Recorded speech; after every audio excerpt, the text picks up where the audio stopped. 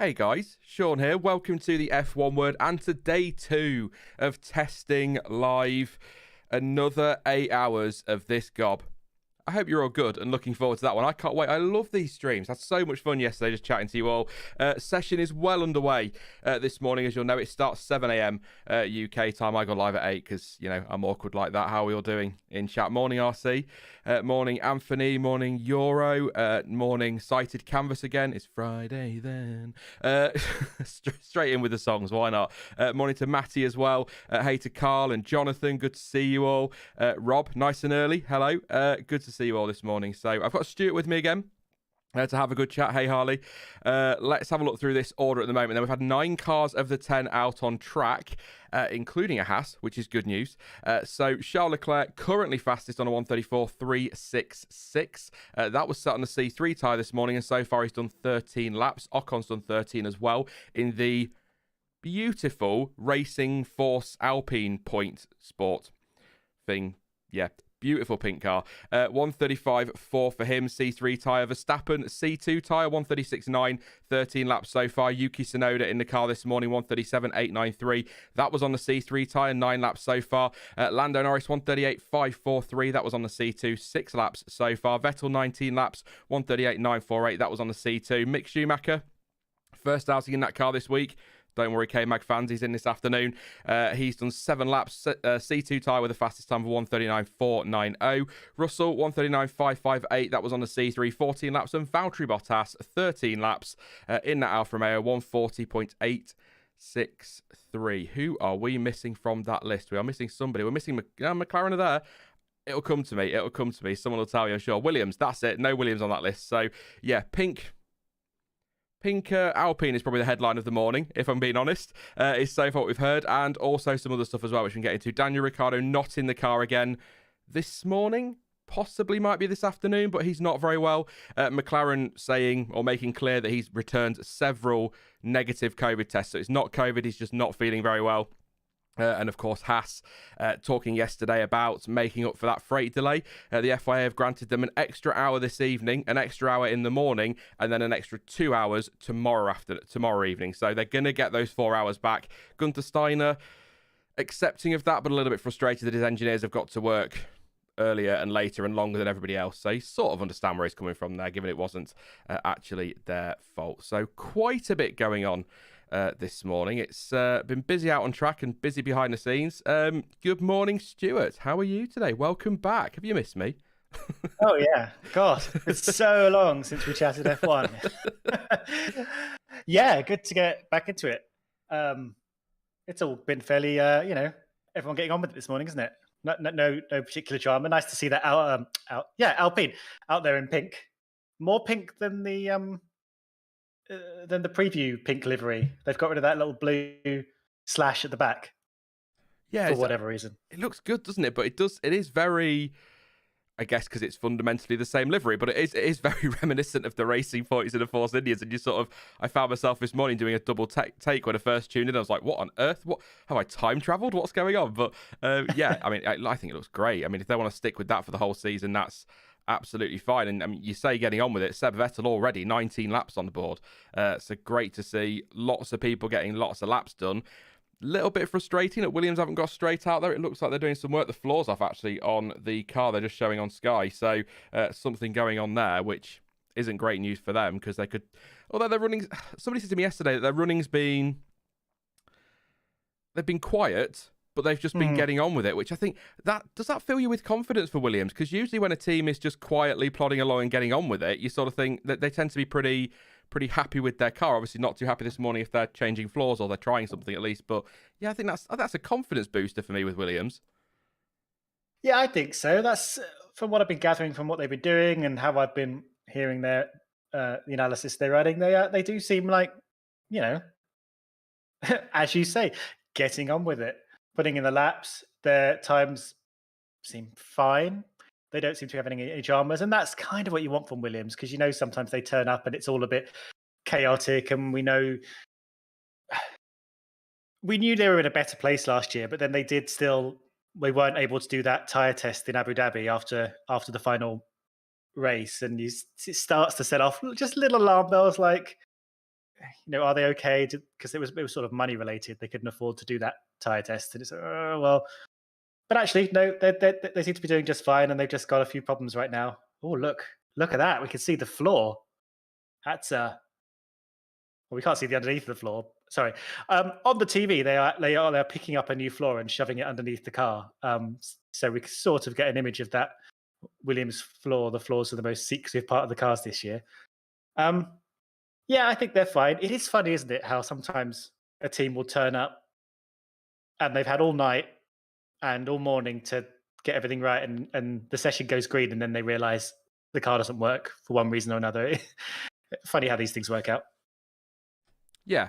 I mean, it's always nice to see, because we don't get to see the floors too much, do we? Because they usually put the screens across. So to be able to get a little glimpse, even if it is of the stuff we see a bit of anyway, it's nice to get a little glimpse of that. It would be nice to see the underside, particularly of the Mercedes. Ted was trying to get it all out of, was it Mike Elliott yesterday, and his notebook was trying to get as much out as possible. Yeah. I'm sure we'll get to that shortly. But I will say, thank you to everyone for turning up. I'm expecting a quiet start to today, Stuart, because I think there was some sort of documentary drama thing that was released this morning at 8 o'clock, wasn't there? Just so going live. So I'm assuming you've not seen it yet, or it's on in the background quietly somewhere. But are you going to binge that tonight, or save that for the gap between testing and the first race?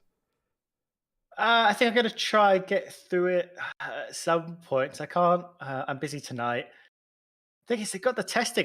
We've spoken about this before. I don't know what they were doing, banging it out during the middle of testing like this. But I guess, the season begins on next Friday. So it's all very strange. I don't understand any of it. I'm sure they've all got their reasons for things. So yeah, essentially today and tomorrow are work days, and then you've got to squeeze it in there some.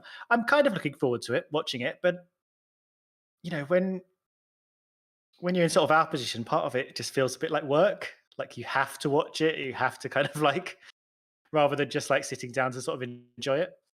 I don't know if you feel like that, or if you're just yes, get it on. Yeah, it's weird, because I think as a fan, I want to watch it, but I like you say, I feel obliged to watch it as soon as possible, rather than when I'm not complaining, but rather than when I'm sort of, I guess, ready to watch it. As silly as that might sound. And I think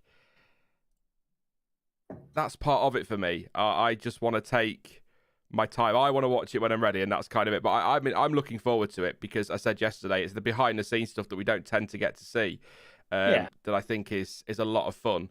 It's the dramatized stuff, the stuff we don't need the drama for me. Do you know what I mean by that? That I've tried to say it in a way that doesn't make me sound like I'm dumping on box-to-box films, because I think they do a great job, but I don't need, I said it yesterday, I don't need the massive explosions when they just rub wheels, and things like that. I don't need that, and I don't think last season needs that drama anyway, so maybe it's just me. But I'm looking forward. I've still not watched Jewel, that Sky documentary yet, which apparently is just a bit of a season review more than anything, with some talking heads, but I've still not watched that. That's on my list. I've got quite a bit, but I agree. It feels crazy to me, and I know things take time in post-production and all that business, but it seems mad to me that Drive to Survive wasn't released last Friday in that gap between the two tests. That would have made perfect sense. Fill that void for F1 fans, because there's been nothing to watch over the winter. There was plenty of time to squeeze it in where they could, but I think that would have been perfect. Either they were struggling to, make the timings work with all the editing, or they've got their reasons, or they looked at some analysis, and this weekend is the prime hype weekend when everyone's getting excited about F1 again, and so that's when they'll all be watching. I don't know. But yeah, as you say, I'm sure a lot of people are watching it today. I mean, some people have work and school and stuff, so I don't know if they'll be up at 7, 8 in the morning binging through it. But yeah, we'll see. We'll see. Clearly, this is the place to be, because this is 2022 content. This stream. Yeah, forget 2021. God, it was such a terrible. Nothing happened. Nothing to talk about that last year. I wonder if WTF1 are doing a watch along of testing and Drive to Survive at the same time, because that could be quite entertaining, couldn't it? Trying to watch the both of them. On the subject of last year, Scott Jacobs has popped in a super chat. Thank you very much, mate, for that one. It says, so remind me, when does the FIA report drop? I see this all the time, hashtag release the FIA report and that on Twitter, but I assume it will be after the World Motorsport Council has ratified what it needs to on the 18th. I would assume it'd be somewhere around there, if at all. It's not going to be before that, is it? I have no idea how much we're going to get publicly. And I'm in two minds about it. Like, I think there should be a lot of transparency about, what they investigated, what the outcomes were, and so on. But I think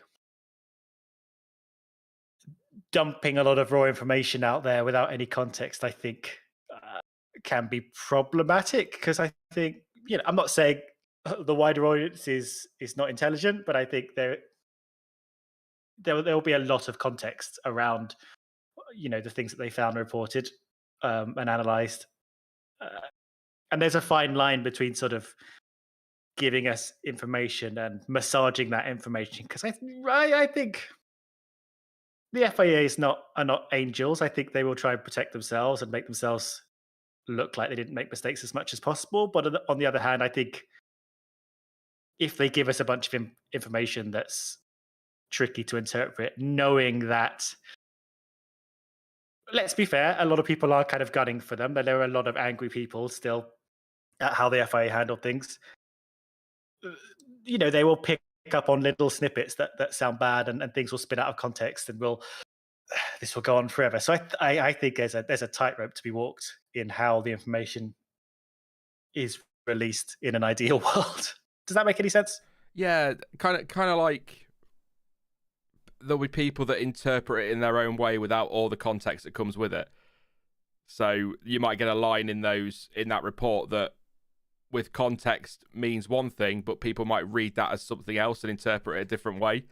And that's what's going to cause the problem, isn't it? So I tend to agree. I think if the FIA release a report, they need to be transparent, but they need to do it in a way that explains why each decision or each thing was decided. A decision decided. There you go. Or how they've come to certain conclusions and what they're doing about it. The problem with that then is you've got a 95,000 page document to try and go through, and and it's going to be with legal citations everywhere. It'll be a nightmare. But I think, if they release it, it needs to be done properly. It can't just be here's all the raw information. Good luck with that, because I think that'll just cause absolute chaos. But Anthony saying in chat that the initial time of the FI report was between the first two races, if he remembers correctly, which could be about right. I mean, the World Motorsport Council meet on the 18th, and they're going to be ratifying a couple of changes, one of which has been confirmed in the last 12 hours or so, and that is that we're going to get the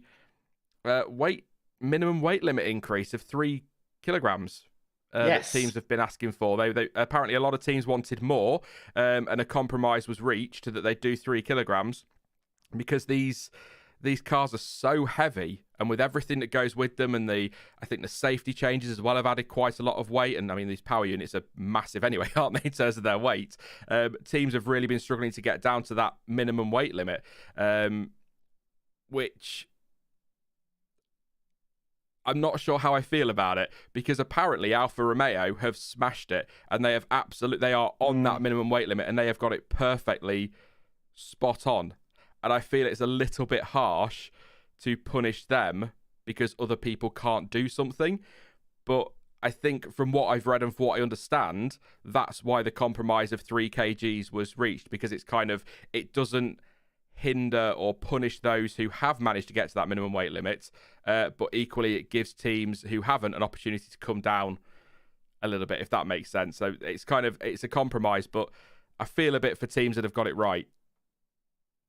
Yeah, I'm with you. I was very hesitant about the idea of bringing up this minimum weight limit once we knew that. Once we had very strong suggestions that some teams had managed to succeed in meeting that minimum weight limit, not going overweight, because that's a skill. That's part of the engineering. That's part of the box you have to fit in. You've got a minimum width, and you've got a minimum weight, and you've got minimum power output, and so on and so forth, and you've got to make it work. But 3 kilograms in the grand scheme of things, not that much. I think the minimum weight or the weight of these cars overall is going to continue to be a talking point for years and years, isn't it? Because they are getting heavier. They've got about 150 kilograms heavier over the last 20 years. It's not a small amount. And with the speeds they go and the increase in safety that we do demand of them to just have,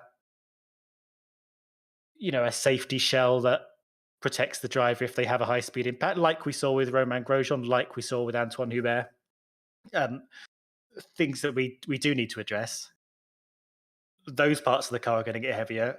The wheels are significantly heavier. And if we go, towards more electric power systems, those are heavier too. Those are very heavy. Batteries are very heavy. Formula E cars are significantly smaller than Formula One cars, but they are heavier just because the batteries are so dense. So I think everyone in Formula One, including the FIA, the rule makers, and everyone in charge, wants to get these cars lighter. But I don't know how possible that's going to be in the coming, I don't know, years, decades. It's unless we shift this all to a different kind of power somehow.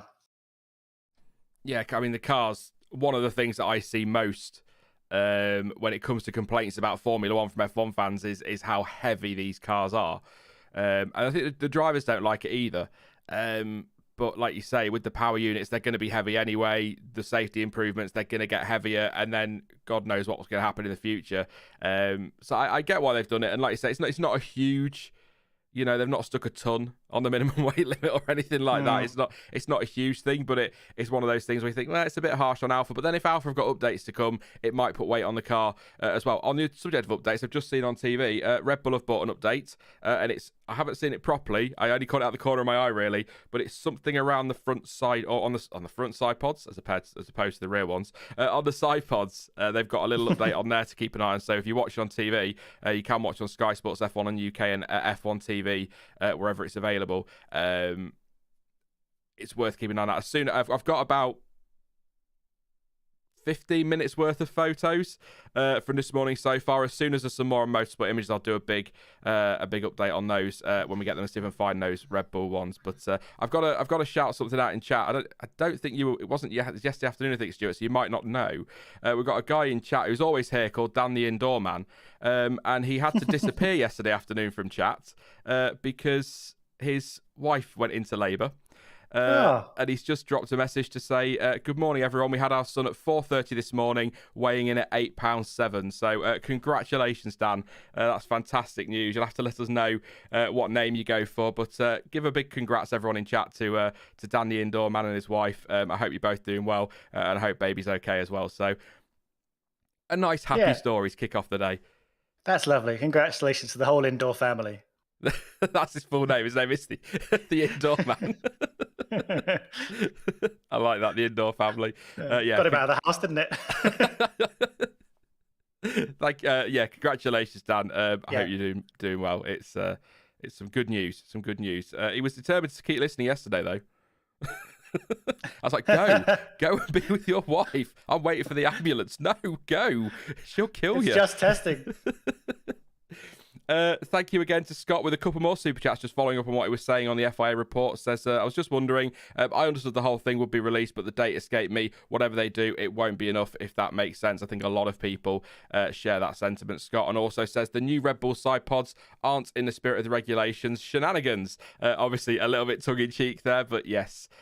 Just on that, actually, I don't want to talk too much about Mercedes today, other than what happens on track, because we covered them a lot yesterday in their slinky new side pods. But a lot of controversy yesterday. People say, it's rumours that, or Christian Horner apparently saying one thing and then coming out and denying it, and all this business.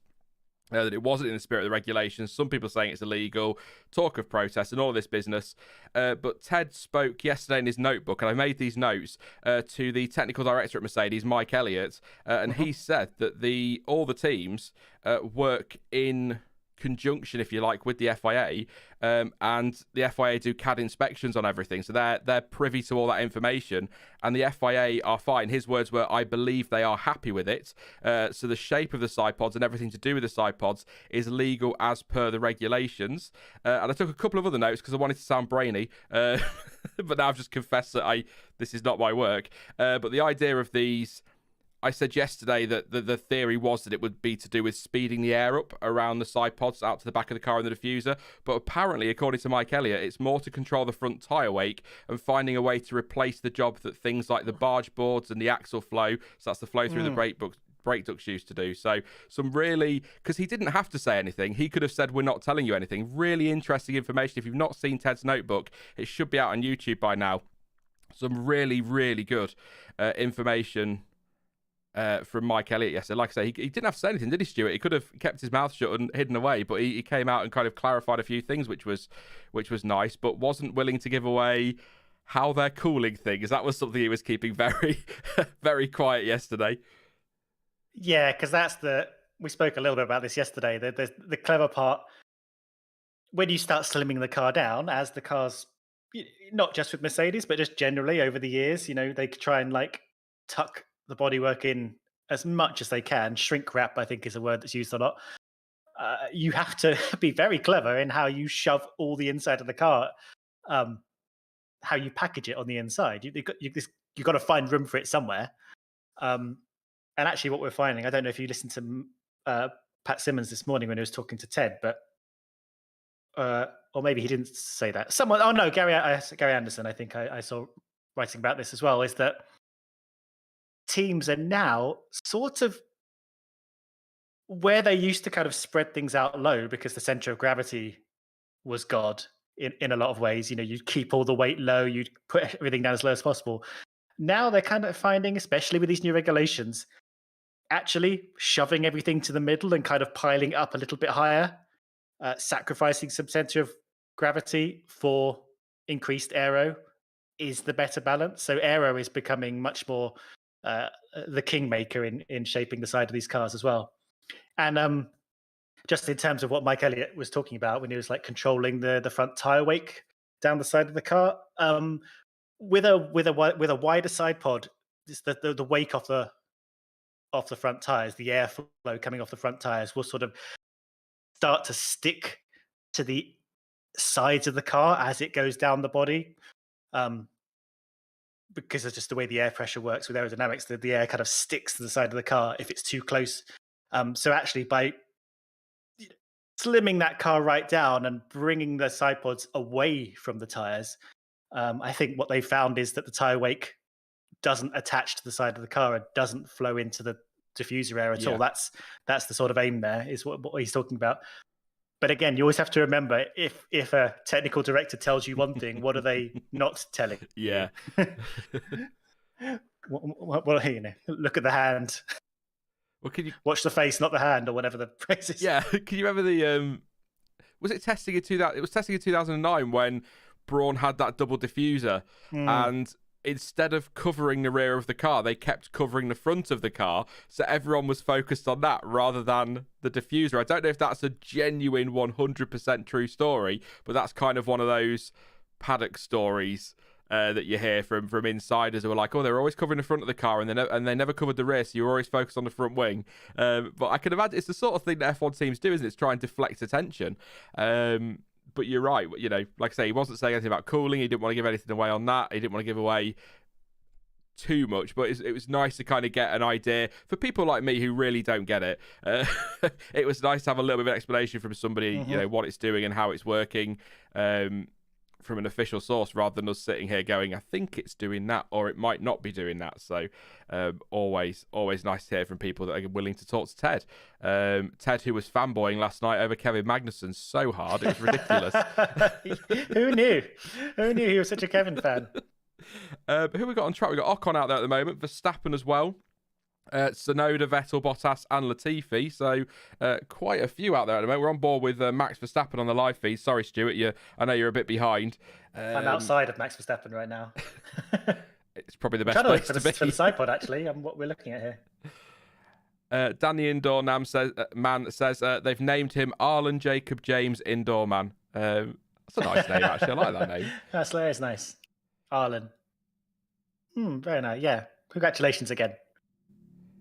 So Max coming through turn 10. Car. I'm going to reposition myself in a minute because yesterday I sat for way too long watching the timing rather than actually turning my chair to watch the telly. I missed quite a few bits, so I'm probably going to sit and watch the telly and just catch the timing every now and again because I think that's the bit people want to hear is what's happening. What are you calling the wheel covers? I'm calling them deflectors. We've got wheel brows is something that people are using. I heard that was a bit of a one of the rambling conversations that went on in the Sky commentary. Yeah. I've been calling them fins, the ones on the inside, right? Around the wheels, yeah. The wheel covers, I think they called them at one point. But are we talking about the ones that sort of, how do I describe this? Yeah, the ones on the outside where they put the wheel guns. So you're talking about the ones on the inside that deflect the air. Oh no, I was talking about the ones over the wheels. There's two lots, isn't it, around the wheels? You've got the little. I get why they're calling little aerodynamic pieces, the ears, the bunny ears, yeah, or the the covers that cover up the spokes, the bunny ears. Yeah, yeah.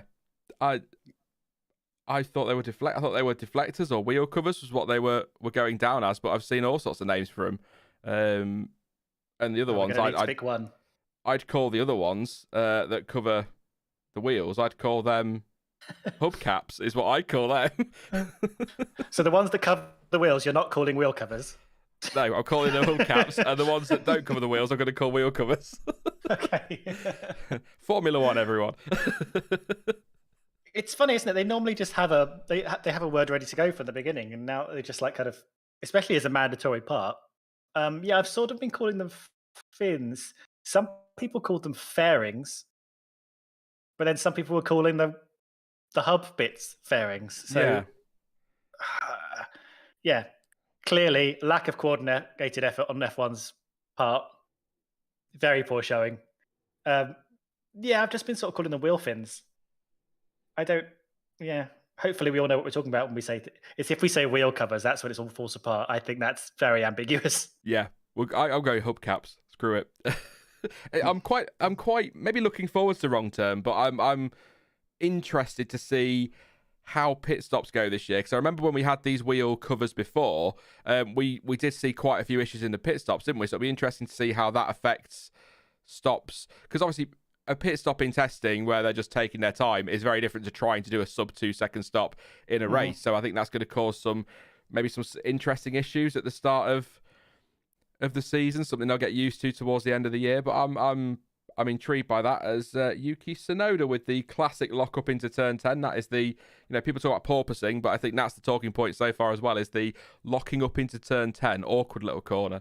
But yeah, I'd be interested to see what they do with the pit stops and how that all goes for them this season. And I know stops are a little...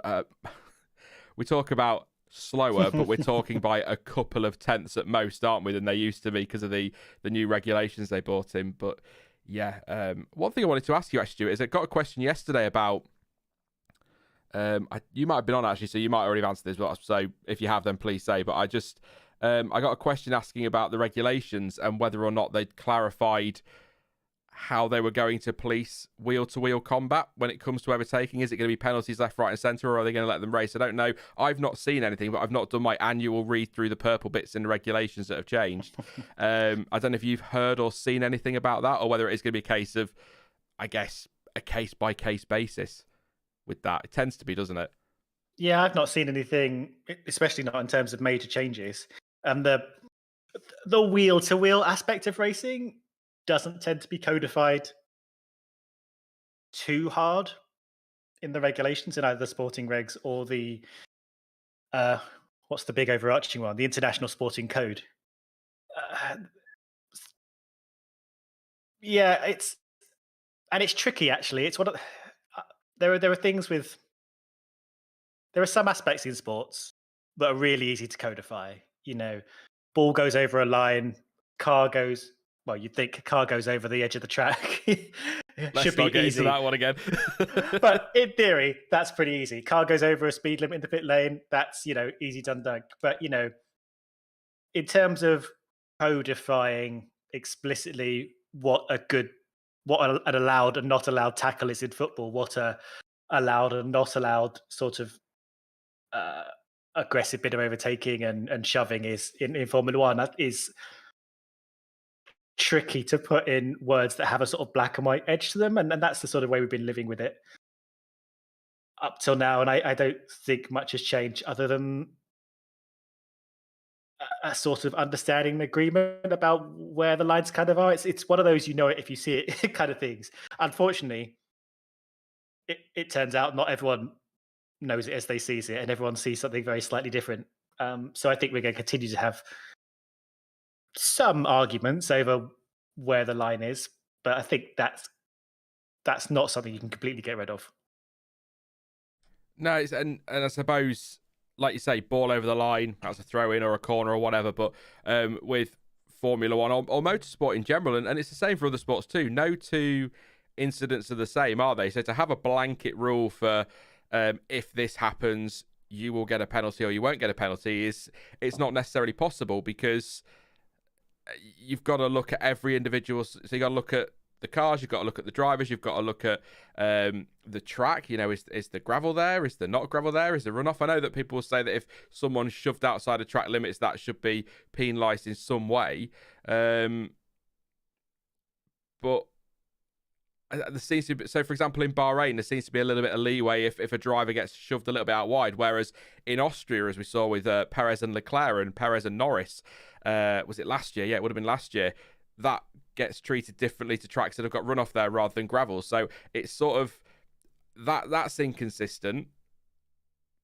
But I understand why the FIA stewards might look at that and say, well, no harm, no foul sort of thing when you've got a lot of runoff. But honestly, to run off, Latifi going wide at turn 10 with a nice big lock-up and taking to the massive runoff area. They've been locking up a lot, haven't they? They have. There's been a lot of lockups. Russell was struggling yesterday quite a bit. Every time I turned to the TV to see George Russell, he was locking up into turn 10 or somewhere. So could that be a weight thing, maybe?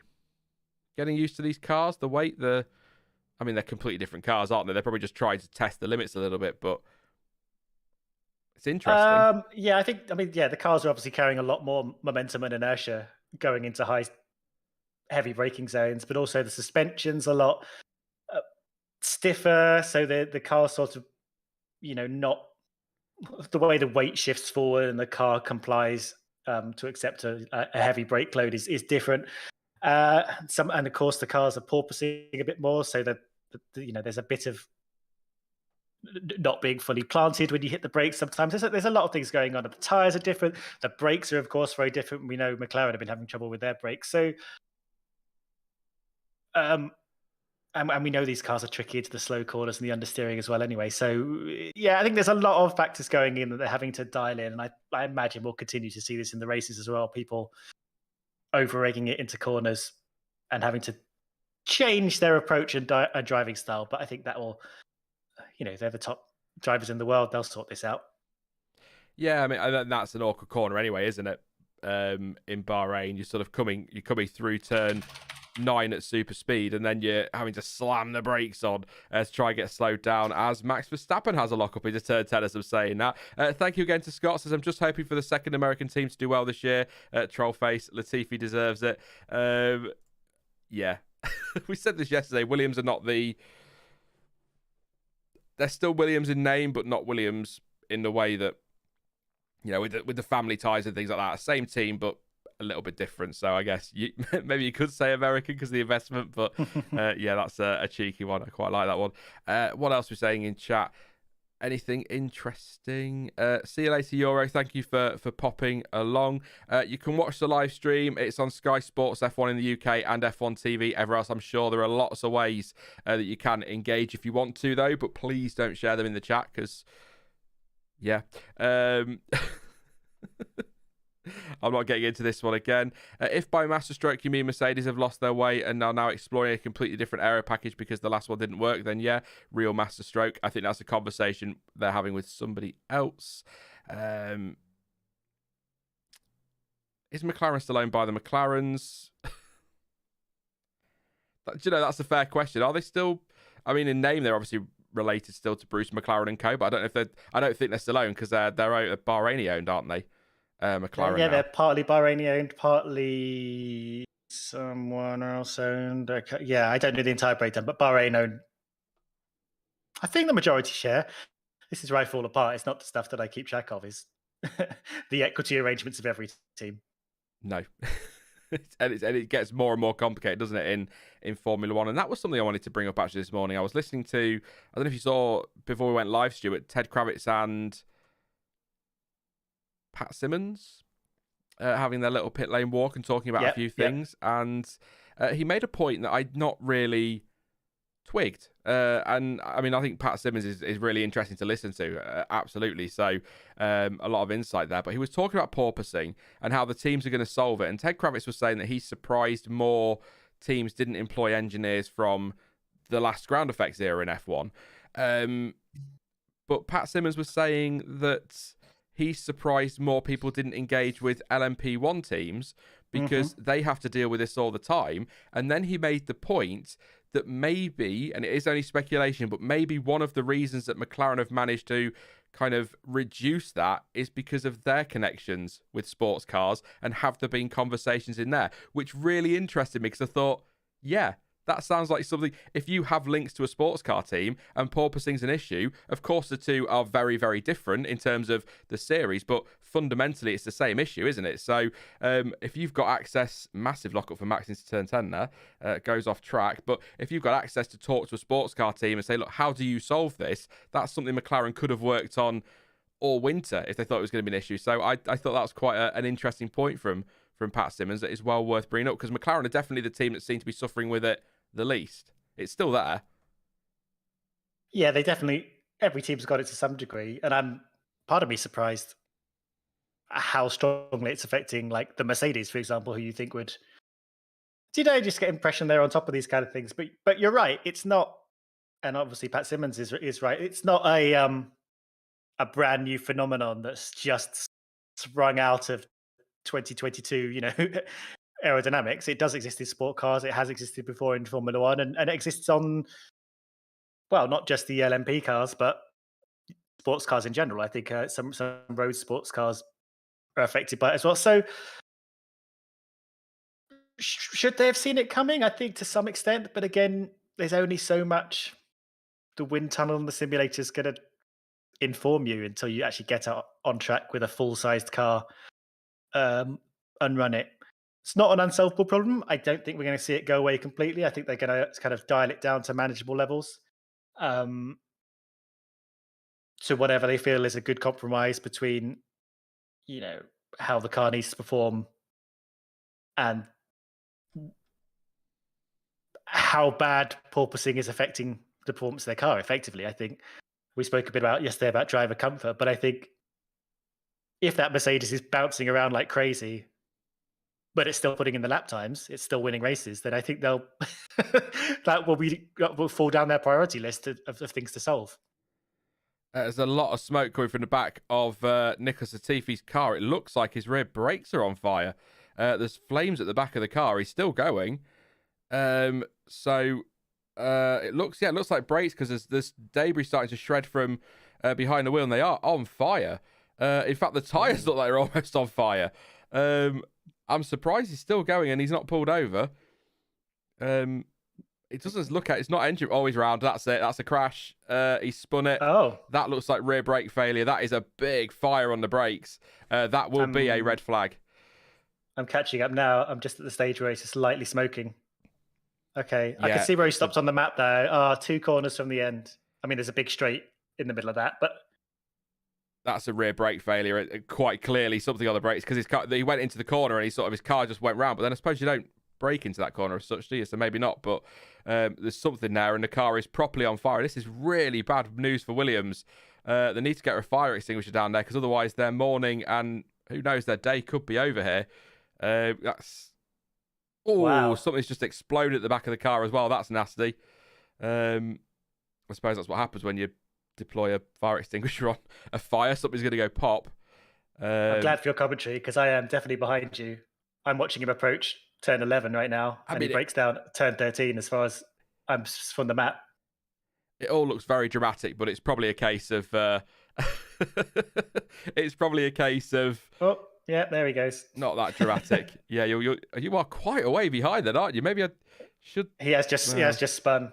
I sometimes think about syncing us up on the TV, but then, like you said the other day, it kind of at least it allows, if something like this happens, you can have a proper look and be ready to spot the bits I've missed. Obviously, different if we were doing race commentary. I wouldn't want to spoil everything for you, but yeah, that is a red flag. So I hope that's not done any damage to the internals. Yeah, hopefully, if it's just the brakes, they'll swap the suspension out. But if it doesn't get to, if it doesn't damage anything particularly important at the back end there, then hopefully. Oh, yeah, that was the explosion. That was tire popping, I think. And a good opportunity to talk about the brakes. Of course, the brakes are bigger, quite a bit bigger. They don't fill up. So the brakes used to fill up the entire rim of the wheel because the wheels were a lot smaller, obviously. But now there's a little bit of breathing room on the outside, and of course, in some ways, that's a bit of a bother for the teams because the teams had been using the heat from the brakes to warm up the rubber of the tires, and now there's a bit of a gap between the brakes and the tires. But also with the wheel covers being the wheel hubs, as you're sort of calling them, being mandated in terms of getting the hot air of the brakes out again, keeping the brakes cool. That's a different challenge for this year. Maybe Williams are running a particular setup in this particular stint that just didn't work well for them, or maybe they just had a brake failure. But it definitely happened on both sides of the car, so it's not like one brake went rogue. A big shake of the head there for Nicholas Latifi. Understandably, I think it's fair to say. Stood at the back of the car with his arms folded. Looks, well, I can't see his face really because he's got a helmet on, but I'm going to guess he looks annoyed. Let's put it that way, because that's, like I say, as long as no internals are damaged, they can probably repair that in the next couple of hours or so. But obviously, if that's damage to engine or gearbox or anything like that, then it's going to take a bit longer, and I hope it doesn't ruin their day. But I can't see how that has damaged anything like engine or gearbox, because it is very much the wheels, isn't it? And the fire marshals were on the scene pretty swiftly rather. So I don't think there'll be any concern there. But always something to think about, because it was just coming through, turn 12, and it just round it went. I mean, he may. I wonder how much he knew that was coming, because obviously we could see it. And they monitor brake temperatures. I wonder if they just told him to bring it home. I mean, the cameras knew because the cameras switched to Latifi, while there was just a light haze coming from the back of the car. I'm going to take a punt here, just watching the offboard, and you'll see it when it comes to it. But his left rear, the wheel, appears to have kind of buckled in towards the rear wing. So I wonder if, because of the fire, his rear suspension has failed as well. Because it doesn't look straight on. I know the wheels in F1 are never completely straight, but it doesn't look quite straight on for it. It might just because he's spinning, and that was the explosion on the replay. That woke the marshal up if he wasn't already. Yeah, you got to be careful. So what is that going pop? Is that just a consequence of something cold hitting something hot? It could be anything, couldn't it? I suppose. Possibly, yeah. I think probably the ceramics of the brake going bang at that time. It definitely took the wheel out, the tire out at the time. I'm just watching it back again. God, it goes up in flames really, really quick, doesn't it? Let's not forget these brakes are 1,000, 1,100, 1,200 degrees Celsius when they're engaged. And if you don't get rid of that heat, it just gets worse and worse. Latifi is not leaving that car, is he? No, I'm sure he's got strict instructions just to make sure it gets back. Any photographers safely come along, punch him. Yeah. I've given you your spanner, Dan, the indoor man. As as a congratulations gift because I can't do much else. Thank you very much to Scott. Says, don't forget they rig the cars to actively not see porpoising in wind tunnels. It risks damage of the track they use, so they can't see how bad it is. That's a good point. Obviously, maybe some of them, I don't think anybody expected that to be quite that bad. It has definitely caught the teams a little bit by surprise. Thank you very much to I don't know, just changing my name. Says, still just think the porpoising we are seeing right now will not be a problem come next week. I think they're just testing limits right now. Also, what would be the punishment if a team did overspend the cost cap, be it intentional or forced from crashes, etc.? I'd like to think the teams have budgeted in crashes, but I suppose you can never know for sure, can you? But the punishment, I assume it would be a sporting punishment. It's a technical infringement, isn't it? So it would be. I need to read that if I'm being honest, but I can speculate on it. Could that be disqualification from a championship? As strict as that? That was some of the talk we were having when this was all first proposed a couple of years ago, was that they would be very, very hard on it. So we could see disqualification from championships if it was severe. I mean, £1.50, they might let them off a little bit, and maybe get sort of a small penalty. But if we're talking hundreds of millions, then I could see disqualifications and things like that. I know big exaggerations on either end of the scale there. Yeah, as far as I've seen, I haven't seen any explicit, layouts what the punishment is, but they did seem to be very strongly that it would be a severe punishment. And the one thing I was I was very, very much hoping from when they introduced the cost cap is that we didn't have a situation where, someone did appear to breach the cost cap, or they'd use clever financing or whatever accounting to circumnavigate things, and then there was an investigation. And I mean, partly because we spoke a bit yesterday about stewards taking a little bit of time to rule on track incidents. This is not. If there are problems with the accounting or we suspect a team's going over budget, that's something that sort of goes on well into the next season. And as we've already seen with the 2021 season, it's no fun when you're disputing championships and team legalities for months and months after a season has ended. There is a desire from, I think, everybody to draw a line under one season, know all the positions were, know who won the championship, and etc. before we go into the next one. And I really hope we don't get into any situations here where any teams are playing silly numbers with the accounting. Autosport just suggesting that the pop, the little tiny explosion, was that it burst a tyre, which, given the amount of rubber that was thrown around, that would make a lot of sense. Just to give you that insight from the blog over there.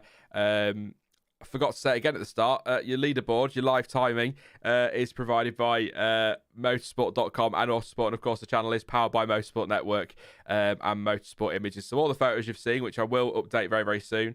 In fact, during the red flag might be the best time to do it, actually. And they're all provided by Motorsport Images. So good quality stuff over there. Definitely go check. The archive's fan. I haven't been to the actual archive itself yet. I'd like to go and see it. But just looking through the archive, I know you've used it before, Stuart. Some of the images they've got are incredible and going back so far. I'm not doing it as an ad. I love stuff like that and looking back at F1 history, but so much stuff in there. It's quite crazy. Type anything and you'll get pretty much an answer. It's good stuff. So yeah, just let you know that one there. So Autosport and motorsport.com. No, that's I need to. I'm going to start reading chat comments before I go to read them out, because people are having a conversation, and I don't want to ruin that. Blackhawk says, looking at the slow mo, his rear does look broken the way it twisted. That's what I thought. It just doesn't look right, does it? So something's gone and broken there. What's that? Yeah, it's a tire. Yeah, you can see it. It is. I just watched the explosion again. It's definitely a tire. The tire definitely does pop. Whether that's a consequence of all the other stuff going on, but the tire definitely does pop. Marshall sticking his, when the Marshall was already hosing the car down when that went pop, no helmet or anything, with all that horrible black brake smoke going on. Poor guy. I saw somebody was saying about the I can't find it now. But cited Canvas saying, wouldn't a points deduction be incentive enough? Looks like each point is vital over the last few years for the big teams. The gaps are getting smaller between who wins or loses the championship. That's a fair point. Maybe a points deduction would do in the constructors if a team. Be a bit harsh to punish the driver, but then at the same time, the driver's benefiting from a breach of the cost cap, aren't they? So I suppose you'd have to, in some way, you'd have to punish both of them. Because, if, for example, let's not go controversial. Let's just pick a couple of names. Let's say, who's on that list? Say Tsunoda wins the World Championship from Latifi. First of all, what a season. But secondly, if he wins that World Championship because of a breach of the cost cap, surely you've got to punish the driver and the team together, but with some sort of points deduction, because would he be champion without that cost cap? And that's what they'll have to prove. I know this is total speculation and may never happen. Probably won't ever happen, but teams are clever enough to move their money about anyway, aren't they, if they need to? There'll be ways, not around the cost cap, but there'll be ways to utilise every single bit of it. Definitely if you're a Red Bull or a Ferrari or a Mercedes or something like that. Yeah, I mean, the same way that if you're a big company, your accountants know how to navigate taxes and financial regulations to just make sure all your money is flowing as efficiently as possible, let's just say. That, or how you have lawyers that know that, the fine print of all the rules and how to get around that. I mean, it's the same as the technical regulations, isn't it? It's the same as, Mercedes finding a little bit of geometry in which to shrink their side pods into and get away with it. It's all part of the same thing, and as long as it's, well, as Adrian Newey said, it's legal or it's not legal. There is no spirit, really. And if there is teams that are breaching the so-called spirit, then I think they'll rewrite the regulations to kind of tidy that up. I'm hoping we don't hear anything about it, to be honest. I hope the only thing we hear about the cost cap is, how much it is and what those... it's not really cost cap, but, a revision of the wind tunnel hours allowance to all the teams. That's all I really want to hear. That's the kind of thing I just hope stays in the background. Yeah, absolutely. Still clearing the car away. I'll update photos in a bit. I'm going to wait and see if Motorsport Images get any pictures of the Williams in its current state, or even on fire. Let's have a spectacular one, and then I'll update the images in a bit. I can always put yesterday's back on a cycle if I need to, but we'll leave them for today for now. But if you are just tuning in, red flag because of a Williams bursting into flames at the rear. Looked like brakes, and then from another angle, suspension looks to have given up at the left rear, and tyre explosion after Marshall's headed over to put it out. But that is certainly Nicholas Latifi's time on track over for now. 2 hours to go. Obviously, we don't know what the issue is and whatnot, but that could be his morning over. I don't know if he's in all day, actually, Nicholas Latifi, or whether it's Albon this afternoon. I know some teams are swapping out. Let's see if... Because I'm still absolutely... not bemused, I guess, but it's odd seeing press releases from F1 with the list of drivers that are running on each day come through on an evening. So we've got Bottas this morning and Guan Yu Zhou, or Zhou Guan Yu. Oh, we'll get it right. This afternoon, Sebastian Vettel this morning, and Lance Stroll this afternoon for Aston Martin. Ocon is in all day in the pink Alpine. Haas, they've got Mick Schumacher this morning and Kevin Magnussen this afternoon. That's going to be fun. McLaren, so Lando Norris in this morning. He was supposed to be in for Daniel Ricciardo, but Daniel Ricciardo's still not very well. McLaren have said, by the way, he's returned several negative COVID tests, so it's not COVID. He's just not very well. So could be Norris all day. They'll confirm that later. George Russell this morning for Mercedes. Lewis Hamilton this afternoon. Max Verstappen's in all day. Yuki Tsunoda's in all day. Charles Leclerc this morning for Ferrari. And Carlos Sainz this afternoon. And Nicholas Latifi is in all day today. So hopefully he'll get back out a little bit later. So that must mean Alex Albon's in all day tomorrow, which is interesting. And just again to confirm, in case you are...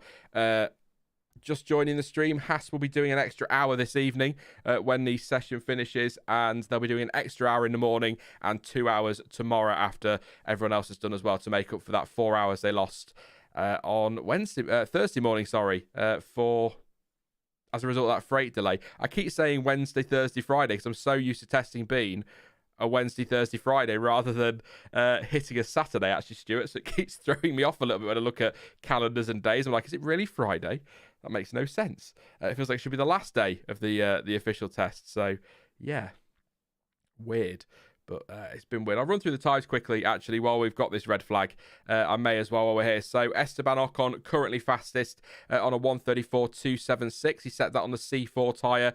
24 laps on the board so far. Charles Leclerc, a 134.366. That was done on the C3 tyre. He's done 17 laps so far. 26 laps for Max Verstappen, 135.874. That was set on the C2. Bottas for Alfa Romeo. Need to keep reminding myself of that one. 1 minute 37. 1 minute 36, sorry, 0.987. That was on the C2. 18 laps, 15 laps for Yuki Tsunoda, 137.893. That was on the C3s. Lando Norris, just the 6 laps again this morning, 138.543. That was on the C2 tyre. Russell, 138.585. C2 prototype, 20 laps. Before you ask, I completely forgot to check what the prototype difference was, but it is one of the harder compounds, so I'll try and remember to look tonight, so apologies. Vettel, 138.948, that was set on the C3 tyre, 35 laps. Mick Schumacher's done 10 laps so far, and his fastest time was set on the C2s, and that is a 139.258. And Nicholas Latifi, 139.845, that was on the C2 prototype as well, and 12 laps before his car burst into flames up at turn 12, I'm going to say. I didn't get a track map up today to have a look at that one. So there we go. Red flag at the moment as we wait for that car to be cleared. Have we seen anything from McLaren? I'll just have a look while you're... I just realised before you started doing the timings that I had been muted for a minute or so. So I had attempted to talk to you, but... I bet you said some properly interesting stuff, and now you go, well, I'm not saying that again. I was like, okay, he's not interested in that. He's just keeping talking. I'd muted myself to type something in to search for something and then forgot to unmute myself. So very professional goings on here. Day 2 of the Bahrain stream. Oh, don't. It's fine. See that, even though it was you that muted your mic, I now feel bad, like I was ignoring you. Like, I'm so sorry. No,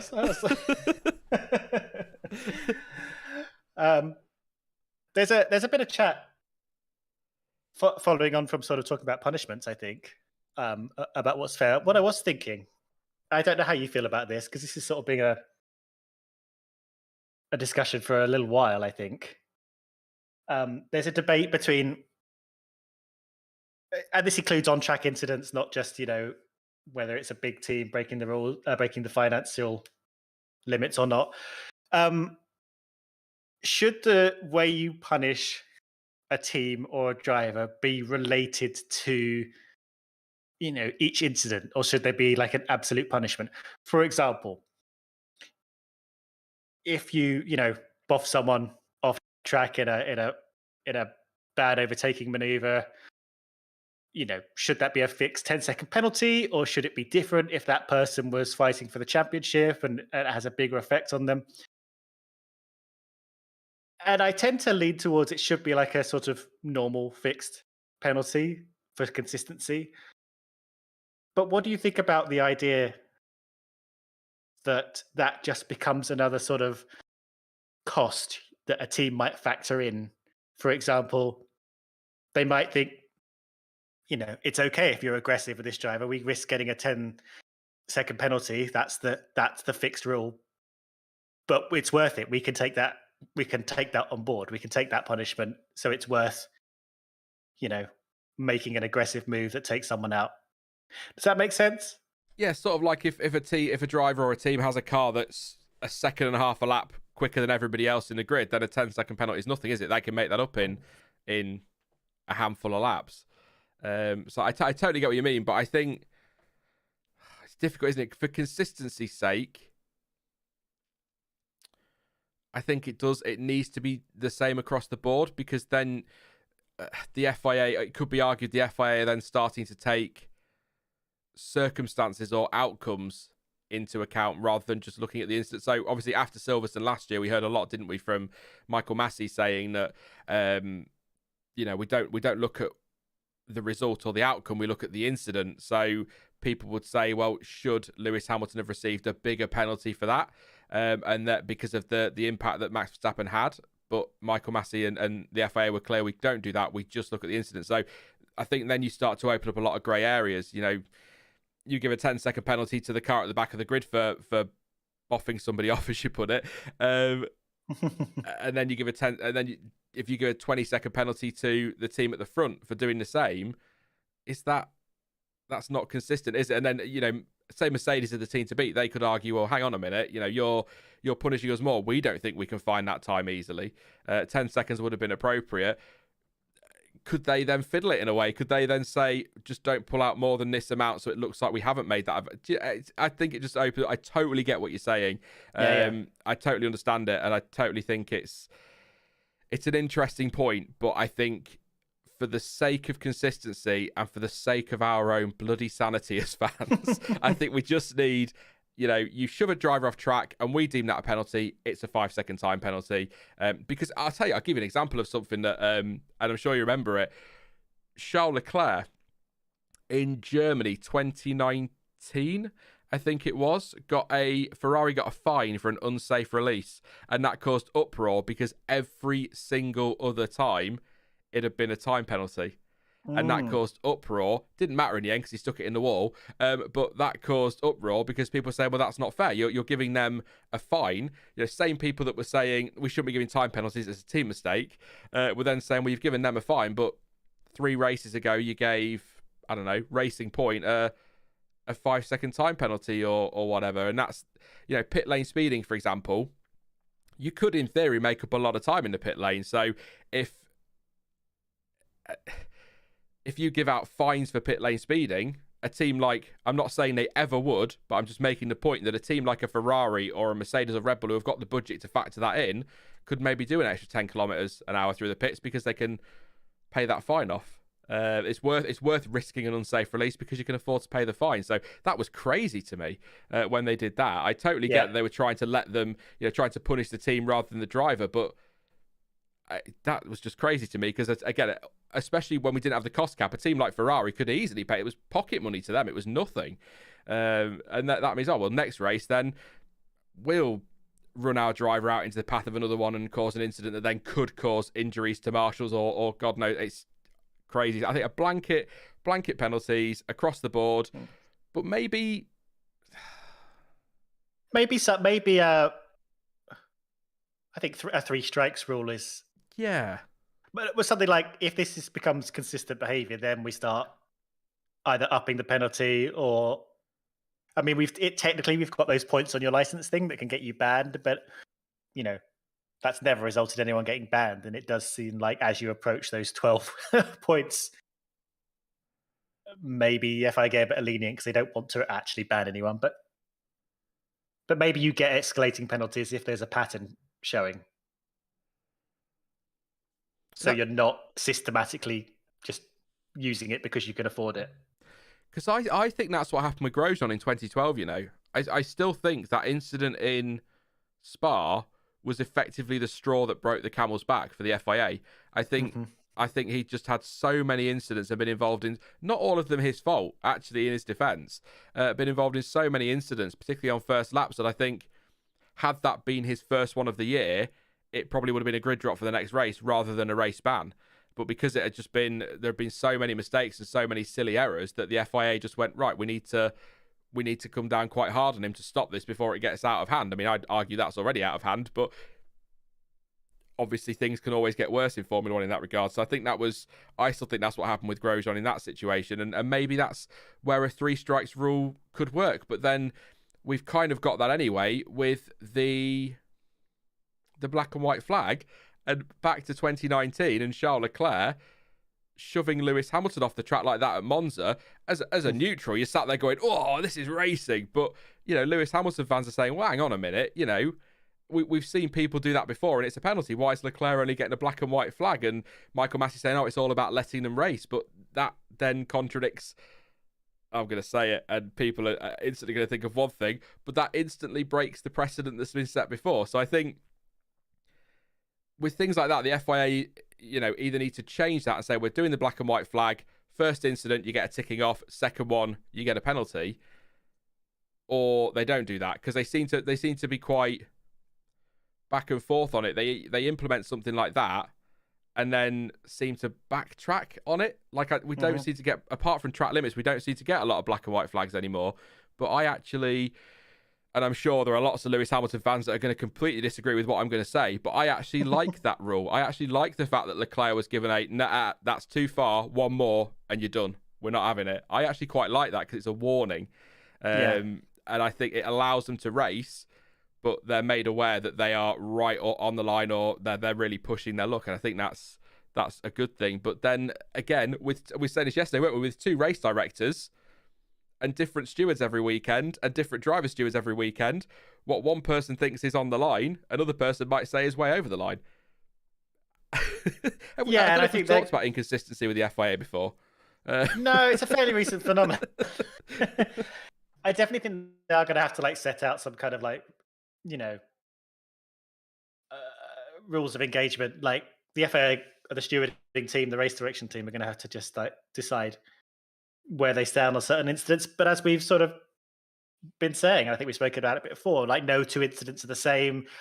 There are lots of things where there isn't a black and white line, exactly where one side of the line is illegal or against the rules and one side is fine.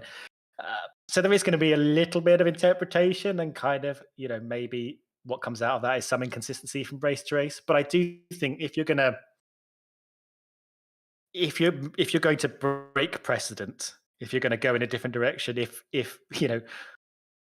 as you sort of said with the Leclerc thing, if a few races earlier you shoved the driver off track and that was a penalty, and then now we're moving to a warning system and a more let them race approach, I think you need to lay that out semi-formally. I think you need to tell the drivers, tell the media, okay, we're changing our approach now. I know that previously we did this, but from now on, this is what we're doing. Otherwise, when you go racing, you don't really know where the line is. I think you need to have some idea of where the line is, and not have in the back of your mind that the stewards and the race directors are going to change tack mid-season without telling you. Space is saying race direction discretion is essential in a sport with so many variables, where no two incidents are exactly the same. Anthony says, I've said it a few times, the FIA didn't stop the I take the inside line and force you wide defence, cause the Silvers and crash. Both Lewis and Max should have been called for it. Thank you very much to, I don't know, just changing my name. Says, we all know F1 won't be consistent with penalties. Where else will the drama come from? Only joking. Only slightly joking. Ha ha. Let's have a look. I've got a couple of other super chats. Thank you very much to Stefan. Says, Sean, what do we do watching testing or binge new Drive to Survive season? Why couldn't they have dropped it after testing? You should be here, Stefan. You've got to keep me company, mate. You've got to keep us both. I've got a long day today of talking. By the end of yesterday, I was so stuffy sat in this room despite drinking so much, which then has the other problem.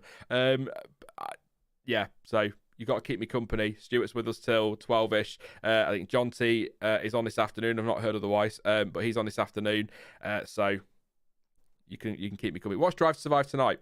That's what I'm going to do. I'm going to at least watch the first couple tonight is what I'm going to do. Thank you again to, I don't know, just changing my name. Says it makes sense for lesser punishments if teams exceed it through crashes. But knowing F1, that could cause a Singapore situation where there is a team intentionally crash and return with a new car. Thank you very much for your super chat. And Scott as well, thank you very much for yours. Says, so will you gents be making a US race?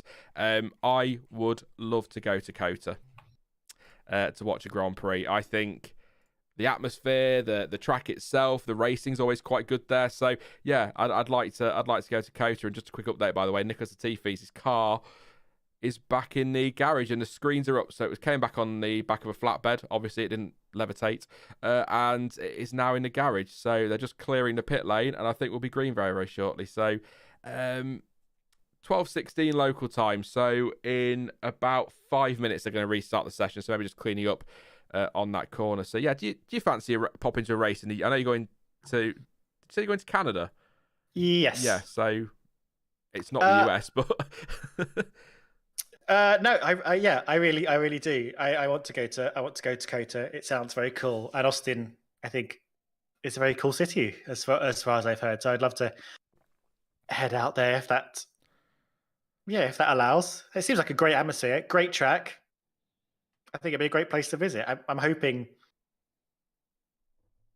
you know, I'm hoping it doesn't get kind of made second tier by this big Miami push that F1 are making.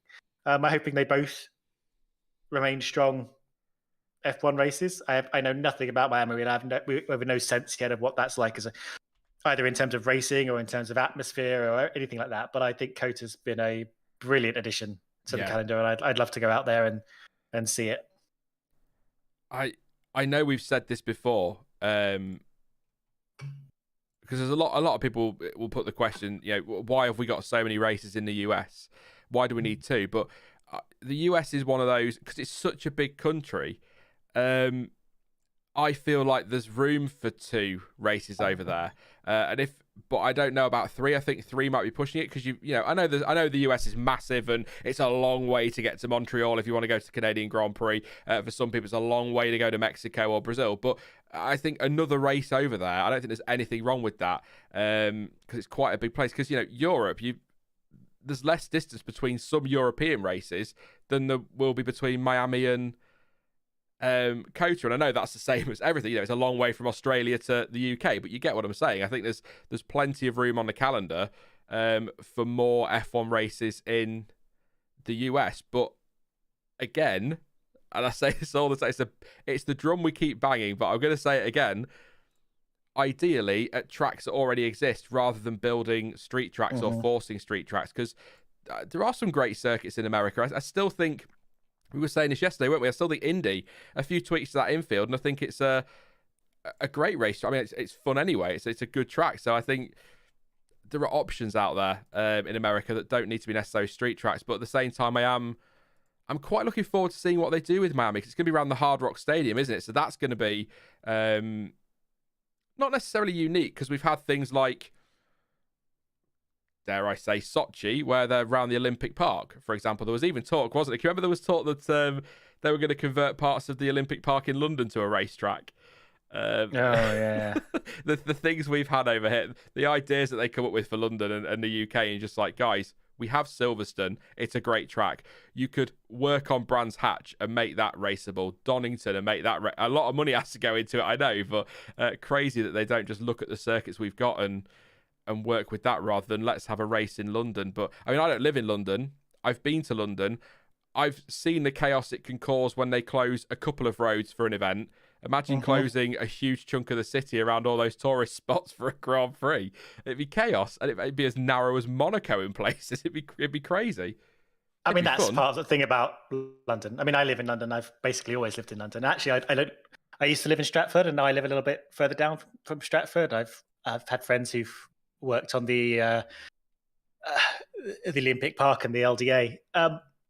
If you come to London, you're not going to be racing around any of the landmarks. The roads are not suitable. You have to remove all the central islands, and it's just completely unworkable. There's no, like you say, there's no reason to do it. What you end up doing is doing a sort of Valencia street circuit style situation, where you end up sort of a few miles out on a bit of disused land where it's not very pretty, and you can have all the nice helicopter shots of the skyscrapers and landmarks of London that you want, but you're still going to be racing around docks or whatever.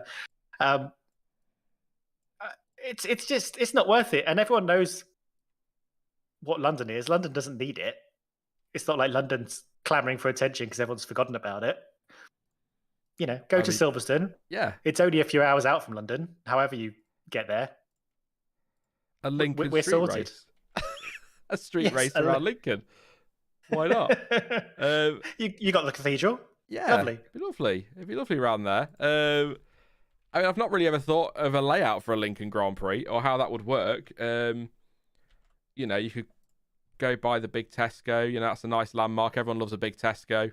Other supermarkets are available. You got the castle. You could race through the castle. That could be fun. I'm sure the Heritage Group would be thrilled at the prospect of ripping up some of the castle grounds to run a race through it. That could be a lot of fun.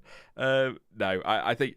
But you've just totally... Well, that's kind of on topic, but you've just reminded me of something. I poke fun at it every single year, and it always makes me laugh. So the UK is not a huge place. Okay, you know that, Stuart. You live here, but I'm sure people who look at a map can see that. But it's bigger than just London, and it always makes me laugh when you're watching the British Grand Prix, and it's like they're doing that bit at the start where they're like, the UK has a population of blah blah blah blah, and they're kind of like, London has the tallest skyscraper in such and such, and it's the home of the Queen, is Buckingham Palace. And you're just like, Northampton and London are two completely different places. Why are you just assuming the UK is just London? That is my moan for the day. It always makes me chuckle when that crops up and they start talking about the Shard, when actually, they should be talking about the cows in the field opposite or whatever, or the local pub. It's the funny thing about Silverstone. It is literally, there's no big town around Silverstone. It's I'm pretty sure that, so it's sort of in Toaster area, but the population of the area kind of must quadruple in size during the Grand Prix. I don't know much about like other European countries in terms of their distribution, but I'm always astounded by just how London-centric the UK and Britain kind of is in terms of how it focuses itself on its economy and stuff. And I don't know. It's a strange old country, and I do remember the rest of it, even though I do live in London. And I think we should be spreading the wealth around a little bit in terms of, events, money, fun things. So yeah, Lincoln Grand Prix. Yeah. Session's restarted, by the way. Yeah, we are green, by the way. Yeah, on the subject of the Lincoln Grand Prix. All I was going to say is, without turning this into a Visit England or the UK tourism advert, there are some beautiful places in this country. There's some gorgeous places in Scotland. There are places. I know we are basically fields up here in Lincolnshire, but there are some really nice places up here. There's some really nice places. I mean, York. I love going to York. Absolutely love it. So it's terrible place for a Grand Prix. Yeah, not a great. Well, yeah, you could race up steep hill in Lincoln, which is basically vertical. That would be good fun. But yeah, I think that it always makes me chuckle that people, or not people, but F1 decide to do their graphics and they're just like, let's talk about London rather than Northampton. But I also understand there's not a lot going on there apart from the track, which sounds really awful. But a bit like Glastonbury, that's a tiny little village, really, isn't it? It's not a massive town or city or anything, so it all changes. But yes, I will get back to the track stuff in just a moment, everyone. Sorry, I've decided to try and do the images now. They've got some good ones of the watching me jiggles, the Williams, and I'm just trying to get those into the stream ASAP so we can focus on what's going on track. But it's a busy start. Ocon, Leclerc, Verstappen, Tsunoda. Easiest to say, everyone but Bottas out on track, and Latifi obviously. So a busy old start to the restart with an hour and a half nearly to go. So yeah. So who's done the most laps? Still Vettel, isn't it? 35 laps compared to the next highest, Verstappen on 26. Perez did a huge amount of laps yesterday, didn't he? 133, something around there. Let's see, 138 laps. Yeah. Did you see his spin at the end of the session? Was a bit weird, wasn't it? His little spin that beached the car. You've got to have a little bit of fun. Actually, I tell you, I was a bit jealous because I did the morning stint, but I missed out on the Alonso Stroll duel. That was good fun. That was fun. That seemed just like a little bit of a spat between them, but good to see them getting a bit racy. Thank you very much for your contribution there, Jonathan Borrell. Very much appreciated. Thank you very much. If you want to visit Great Britain, visit Scotland. I said United Kingdom, Red Raven. Don't start. Or I will go back to your full name, DJA Red Raven. I need to try and... I've got so many screens, I can't ever see what's on my bloody desktop. Right, so I'm going to try to get these images in. So I think we're all right. Hopefully the PC will handle this for a change. I'm sure Did you get any Latifi images? Yes, I got 3 to kick it off, or 4 to kick off the new slideshow. So you'll be sick of them in about 4 minutes. I don't need to see that anymore. But yeah, some nice dramatic ones of fire. For some reason, that's always a little lock up by Tsunoda into Guess the Corner, turn 10. A little bit wide as well. So yeah, Yuki out there today. I mean, that always was a tricky corner anyway. Yeah. If you ever played it on the F1 game, very, very hard. Downhill, sort of braking while turning. It's all, lovely challenge for the drivers, and a sort of a good overtaking spot if someone, if you muck it up in defence. I feel like I should be deeply offended by Red Raven because he says Great Britain and UK is the same thing for somebody who's not from that place. I should be offended because if I say Holland instead of the Netherlands, do I get some grief? But at the same time, I don't care. It is United Kingdom, Great Britain, England, Wales, Scotland, Northern Ireland are all very different places, but I can imagine Robert just look at a map and go, it's that thing there. Whatever it's called. I do feel bad for old Northern Ireland. They're definitely part of the United Kingdom, but we have things like the British Grand Prix and Team GB at the Olympics, and there's no reason to exclude them by calling everything British. Yeah, I do fair. Let's not forget about Northern Ireland. They are part of the United Kingdom. Maybe a Northern Irish Grand Prix. Let's make it happen. Yeah. Get Eddie Irvine to build a track. Don't. Let's not get Eddie involved. Thank you. That's Jonathan again. It says, I live in Devon, but I love the idea of an M25 Grand Prix. Oh, actually, I'm going to look up how long the M25 is. Yeah.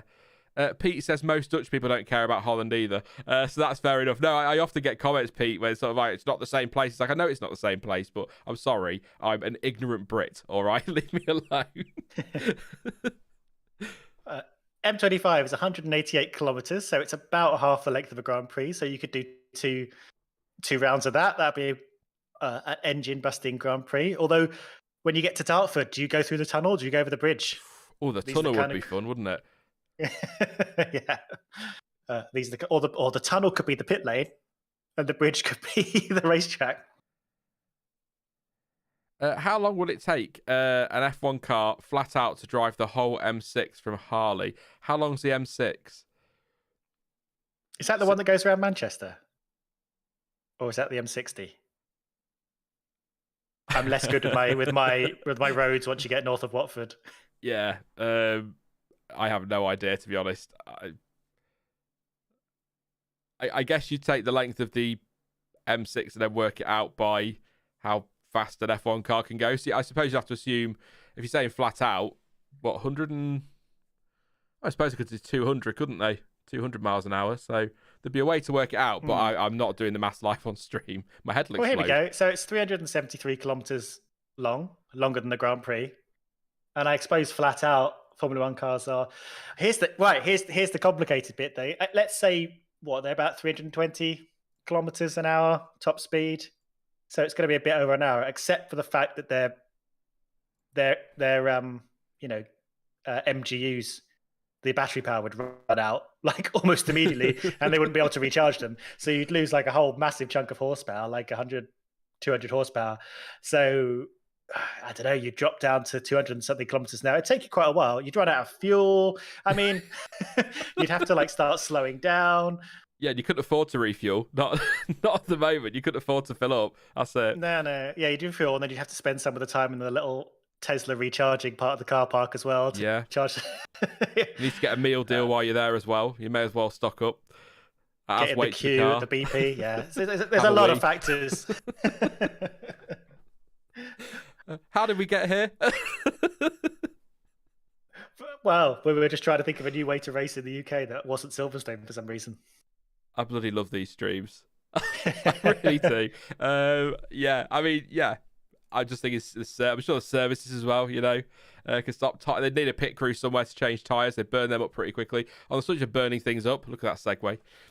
Pictures there of Nicholas Latifi's car on fire, and firefighter Latifi taking some inspiration from Seb Vettel there, firefighter Seb, to put that one out. So yeah, not good for Latifi. I'll see if Williams has tweeted actually. We'll get back onto the subject of F1 now that to be fair, that was still technically the subject of F1. Why does Williams' story pop up when I type Will into Twitter first? Terrible. The team will assess the damage and look to understand the cause of the issue prior to any further running, is the latest from Williams about 17 minutes ago, actually, to be fair. But that's what they're saying. So they're assessing the damage and will make a decision later on further running. So, I'm gonna be bold, Stuart, and say that's their morning over at least. I can't see that's uh, even assessing it's going to take time, but it's not a quick fix either, is it? So probably this afternoon at the earliest for Latifi, I'd have thought. Yeah, I would be very surprised. What have we got? An hour and a half left. I mean, at the very, very best, they'll sort of be able to get maybe a lap or two in the end just to do a little systems check. But even then, I don't think that's going to happen. Fingers crossed. A full afternoon's running for them, and hopefully that fire didn't, destroy anything that needs a big rebuild. Big shame for them. Hope it's nothing, unfixable is a big word, but I hope it's nothing too intrinsic to anything they designed, and that it was just, playing around with brake ducts and braking systems, and then they'll change the way they've tuned that car, because obviously it worked perfectly fine yesterday and didn't burst into flames. Yeah. We'll see. I mean, obvious statement. We'll see, isn't it? But I just look at the photo there of him as Verstappen goes through. Poor Latifi, like, oh, I just want to drive my car. Yeah, not great. We've got Mick Schumacher out there in the lovely new hat. I mean, look, the Haas as he locks up into turn one, left front lockup. They've essentially kind of, I guess, painted over the blue line that was there, but the improvement in the livery is insane, considering they just painted over a blue line effectively. I think it's a very nice livery, and it's kind of allowed them as well, hasn't it, not to go too mad with rebranding all the stuff in the garage and that. They've kind of been able to stick to that to a point, so it's not going to cost them a fortune. Red Raven, thank you very much. Says, I looked it up, by the way. The prototype C2 comes from Pirelli's backup factory. So essentially, it's a QA test, a quality test, just like we've had sometime last season. And that's from motorsportmagazine.com. So thank you very much, Red Raven, for that one. So it's that's your prototype explained. And if you're watching on TV, I don't know if Croft has explained it, because you see on F1 TV, they swap the commentators out every 2 hours because they're lightweights. Very different job, I know. So the C1s are white marked, hard tyre, don't have brackets on. C2 are hard, but they have white brackets on. C3 is just yellow all over, basically. C4 is brackets and red markings, and C5 is just red markings. And if you see a black tyre, a plain tyre, that is the prototype, which is a hard tyre. From the factory, the backup factory, basically. So there you go. Thank you to Joseph as well. Who would win in a title fight between Prime Senna, Prime Schumacher, or Prime Lewis in equal machinery? That is a cat amongst the pigeons. Thank you very much for your contribution there. Well, I'm obviously going to say Schumacher, aren't I? Even if it's not right. Who would win in a title fight? Senna, Schumacher, Hamilton. Schumacher, and Hamilton, all in their prime. I have to say Schumacher because I'm a Schumacher fanboy.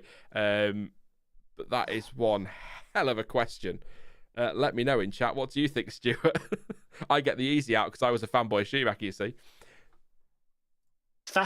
Of course, obviously, it's one of those unanswerable questions, isn't it? Yeah. And again, it depends.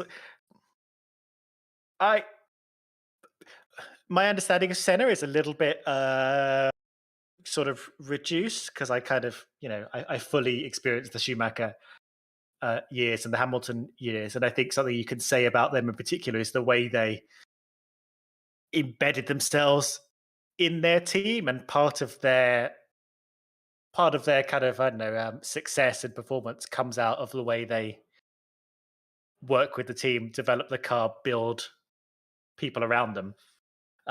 Both Schumacher, you could kind of say Schumacher was sort of a dawning of that kind of type of racing driver, in fully integrating yourself as part of the team and the people around you. And Schumacher was notoriously super dedicated. He would go to bed looking through the telemetry, looking through the data, pour through all the information coming off the cars, worked out to an insane degree that, racing drivers before him hadn't. He's sort of a new level of dedication, which I think Hamilton is the sort of, and a lot of the racing drivers today is the follow through from that. And I'm sure, racing today, Senna would do the same. But it's sort of, Senna kind of steps into this different era, but Senna very much feels like a sort of a kind of a raw racing driver. What he brings is like his raw driving talent. Um, the thing is,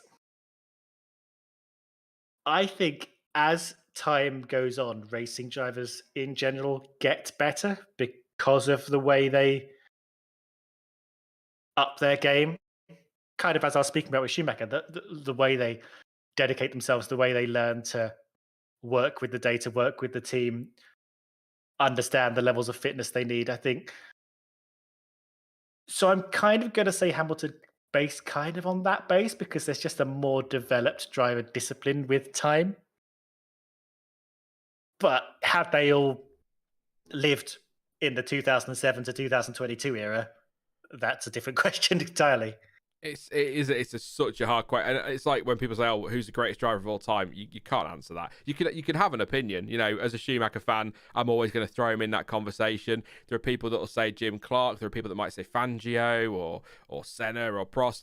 It's so impossible to compare eras. I know it's an F1 cliche by this point, but it's so impossible to compare eras that I think at most you could maybe pick a driver of their era. But even then, I think that's.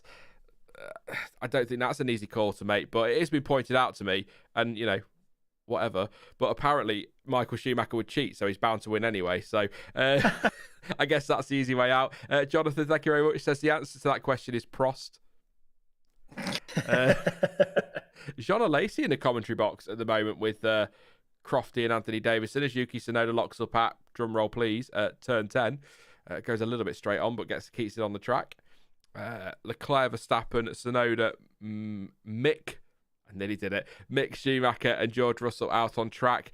We've just got past a half hour, so your lap count so far: Ocon 31 laps, Leclerc 24, Verstappen 29, Vettel 41, Bottas 18, Norris 9, Tsunoda 22, Schumacher 18, Russell 28, Latifi 12. I've seen nothing from McLaren as to why Lando Norris is not out on track again much this morning, because McLaren's running has been really kind of a little bit all over the place so far this week, and it was to a lesser extent, but still sort of a thing in Barcelona. So I don't know if this is just part of their run program, but I'll double check McLaren again. But it does seem odd that we've not seen more than 9 laps from Lando so far. So I hope they can.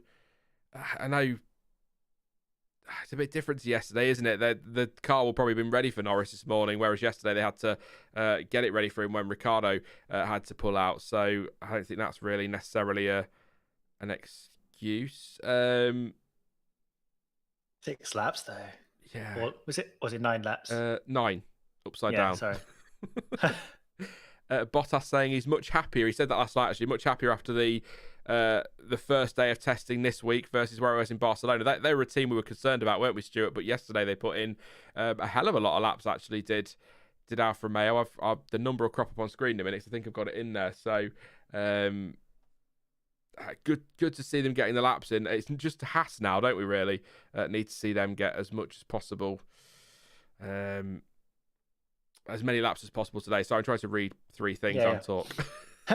And they are. I mean, Haas put in a decent amount of laps yesterday afternoon when they did finally get running. So that was really, really good to see. And hopefully, after a very disruptive first test, a very disrupted general situation for that team, actually the rest of this Bahrain test will go a lot better for them, especially with those extra hours they're allowed to run. Which I was surprised to see some of the teams kicking up a bit of a fuss about giving them extra teams. We spoke yesterday. It seemed like they were going to be allowed Sunday morning, but some of the teams didn't like that. So we've got this sort of compromise where they just do extra hours after school to catch up Friday, Saturday. Detention. Yeah. Something to do with it having to be the same 3 days or something. But sure. I mean, if it rains on Sunday, I bet the teams will be wishing they did. Yeah. Awesome to do it on Sunday. In Bahrain, where it rains all the time. 120 laps for Alfa yesterday. Haas only did 47, But, of course, Fittipaldi only did the afternoon. McLaren, Norris for the whole day did 50. Alpine only did 66. So actually, for an afternoon session versus Alpine and McLaren, not a bad job from Haas at all yesterday afternoon and Fittipaldi. And something interesting from Matt Q over on the Autosport blog says Mercedes, Alfa Romeo and Ferrari were the three teams yesterday we spotted sporting carbon rods attached to the floor in a bid to aid stiffness and therefore prevent porpoising. Haas and AlphaTauri on that list now today. The latter, so AlphaTauri, not all too surprising given how violently we saw Gasly rocking back and forth as his car's airflow stalled on the straights on Thursday. Some of the shots yesterday, and Gasly was a bad one. It looked... What is it? What's the line that Martin Brundle uses? It'll rattle your fillings out or something like that. Yeah. I bet they've got a headache by the time they get out of that car. I mean, crazy. I don't want to get too much into porpoising. I know it's the talk of testing, but we've done it before. But I think the AlphaTauri looked pretty bad when you get on the onboard of Gasly's head. But the Mercedes looks quite violent, and I hope they can find a solution. I know we said yesterday, and you've said again this morning, Stuart, that the drivers are not really in the minds, are they, of the engineers when it comes to are they comfortable? Otherwise they'd all have some nice TVs and a coffee machine, things like that. But it's not about comfort for the drivers. It's about what's fastest, and that's what they're going to be naturally focusing on. But we were talking a little bit yesterday, or chat were about the idea of maybe again back to blanket rules, maybe a blanket rule that there's a change the minimum ride height. Or something like that. But then again, you're punishing a team like McLaren who appears to have got it running quite nicely. Because I'm just looking at, I know Norris isn't flying down that straight, but just looking at him there, it's not, even at slow speed, you can see the Mercedes really throwing itself around quite a bit. But Norris looks a lot more stable than McLaren, even if delivery is, yeah.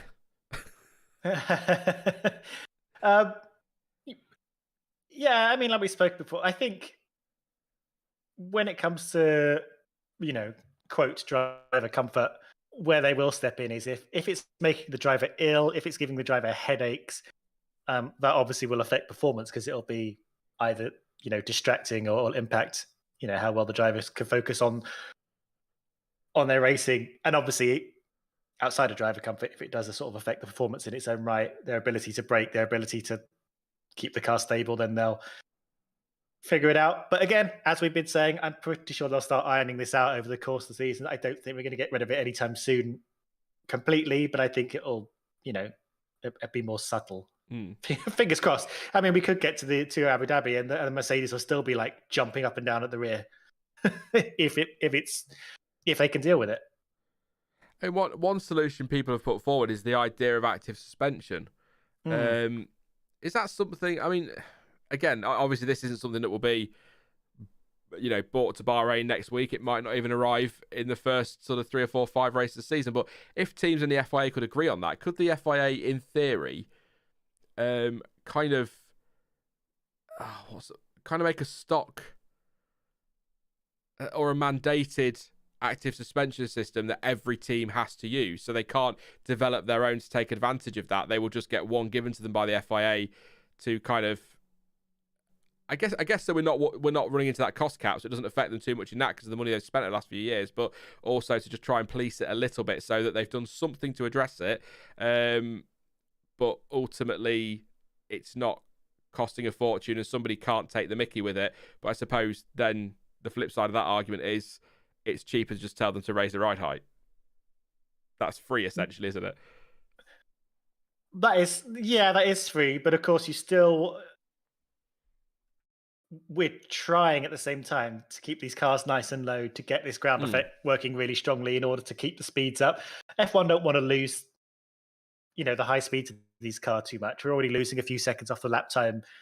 Currently, we know they're trying to claw that all back, but F1 are just very, very keen to keep these cars as fast as possible. So I think they do want to keep them low. They want to keep those sparks off the ground. They like the drama and being able to go through 130 at 4,000 miles an hour or whatever. But actually, active suspension, heavier, more expensive. I think it would be. I don't think the teams or F1 would want to give them sort of a spec, or actually people watching F1 want to have a spec active suspension in that car for a number of reasons. Partly the suspension is a really interesting part of the car that the Yeah. teams develop, and not only is sort of a very clever thing the teams get to get their fingers into, but also it's a kind of a fundamental part of the car design, the way they arrange the suspension around the bodywork and around the area of the car. We know that there's a mixture of like pull and push rod suspension front and rear on these cars, for example, and that's all tied into the aerodynamics. That's all tied into the packaging, and I think constricting them a bit with some spec suspension would also, I don't know, take away a little bit. I always I find it tricky to know how I feel about where the compromise is on sort of restricting development of F1 cars versus letting them do whatever they want. Because obviously you need to control things like speed, like budgets and spending, and then like working on tiny little millimeter winglets that add a thousandth of a second to your lap time. Spending ridiculous amounts of money on doing that thing, whereas actually you could sort of spec a lot of that out. But half the fun of F1 is letting the teams develop and coming up with crazy solutions to cars, as we've seen the wonderful variation in the chassis at the beginning of this year. We don't want to take that away from them. So there's a balance in how you constrain development of these cars to get all the things you want. I went on a bit of a ramble there. No, you're right. Space is telling me off in chat for even suggesting the idea of spec active suspension. I should clarify, I don't want spec active suspension. I'm just trying to find a way that the FIA could do something if they wanted to intervene that would not cost the teams an absolute fortune and wouldn't allow someone to get an unfair advantage. But I tend to agree, you want to see that innovation. You want teams to go their own way. So if they introduced it, it'd probably be free for teams to develop, but it was just a thought. I don't think they will, if I'm being honest. I don't think that's something they'll bring back. Certainly not this year. Maybe in the future, maybe in a couple of years if they want to tweak the regulations again, because we all know how they like to tweak the regulations way too consistently. So maybe we will get that in the future. But I on the spec stuff, which is watching Charles Leclerc out on track at the moment. I was on board with Lando, actually, not personally, on the TV, and you can see the difference in his head versus what we saw from Gasly yesterday. It's moving, it's happening, but it's not anywhere near as aggressive as we've seen with others. But I think in terms of spec, I tend to be of the opinion that if it's stuff we can't see, I'm okay with it. So if they decide to go with spec brakes, for example, is something that I think they're not spec this year, are they? The brakes? No, it's something they've talked about before. So sort of spec brakes, bits in the car. I think everyone gets the same. Is it still McLaren that developed the control electronics? As far as I'm aware, yep. Yeah, so they've all got that sort of thing. That kind of thing is absolutely fine. If we can't see it and it doesn't really affect the racing, then make that spec. But I'd hate the idea of, for example, a spec front wing or spec suspension, or I'm not even against a spec gearbox. Controversial. Space, you could tell me off again in a minute. For that one, but yeah, no, I that kind of thing doesn't bother me at all. But we have plenty of spec series out there. Formula One's the pinnacle of motorsport. Manufacturers want to develop their own stuff, and I think it's important that we have that innovation. I always say it, but if there are areas that teams can spend money aerodynamically rather than on stuff that is, because I'm sure there are some parts that aren't spec but are fundamentally very, very similar from team to team. So there are certain things you could spec up, but I'll just say as an example, this year the wheels are spec. Like, I mean, obviously the tires have been all spec by Pirelli, but the wheels, the metal bit inside the rubber, those are spec parts this year. Who cares, right? Exactly. That's exactly it. Yeah. who cares? And that's good because it means Pirelli can work with BBS, who are the wheel company, and they can make sure it's all working together in harmony. And they just give the teams the wheels and tires as a product, and they get on with it. There's no need. I don't know if the like the screws, the wheel nut are specs. I know teams play around with that a lot to kind of make the pit stops a little bit more efficient. I'm not sure if they've been allowed free rein with that, but essentially no one cares about the wheels. We've not been looking at the wheels being like, oh look. I know sometimes we've seen a bit of differences in how the spokes look. I know for a while Sauber had those kind of cool Hot Wheels chunky spokes, but we can't even see the spokes now because they're covered up with the wheel covers. So who cares? But yeah, I tend to agree with you with a lot of things that you just sort of things that don't really matter. Spec them out to a supplier. Who cares? I think Dan the Indoor Man puts it perfectly. I went on my little ramble there, but he's done it in a sentence. Some spec parts is okay, but you have to leave room for team variation. There you go. I'm just going to stop. I'm letting Dan run the stream. I'm not even going to bother anymore. All Dans are good Dans. There are some parts that are not spec, but they're supplied. Like the brakes, the teams don't make their brakes. They'll get a supplier in to make the brakes, and you'll see them moving between Brembo and CI. Is it Carbon in? I can't remember the other one. Those are the two big ones and stuff. And that could easily be spec'd out. It's not like teams are developing that; they're just working with like a Pirelli. It's like It's like when we had tire wars, except no one cares. It's just they have brake suppliers. They don't even necessarily keep the same brake supplier all season. They might switch them out or have them on different cars. It's it's not that important. I'm sticking with that. Yeah, I think we agree. Don't I think we just agree on that. So it's not. I'm not going to keep banging on about it, but I just On your other point, I don't know how controversial this is among the wider F1 audience. I think as long as they can control the costs and all that and the weight and that thing, I think both active suspension and active aero bodywork, more than just the DRS, could be really interesting and, kind of in line with what we're probably going to see from cars. F1 cars where the bodywork kind of folds up a bit to make it streamlined on the straights and then opens out to give it downforce in the corners, I think could be really interesting. I have no idea if it would completely destroy the racing, but I think it could be an interesting thing to introduce. Yeah, I mean, I'm not sure how I feel about the active aero thing. I mean, some people might absolutely hate it. Yeah, it's something I'd again, it's innovation. I like innovation, so it would be kind of cool. But some people would argue that certain teams had some fairly active aero last year. Sure. So maybe there's a way. But just Lando Norris are having a big lockup on his fronts into turn one, and then the rear's locked up as well. So Lando giving it everything. Verstappen's car looks like it's having some work done on it at the moment.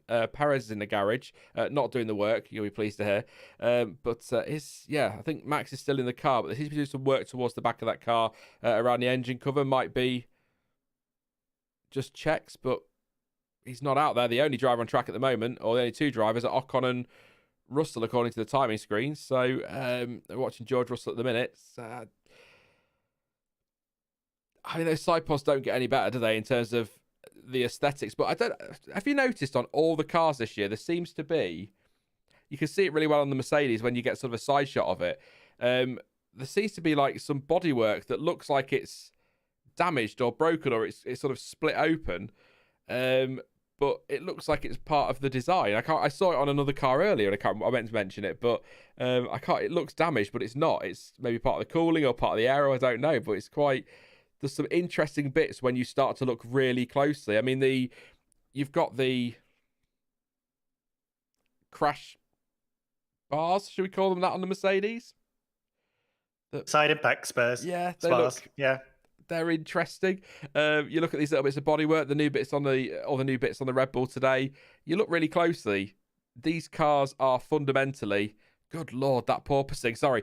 These cars are fundamentally, they're following the same regulations. But again, I know we keep saying it, but the way that every single team has interpreted it differently is fascinating to me. How you can have this massive book of regulations, and FOM and the FIA say we've closed off lots of loopholes, and yet somehow teams have still managed to just go in completely different directions. I mean, the Mercedes and the Red Bull in the side pods, or the Mercedes and the Ferrari is an even better example. Side pods and the way they're channeling the air is just completely different. And I think that's amazing. And I'd love to get in Adrian Newey's head for an afternoon.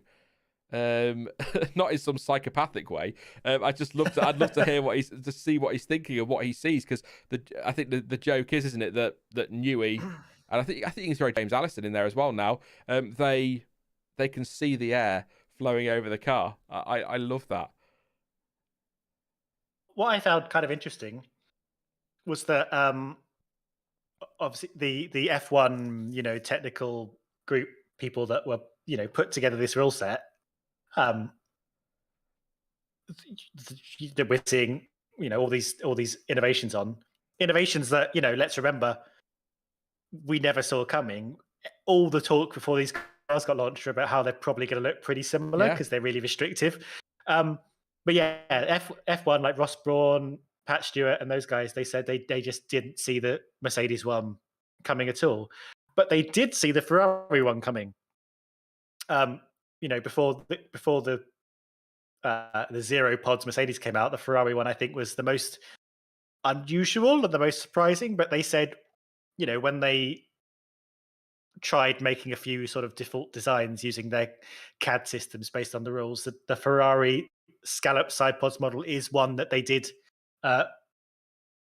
they did produce for themselves. So they were like, they did imagine that the Ferrari one could exist, but the Mercedes one is the one that eluded them.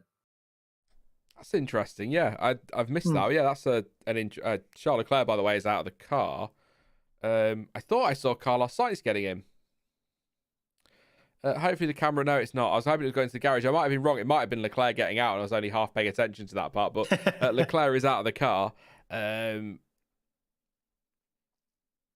No idea why. I'll keep an eye out for that one. George Russell out there. Esteban Ocon out there, according to the timing screens. But the screen on the TV says Russell's in the pits, but the official timing app says he's out on track. So, and according to the track map, he is down, just coming out of turn 10. So he is out there at the moment. We're watching Ocon on TV and that. I mean, look, I know I kind of said it at the start. If Alpine want to stick with that pink, I'm cool with that. I think it looks much better than the other one they've got. I suppose I hope they cover the louvers are still, the gills, the air index at the side of the side pod are black at the moment. I hope they get those pink before they go to the first race. Because I know right now we're seeing a lot of parts that are basically being like shoved hot from the oven straight onto the car, and no time for painting them. But although they had time to paint the entire car, they obviously didn't paint it, but last night change it from a blue car to a pink car. With all the work that's going on in testing, I'm amazed that they found time to do that, of all things. I love the idea that they're there with a tin of Dulux. Yes. Just giving it. Can you paint the car tonight? Yeah, of course I can. Don't walk on it, it's not dry. But yeah, we need to talk about Alpine actually, I think, today, Stuart, because we've talked. I'm trying to not talk about every team in a day because we've got 3 days to fill, and I think we did a lot on Mercedes yesterday. I think we talked quite a bit about Haas, of course, because of what's been going on, but we've not really touched on Alpine too much. So I'm going to do a rundown of the times in about 5 minutes, but I think we should, after that, maybe start talking about Alpine a bit, because they've had a difficult couple of tests and a difficult day yesterday, but Ocon's out there at the minute, 33 laps on top of the timesheet. So, hey, yeah, all the updates, painting it pink, obviously made the difference in the end. But yeah, I think we'll talk about Alpine in a bit as well. So, if you've got any questions on Alpine, pop them in the chat and we'll come to those in a bit. And we're just keeping an eye on George Russell at the moment on board on the run to turn 11. Yeah, he was quite scruffy yesterday, George, wasn't he? So just sort of every time I get on board with him and trying to watch to see if they've managed to iron that out in setup or anything like that, or whether they tried something different yesterday that wasn't working. Those carbon rods do stand out, don't they, on the Mercedes at the rear? Yeah, you can really see them. Hanging washing on it. Yeah, yeah. For those who don't have the pictures, I suppose you might have it in the carousel of images. But yeah, there's basically just like a big metal rod coming from the engine cover right down to the floor, but like in a it's very long, isn't it? It comes from sort of the midpoint of the engine cover right down. It sticks out, especially when there's no side pod to disguise it. I feel like we've seen it there before, though, from Mercedes. Not as they clear. Stuck a little one on in Barcelona. But again, there was more side pod there. Actually, I know I know you just said we already spoke a lot about Mercedes. I think it was Ted Kravitz that was talking about it. Apparently, this is the same car that came to Barcelona, and the side pods that were visible on that Mercedes in Barcelona were just essentially vanity panels. They were just the sort of bit of error that was disguising what was underneath. The rest of the car is identical, which I think is hilarious. You've got me thinking now. You've done it. You've set the brain off going, that is genius. Yeah. I mean, I do like shenanigans. Yeah, that's the sort of thing I enjoy about testing. It's why I enjoy watching it, is trying to work out who's done what and who's doing what. And, you know, we say you can't read into the times and things like that, but can you read into the times? That, do you know what I mean? That's the sort of thing I enjoy. Like, does that lap time actually mean anything? Or, yeah, I just enjoy sitting here trying to work out what everyone's up to, and I never spot it. But that's a very good point about Barcelona. I like that. I like that theory. It's a good one. Was it a theory or was it confirmed? No. Well, as far as Ted Kravitz said it as if it was real, not a theory, and he tends to be specific on these things. So yeah. I mean, he does walk about with a bag of cheese, to be fair. I think he's cracking, bless him.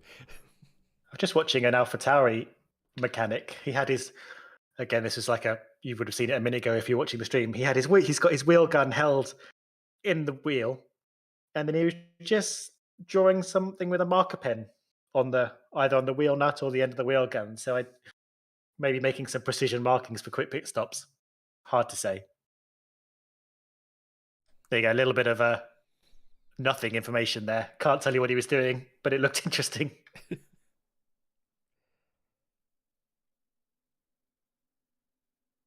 Keep going. If I do go quiet, by the way, it's just because I'm listening to what anybody's saying on the commentary. To gain some new information. Yeah, Martin Brundle's down trackside at turn 10. George Russell just coming through there. Didn't lock up, I don't think.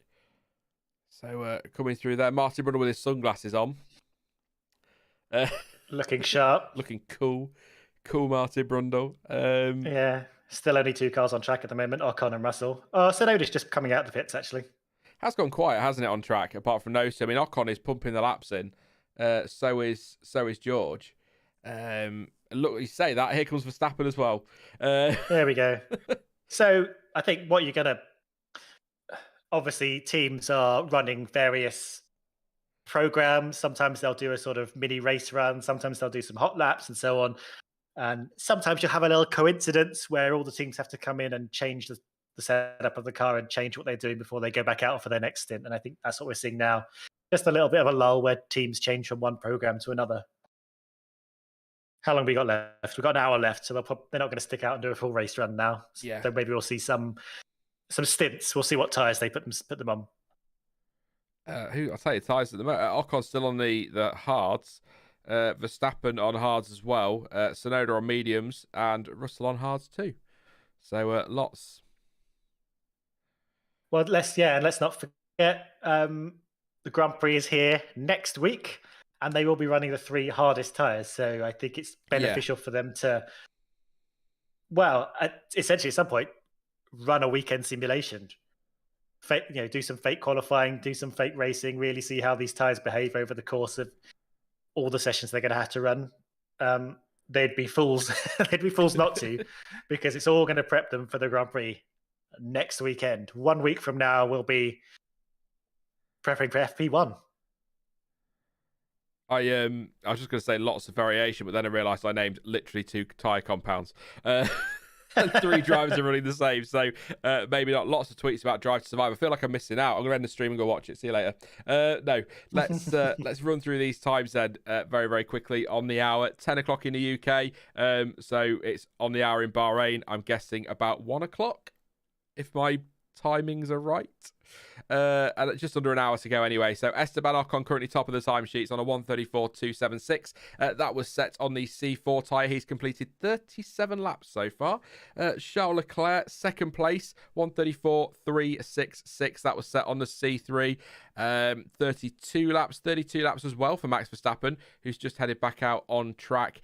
His fastest time is a 1:35.874, and that was on the C2s. Sebastian Vettel 1:36.020, that was a C3 tyre, 42 laps. 18 laps for Valtteri Bottas in the Alfa Romeo. That's for me, by the way. 1:36.987 C2 tyre. C2 for Lando Norris for a 1:37.537. Few more laps from Lando since we last checked in on him. 15 laps in total. Yuki Tsunoda 28 laps actually. C3 tyre 1:37.692. Mick Schumacher fastest time 1:37.846. That was on the C2. 20 laps so far. George Russell. I was going to go Nick Russell. George Russell. 130. Who the hell is Nick Russell? 1:38.585 C2 tyre. It's like Chris Albon all over again. C2 prototype tyre, 43 laps and 12 laps for Latifi, 1:39.845. That was on the C2 prototype. He is in the garage after his car caught fire. Just waiting to hear from Williams what the issue was over on Twitter, but they are assessing the damage and will make a decision on further running when they've done that. Ocon on track, Verstappen on track, Tsunoda on track. Mick is out there, and apparently Nick Russell is also out there. I don't know where Nick Russell came from. Nick Russell, yeah. That's it. It was Chris Albon a couple of years ago, I think. I kept calling out his album Chris Albon. And he's back. Yeah. Chris and Nick out on track. Although Albon was in a press conference earlier. I didn't hear what he said, but apparently he was talking at the exact moment that Latifi broke down. So clearly some kind of curse happening there.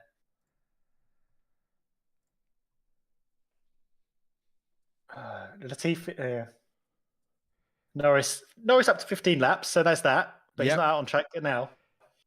I'm just trying to look for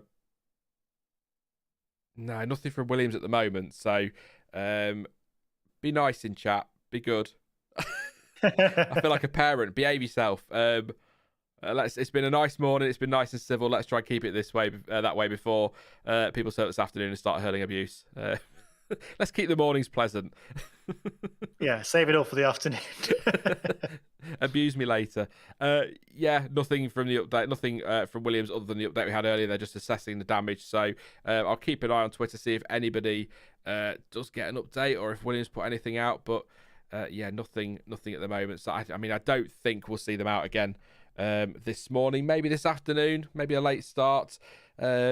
Lunch break coming up. We don't stop the stream, by the way, for the lunch break. We keep going and we just have a whole hour of just answering your genius questions.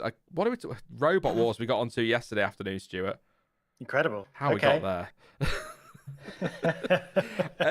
Should we have that talk about Alpine then? Why not? A team we've not really said too much on so far, but there seems to be a little bit of concern, doesn't there, around Alpine? I was listening to Ted last night because, you've got to listen to Ted.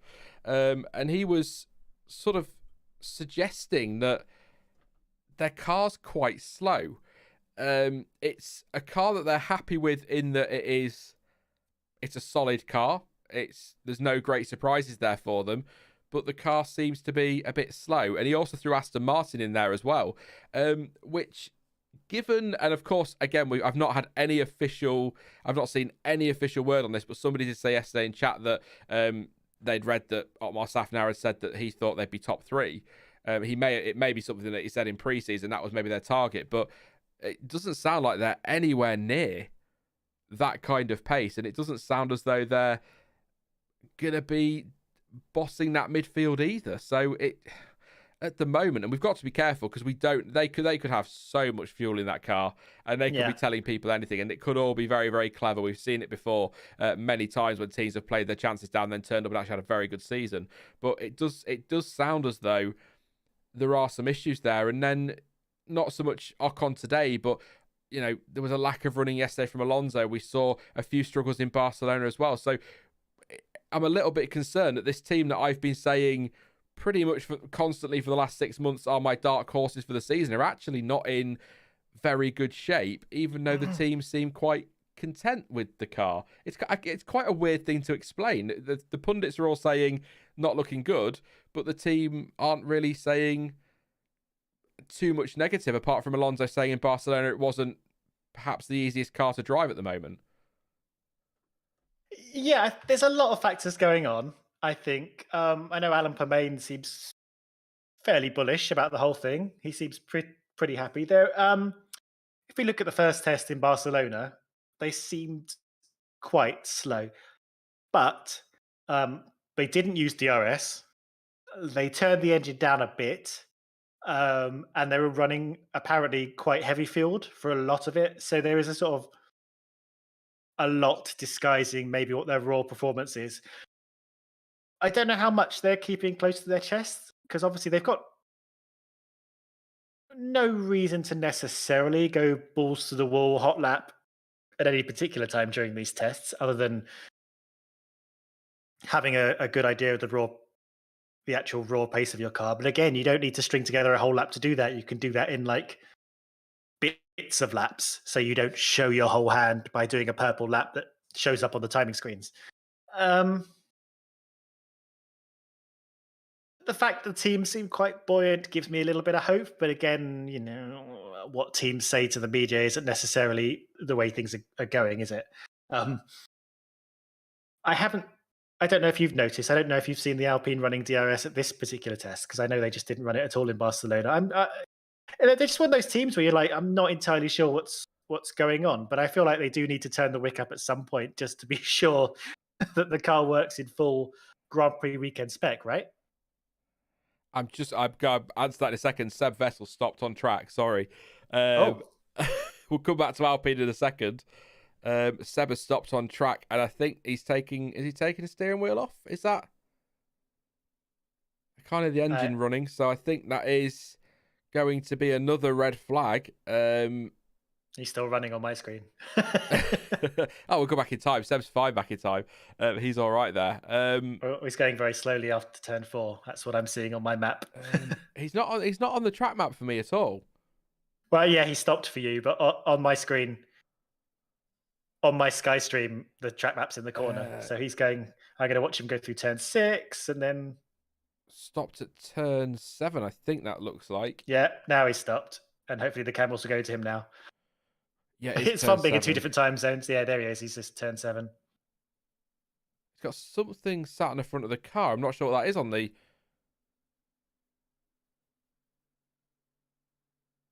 Interesting. Yeah, I just saw him take it out and put it on. The thing that looks like a sort of plug. It could be the neutral thing. Interesting. Yeah, there's no red flag.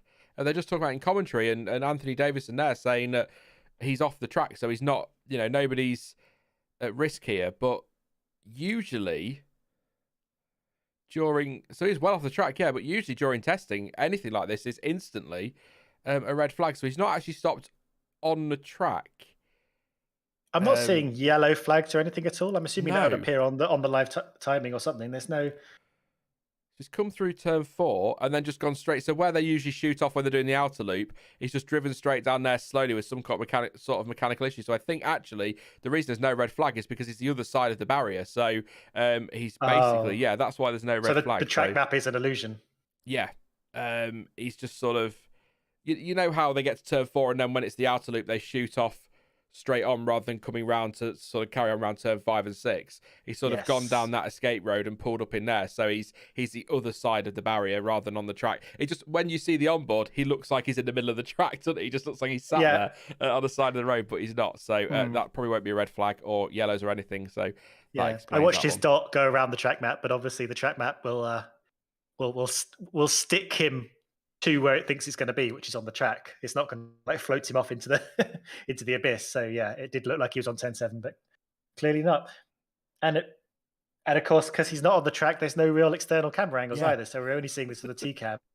But he's still sitting in the car. It seems like he's just they've probably stopped the car before anything like dramatic happened, like it bursting into flames or having an engine failure, which fingers crossed means not a big drama for them. Obviously, we're speculating based on what we can see. Jonathan just saying in a super chat, thank you very much, mate. He says that McLaren, no running slow. Everything's fine. Nothing to see here. Alpine, more running and faster. It's the end of the world. I'm just saying, it is very true. It is very true. We do need to have a proper chat about McLaren as well at some point, and we'll see how they go. I'll wait for some more news on Norris, but they've not done a huge amount of running. so far in Bahrain, McLaren. I think it's fair to say. But I'm so sorry, Stuart. So much has happened since you said what you said about Alpine. I've forgotten what your throwback to me question was. Right. In summary, I know. So Barcelona, they didn't run DRS. They ran higher fuel loads, and I think they had the engine turns down. I was just asking if you had noticed, or if you had seen or heard or read that they are using DRS this time, and the fact that they probably will have to, at least at some point, turn the wick up to some proper performance before we go to the Grand Prix weekend next year. Next week. Next year. Hang on. Yeah. So they've definitely been using DRS this week. I think Alonso used it in that battle with Stroll yesterday. I might be wrong, but they've definitely been using it this week. So whatever that issue was, it appears to have been solved. And as I say, that Ocon comes down the straight with DRS closed, because he would do. I'll just see if because they got the second DRS on. I'll see if I spot him in the background. They're watching Leclerc, just to confirm, but he's definitely been using it this week. Both drivers have. So, but I know Black Hawk So said this yesterday. I think it was in chat. There is some talk that Renault have had issues with integrating the E10 fuel. So maybe that's why they've not been running things at full whack in Barcelona. Maybe just, give it a good run, check data, and then ramp it up as this week goes on. Because I know they've got this new engine, and they said, didn't they, that their focus was very much on the power rather than reliability. Because, correct me if I'm wrong, we've got the engine freeze, but I think teams can still make changes for reliability, can't they? So yeah, if they've got the power, just make it. It's better to have. A lot of people's argument is it's better to have a really powerful engine and then fix the reliability than have a really reliable engine that's very, very slow. So they've kind of gone with power, and maybe they're just taking it easy, making sure that everything's working properly before thrashing it, getting a bit of mileage in Barcelona, not a huge amount, but a bit, and getting some now with Ocon out there, and then maybe turn it up on day 3. And if it all goes pop, at least they've got some data to work with or something like that. I don't know. It's just, and Jonathan's right. People are fretting about Alpine, but there are teams that are doing worse. Yeah. But it's just. I think it's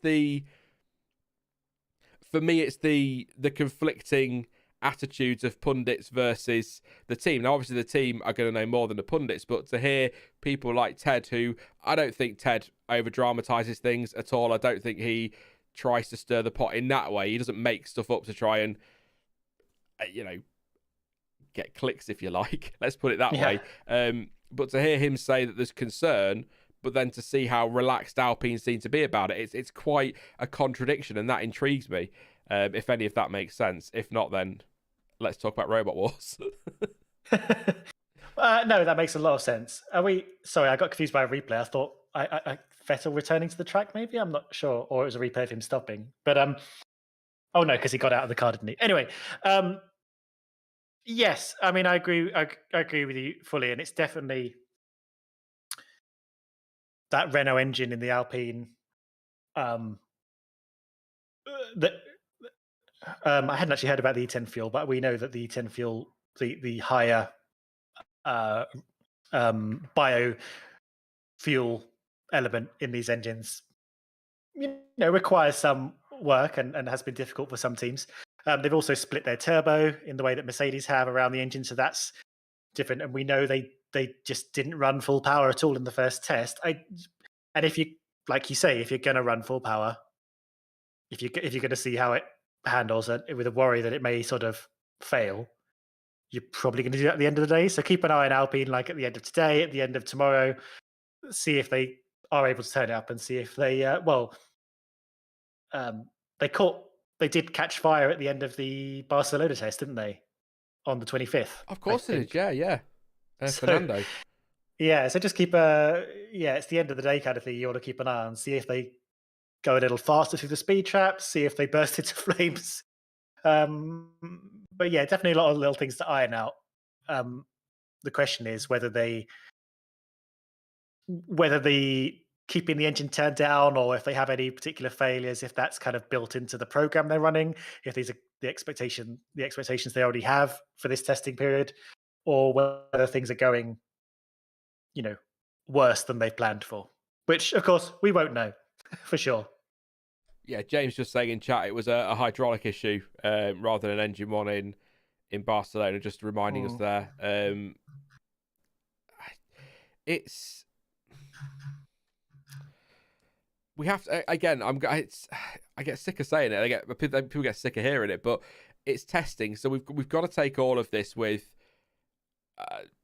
a gritter full of salt, because this could all be part. And I'm sorry for the meme, but this could all be part of El Plan, their testing plan. This could all be part of the running they had scheduled. Obviously not the hydraulic issue that saw the car eventually catch fire. That wasn't part of anybody's plan. But this could all be part of their running plan. They could have been, we're going to run it slow in Barcelona, take it easy, maybe not do as many laps, but make sure everything's working, because that, after all, is the point of a shakedown, in quotes. And then come to Bahrain, do some more laps, pick the pace up a little bit, and then as the days go on, get a little bit quicker and see how things. It could all be part of that, and then they could turn up to Bahrain and they could be comfortably top three. It could be all part of that plan, but it's just an interesting one for me to keep an eye on. But I would say, as much as I love Ted Kravitz, and I love how he explains things to morons like me, but I'm always going to take the team's word in testing a little bit more seriously than pundits. I'm not to take a dig at anybody or anything like that, but just, I know teams aren't going to be honest with us, but if a team says they're content, I'm going to sort of, when it comes to making content, I'm going to lean on that and say, well, they're happy, but this is what others are saying. So I guess the ultimate question is, who do you trust? Can we trust anybody in testing? Not really, can we? I think teams tend not to be, midfield teams don't tend to be too dishonest about where they think they are. If they think they've got some issues they need to work through, they'll tell you. They say we've got some, we've got a few gremlins, or we're a little bit behind schedule, but we've got a plan for that. That's kind of how they'll tend to phrase it. Obviously, when you get a bit towards the front and you have Mercedes and Red Bull, they do tend to play a little bit more with games. They'll tend to talk themselves down more. I think we've seen that the last few years, particularly with Mercedes. But I think if someone like Alpine, someone like McLaren tells you where they think they are, that tends to be, where they are, to be honest. We have no particular reason to distrust them that hard. Yes. Be skeptical, have a pinch of salt, but they're not out to play that many games, really. Yeah, as you're saying, it's kind of, it's very different between, potentially title fighting teams like Mercedes and Red Bull. They're not going to want to give anything away. So that's, again, back to what we said at the start. That's why it was nice for Mike Elliott to come out and at least give us some information.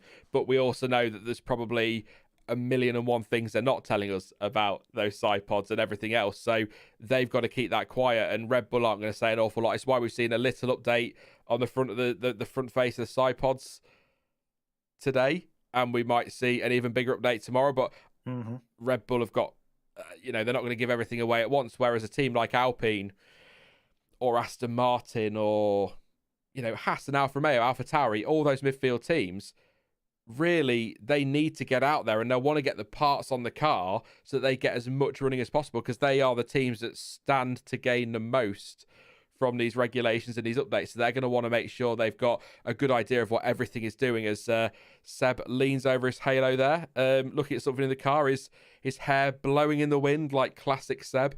That was random, very poetic and beautiful. But you get what I mean. Those midfield teams, they want to know as much information as possible, whereas Mercedes and Red Bull, they'll want that information and they'll want the running, but they'll also not want to show their hand to their rivals. And that reminds me, actually, I put this to Dylan yesterday afternoon, and I'm going to ask you as well, Stuart. It's just a gut feeling. I have no information. And if you're with me yesterday afternoon, you probably know where I'm going. I get the feeling that Red Bull have got something designed for this car, or something they're going to bring probably tomorrow, that is going to make us all go, oh, wow. Kind of like they've played their cards close to their chest. Oh, yeah, we've got a little update today. There'll be a little bit on Saturday. But like Mercedes with their side pods, I'm fully expecting Red Bull, and I may be wrong, to rock up tomorrow with something that blows our minds. And they've kept it to the last day because they don't want too many eyes on it. They don't want too many people poking around and wondering if that's legal, and they don't want the FIA to get too much of a heads up, if that makes sense. So I've just got a feeling Red Bull are up to something. I don't know how you feel about that one. It's I mean, we'll find out tomorrow, won't we? But it just, something feels a little bit too Quiet. too quiet at Red Bull. Yeah. It's like one of those. Yeah, it has been quiet, hasn't it? No one's talking about Red Bull that much. There was that first day of Barcelona testing when they finally revealed their car properly, and we were like, "Ooh, that's interesting." And then they've just kind of gone on with it. They've put in serious amounts of laps, not shown, you know, we haven't walked away from any particular day of testing and be like, Red Bull are really like hammering the lap times. That is a seriously quick car. Although, have we been saying that about any team? Not really. And that, well, I'm going to go off on a weird tangent here. I will bring.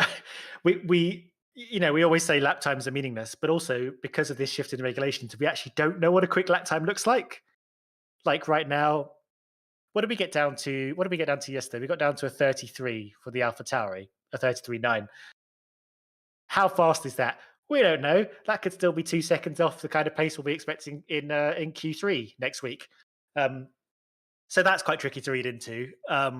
So it is really quite hard to know how quiet Red Bull have been. If they are going to bring something interesting, though, I don't know. You'd think before the last day of testing, because you do need to test it, you do need to check it all like works as expected. But it's Red Bull, you know. Adrian Newey always has something strange up his sleeve, so it's hard to say. Maybe that's why Red Bull kind of tried to walk back what Christian Horner may or may not have said about the Mercedes being like a bit at the limit of the regulations or against the spirit of the regulations or whatever he did or didn't say, because they don't want to start having those conversations if they're going to bring something out tomorrow that everyone goes like, is that illegal? Maybe, I don't know. But I mean, you could be onto something. Yeah, I mean, I wouldn't be surprised if Red Bull have something sneaky hidden. I mean, they could have something sneaky hidden already, and it's underneath the car, and we don't know what it is, and they're just not leading on it yet. Just something feels. It just feels like we've not seen their full hand. Obviously, in lap times, and you're right on lap times. I mean, Ocon today, what's the 1:34.2? That could be pole. Pierre's time from yesterday could be the pole time next Saturday. It could be, as you say, 2 or 3 seconds slower than the pole time. We just do not know. My gut is that these are not anywhere near competitive times. I think they've got a lot left on the table, but I think it'd be fascinating actually if they turn up next week and they do smash last year's pole time and get all that time back that they supposedly were going to lose with these regulations, because that's what F1 teams do. But I think that's the thing for me. That line that you said, it's Adrian Newey. There just feels like it's a very, I think it's quite an aggressive concept from Red Bull, particularly around their side pods and in that area where they've kind of created effectively something that's going to do the same job as a barge board that actually doesn't look that different to a barge board. Really, it's kind of, it is very different, but it doesn't look that different. And that's all very nice, but it just feels like we haven't seen, again, like the Mercedes side pods, we haven't seen something that makes you go, holy Christ. The sort of thing that makes people jump on Twitter and go, well, that's it, title confirmed. We haven't quite seen that from Red Bull yet. And I just wonder if maybe that's something we'll see tomorrow. I think I sort of agree that they'd want to get the mileage on it earlier. And leaving it to the last day is a risk. But at the same time, it's what we were saying before about midfield teams versus potential title challengers.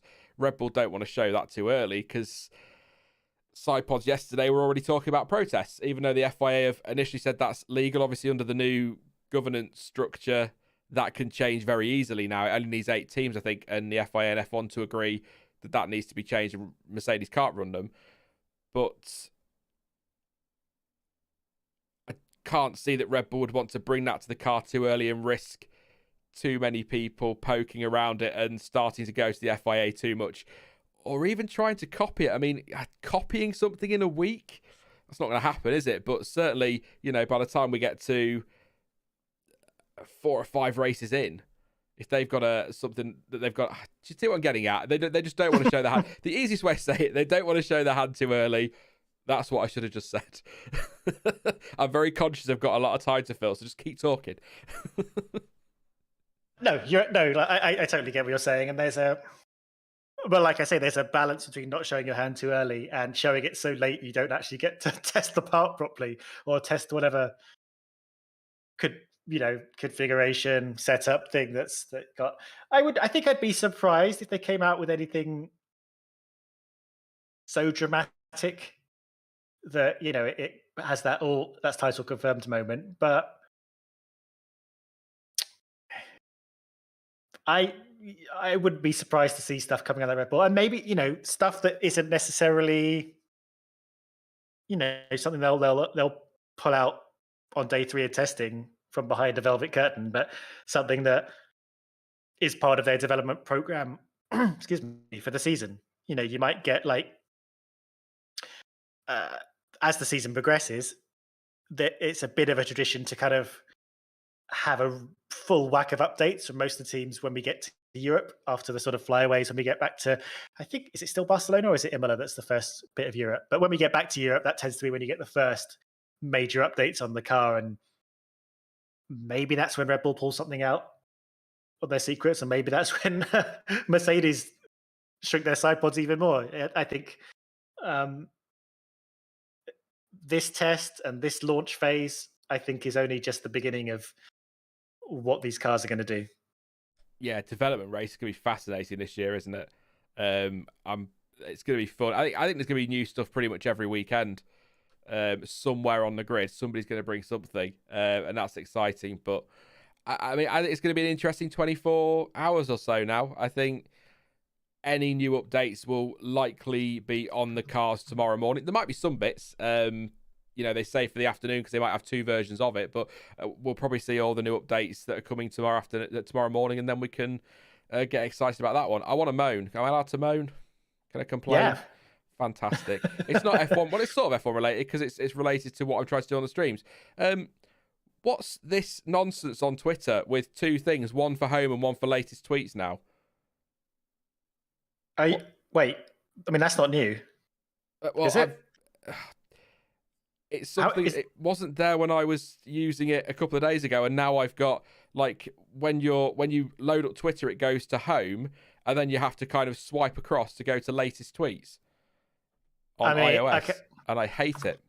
Oh, I don't know about iOS, but that has been a thing for a long time that people hate. And I always switch it. You're switching it to latest tweets, and then sometimes it'll just switch itself back, so you don't get tweets in the latest order. Not only do I hate that from an interface point of view, but I hate that from people will reply to tweets I made 2 days ago. Yeah, that's already been resolved because they've got it set to home, and it's just appearing in their feed now, and it drives me crazy. I mean, we've got 2 tabs now. Do you see what I mean? When you load it up, you've got 2 tabs, so it's not like you click on those star things and then you change it from home to latest or latest to home. Yeah. Now it's 2 tabs on iOS. So it literally loads on home, and then you have to, if you want latest tweets, you either have to click on the tab or swipe across to the tab to be able to get to it, because I don't understand. And maybe it's just the way I use Twitter, but I don't understand. And because of what I do, obviously I want the latest tweets, but I don't understand why anyone would want home and see tweets from 6 days ago. Surely when you go on Twitter, you want the latest tweets. So wouldn't it have been better for home to be latest tweets and then maybe have the other one as popular tweets or past tweets on your timeline? It just seems really weird to me. I know it's such a random moan, but when I'm doing this, I need the latest tweets. I don't need to know that, for example, let me go to home. I can't find what I'm looking for. It's not working now. 13 hours ago, someone was talking about their first full season of watching F1, or that 20 hours ago, Aldas was sat watching Cars at Turn 8, which I'm disgraced at anyway, by the way. I'm appalled that he's in Bahrain. How dare he? Very jealous. But yeah, I don't need to know that from 20 hours ago. That was all. That's my only moan on it, aside from the toxicity, obviously. But I don't get the point. I want the latest tweets. So there you go. Yeah, I think it's a rightful moan. I think Twitter, the people who understand how Twitter is used the least is Twitter. Twitter seems to have a fundamental misunderstanding of how people enjoy and use their product.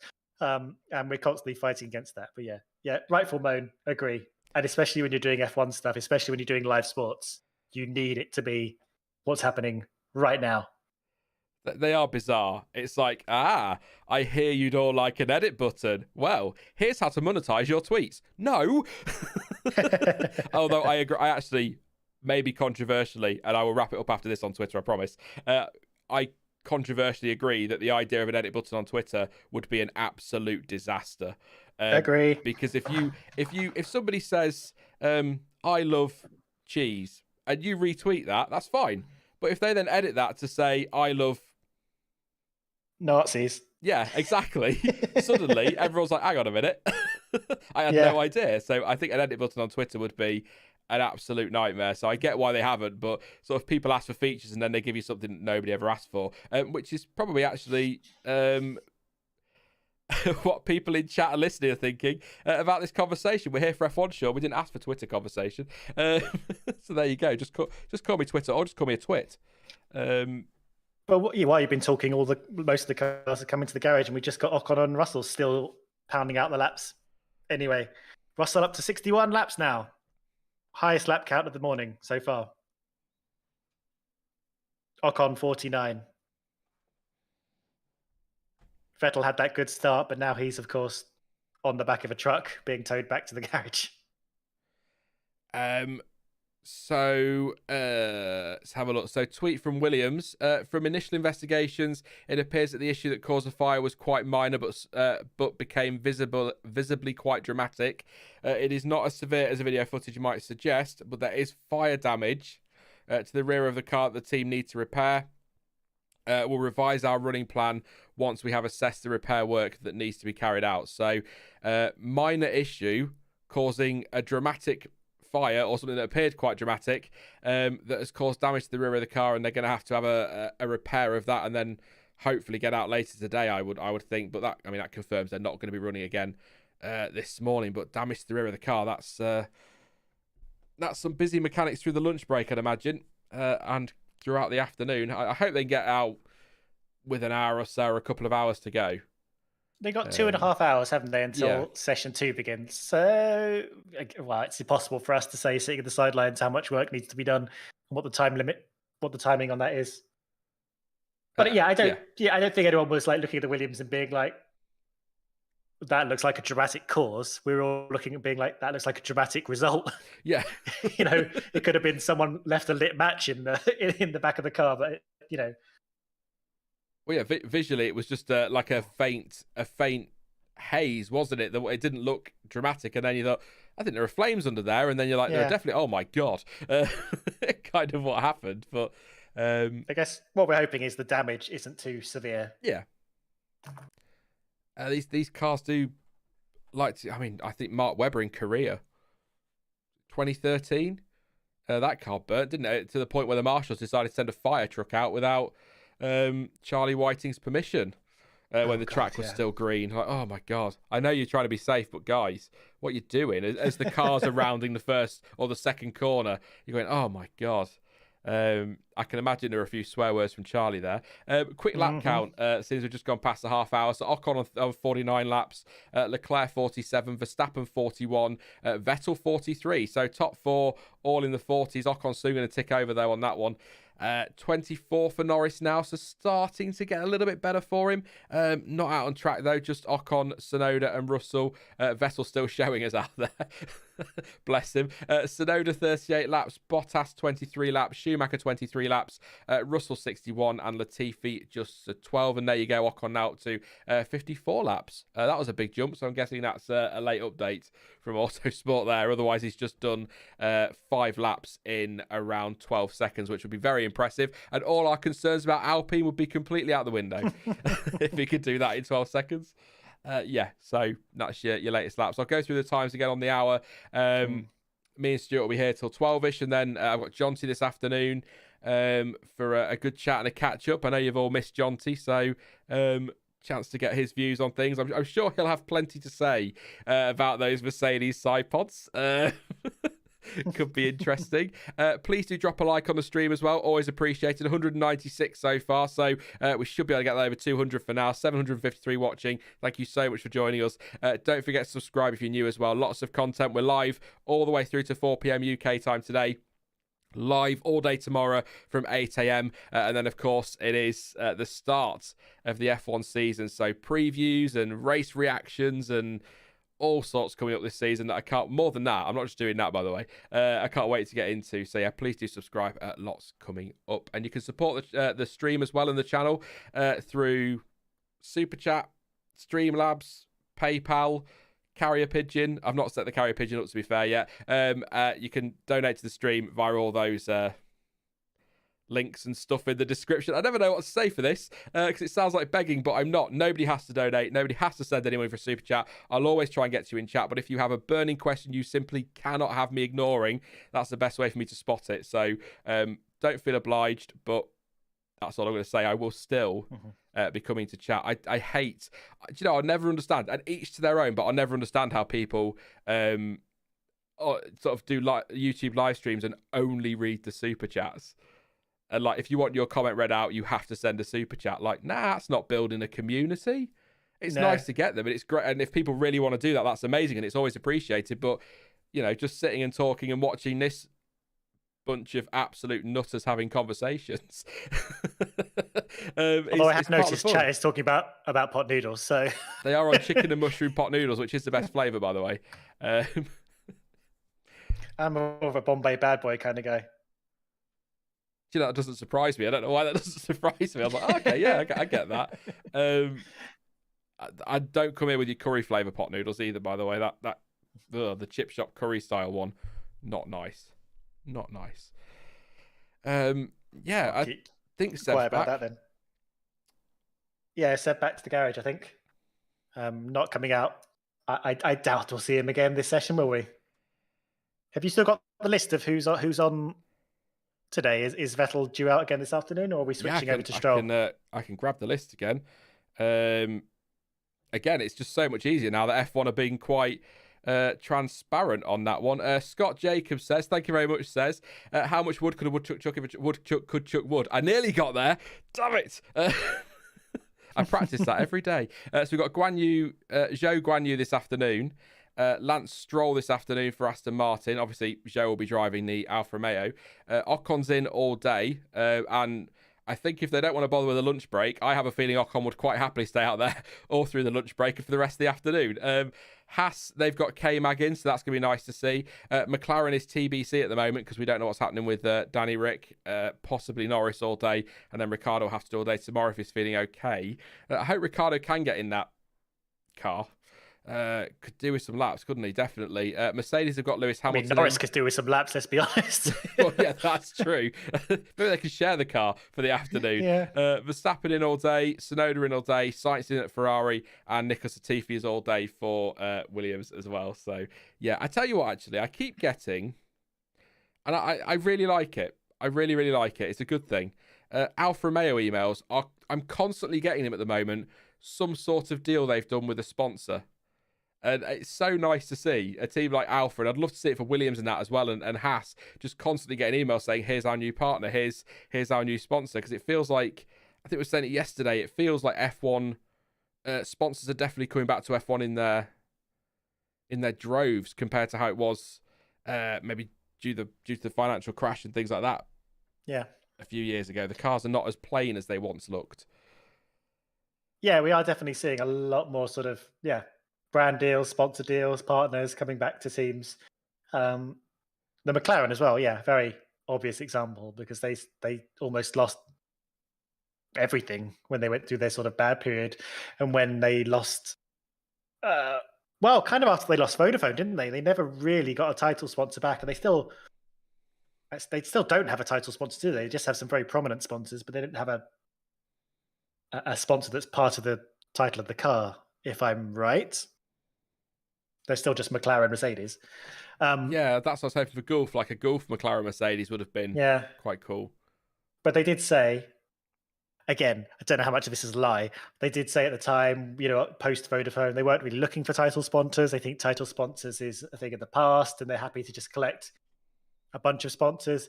Now, they did say this at the time when they seemed to be struggling to even get a sponsor. So they could have been just like when Honda say, we don't need sponsors. We're just going to cover the car in the map of the earth. That's more important to us, honest. Yeah, kind of like we didn't want your sponsorship anyway. Yeah, kind of thing. But McLaren are more popular than they've been for years and years and years, and they still haven't partnered with a title sponsor. So but either way, a little bit of a diversion there. Yeah, we are seeing names flooding back to sport. Some of that strive to survive. Some of the drama we've seen with some interesting title fights. Some of it, I think, is part of the Lewis Hamilton effect, breaking records and things. I think we're seeing a lot of positives coming from F1. And let's be honest, some of it is Liberty doing a good job bringing the sport into the 21st century, marketing it effectively, and sort of, putting the sport on a platform that's sort of fallen away from a bit in the kind of drag end of the Eccleston era, I would say. Because he wasn't that interested in sort of embracing, let's say, new media or the way things were shifting. Stig wants to know if there's any news on the title sponsor for Haas. There's nothing at the moment. I've not seen a thing. There's not really any sponsorship chat around Haas at the moment. Again, though, we were saying yesterday, I hope they can replace some of that money they've lost or are going to lose, depending on whether they have to pay it back or not. Because I think it's okay Gene Haas saying, and again, we said this yesterday afternoon, but it's okay Gene Haas saying, yeah, it's fine. But we have to remember as well that Gene Haas isn't going to come out in a blind panic and tell you the team's about to go under, because that's not good for the few sponsors they have got. And they don't want their drivers to be worrying. Tweet from Haas, sorry. Talk about Haas. Unfortunately, our running in this session has ended early. An issue with the exhaust that needs to be investigated by the crew. So Haas's morning is over. Hopefully they'll be out again this afternoon, but an exhaust issue there. But yeah, I think nothing from them yet, but I'm sure, I mean, is there a deal to be done with somebody like Jack Jones, who K-Mag had on the car in the past? Maybe there's something there. Maybe some previous sponsors might be more inclined to come back now. I'm sure there are sponsors out there that would like to be on a Haas, especially if they've built a car that is good enough to compete in that midfield and they're getting more TV time, then sponsors are going to start coming to them. And you look at Brawn in 2009, it's an example I always go to. When they turned up to Australia initially for that first race and testing and that, there was nothing on that car. It was white and black and that limey green colour, wasn't it? There was nothing else to it. And then suddenly you got the Virgin sponsorship, and all of a sudden when they saw, sponsors started to see the fact that car was going to do very, very well at win races and they want their name on there, people started to turn up. And that's kind of what I hope for Haas. Maybe not winning races, but in that midfield, in the battles, Kevin Magnussen and Mick Schumacher fighting your Ocons and Alonsos, and that it's going to look good for sponsors, isn't it? So maybe we'll get nothing, is what I'm saying, I guess, for the first couple of races, but maybe a few races in, they'll start to get some names on that car, because it's a very blank car, but they've actually done a very good job at hiding that with the way they've done the livery and kind of stuck Haas everywhere. It's sort of sponsored by itself, isn't it? Yeah, and actually, I mean, it kind of is sponsored by itself, isn't it? Because Haas are a manufacturing company or something along those lines. That's who they are. The way that Benetton were a clothing company, really, and Alpha Red Bull are a drinks company. It's red flag. Sorry, Stuart. Oh, do you know why? Nobody stopped. I can't see any dots on the track map. There's only 14 and a half minutes left. Just as Seb's got back out on track as well. Oh, that's a shame. Yeah, I'm still seeing them going around on the track map.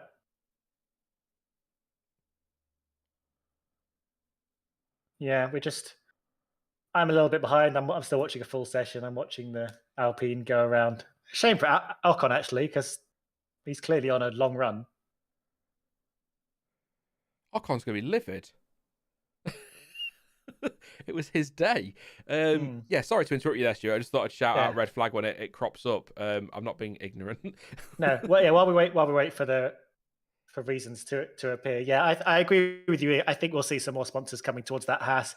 I don't think we'll get a title sponsor this year. And actually, I kind of hope Haas have maybe learned from the previous few seasons and maybe won't rush to get a title sponsor that they think doesn't necessarily fit with the team or is too controversial or is unstable or whatever. I think that maybe they'll plan their sponsorships and partnerships a little bit differently.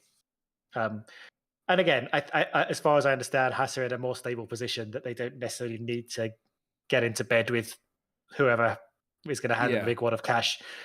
So I'm not too worried, but yeah, I'd imagine we'd see more names coming out of that car. And if that car has a leap in performance, is a solid midfield car, and Schumacher is as good as we kind of hope he is, and we get to see some of that like young gun brilliance shining through the way we have done with like Leclerc in the past, or with Verstappen and Russell and people like that. Sponsors are going to be around that story, I think. So if we get some kind of, or even K-Mag, but if we get some good driver stories coming out, then we're going to see some sponsors coming in there as well, hopefully. And just on the point now about waiting for the right sponsors. I mean, Scott's just put a super chat in. Thank you very much again, mate. He says, as I understand it, the sponsor issue isn't as bad as we thought. The sponsor was smaller than we think, but still big, so Gene Haas can cover it, and it seems that he's willing to for this year at least. That's just jogged my memory on what Gunther Steiner was saying, that actually, or was it? No, it was Gene Haas was saying, I think, in an interview when he was over in the States watching something. I think it was NASCAR, maybe. He was there for that, but obviously he was there for that. I think Haas have some interest in NASCAR. I think we can put it that way. But apparently he was saying that it was a title sponsorship, but effectively most of the money was still coming from Haas. What's their name? Haas, not automotive. But something like that. It's something like that. Somebody will tell me in chat. But yeah, from the Haas side of things, that was where the most of the money was coming from. The title sponsorship didn't put as much money in as we all thought. We all thought your Alcali had come in and it was, the Mazepins were paying for everything, basically, didn't we? But apparently that wasn't the case. Of course, again, with that pinch of salt, of course he's going to say that. He's not going to go, oh my God, what the hell are we going to do without the Mazepin money? That was Haas Automation, that was it. And also Haas CNC was the other one too. Quick update on a side, Chris Medland on Twitter. This red flag is part of an FIA restart test with 15 minutes to go before the lunch break. There will be another at the end of today as well. So just a test. I just assumed Aldas had got too close with his camera out on track somewhere. No, that makes sense. Because, was it?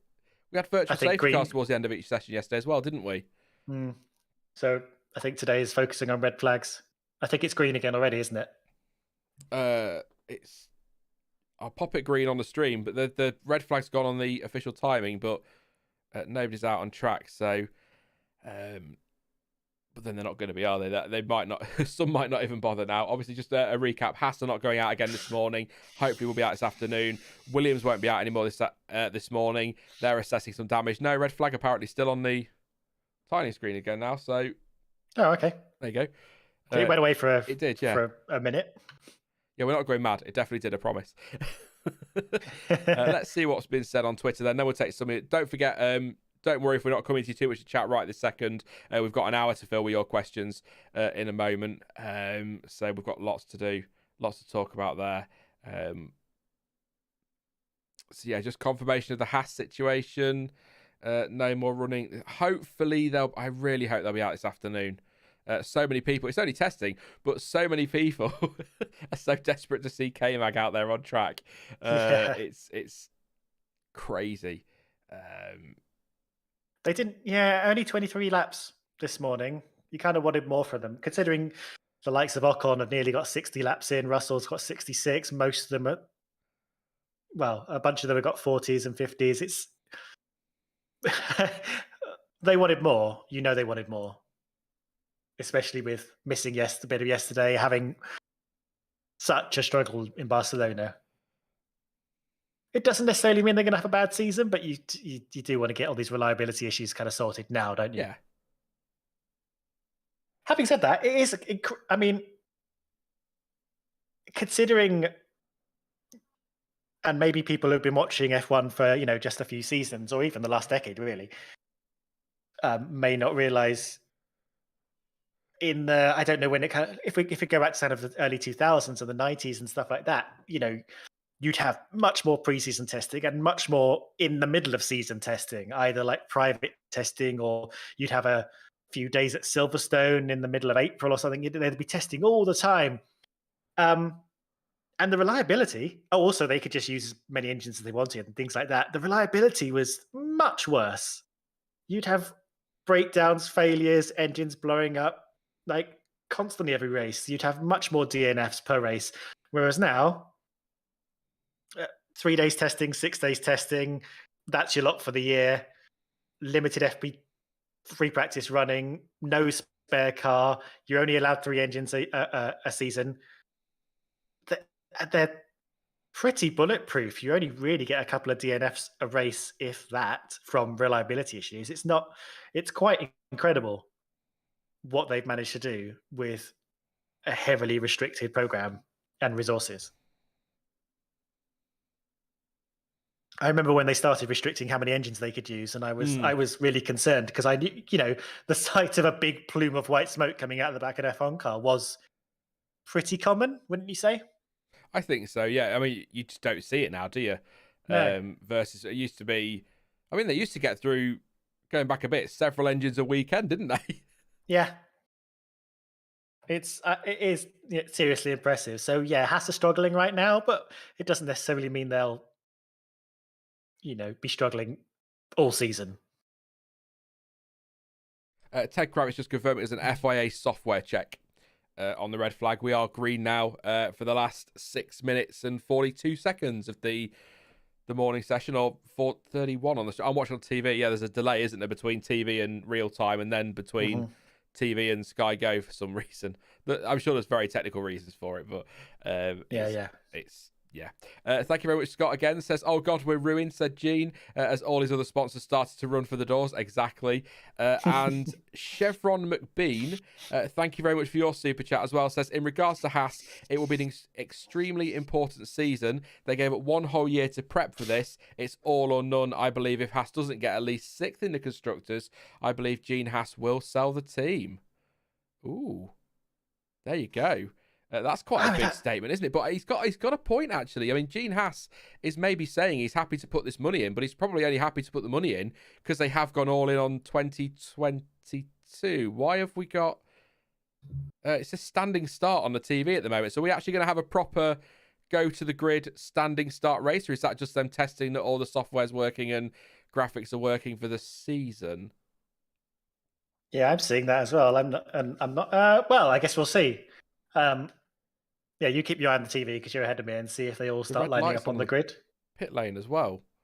Yeah, remember yesterday when during the lunch break, the race control on the timing app started running a standing start procedure, even though there were no running. But I'm assuming.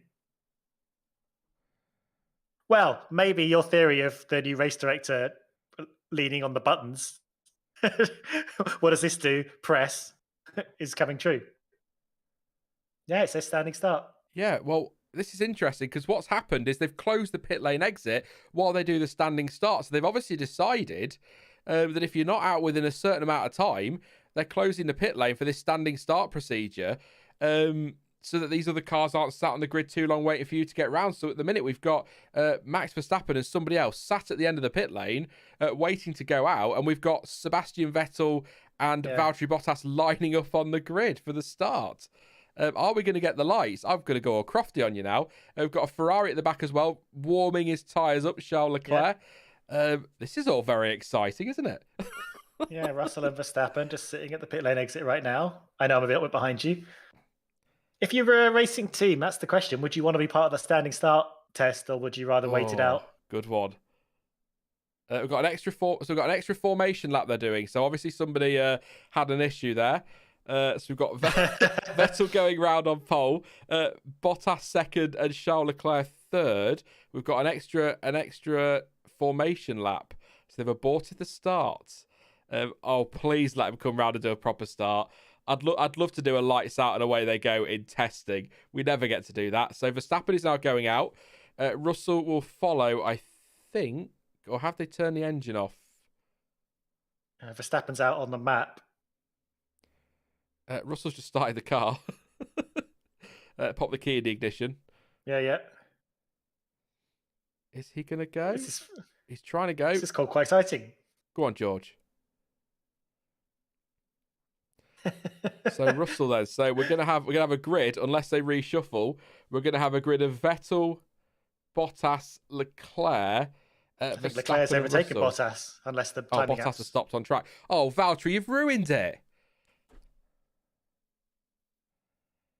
We're not going to get a start. Crofty just said it. We're not going to get a start because Bottas has stopped on track and he's taking his seatbelts off.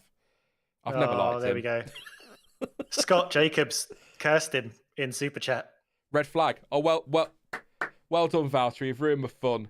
It's red flag and away we don't go. There you go. I was looking forward to that for some reason. It's the most excitement we've had in months. We can all thank Scott Jacobs for that. Yes, Scott. Thanks for your super chat, but please stop jinxing things. Thank you very much. Just said, oh God, Bottas on the start. Christ me. So let's have a listen to Bottas then, or I will, and let you know what's happening. Yeah, filter it through. Coming through turn 7. Told to turn the car off by the look. Yeah, and he's just pulled straight on turn 8 and then turned everything off and stopped. Maybe things got a bit hot on the grid while he was waiting for those at the end of the pit lane. That's a shame. Maybe they'll try again this afternoon and we'll have some excitement again. Hopefully. So if you are just tuning in and you think we've lost the plot, it's not the first race of the season. They were doing a systems check and they were going to do a proper standing start with Vettel, Bottas, Leclerc, Verstappen and Russell. And Bottas has now stopped on the extra formation lap, having been told to turn the car off. So, Drama already. All very exciting. That is probably the most exciting it's been in testing, aside from those last sort of 30 minutes of the final day that we sometimes get where they all go low fuel, everything turned up and have a couple of really quick runs to grab the headlines. That's about as exciting as it gets. Genuinely looking forward to them having a little scrap or deciding not to have a scrap or... Session but with will only... not be resumed. Sorry, Stuart. No, that's 57 seconds to go. That was obvious, wasn't it, really? Yeah. I tell you what, I do love the wheel covers, hubcaps on that Alfa Romeo. And I you know what? I want all the teams to put some colour on their hubcaps. I just think it looks quite nice. It does look nice. Yeah, I agree. I absolutely agree. What we got left? In real time, 23 seconds. In F1 TV time, 28. On the stream time, slightly a couple more 6 seconds hours. on that. And according to me, 1 minute 25 on Sky Go. So, you've got all this to look forward to. Yeah. Scott is not keen on Bottas's starts.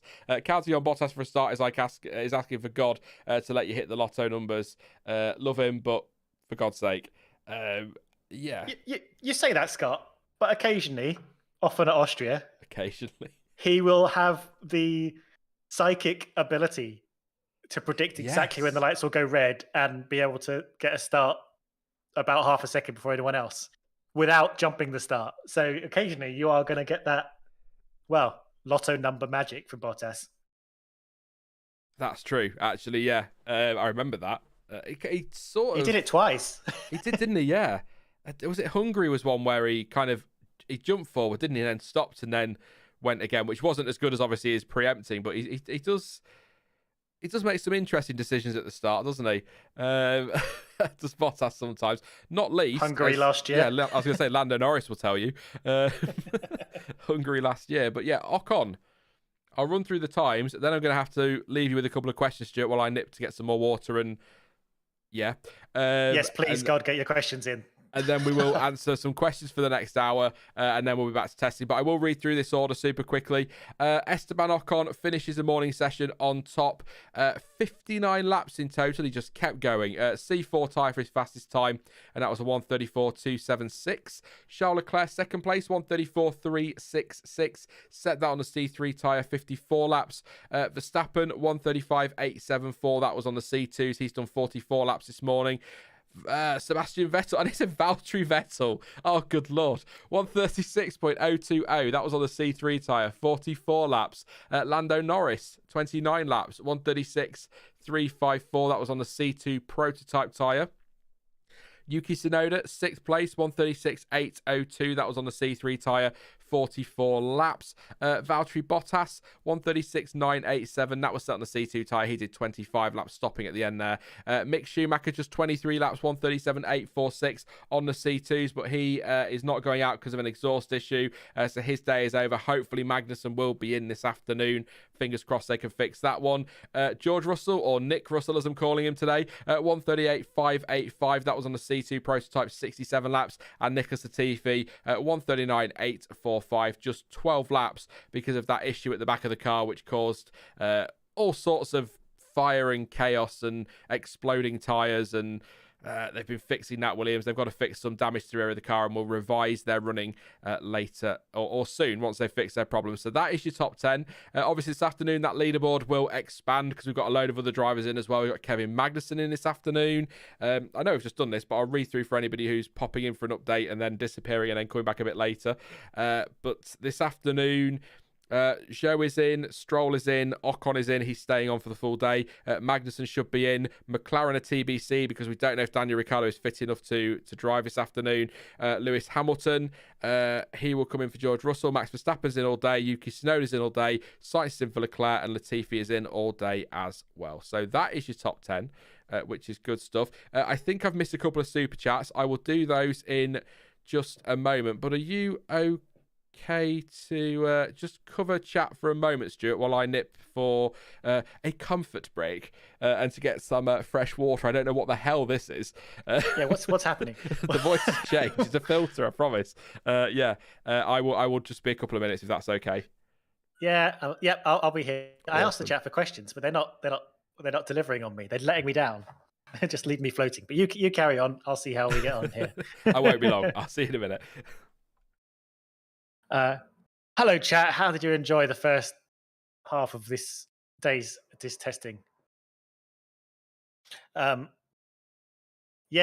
Granny Annie, I can't wait for K-Mag too. Actually, yeah, I have yet to see any. In fact, I have yet to see any K-Mag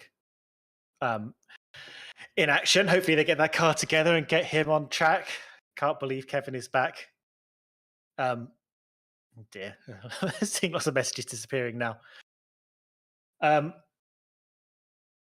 We didn't talk much about McLaren, and I'm not going to talk too much about McLaren without Sean. But again, I mean, we spent a lot of time talking about Alpine and the problems they were having, and I was very aware the whole time we were going on about all their problems. Alpine were very happily pumping in a heckload of laps at the top of the timesheets, so I'm fully aware of the irony of that. They had a brilliant morning with Ocon.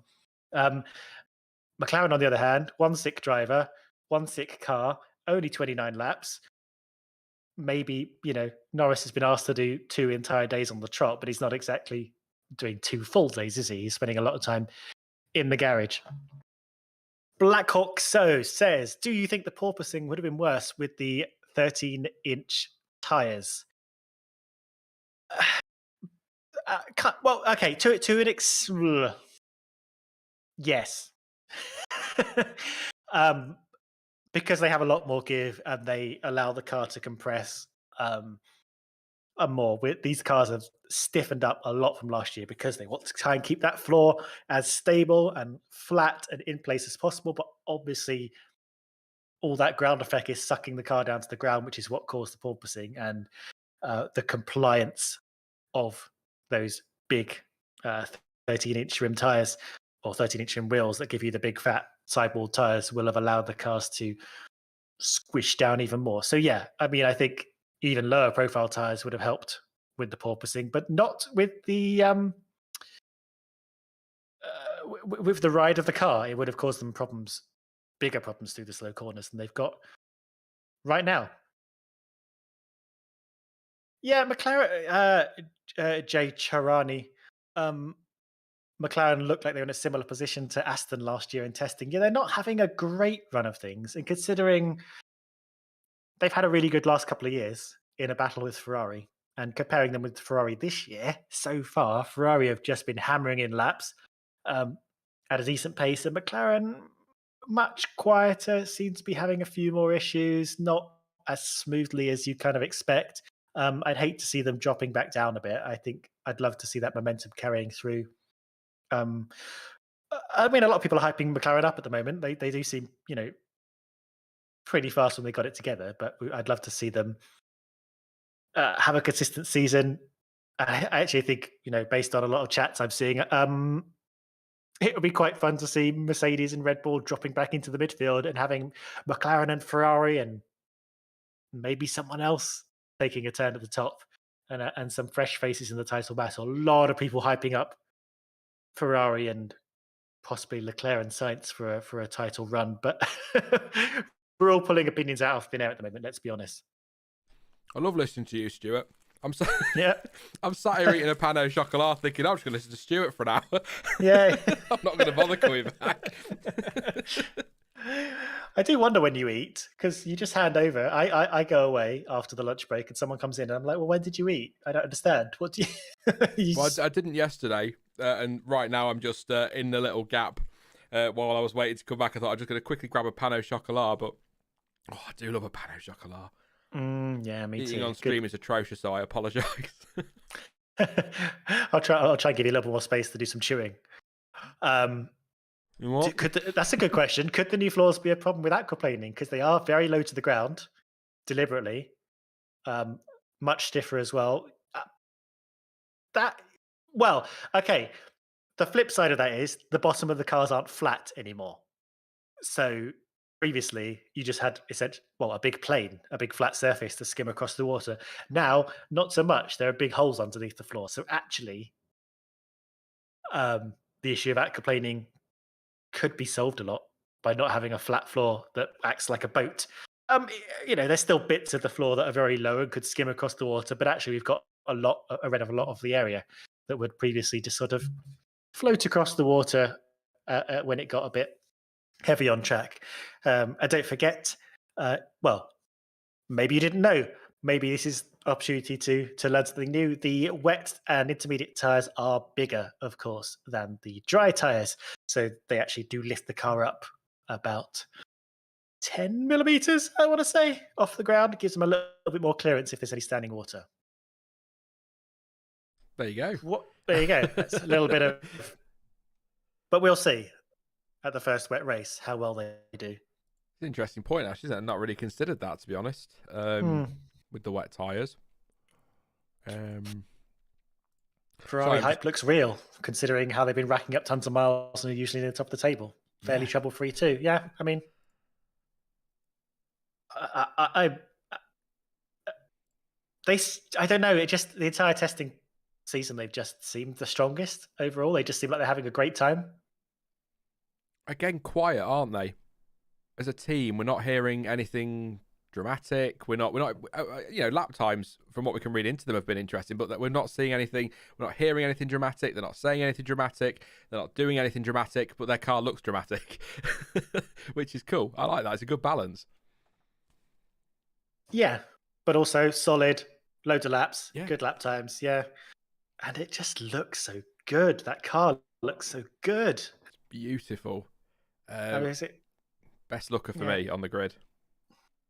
It was nice in the studio, but actually on track as well, just looks good in motion and really enjoying it going around. Tiny little front ring as well. Not much to speak of. It's got one of those Well, the one that sort of Alpha brought out a couple of years ago, where it just kind of tapers down to nothing at the edges, at the outside edges. Um, yeah, if Ferrari, as you did in your predictions on over on my channel, if Ferrari do end up being the dominant force at this point, wouldn't be surprised. I am engaging. I am listening. I am going to come to chat in a moment. I'm just taking this quick opportunity to throw a few more photos in. I think yesterday ended up with about 120 odd in the stream, which is crazy, really. Yeah. Again, it's not an ad, but it just the stuff they do, and I'm amazed. It was the same with I suppose I ought to say other providers I've used in the past for photos. How quickly they're able to take a photo, get it sent off, get it uploaded. I know it's all to do with internet age and all that. It is quicker, but it still absolutely amazes me how quickly they work trackside, because it's not the same somewhere like Silverstone, for example. The internet is a shocker. If you've ever been to Silverstone, you'll struggle with Wi-Fi, and when you do find a Wi-Fi spot or anything, you'll struggle with your 4 or 5G signal all the time. But trackside, they just seem to be so quick at it, and it just blows my mind. I can't imagine how busy they must all be, photographers and even your TV crews and that as well. But photographers, how busy they must be trying to get all this uploaded and checked and tagged, and I mean, a big team, I suppose, but still, it's impressive. I mean, you've got to get the stuff off the camera as well, haven't you? Yeah. Right, because if you're a photographer, I've got some friends who are photographers at some motorsport events. They're out there for quite a while. They'll go hang out one corner, they'll go move around, and I know there's like I think I've got a camera that's got Wi-Fi on it, but I've never really used it, so I don't know how easy that is to start uploading stuff to your agency or whatever. But that does take time. You do have to either come back into the media center and upload it to your laptop and send it off to the cloud, or it's not an easy process. But the fact that we got, what was it today, that Williams catching fire, and you had photos up on your stream by about the time we went green again. Yeah. It's really impressive. I think it just is. And I mean, there might be some photographers in chat that are saying it's actually an easier process than you think, but I could just imagine it. I can imagine it's quite stressful as well. If things stop working, I can imagine it gets really bloody stressful. Mm-hmm. I know, even just sat here streaming, when things start to go wrong, I get really angry. I'm not an angry person generally. Generally. Some people will annoy me. There'll always be one. But yeah, no, it's it impresses me. So I saw a question in chat, which was interesting. It wasn't a super chat, which I know you've still got to get to some. Who do you think will be fighting for 9th and 10th this year? I mean, if we listen to Paddock, it'll be Alpine and Aston. Back to those Alpine problems that, according to Esteban Ocon this morning anyway, there's running, are clearly not an issue. It's a tough one, isn't it? That's a... Yeah, right? Because part of me thinks Alpha's got to be in there. Like, they're running okay right now, but they're not. It's just such a weird testing session, because in general, including Barcelona, where it's not entirely clear what's going on. I don't feel like, and obviously we've not seen enough yet, and there's still plenty to come, but I don't feel like Haas are down there. But then I look at Williams and I think, well, they're not really down there. It doesn't feel like they're down there either. They're not having a particularly bad time of it. I know Haas are having their issues at the moment, and they've had their problems, but the noises seem to be quite positive for them. Again, back to Ted last night. You're going to get this a lot in these streams whenever we're watching Ted's notebook, but he was saying that Haas are not going to be down the back of the grid this year, and it's not going to be as bad as it was last year. So Haas aren't a major concern, and we don't think Williams are going to be down there. You think, well, Alfa have had some problems, but then they seem to have picked up on their running, and it's really difficult to pick a team that I would consider to be maybe favourite, if you like, to be down the back somewhere. It's been obvious in recent. I mean, Haas obviously last year, you could see it immediately in testing that they were in trouble. Williams in 2019, you could see that pretty much straight away. So I don't look at any team out there, which is actually, I must admit, is actually really nice in a way. But I don't look at any team out there and think, oh, they're going to be bottom, they're in trouble. in the same way that we have in previous years. So it's a really, really tough call to make. That's not me, being Sean and sitting on the fence about it. I just genuinely haven't got a clue. If I was putting money on it, I think your bottom three are still going to be your Williams, your Haas, and your Alphas, but I just don't see one of them being cut adrift at all. I suspect, and maybe you do too, that this year, as opposed to previous years, Q1 is going to be quite interesting because we've had, the bottom bunch.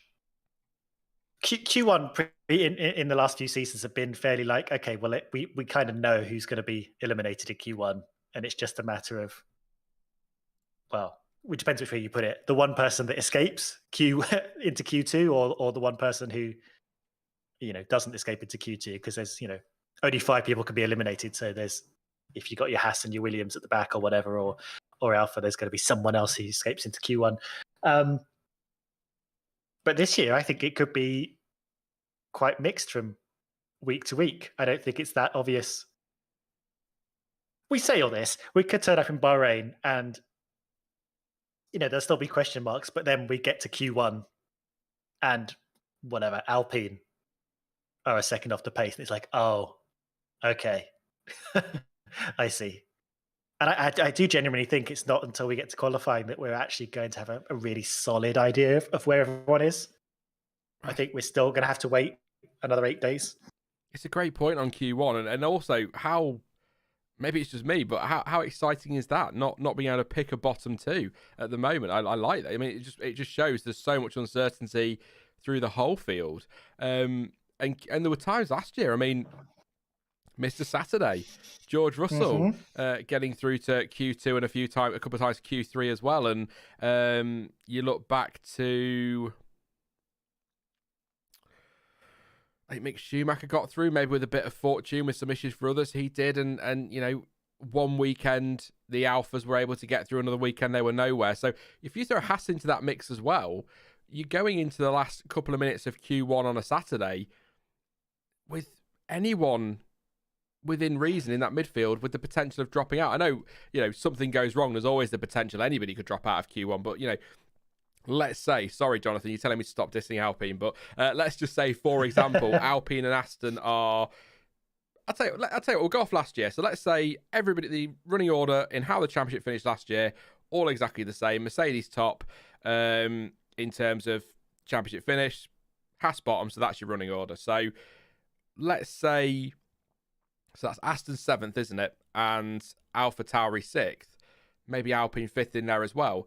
Any one of those teams could get dragged into that a little bit more consistently if Williams and Haas and Alpha are closer, and that's quite an exciting prospect. Not so much if you're Aston Martin, AlphaTauri or Alpine, but that's quite an exciting prospect on a Saturday, because the pole shootout is always fun.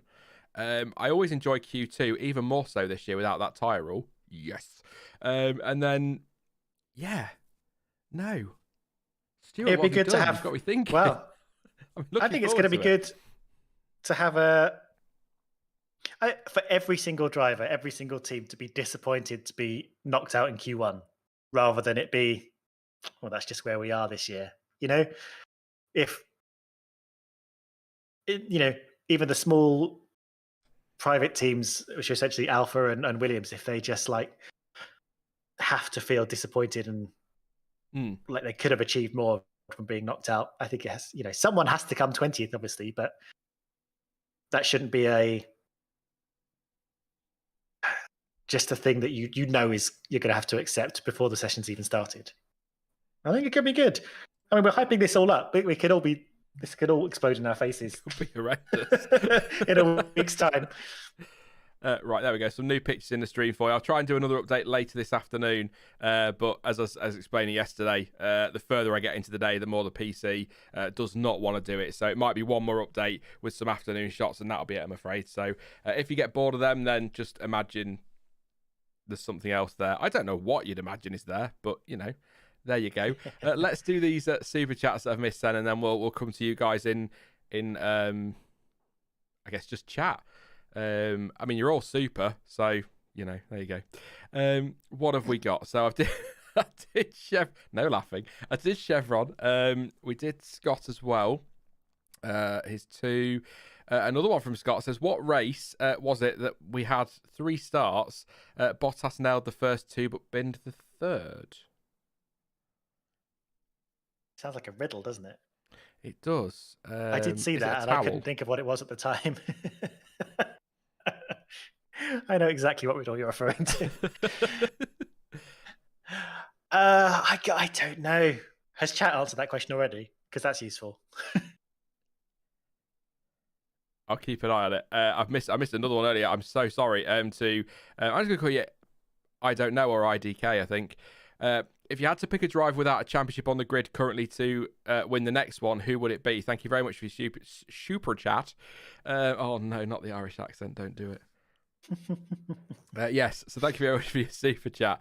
If you had to pick a drive without a championship on the grid to win the next one, who would it be? Is Leclerc I think if that chat has answered the question of the 3 starts, which is Mugello. Okay, yes, lovely. There you go. Thank you. That answers that one. Thank you very much. Norris, Leclerc, are they 2 up? Or George? Oh, that's a point. George is in a Mercedes now. Yeah, and it's definitely worth talking to George at some point. But I think right now I'd put my money on Leclerc. There is some talk about him being overhyped, but actually I think he is the... I think this could be the year he really shows himself in a good way. I see Leclerc's an odd one for me. I don't think... And I know exactly what you mean. I see it all the time. I don't think Leclerc is overhyped as a whole. Let's stick with me. But I see a lot of people on social media, in comments, in streams, talking about him like he's already on Verstappen and Hamilton's level. Mm-hmm. That's too far. But I don't feel like, when you listen to most fans and when you watch... F1 on TV, you watch stuff on YouTube, I don't feel like he's hyped up to that extent by most people, but there do seem to be some people that really do go a little bit too far. So I kind of think he's not overhyped, and he's certainly not underrated or underhyped. I often feel like most people's opinions of Leclerc are quite reasonable and about right, in the sense that he's got a lot of talent. He's got a lot of speed. He's made mistakes that need to be ironed out, and they will, with experience, of course they will. And he's got the potential to be a world champion, but I don't see... people in chat, and maybe you'll disagree, Stuart, will be telling me now that it's said all the time, but I don't tend to hear Leclerc is 100% a future world champion from people in the same way that ever since he was born, basically, we were told that Max Verstappen was going to be the next new world champion. Do you know what I mean? I don't think he's hyped to that level, so I don't feel like he's overhyped. I certainly don't think he's overrated. He's not underrated, don't get me wrong, but I don't think the general feeling I get isn't that Leclerc is being bigged up as this next big superstar, but at the same time, people see he's got the potential to be very successful in Formula One. But obviously that's all going to come down to the car. It's going to come down to being in the right place at the right time. And the best drivers, Lewis Hamilton, Michael Schumacher, etc., all make sure they get themselves in the right place at the right time. I'm going to say it. It's coming. How many people laughed their asses off when Lewis Hamilton signed for Mercedes in 2013? How many people could not understand why Michael Schumacher would leave a championship-winning Benetton team to go to a struggling Ferrari? Look at what they've done there. That's what the best do, get themselves in the right place at the right time. And that's what I think, Verstappen, I guess, to Red Bull as well. He could have left, couldn't he? In the past, he could have walked away and not signed new contracts. He's sticking with them now, and if that car's as good as it is, and they're going to continue building around him, then he can get that as well. But Leclerc needs to make sure he does the same as well if he's going to win things. It's not just about the driver, it's not just about the car. It's a combination of the two. I know I just realised I've completely wandered off from what the topic was there in a way, but I just wanted to make that point. But I think. And I mean, I've been watching Leclerc for a long time, long before F1. He was the first video, one of the first Rising Stars video I did on the channel when he was obviously still in GP2 and people knew who he was then. But I've been watching him long before that, and he's always had the pace and he's always had the potential. But having that pace, having that potential doesn't mean you're going to be successful. Going back to Van Dorn, I'm not putting Van Dorn and Leclerc on the same level, don't you dare, in chat. I'm not even going to dream of that. But Stoffel Van Dorn won basically everything on his way to F1 and didn't achieve anything in F1 really. So I think I'm trying to explain it the best way I can. The jury's kind of still out on Leclerc in that we still need to see him deliver on that potential. But in his defense, aside from the raised eyebrow 2019 Ferrari, when has he had a car to show us that? Last year, maybe? I mean, what he did in 2020 in that terrible Ferrari, the podiums he scored, the performances he put in for those fourth places, it was superb from him. And I think he did a great job last year in a much better car. And I still think he may have lost out on points to Sainz, but I still think out of the two, Leclerc was the better over the course of the season. He had some bad luck, and Sainz managed to pick up points when he had that bad luck. So I hope everyone sees what I'm getting at. I'm kind of trying to walk the tightrope of not overhyping him, but also not making out like he's trash, because I don't think that at all. Yeah, I agree. And I think maybe the last couple of years he went a little bit under the radar, but was actually delivering very strong results with what was available to him as a machine. And, hopefully if the signs for Ferrari are as they appear, then we'll get to see Leclerc and maybe Sainz as well. Again, I think Sainz is last year has done a lot for Sainz's credibility. Like we're going to get to see really what those guys can do. No, I agree with the tightrope you're walking. There's a funny thing about Leclerc, about him being somewhere between God's next chosen child and an overhyped mediocre driver. He's very, very good, but we have yet to fully appreciate how good he is. But I will say he was very good when he came in with was it still Sauber at that point? Sauber, Alfa Romeo. He was in the Alpha colours, but and his first year in Ferrari was very, very solid, and he could have won several races before his first race win that he actually got in Spa. So he's definitely got what it takes, and he's definitely got what it takes to win championships in the right, with the right car. And there are different types of champion drivers as well. There are championship drivers that they're very good drivers, but they would only ever win championships if they get a bit of luck with being in the top team. I would say maybe controversially Jenson Button, perhaps one of those drivers. Like he's a very good driver, but it was fortunate he got himself in that Brawn situation at the right time. And stick him in a top car, he could fight for a championship. But there are some drivers that have that kind of more factor that elevates the team, that elevates the results, and we've yet to see if Leclerc is at that extra level that Verstappen absolutely is. I guess it's an interesting one, Jenson Button, because he was one that people saw with the potential to be a champion, but then he had those difficult years, didn't he? And it was Brawn that gave him that opportunity. But then at McLaren, I think he was, and maybe this is controversial, I would argue some of his driving in his years at McLaren, in those early years at McLaren, was actually better than his title-winning year. Whether winning that championship really lit a fire under his backside, I don't know, or maybe that's always been there. But the way he battled up against Lewis Hamilton and beat him at times is quite impressive. So I totally get what you're saying on Jenson Button and his title, because that's how it felt at the time. Like, well, did I think Jenson Button was going to be champion? Took him a long time to win a race. Maybe got lucky with the Brawn, but then you look at everything that came after and you go, well, that was clearly there, wasn't it? As a driver, that doesn't develop overnight. So it's quite an interesting one, is JB for me.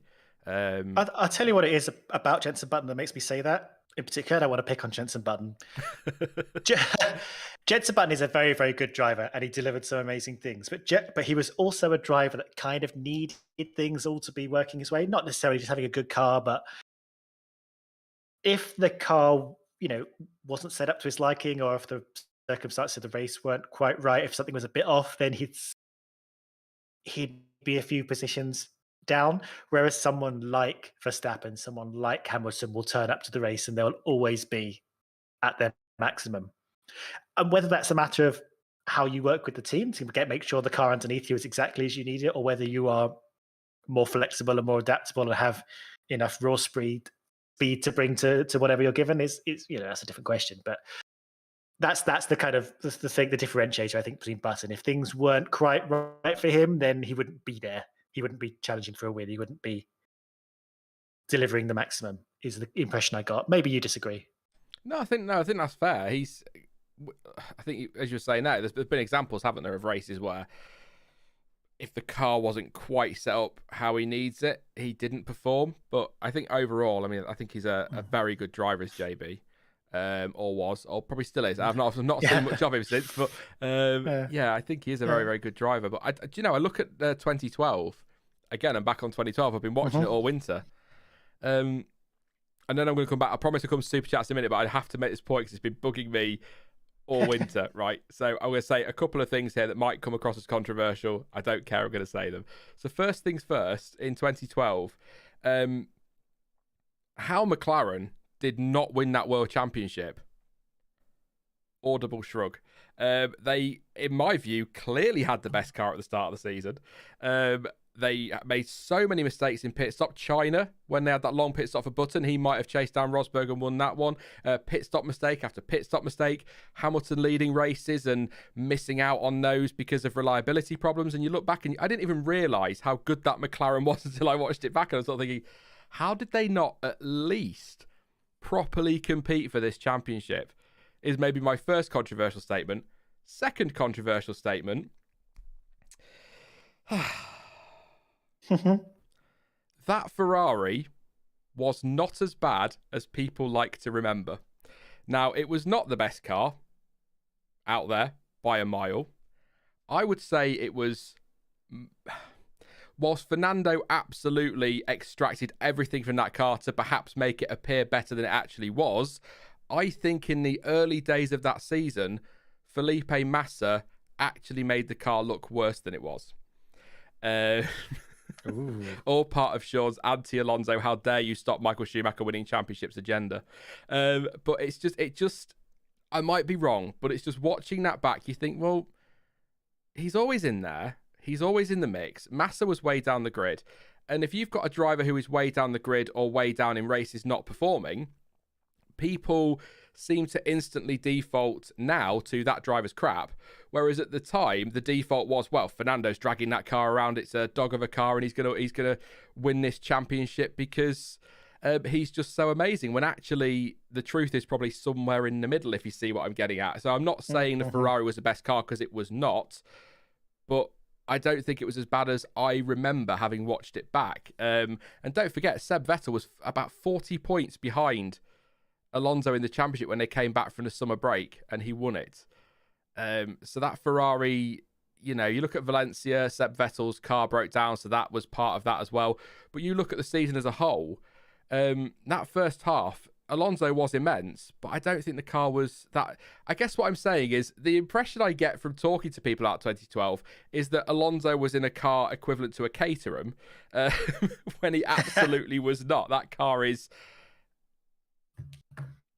at absolute worst, fourth fastest, but I would argue top three, because the reason I say that I'm kind of about that is because Lotus, I think, had a quicker car than we maybe are given the impression of that year, and they had some cock-ups with strategy and tyres and Grosjean running into everybody and things like that. But I just don't...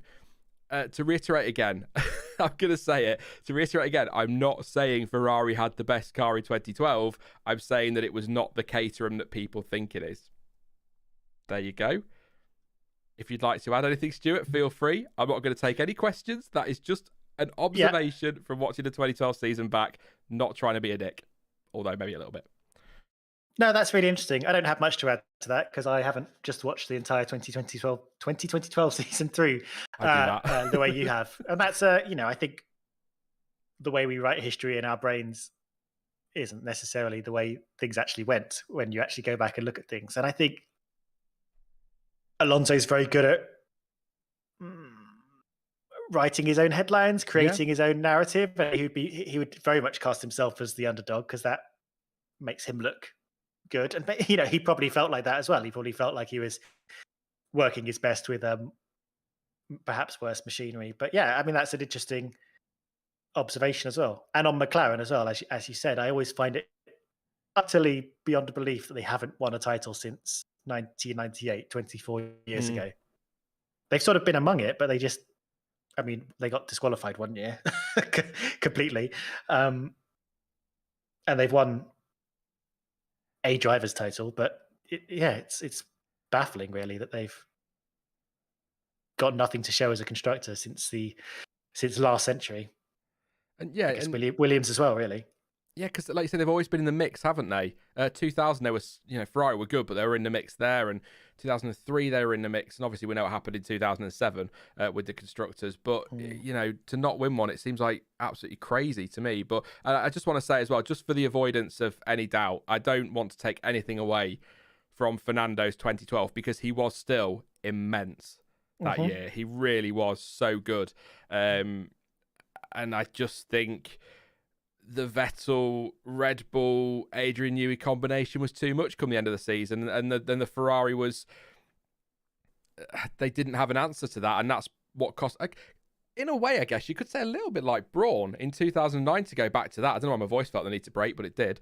Finally at 35. It kind of like the Brawn, really great start to the season, which set them up for the title, and then they just couldn't keep pace with everyone with development for money reasons, obviously in Brawn's case, not so much Ferrari, and that's what cost them, almost cost them the title in the end, and that's maybe what cost Ferrari. But yeah, nothing against Fernando. He was incredible into some of his starts as well. Sorry, I'm going to come off 2012 now, but the starts that the Ferrari used to make in 2012, they were rockets off the line. They just used to shoot straight, just bolt. No, they weren't using it, but it was almost like they had traction control. There was just nothing. Boom. And there was no traction control in 2012. No, there wasn't. So it was just insane.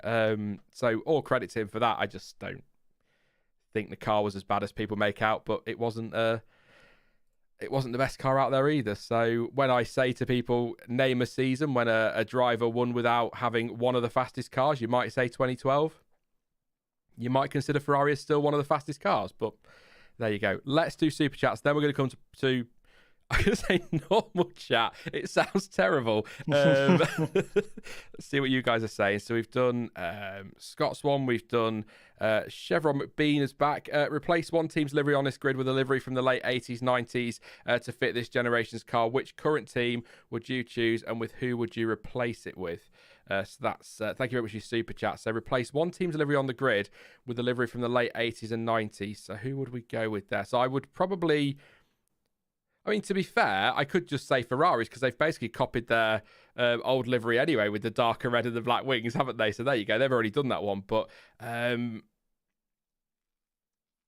going to struggle a bit because it's not the late 80s is not my era as much. So if I could, and I know it would put it very, very close to the Red Bull, but if I could change what is now Alfa Romeo and put that Red Bull Sauber livery on, the Petronas one, and look at that, Kimmy comes up on stream just as I say that with his Red Bull Petronas stuff on, his Sauber Red Bull Petronas on. I loved that livery. I loved everything about that livery. So I would quite like to see that back in place of the current Sauber. And I always like the Benetton liveries, 90, the bluer ones, the sort of 95, 6, 7, and even the sky blue one from 98. So I always really like that one. So I wouldn't mind seeing that on maybe... an Alpine for a weekend as a little flashback, because obviously it's the Enstone team. Maybe I know John T is on this afternoon. He'll probably bring this up, but the idea of having retro liveries for the Monaco Grand Prix. Let's expand on that, Chevron, a little bit on your question to say retro liveries for the Monaco Grand Prix. Could you imagine seeing a nice silver McLaren, or even go as far as to maybe a variation, obviously without the sponsorship, of their red and white Marlboro livery from the 80s, something like that, or seeing a retro Benetton livery on an Alpine or a Jordan livery on the Aston. I know it'd be terrible for branding, all of a sudden having a yellow Aston Martin, but I just think that'd be so cool. So my picks to answer your question would be, yeah, the Red Bull Sauber Petronas livery on the current Alfa Romeo. I was a big fan of that.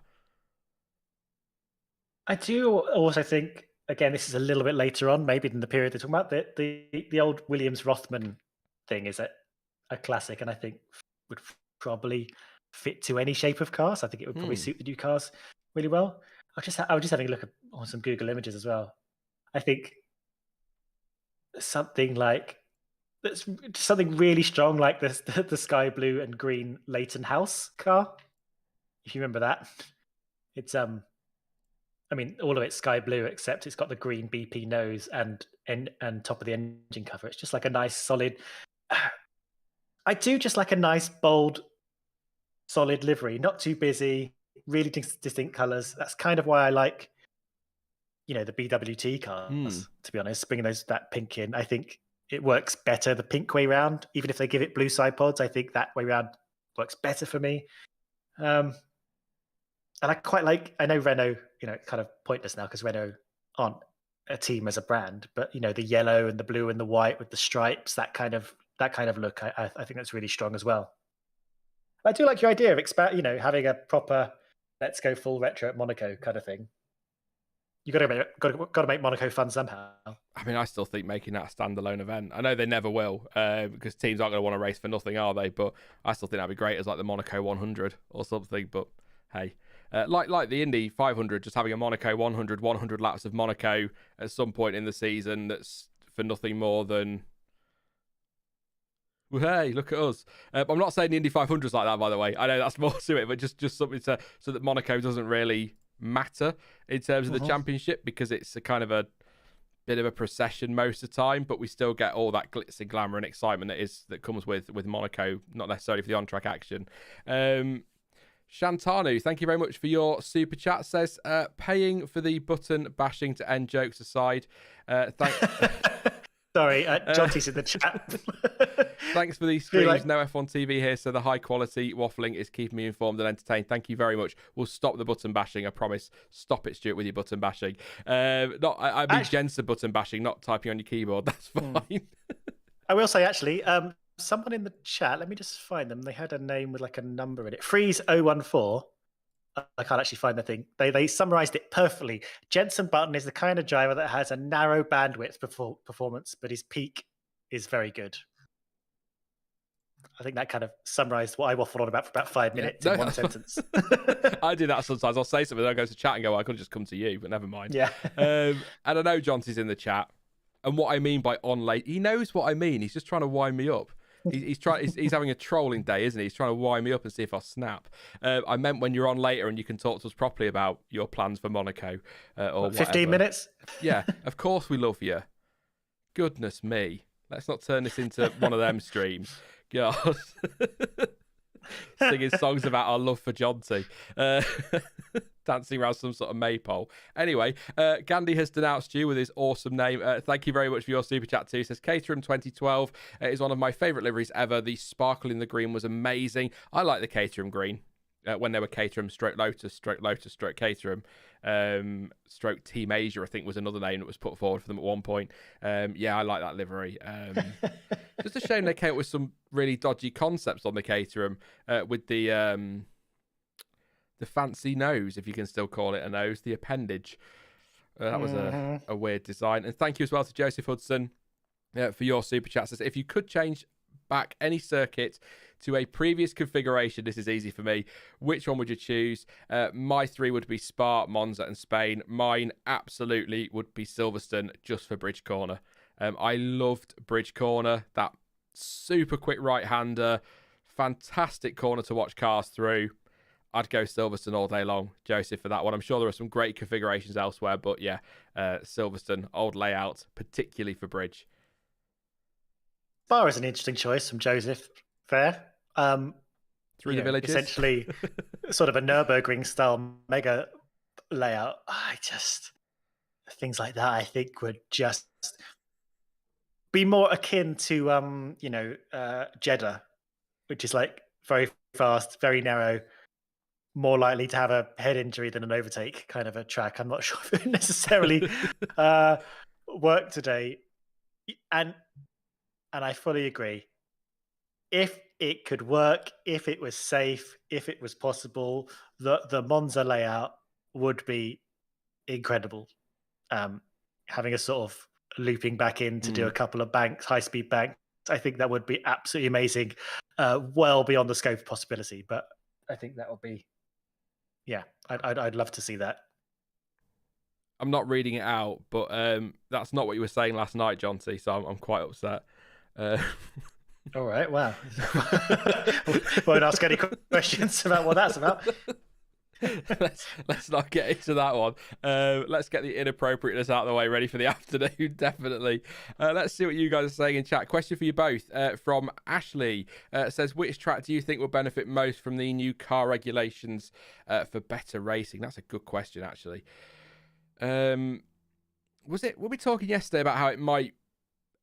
No, that was about porpoising, so ignore what I was just going to say. Doesn't matter. I mean, obviously, Albert Park is going to be... I'm going to exclude that from the conversation straight away because we won't know. It'll be either the changes to the track or the cars that have made the racing better there. But I'm just trying to think a track that's going to benefit from these. I wouldn't have thought of Monaco because I think you can go around any car and nothing's going to happen. I think, what do we want? I think Brazil, actually, would be pretty cool. There's not really any pokey corners, and the only ones that are a bit pokey are the ones at kind of the top of the crest of the hill where you kind of come up and then you come back down again.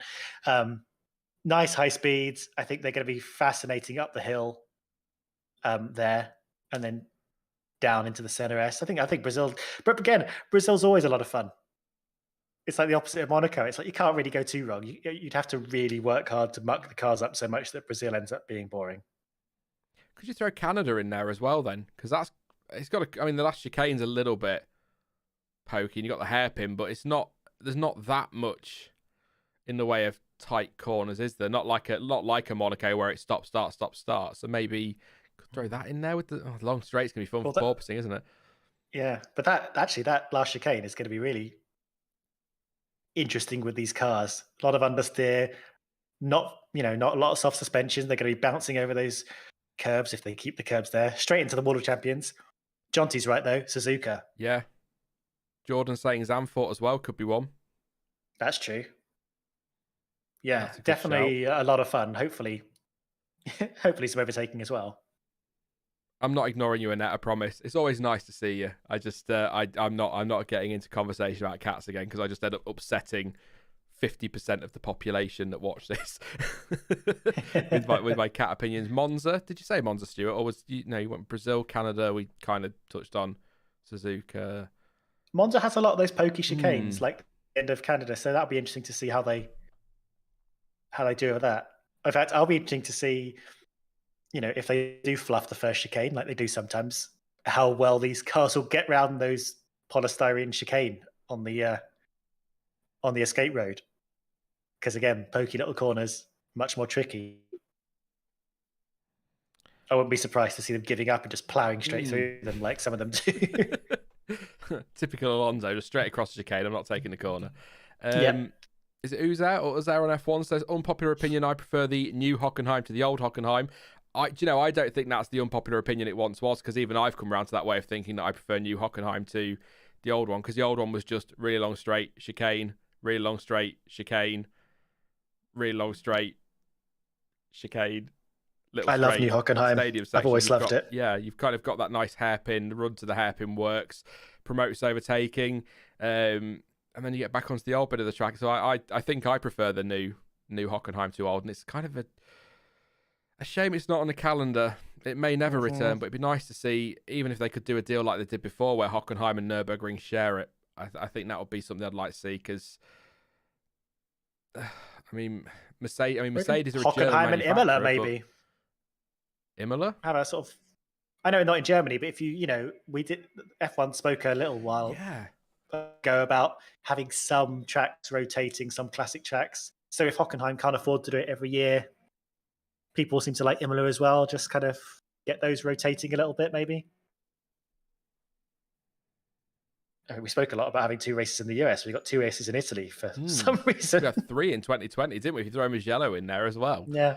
But no, that's interesting on the rotating races. But they've got Imola locked down till 2025 now, haven't they? So, maybe if they want to do that rotating race idea, maybe having cancelled the race in Sochi and future races in Russia, maybe that's the slot they could use to rotate now.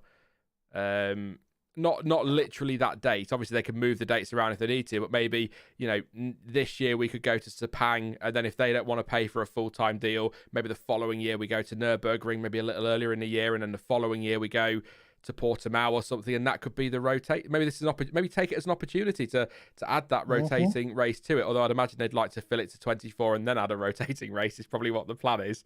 But I like that idea because I know it's business and this is all totally sentimental, but I still think it would be nice if the likes of Portimao were rewarded for really bailing F1 out in 2020. I think it'd be nice to see them, Istanbul get a permanent or at least a rotating spot, a permanent spot on the rotating calendar or something like that. I think would be would be really nice to see because a lot, obviously it was good, like they're good for business for circuits during 2020 if they could get F1 there. So they totally took advantage of that themselves. But they, Portimao and that could have easily turned around and said no.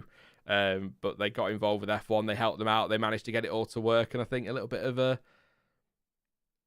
something from that. Like I say, have a calendar of maybe 5 tracks that alternate would be nice. Yeah, just sentimental. And pleases everybody. I know F1 wants to go to some of the, high-paying countries, new areas, new destinations, and that's important too. But we have a lot of classic tracks that actually F1 is well suited to, and the fans want. So we can have a bit of everything, maybe with some rotating. Yeah, Curtis says, I think it would be good to do Portimao, Mugello, Hockenheim, Nürburgring. Would be a good set of rotations. I think that's fair.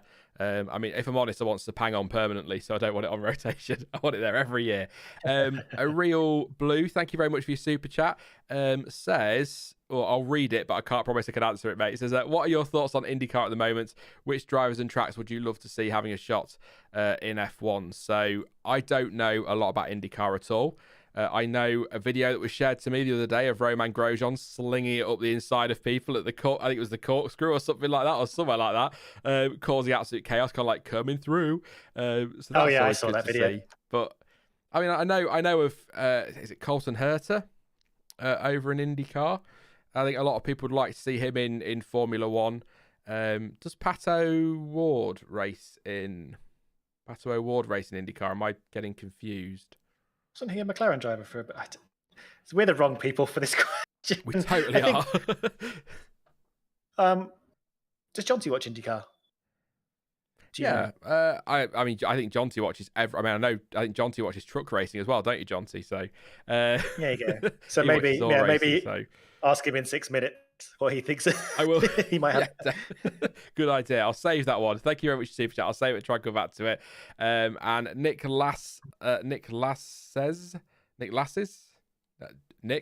says, I like the idea of shared contract races. For F1, will always prefer long-time bindings that are more easily planned. Thank you very much. That's a fair point, actually. Thank you for your Super Chat. That is a very fair point.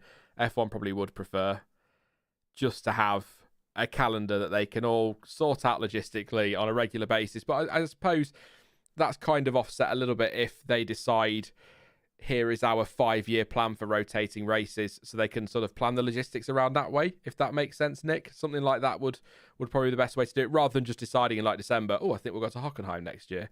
Maybe have a plan that, next year we do Portugal, the following year we do Germany, the year after that we do somewhere else, and etc. might work like that, and then rotate them. But it's a fair point. Having that continuity and that certainty is probably something that F1, they like that, don't they? F1 bosses, they like things to be all planned. But I'm going to go back now. I still think for a sport that likes that continuity and likes to have things in some way organised, I think they did a great job in 2020 to get that season going and get it completed and get 17, was it, races in a week? Or it felt like a week. But yeah, I think they did a great job in 2020. So hopefully they've learned some stuff from that they can apply to future seasons. Yes, Jonty does watch IndyCar. Dennis says Pato O'Ward does drive in Indy. I thought he did. I thought that they want to get him the super license points to get him in that McLaren at some point. That would be cool. I don't know why we're seeing the Ferrari launch from the SF. What Jonty said, no, SF 1000. So from I don't know why we were seeing that on Sky. At least show a relevant launch. But anyway, the coverage has started again, so we can't be that far away from the start of testing, 4 minutes away. Before you disappear, Stuart, I know I've just been, but I'm going to go have another try. Just so I'm not disappearing again later. No, it's not weird. And I'm not going to eat another pan of chocolat, I promise. I'll be 2 minutes. And do you want me to pick you a question and just throw it at you? Yeah, go for it.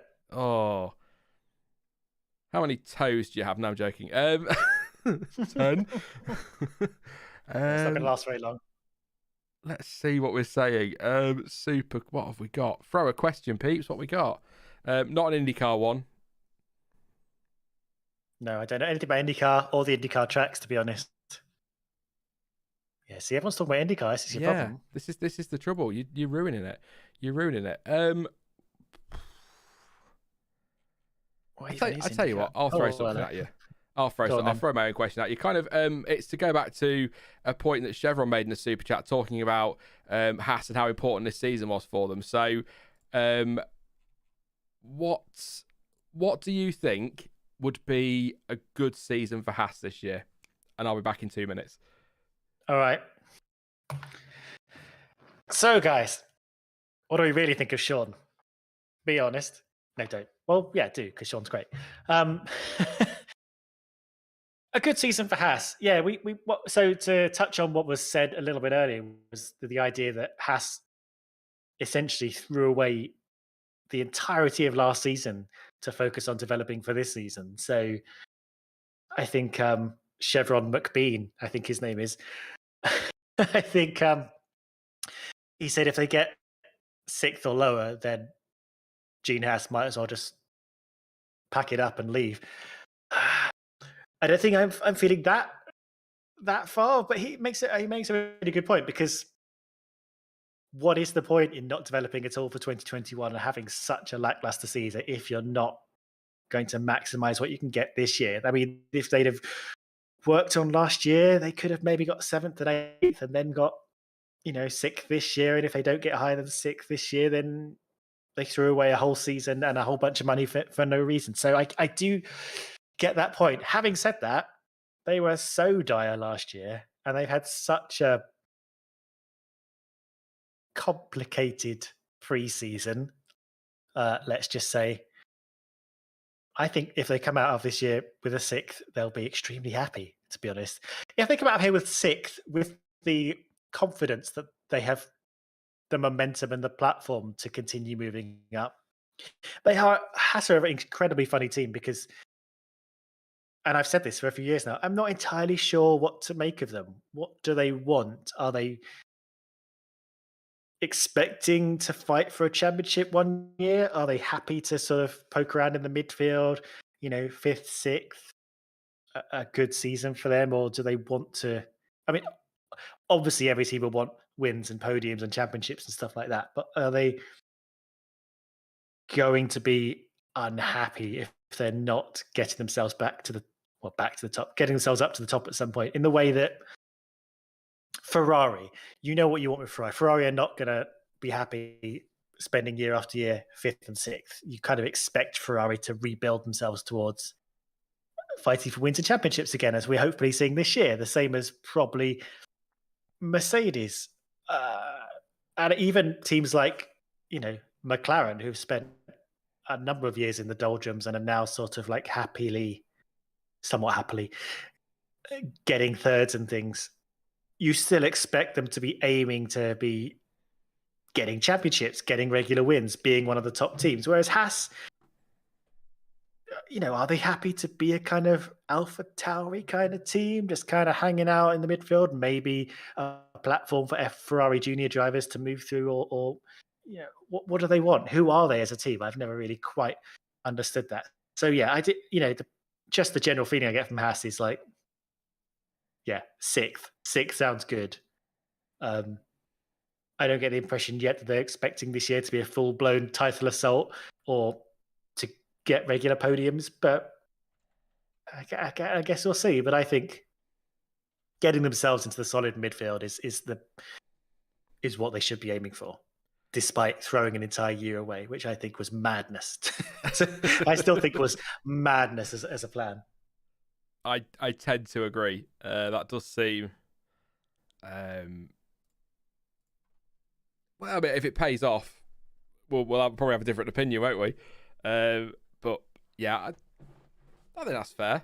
I caught the end there. Top 6, I think you said. I think that'd be pretty decent for them. Red Raven saying maybe a top 4 finish would be good for them this year. A bit of TV time. That would equal their best. A couple of podiums, actually. If they get on the podium somehow or another, we're going to have some races that open up some spots one way or another. If they can get in that, the way, Ocon won a race, and Aston Martin got some podiums last year, and they got it by being, having a competitive day and a few people dropping out. I think that would be good for them. Yeah, I think that's fair. I'm definitely rooting for them a little bit this year after the winter they've had. So, and the year they had last year, of course. But yeah, thank you very much, Stuart. I'll let you go. I appreciate your company as always. One more tomorrow morning to do, and then you can ignore me for a bit. But yeah, it's been fun again today. That morning's flown by more so than even yesterday did. I think it helps having an extra full day to talk about. But yeah, I guess very quickly your takeaway from the morning in terms of those times and laps. Kind of surprising from a couple of people. I wanted to see more from Haas. Shame for them. Obviously, Williams had an issue that couldn't be helped, but otherwise, one of those fairly solid sessions where nothing particularly spectacular happens. Obviously, knowing my luck, we're going to get duels and battles in the afternoon session again. I'm going to miss out on having chats about. But I mean, to be honest, we spent a long time chatting about Alpine and how they were down in the doldrums. What a great morning for Alpine! Yeah, absolutely. Yeah. Well, I hope I hope from my side of things there's lots of action. I hope from your side of things it's boring and nothing happens and they save it all for the morning. But yeah, I really appreciate your company, Stuart. It's always great to do these, and I will talk to you tomorrow morning again. Yep, bright and early. Back here 8 o'clock. And just to you guys watching, if you haven't liked, give it a like. That every little helps. Yes. Yeah. Bye Not for a now. Tesco ad. No. Thanks, Stuart. Cheers. So yes, if you are just tuning back in for the afternoon, welcome back. Please do drop a like on the stream, as Stuart said. 325 so far, 930 watching, so a few more is always appreciated. Don't forget to subscribe as well if you are new. Lots coming up this season. Of course, we're live all day tomorrow, 8 until 4 GMT. So we're nearly 4 minutes into this afternoon session. Ocon is still the fastest. On track, we've got Ocon and Tsunoda. Looking a little bit dusty this afternoon so far, I must say. So maybe that sandstorm they predicted is beginning to roll in a little bit. It's quite windy, to be fair, in Bahrain, based on what we've seen on TV. So Ocon fastest, 134.276. That was set on a C4 tyre, 59 laps in total, 54 laps for Charles Leclerc. 134.366 on the C3 tyre. C2 tyre for Max Verstappen. He did a 135.874 on that compound, 45 laps. For him, 46 laps for Vettel, 136.020. That was on the C3. C2 prototype for Lando Norris, 136.354, 29 laps. 44 laps for Tsunoda. He did a 136.802 on the C3. Bottas did a 136.987 on the C2, 25 laps. Mick Schumacher, 137.846 on the C2, 23 laps. 67 laps for George Russell. His fastest time was on the C2 prototype, 138.585. And Nicholas Latifi rounds out the top 10, 139.845 C2 prototype tyre and 12 laps. I guess your headlines from the morning, again, if you're just tuning in, is really Latifi issues at the back of the car, which caused a lot of overheating on what looked like the brakes, and then there was a fire, as you can see on the pictures there, and that caused him to spin. Did a bit of damage to the rear of the car. Williams are assessing that, and then we'll try and get that repaired and get back out on track as soon as possible with Alex Albon, I think, this afternoon.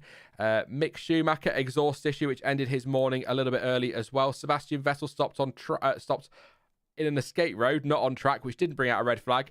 He had an issue there, but he has been back out on track since. And Valtteri Bottas stopped right at the end of the session, which brought out another red flag and kind of ended the session early there. I'm fully aware, if you've been watching all afternoon, you didn't need that update. But for those that are just tuning in, I'll let you know that one. And this afternoon in the cars, we have Mercedes in, Hamilton in for Mercedes, Verstappen in for Red Bull, Sainz for Ferrari, Norris McLaren, Ocon Alpine, Tsunoda AlphaTauri, Stroll is in the Aston, Latifi hopefully will be in the Williams, so full day. So it is Latifi, not Albon this afternoon. Zhou will be in the Alfa Romeo, and if you're here to hear this, Kevin Magnussen will be in the Haas this afternoon, assuming they have sorted out the exhaust issue from this morning.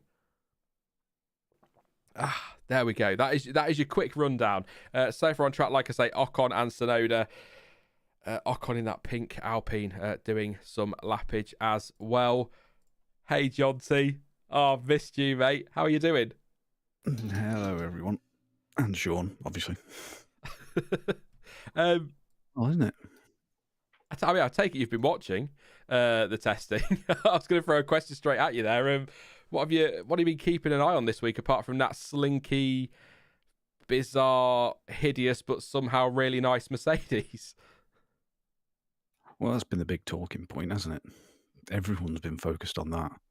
And I was also in chat earlier saying who's got the riskiest car.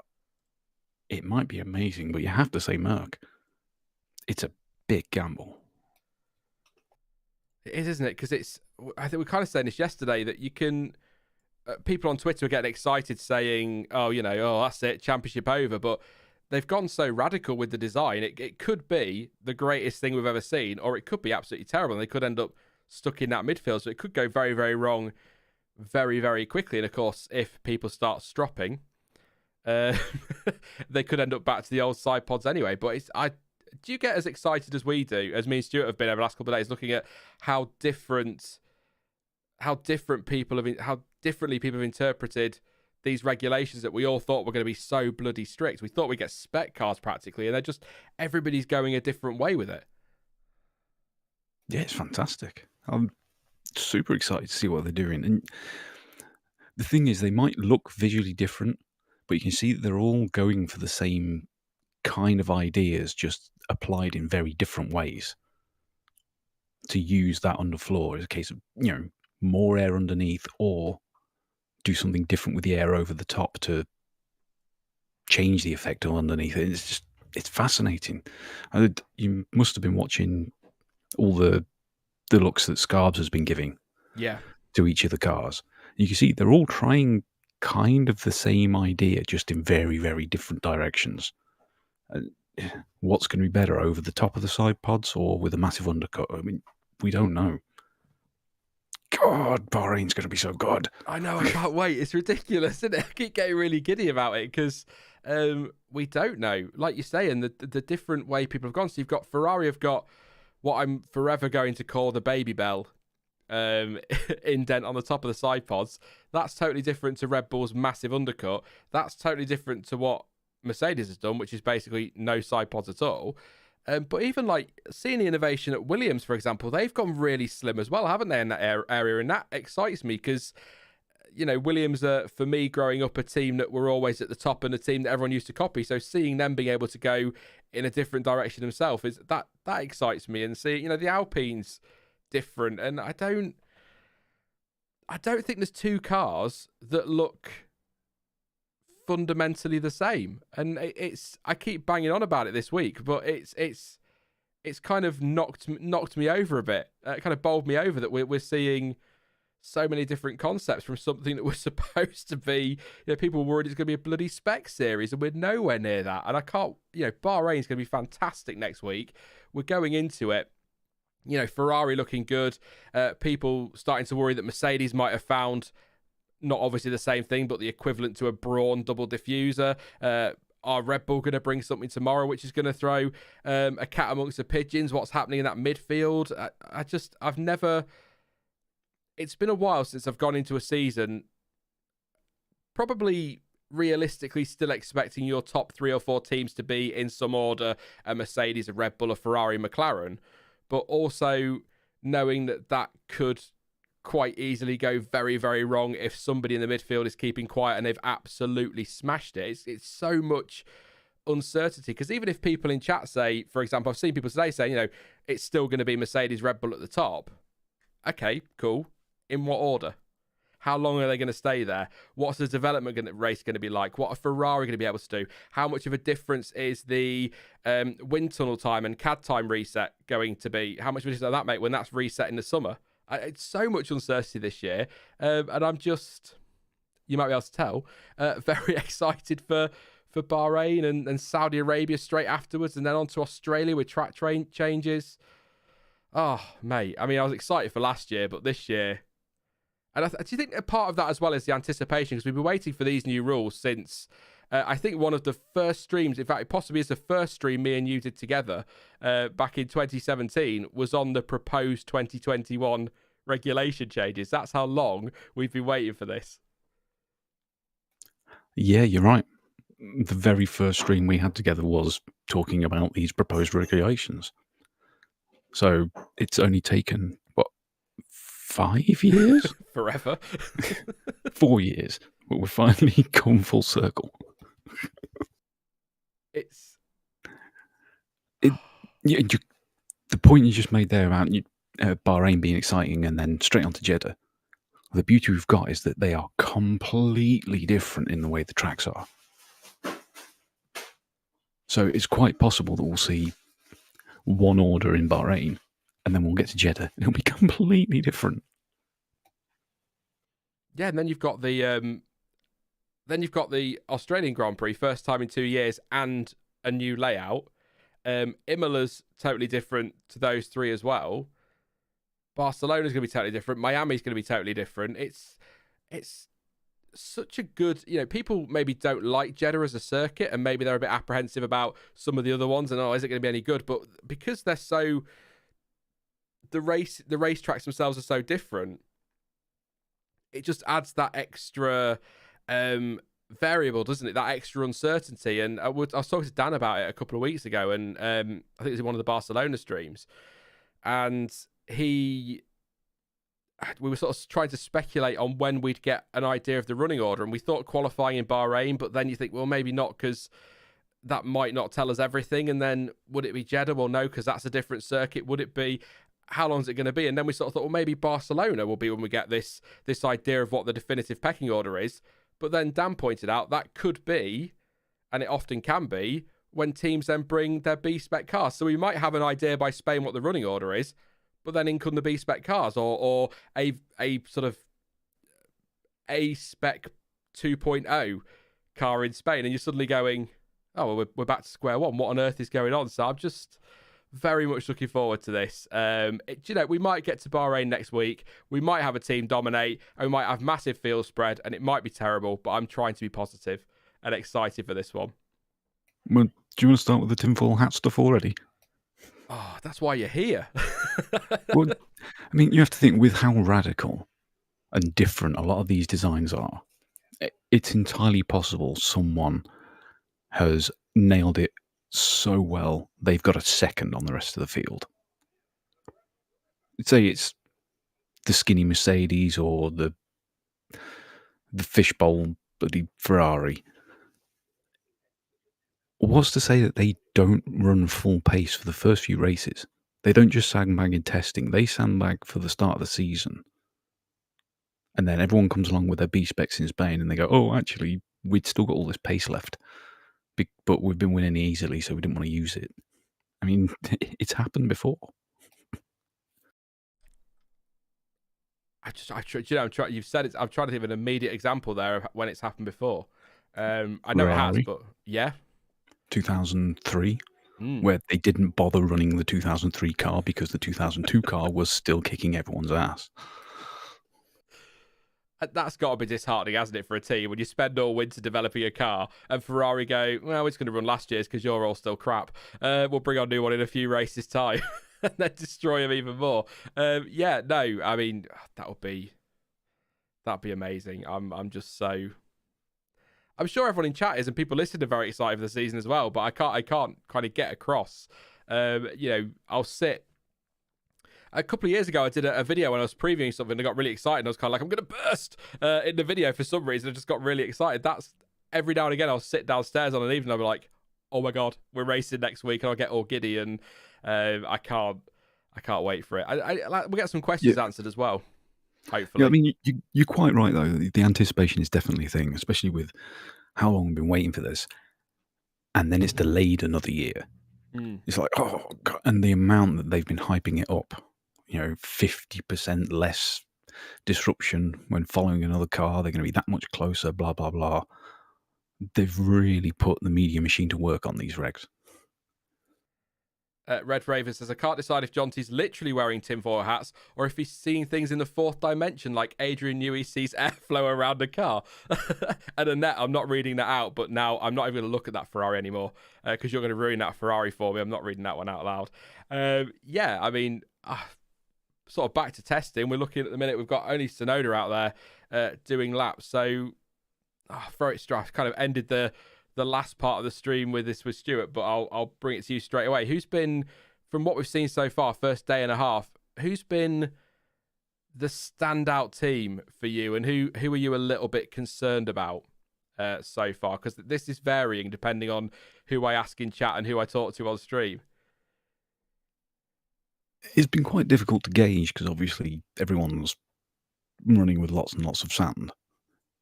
But Ferrari have looked very solid. They don't seem to have had that many issues, and they're just steadily putting in the laps at decent pace compared to others. AlphaTauri's actually look quite decent on track at the moment as it stands. Merc have been up and down. Williams have been up and down. Red Bull have had a couple of issues. God, it's so hard to judge. Alpha have been looking quite good, to be honest. Yeah, they had a poor Barcelona, didn't they, Alfa Romeo?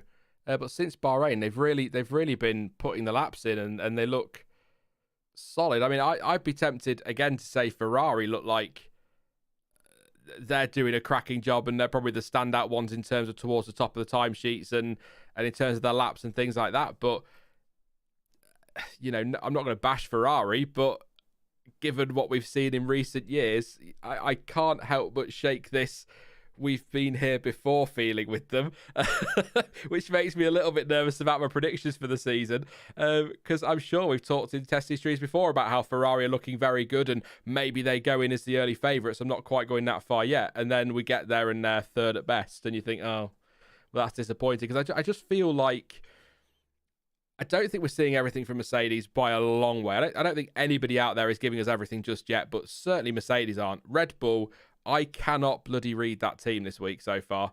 I still think they are holding back something for tomorrow, and we're going to get a shock tomorrow when we look at that car.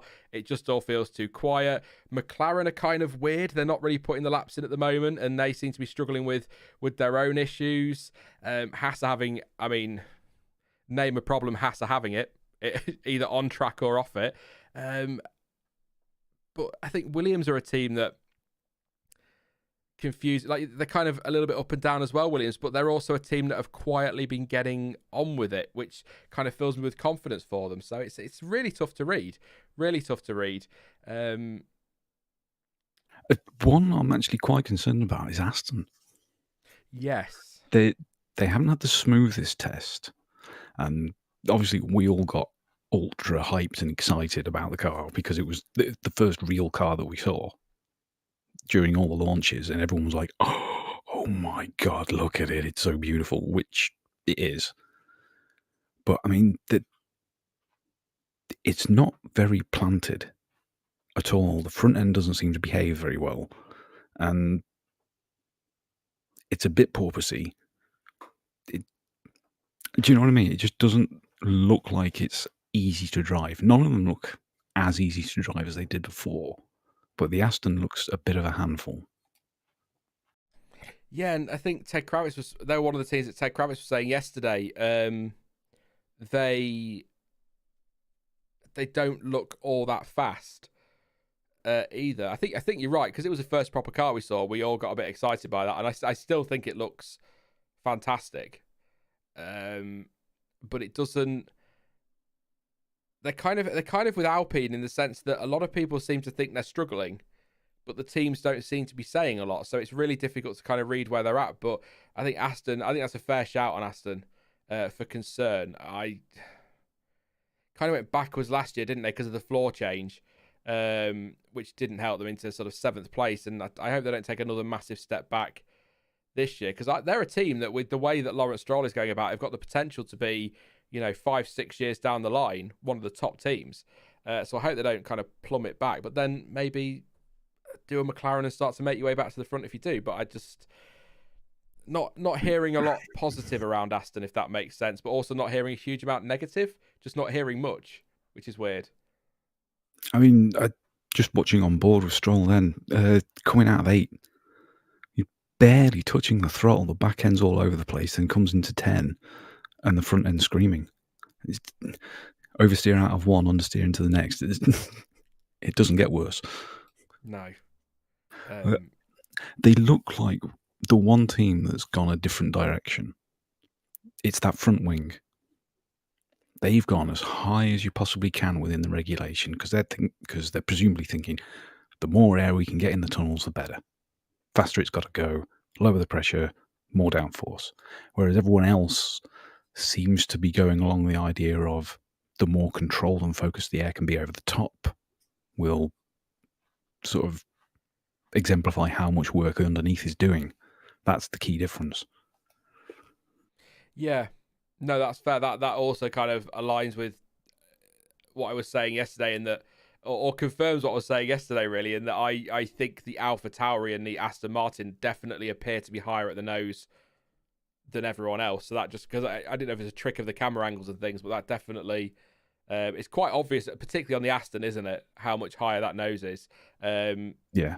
I get their livery helps a little bit, doesn't it, the Aston, in what they're trying to do, because that sort of yellowy green line down the side kind of shows you the way it runs, what they're trying to do in some ways, or how it works around Sci-Fi. I don't know why they've done that, but yeah, I hope they get it right. I hope there's a lot to be positive about, and I hope that they can they get the data they need to be able to either fix whatever might be wrong if they do struggle, or I really hope they're sandbagging, as if I'm being honest. I'd love to see Seb Vettel up there somewhere, fighting for top end points and whatnot. So I hope they're sandbagging a little bit, but they're definitely, Alfa Romeo were the ones that came out of Barcelona genuinely concerned about.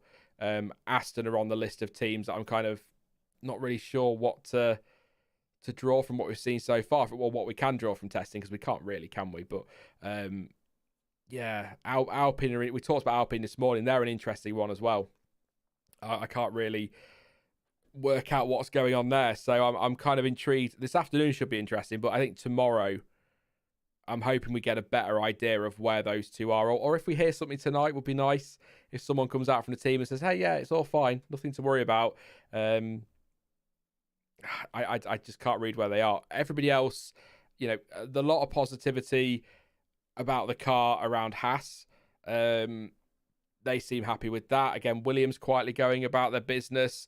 I think McLaren are having a weird week so far, but AlphaTauri, they're getting on with it. As you've said, Jonty, there's, again, not hearing a huge amount, but they're consistent with their lap times. They're consistent with their pace.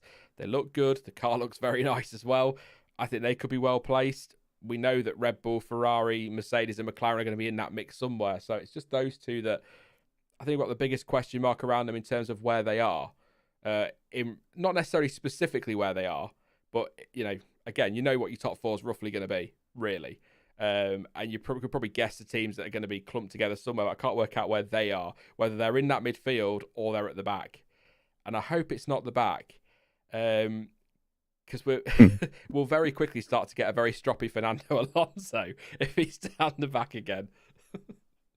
I already tried 3 times. You try yourself. I missed I didn't actually catch much of the morning. Was there anything said about Alpine bringing a new front wing? I've not said It anything, and Stuart looks hasn't. different. Looks quite inside and outside loaded as opposed to mid, which is quite odd. It's got a weird look about it.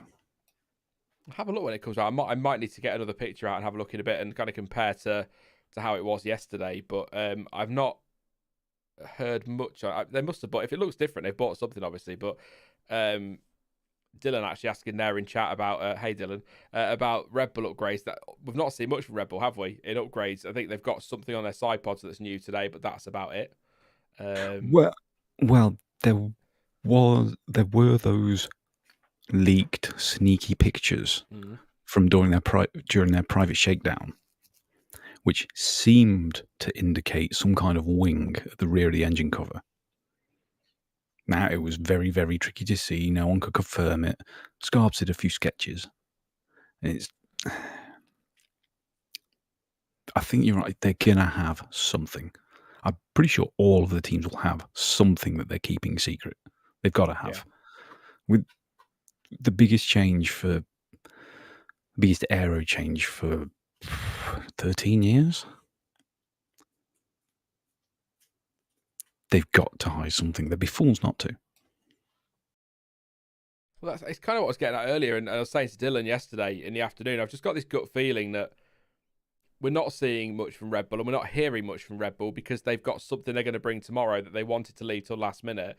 And they're going to come and they're going to shock us all. And maybe, you might be right, John T.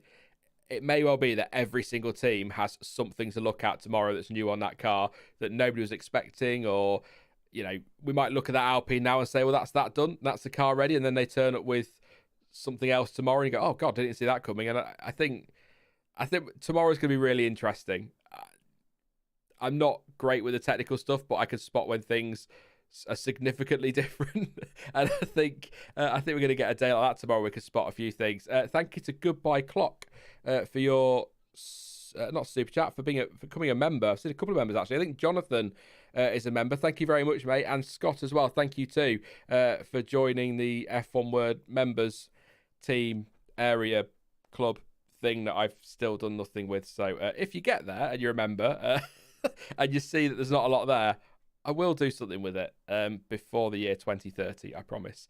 All I want to do is get some emojis or something, or some badges for you, so you've got something for supporting the channel. I know you're supporting the channel because you want to, but it'd be nice to give you something back, so I will try. I'll at least read your names out when you drop things in. Thank you as well to Jonathan for your super chat as well. Says, if Aston don't improve this year, will Seb retire? Is his contract up this year, Seb Vettel? He had 2 years, didn't he, when he signed? I can't remember. I think it's a good point, though. If that car, let's live in fantasy land for a minute and let's just pretend that car is the worst out there. Is he going to want to stick around? I mean, he enjoys racing, doesn't he, Seb? That's the thing. He's a bit like Kimi in that way. Just enjoys racing, but I wonder if he'd have the appetite for it if he's scrapping around in, 18th, 19th place, somewhere around there. Could you see him sticking around with that? I mean, I guess it depends as well what Aston can do. If they say, oh, look at what we've got for next year, then it might convince him, but... Well, that's just it. I mean, he's going to be more privy to the program they've got in place. Outwardly to the media, they might be constantly talking about the efforts this year, but for all we know, their plan could be for 2024.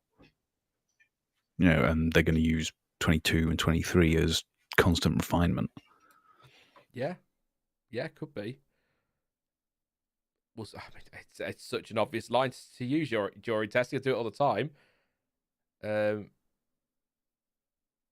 Sonoda targeting 143s apparently, according to his team radio. Yeah, I mean, that's, we'll see. It's the answer to all of these questions for testing, isn't it, really? But yeah, I'd be quite sad to see Seb go, I think. I think he's a good ambassador for the sport, and I think he's a nice guy. He's a much better driver than he's given credit for. He's not... I think I've said this before. I feel like Sebastian Vettel peaked very early. and I think that gives people a false impression of what he's like as a driver. Because I know that's true. I know the car was great when he was winning championships, but he was a completely different animal then, wasn't he? I think was it you that used to have a nickname for him because he was a bit stroppy and a bit bratty behind the scenes, according to reports and people from Red Bull? He could quite easily lose his temper. Yeah, Princess Stampyfoot. That was it. But I just can't imagine him being like that now. I mean, he's grown up, hasn't he? Really, but yeah, I think he peaked a little bit too early, and that gives people that false impression. But I still think if you gave Vettel a car that was capable of winning a championship, he would win that championship. It would depend who his teammate is, of course, but I think he would. Yeah, I mean, he really is a completely different person. But do I go down this road? Do people see it as, again, jumping on someone? But look at how his attitude's changed. And even Ricardo can be less aggressive. So does this say something about a certain outfit in a place called Milton Keynes? Ah, the MK Dons. Yes. I mean, I get what you're saying, yeah. Yeah, I mean, several drivers now, you've seen them completely changing character from someone who was, to some degrees, or outright dislikable, are suddenly universally adored after leaving them. They do have an interesting approach to PR sometimes, Red Bull, which doesn't always come across in the right way. I mean, I hadn't actually thought about it until you mentioned it just now. It's interesting, isn't it? But I mean, also the development of a driver. I think, we'll not get into last year too much, but I still think Max Verstappen, let's say, I'll pick a year that wasn't 21 because I don't want to get into it, but let's say Max Verstappen in 2020 is in many ways a completely different driver to the Max Verstappen we saw in the first half of 2018. He was, I mean, I think, was it the first 6 or 7 races he was involved in contact with somebody in the first 6 or 7 races, and we were all sort of going, he needs to calm down a bit. He needs to. We know he's got the speed. He just needs to hone his racecraft a bit and not be quite so aggressive. We want aggressive drivers, but he needs to know when to back down. And then he said he wouldn't change his driving style. And then the back end of 2018, he was incredible. He just completely changed. He says he didn't change his driving style, but something changed somewhere within him or within his group of people, because he wasn't making those mistakes and he was consistently getting really strong results. And that carried on through 2019 and continued in 2020 and, 2021. Let's, forget Abu Dhabi for a second. In every race he finished, apart from Hungary, that wasn't his fault, he finished first or second.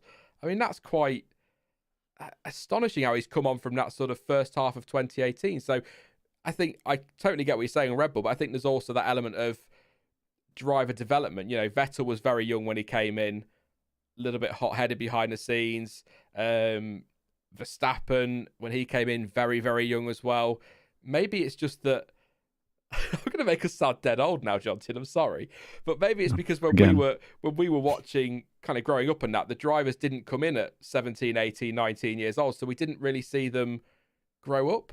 If that makes sense. I'm trying not to be a condescending git about Sebastian Vettel and Max Verstappen, but we're kind of watching them mature as people and as drivers at the same time, aren't we? A little bit more. So just a bit of A-level psychology there for you, probably, but No, that's a fair point, because we'll think about it this way. Whilst we've been watching, we've seen the youngest world drivers champion 4 or 5 times. There was Vettel, wasn't there? He became the youngest. Was Hamilton the youngest? Max has missed out on it. So I think Alonso, Hamilton, Vettel, 3 in a row. Oh, no, not in a row, because Raikkonen and Button. But you get my point. I totally get it, yeah. Yeah, even at the time of 2007, Raikkonen wasn't exactly old. He'd actually been in it for less time than Max, I think. I can't remember how old he was when he came in. Because Less or the same. He he came in through early, didn't he? 2001. Yeah. It's actually, in some ways, it's interesting how similar. It's almost exactly the same, actually. Yeah, it's actually interesting how similar Max Verstappen and their careers. Yeah, Kimi Raikkonen's careers line up in the early days, because Kimi came through with very little single-seater experience. And although Max had done quite a bit in his junior years, you know, there are some drivers who you go onto Wikipedia and you see the list of their junior careers, and, you know, you're having to just zoom out a little bit because you can't quite get it all on one screen. Whereas Max, it's like 5 rows, and Kimi's like nothing. So it's quite interesting how similar their careers are in that regard. Raikkonen was 28 when he won the Drivers' Championship, says Goodbye Clock, which I think actually probably shows how... Oh, Hamilton missed it. Did just he? Nando and Seb. Was it just... Oh, wow. Oh, yeah, James Metcalf in chat, yeah. How old was Lewis then? Oh, 20... now we're asking, aren't we? 4. I think he would have been in 2007. Because I think Lewis is 2 years older than me, ish. So it's about a year and 10 months or something like that. But so he'd be about 23, 24, yeah. Maybe that's a bit of a Mandela effect. But you can get the point I'm making, though. The amount of youngest records we've seen broken just in the last 15 years, in the last 10, is a lot. It's quite amazing, isn't it? But when you think Damon Hill came into F1, he made his debut at the age of 83. Compared to what we see now, it's ancient, isn't it? What was he, 38, 37, somewhere around there, wasn't he? Am I right with Damon Hill? It was well into his 30s. I know that for I think so. a fact for him. So it's it's so different now. You like to Fangio, that era racing in the 50s. Yeah, I think the record for the oldest is something like 58. Yeah, something around there. Which is mad. I guess I think people may be seeing what Red Bull did with Sebastian Vettel, get a young driver in, develop them in F1, get them experience, build the team around them. You could have a very successful partnership, and maybe people like Lando Norris at McLaren looking long term rather than just saying, oh, let's bring in an Alonso or a Button that can do a few years or whatever. And I think it's it's a changing landscape of sport as a whole, isn't it? I mean, footballers seem to get younger.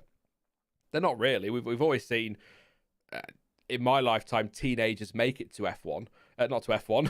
Yeah, Michael Owen in a Ferrari. We've always seen teenagers make it to football, but it just feels like it's even more now. It's just all the time. Yeah. It's weird, crazy. I'm sounding really old now, aren't I? On board with Lewis on the Sky feed at the minute. See what's happening out on track. Ocon, Norris. I had to work out what Nor was then. Norris, Tsunoda, Stroll, and Hamilton out on track for the afternoon at the moment. So he's coming through turn 11. Just going to go past that. Aston Martin driving hopefully quicker than that this time next week. We practice this time next week. How have I only just realised that? It doesn't feel like a Friday, that's why. It feels like a Thursday. Coming down to that final corner now for Lewis. Let's see what he does. I want to watch the porpoising down that straight, because I don't know if you agree, Jonty, but that Mercedes is a bit bouncy down there. Big correction on the final corner, actually, but a bit bouncy down that down those long straights in Bahrain versus some of the others. At the final corner? It's just gone round 11 on my stream. Oh, are you on Sky Go? Oh, sorry. Spoilers, he goes around the final corner at a speed that he'll never be doing this season. Bit of scrappy from Lando as well into turn 1 with, I think that's Ocon round the outside. That's track limits, Lando. You'll have to give that back. There we go. Yeah, a little lock-up from Ocon as well. So, lap counts. Yeah. Are you watching the correction on Lewis? It was a good one, wasn't it? Yeah. What have you made of the porpoising on that Mercedes and others as well? I've been thinking about the porpoising, and we know the reasons that it happens. So I've been thinking about what the logical thing of what it means for the performance of the car. The more severe, the better the downforce is on the car, either higher or the greater ease that the air reattaches after it's struck the bottom. The faster the higher frequency of the porpoising, then the quicker it's losing and regaining that downforce. So they're going to have a lot of it, but the question is, how badly will that affect their speed on the straight compared to a car that isn't? It can't be helping. It's going to be interesting to see who can get that right, because McLaren look like they're not affected too badly by it. Although it's going to be an issue, of course. But I'm just the way people explain it to me, it sounds like it's a really easy fix, but it's more that teams don't want to do that because they need the cars as close as possible to the ground to get the best from the ground effects, which I totally understand all of that. But it does sound like it's quite an easy fix of, in air quotes, just raising the ride height a little bit. But there's got to be another solution to this. We were talking about active suspension possibly this morning, but there's got to be another solution to this other than just raising the ride height, because teams aren't going to want to do that. Otherwise, I mean, maybe I'm exaggerating this a little bit, but what's the point in bothering with ground effects if you're going to raise the cars and take some of that effect away, if that makes sense? I'm not quite sure what the easy fix is to this. We've seen these carbon rods on the Mercedes and other cars as well, but I can't think what the solution is going to be other than that. So would you fancy some active suspension back, John T? Maybe if it was a little bit pleased? Yes and no. The tech-obsessed F1 nerd wants it. I mean, admittedly, a part of me would love to see what they could do with no restrictions. It would be insane. The famous Red Bull X10, X14, whatever it's called on Gran Turismo, even that wouldn't be close to what would really be capable of. But at the same time, active suspension, if that fails, all of a sudden you've got a car with no suspension. I'm sure they can come up with fail-safe systems so it wouldn't just drop the bottom onto the floor. But it's not ideal, is it? No. It's just trying to find this solution, isn't it? Really, and I'm sure. By the way, there are far more solutions than either raise the ride height or bring in active suspension. I'm sure there are other ways that they can deal with it. But you look at McLaren, and it's not hitting them hard at all. And then you look at the onboard of Pierre Gasly yesterday, looking back at his helmet. It's a wonder it's not rattled his brains out. It's insane how much that wobbles away. I don't know why I had to do the head movement. I just felt like I needed to. And nobody can see it, so I don't know why I bothered. But it's a waste of energy. A waste of energy. Not good enough. I'm certain we all do the same. You, me, Dan, Stuart. I'm sure we've sat here gesturing with our hands all over the place, knowing full well no one can see it as we're trying to make our points, but we do it anyway. Oh, yeah. It helps us to get the point across, even if it makes no sense doing it. But it's when you play...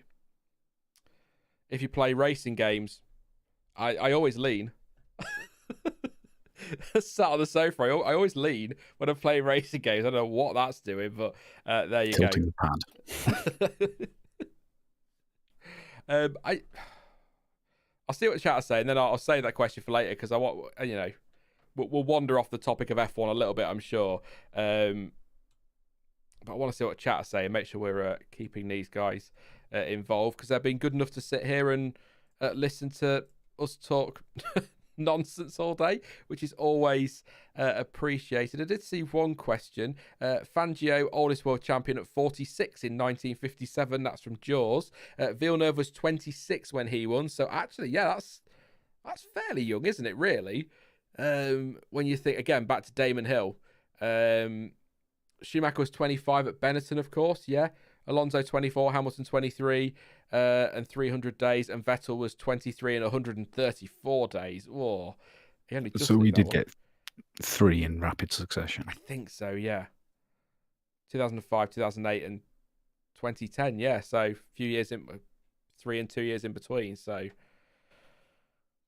And we've got the 3 youngest race entries on the grid now. With, oh, of course, I Yuki. think we did Max. Oh, Yuki. Wait, how old's Yuki? 12. I need to Google that one. I can't remember. I know he's. I don't know actually how. I need to Google that because I don't actually know how young Yuki is because he's come through really quickly, hasn't he? So he's 21 to be fair, still young, but he feels younger than that because he's come through so quickly. He's kind of he's just gone straight up, hasn't he? Yeah, we've got the 3 youngest race starts on the grid at the moment: Max, Lance, and Lando. Do you know who comes after that? Without looking. I can check. No. No, it'll be someone you would never instantly think of. Jaime Alguersuari. Oh, the DJ. Yeah. And then but amusingly, with us talking about this being a recent thing, to sort of disprove our argument, the 5th youngest driver to enter a Grand Prix at 19 years and 182 days was Mike Thackwell at the 1980 Canadian Grand Prix. So, a 19-year-old entering in 1980 seems madness. How the hell did that happen? I mean, basically, chat. Just ignore the last 20 minutes. we were way off on that one. No, I think, yeah. I mean that was kind of an exception to the rule, though, wasn't it? Rather than the rule back in the 80s.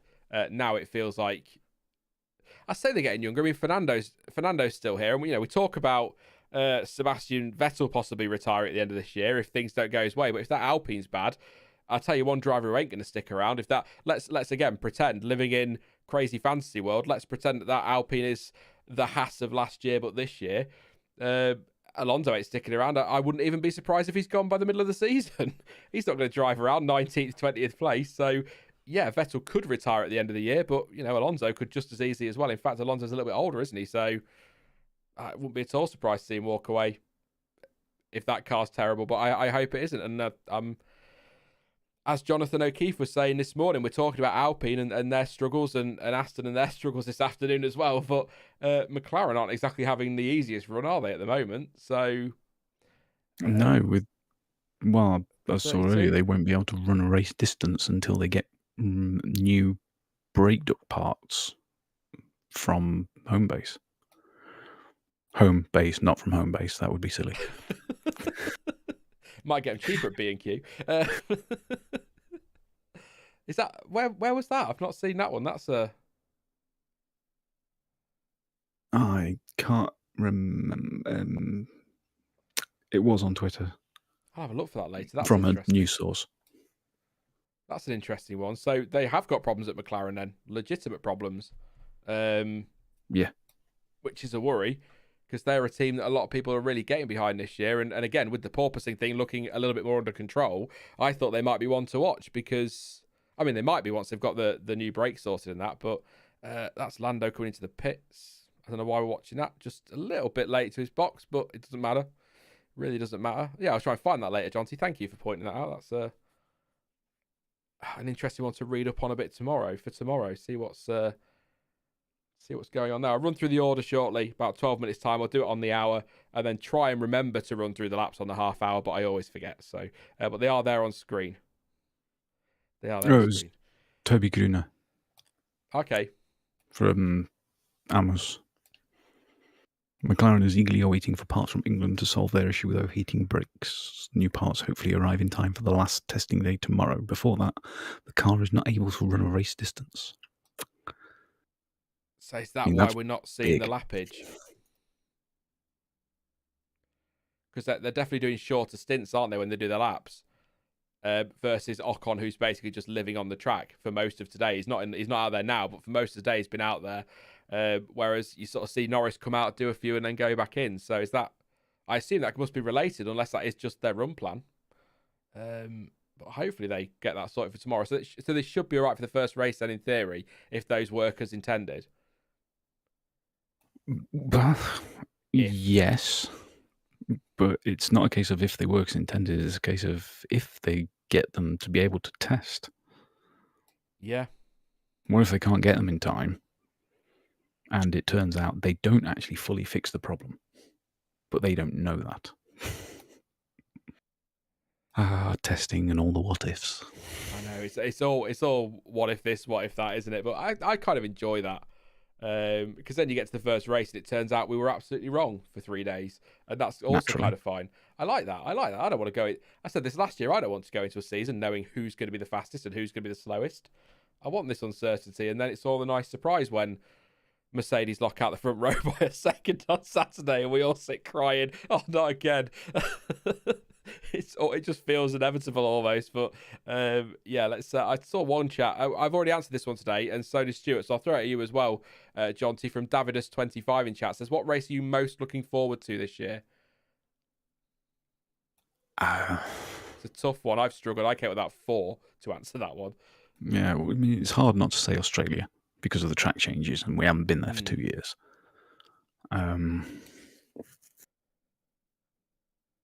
It also depends how you define looking forward to.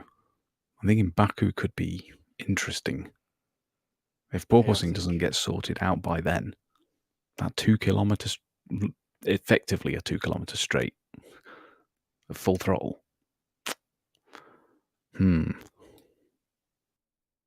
Looking forward to Canada. I keep saying that. I can't wait to see Canada back. And that's one of our faves, isn't it, John T? Where Ross Stream's always telling people to look forward to it. And then, was it 2019 was awful? Or 2018? Yeah, it was garbage. I mean, again, we haven't had it for 2 years. Yeah, that's probably it then. The races we've not seen. But I'm not... Dan the Indoor Man, another congratulations to Dan on the Babby today. Lovely news. But I just... you've said Miami.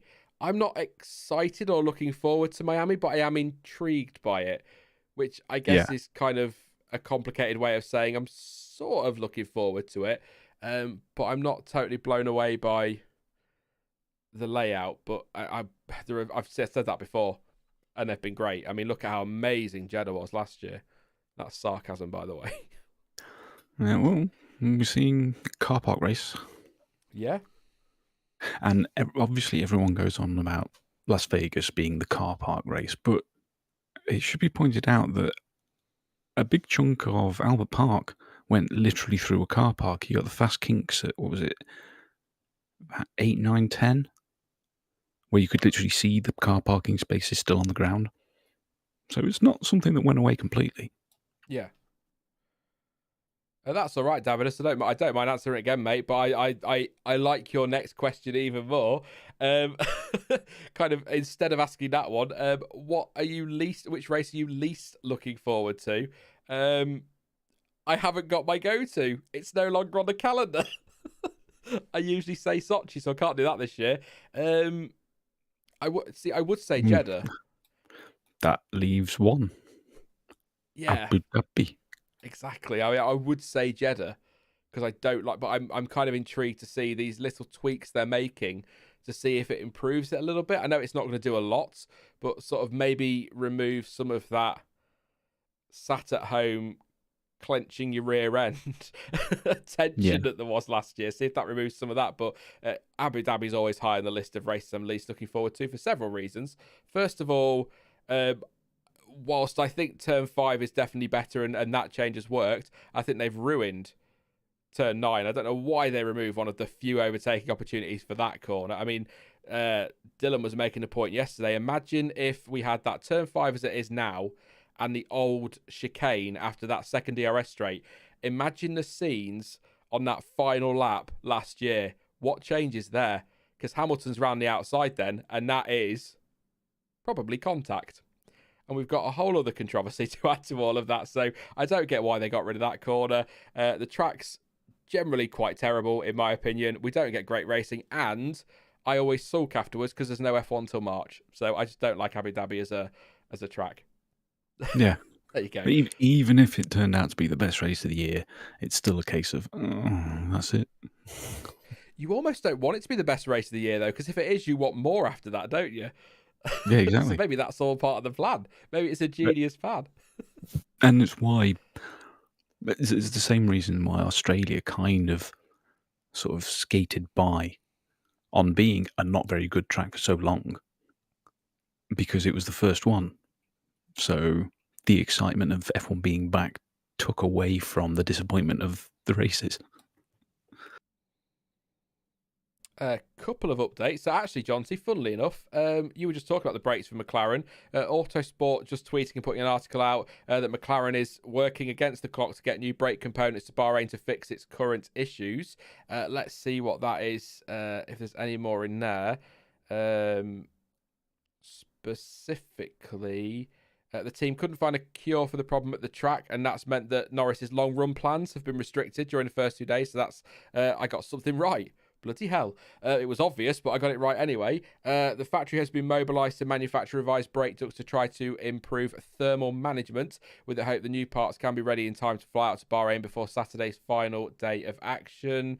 Andreas Seidel just saying that after the good test we had in Barcelona, this first test, 1.5 days, definitely not going to plan. Unexpectedly, an issue with the front axle with the brake, which we have to solve. So it's a race against time at the moment to get those parts to the track. We will make steps with modifications that we could do here in the track, which will allow us to work on the car, working on the understanding of the car as well. So they're still going to get some testing done. They might run some small upgrades as well this afternoon, but they're not going to be doing long running. So that explains the lack of laps from Lando Norris, if you want to put it that way. And the floor is off at Red Bull.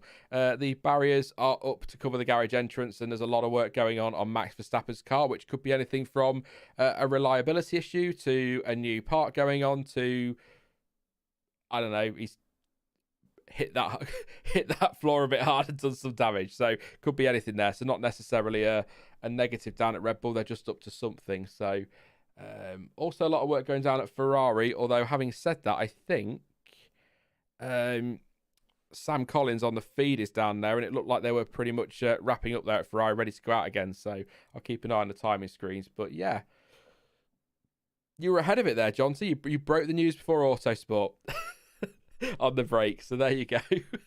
Yeah, but it was from Automotor and Sport, which Yeah. isn't always the most reliable. No, they're always quick to a story, aren't they? And that's sometimes not always Right. Yeah. I'm going to be forced into a yellow flag. Okay, you go for it. I'll tell you what. I'll do some questions chat, and then I'll run through the order then while you're doing your thing. That is not what I wanted to read. I was gonna butt into your conversations in chat. Please tell me to stop it. Umbrex says, so hyped to hear about Imola. I love Imola. I think I've said that before. Absolutely love Imola. So I cannot wait to see that again this year, and I'm so pleased that it's on the calendar. 2025 is what we're going to be. Is where we're going to be going back to Imola for. So that's what. This year, next year, 24. So that's another 4 years. I had to do the maths on that. I'll run through the order on the hour at 1 o'clock. So not long now. It's a couple of minutes and then I'll do it. I think it's.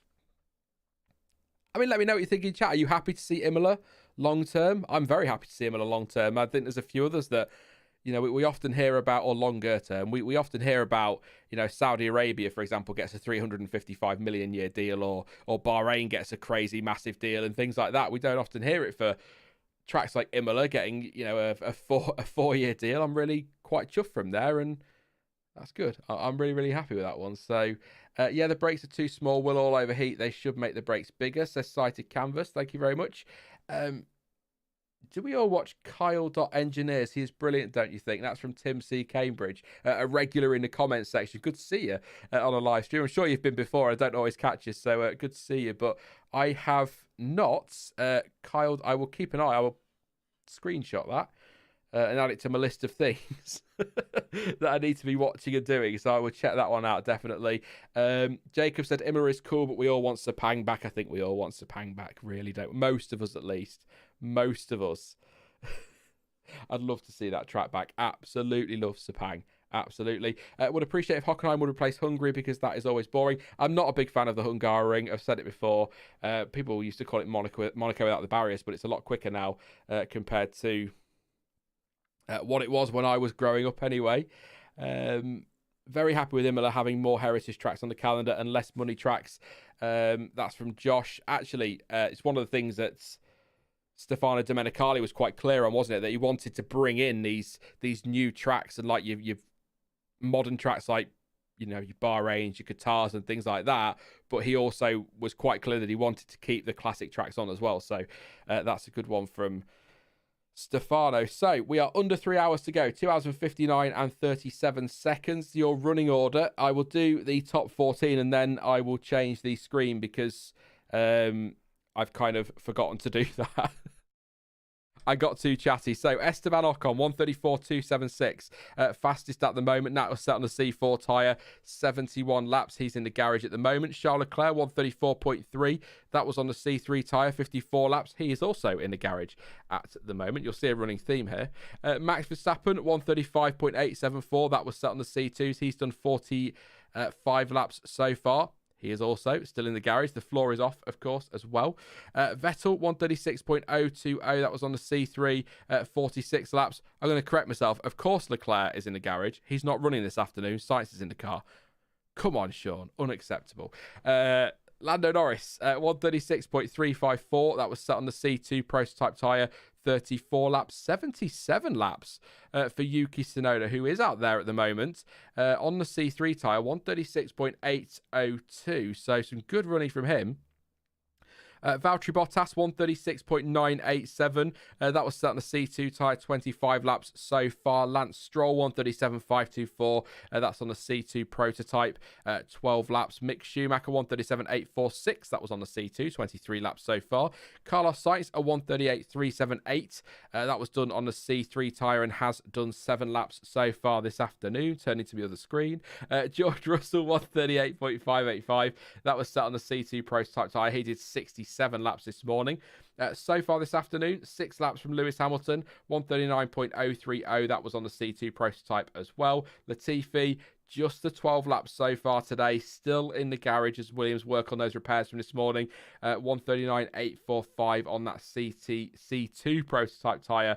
And Guan Yu Zhou, a 142.020 C2 tyre, 3 laps so far. And I will get it right, it's Zhou Guan Yu, not Guan Yu Zhou. Apologies again. And Lance Stroll's just popped up into 3rd place at 135.462. That was on the C3 and 14 laps so far for Lance this afternoon. On track, Stroll, Norris, Sainz and Zhou at the moment. So I need to make a tweak here, don't I? So I'll do it in studio mode so it looks slightly more professional than the way I tend to do it. It's not really professional at all, these streams, are they? But who cares? Who cares? It's all good fun. Do the what now? What did I miss? Some cars went round a little bit more slowly than we'll see them in a week. There's not much, to be fair. It's been quiet at the moment. I did actually see a question that I was going to throw at you and I've completely forgotten. Actually, I'll tell you what. Just while I'm sorting this stream out, John T, I'm going to go back to a question from earlier that me and Stuart could not answer on IndyCar. From a Real Blue, says, what are your thoughts on IndyCar at the moment? Which drivers and tracks would you love to see having a shot in F1? So I'm going to leave you that while I just sort this stream out. I won't be a second. IndyCar's in a great place at the moment. It really is. The racing's always super close and the tracks vary enough that you can get dramatically different results based on the driver style. That's why it's so entertaining, and there's so much more strategy than F1. The list of where I'd like to see F1 going is too long. Road America, Watkins Glen, Barber, Laguna Seca, St. Petersburg. And I know it will never happen, but I really would love to see F1 cars do an oval race just to see what would happen. I know you don't agree with that. I think utter chaos is what would happen, isn't it? Or is that part of the fun for you? Just that idea that it would be absolutely mental?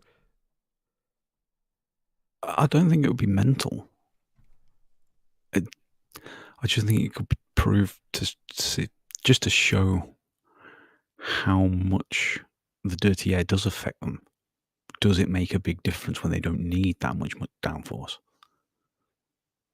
Come on, you can't say you wouldn't like to just see what would happen, even a short one.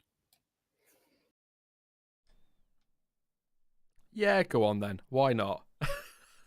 Try anything once. Why not? Yeah, I mean, what do you think about Indy coming back? Do you think they could do? I mean, that's partial oval. I know it's not a full oval, but it'd be interesting to see that back on the calendar with that infield section, like for a Grand Prix. But maybe they could do something across the weekend where they use the oval maybe once for something like Horus. I tell you what, here we go. How about a sprint on the oval? Yeah, that'd do it. We get no overtaking anyway, so. In fact, that's a perfect solution. Go back to Indianapolis. Have your sprint format, but on the Saturday it's an oval sprint, and on the Sunday it's the Grand Prix on the oval.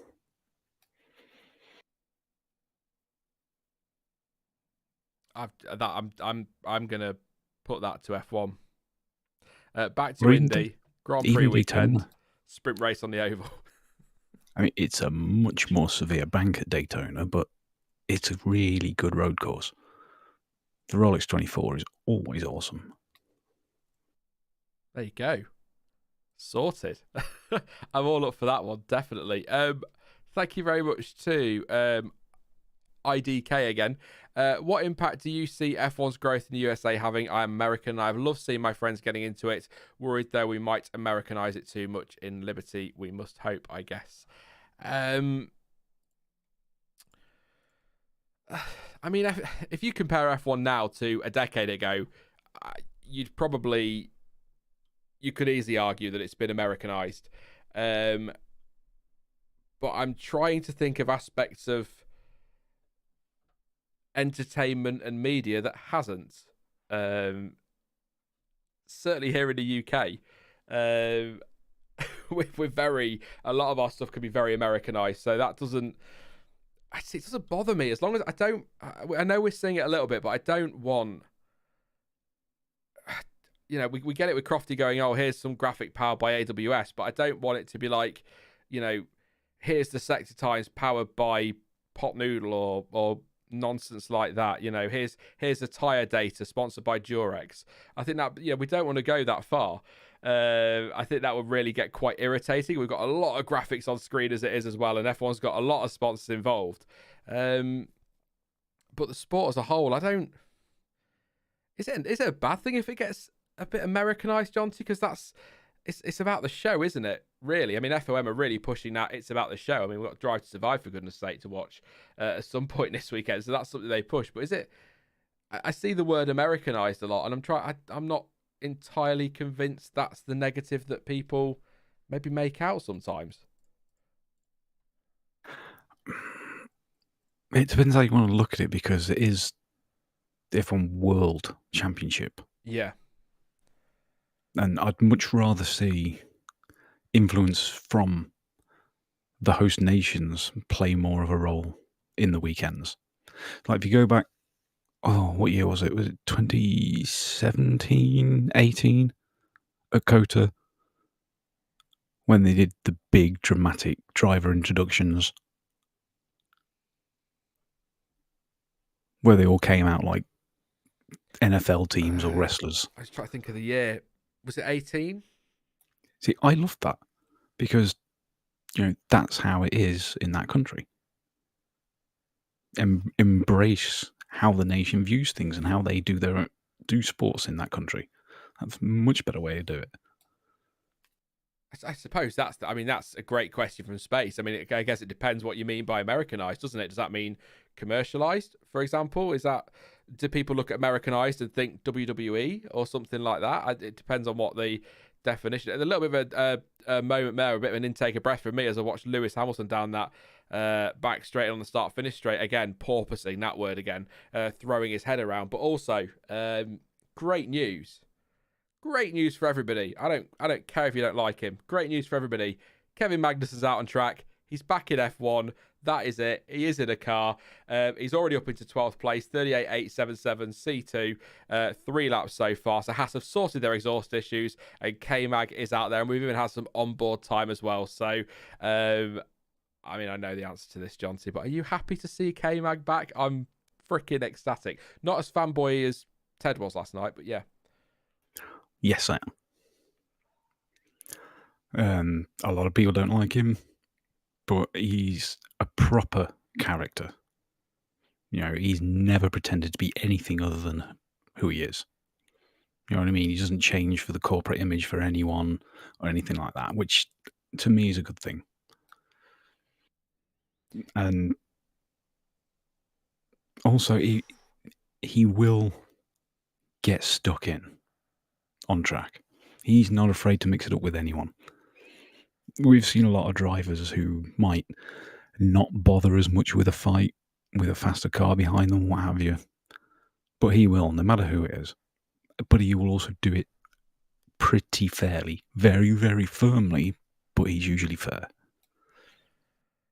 Massive lockup from Lando Norris into turn one. That's going to left a flat spot on that. I think it's right front as we look at it, left front for him. He's had a couple of big lockups into turn one actually today. He had almost all four wheels at one point. Yeah. Steady on Lando. That'll not help with brakes. That raises another issue on the old porpoising, doesn't it? Yeah. In a race, you get a big lockup, way out of sync with your pit stop. We've already seen in the past how bad that can be for driver vision and shaking them around. Yeah. So add the two together. I mean, I don't want to bang on about it too much, given that it was several years ago now. But on the subject of K-Mag, he said his mirrors were shaking a little bit in Baku when he cut across and nearly stuck someone in a wall in a straight line. So imagine what it'd be like now with porpoising. Just saying. That caused controversy, didn't it? I know it's very much a long time ago, but Kimi, 2005. 5 or 6? 5. It was 5, yeah, when it's Nürburgring. Yeah. When major flat spot, they tried to stick it out and it shook the suspension to pieces. Yeah. That was a bizarre decision from McLaren. I still think Martin Brundle and James Allen had quite a debate about it live in comms, didn't they? And James Allen was making a point that surely it was better to pit and take something away from the race. And Martin Brundle was sort of like, well, yeah, but he wants to win. He wants the championship. It's like, yeah, but now he's got nothing. Whereas if he pitted, obviously easy with hindsight, if he pitted and made that change of tyres, then he would have at least picked up some points and been realistically still in with a shot, because that kind of really destroyed it for him, didn't it?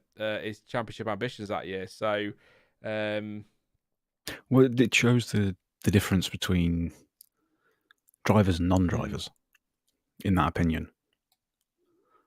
I was having a debate with someone on Twitter the other day about K-Mag coming back, and them saying that how is this a smart idea given the track record of Haas, the expectations, to come back into F1 in potentially a backmarker car instead of sticking with the Peugeot drive he's got, that's got a very, very high chance of being a dominant race winning car. And it comes down to that one thing. It's F1. Yeah. Drivers will, no matter what they're doing, they will drop anything for the chance to be in F1. And once they're in there, they will take any chance for that win. Whoa. Well, he's certainly throwing that hat around. Yes. Jesus. Jack Waitman and Chris Maxwell just making a point that, was it 2005 where you couldn't change tyres? So that could be why that's happened. But even so, if that is the case, I can't remember off the top of my head, you're probably bang on. But even if it would have been a penalty for changing tyres, a change of tyres and a penalty and finishing 5th, for example, is better than a DNF. But then again, that is with nearly 2 decades worth of hindsight to go back on. It's a wonderful thing, isn't it? Would McLaren in 2007 have pitted Lewis Hamilton had they known that he would have ended up in the gravel in China in the pit entry? Hindsight's great when it comes to F1 and sport in general.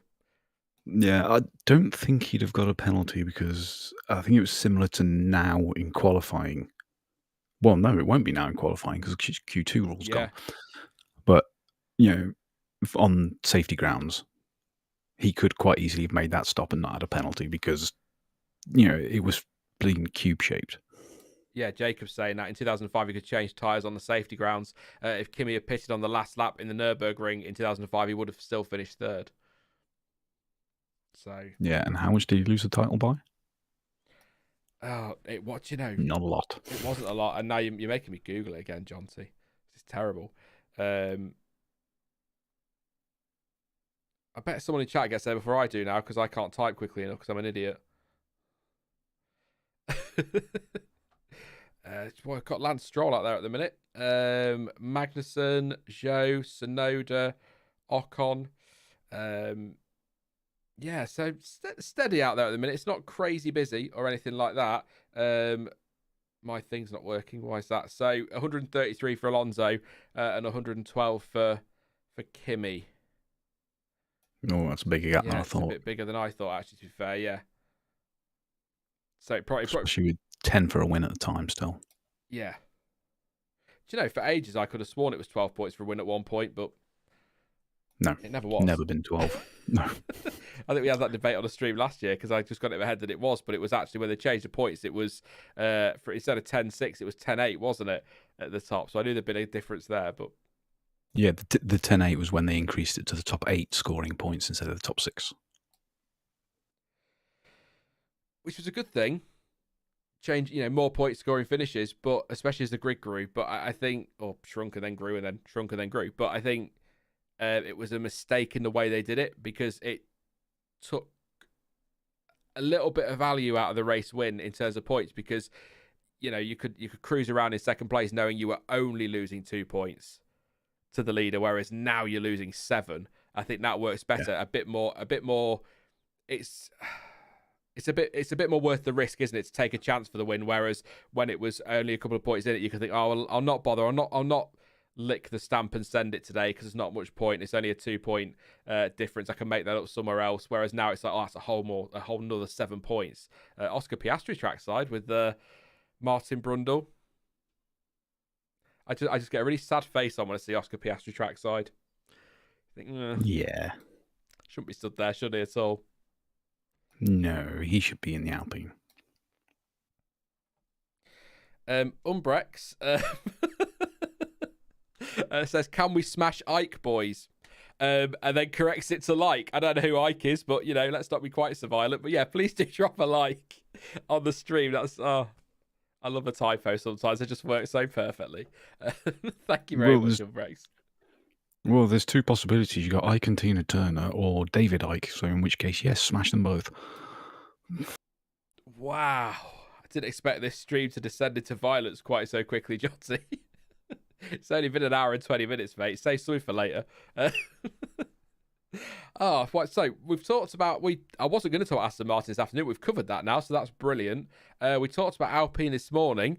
We've already talked extensively about Mercedes. So in chat, I think we'll cover Haas as well quite a bit. But in chat, if there's a team you'd like us to talk about, or you've got a burning question, please do throw it our way. I will continue to go through the laps on the half hour ish, and all the times and information on the hour, and I'll bring you updates as they are happening. I'm facing a TV today. Yesterday, I spent the entire day staring at my computer screen instead of at the TV, which is next to me, and I missed loads. So if I miss anything on the blog or the timing, that's less important than what's happening right in front of me on the track right now, which is Oscar Piastri at turn 10 with Martin Brundle.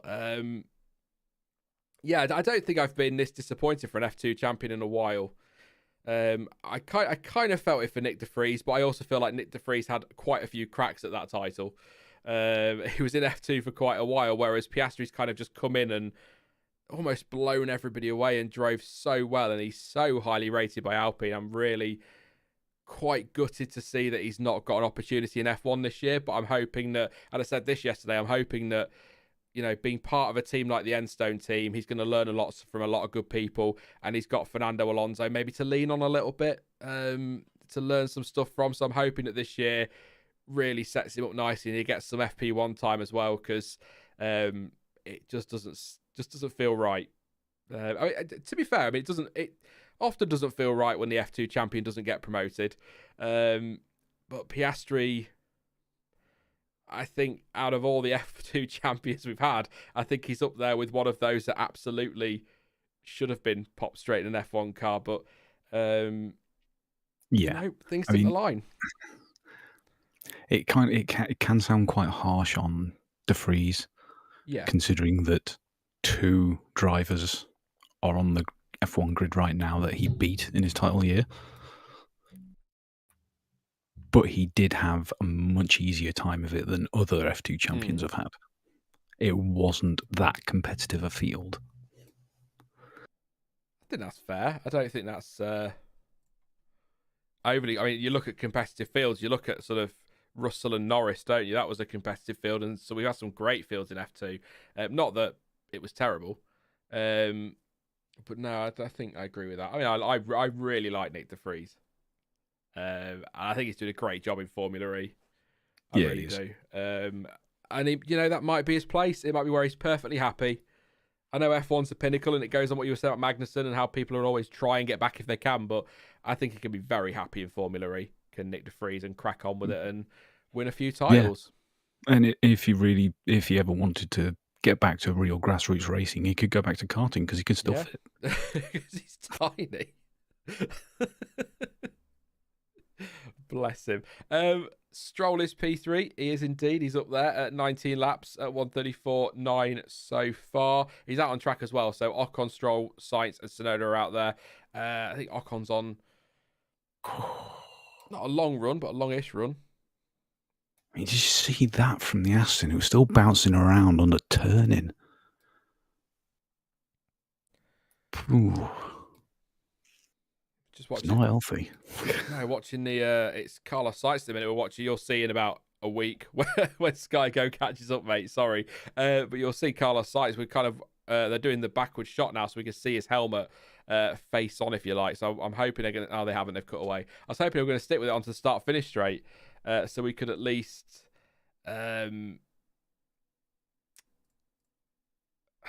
see what. Because did you see the? I was assuming you did see the Gasly replays yesterday. Yes, I did. Horrendous, isn't it? I know people are probably sick of hearing about porpoising, but it is very much the talk of testing. It's crazy. Yeah, I also saw the clip where someone had edited it to fit with Bullet for My Valentine song, and it just worked perfectly. Oh, which one? Tears Don't Fall. It looked great. I have to check that one out. Yeah, I'd seen. I think I said it at the time that when they showed the Leclerc one in Barcelona, it looked like it was one of that low rider mission from San Andreas when it was bounding down the straight. You just needed the music to that for that one, which would have been brilliant. I didn't do much of San Andreas. Did you not? It annoyed me. No. Oh, that surprises me, actually. It was too much of this faction, that faction, control the block with graffiti and whatever. It got on my nerves. Oh, I like that. I love a faction, though. Looking forward to Starfield later this year. That's it. Tell you what I'm looking forward to as we watch Carlos Sainz sideways through turn 11. F1 Manager as well. I can't wait for that. I still reckon we should stream that, Jonty, together. Absolutely, 100% going to happen. There will be. I'm pretty sure there will be some content on this channel to do with F1 Manager because that's my kind of game, management and that kind of thing. I like playing racing games. I like playing football. Like FIFA and stuff like that. I love Fallout, but that's the kind of game I really enjoy. I'm not going to pretend I'm good at them. As Sainz goes fastest on a 1:33.943.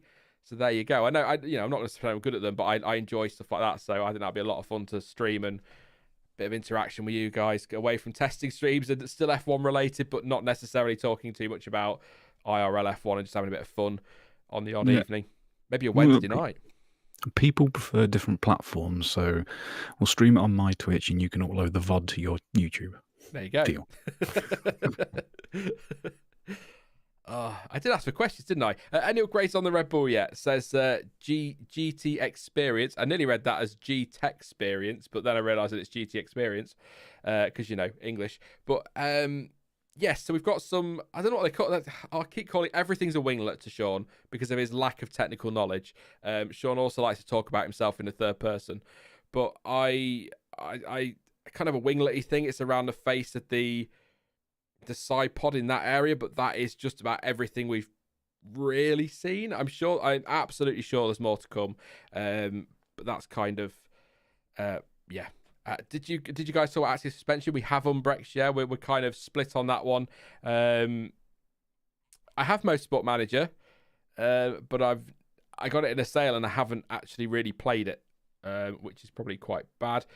Who is the best one today? Says Walmart. Well, at the minute, when the timing updates, it is Carlos Sainz on a 1:33.943. What's his lappage at the moment? So it's on a C3 tyre. He was on about 11 laps, but he's done more than that now. And hopefully he'll jump to the top of that timing screen in a minute and give me an update. But yeah, he's doing his laps today. Where is he? There you go, 14 on my F1 app thing. So actually, he's the fastest at the minute size, but I think Ocon's had a very, very good day. And I think Yuki Tsunoda's in there as well. I mean, Ocon's done 79 laps. Tsunoda's done 90 ruddy 3.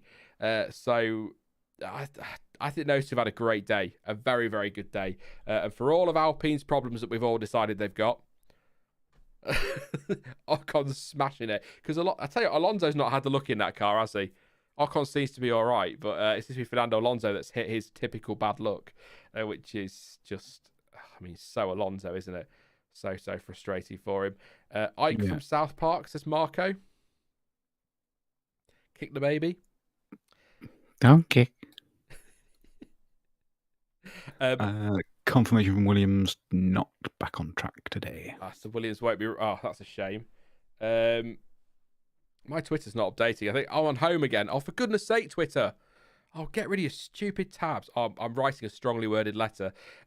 Just as an FYI, while I go find out Williams' tweet, Jonty, I did have to go watch the South Park movie after our conversation the other day. Because, Yeah, don't do that to yourself. It's terrible. Repairs are underway on the FW44. We will not take part in the remainder of today's running, but look forward to hitting the track for the final day of testing here tomorrow. And that is therefore confirmation, obviously from Williams, that they will not be running this afternoon, which means just 12 laps for Nicholas Latifi. I mean, they've had got some good mileage in anyway, Williams. So they, it's not horrendous that it's happened today, but that's not good for Nicholas Latifi. Just the 12 laps at the moment. So that's that confirmation. We know that Magnussen's out there, so the exhaust issue was sorted for Haas. So that is good news there. But bad news. Bad news for Nicholas Latifi. There's one. F2 and 3 champion prediction. Oh, God. Morning, Gingerfest. Thank you for popping along. Afternoon here. That's just thrown me because obviously it's obviously morning where you are. I'm like, morning? Is it still morning? No, yeah. Good morning. Thank you for popping along. Good to see you. Yeah, F2 and F3 champion predictions. So that means Sean is heading back to Google because I cannot remember. Well, there's another one for making you feel old. Oh no. What? Racing in F3 this year is Enzo Trulli. Oh, for goodness sake, you're joking. Nope. So, who we got in F2 then? Leave me alone. Dennis Hauger, Jan Deruvala, Jack Doohan, Marina Sato, Lawson, Sargent, Armstrong, Vips, Vesti, Pourchaire. Oh, that's the easy answer, Pourchaire, isn't it? Drugovic, Novalak, Caldwell, Boschong, Nissany. Is it this is going to be Ivasa? a hell of a year. Ivasa? Iwasa? Iwasa. That's it. I thought I got it right first time for sure. Williams, I can say that one. Fittipaldi. Oh my word. Hughes, Cordeal, and I'm not even going to try that. I call him Kem. I'm not even going to try that because I'm going to offend somebody inevitably with that one. I mean, I think Teo Porcher is one that I'd love to get behind this year in F2. I think he's a driver with, we talk about potential. He's one of those, isn't he, with a crap ton of potential. And another one that's rated very highly by their parent team. I mean, they're going to be rated highly, otherwise they wouldn't be there, would they? But I think he'd be one to keep an eye on. But I'm gonna.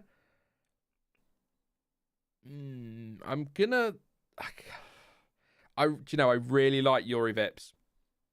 I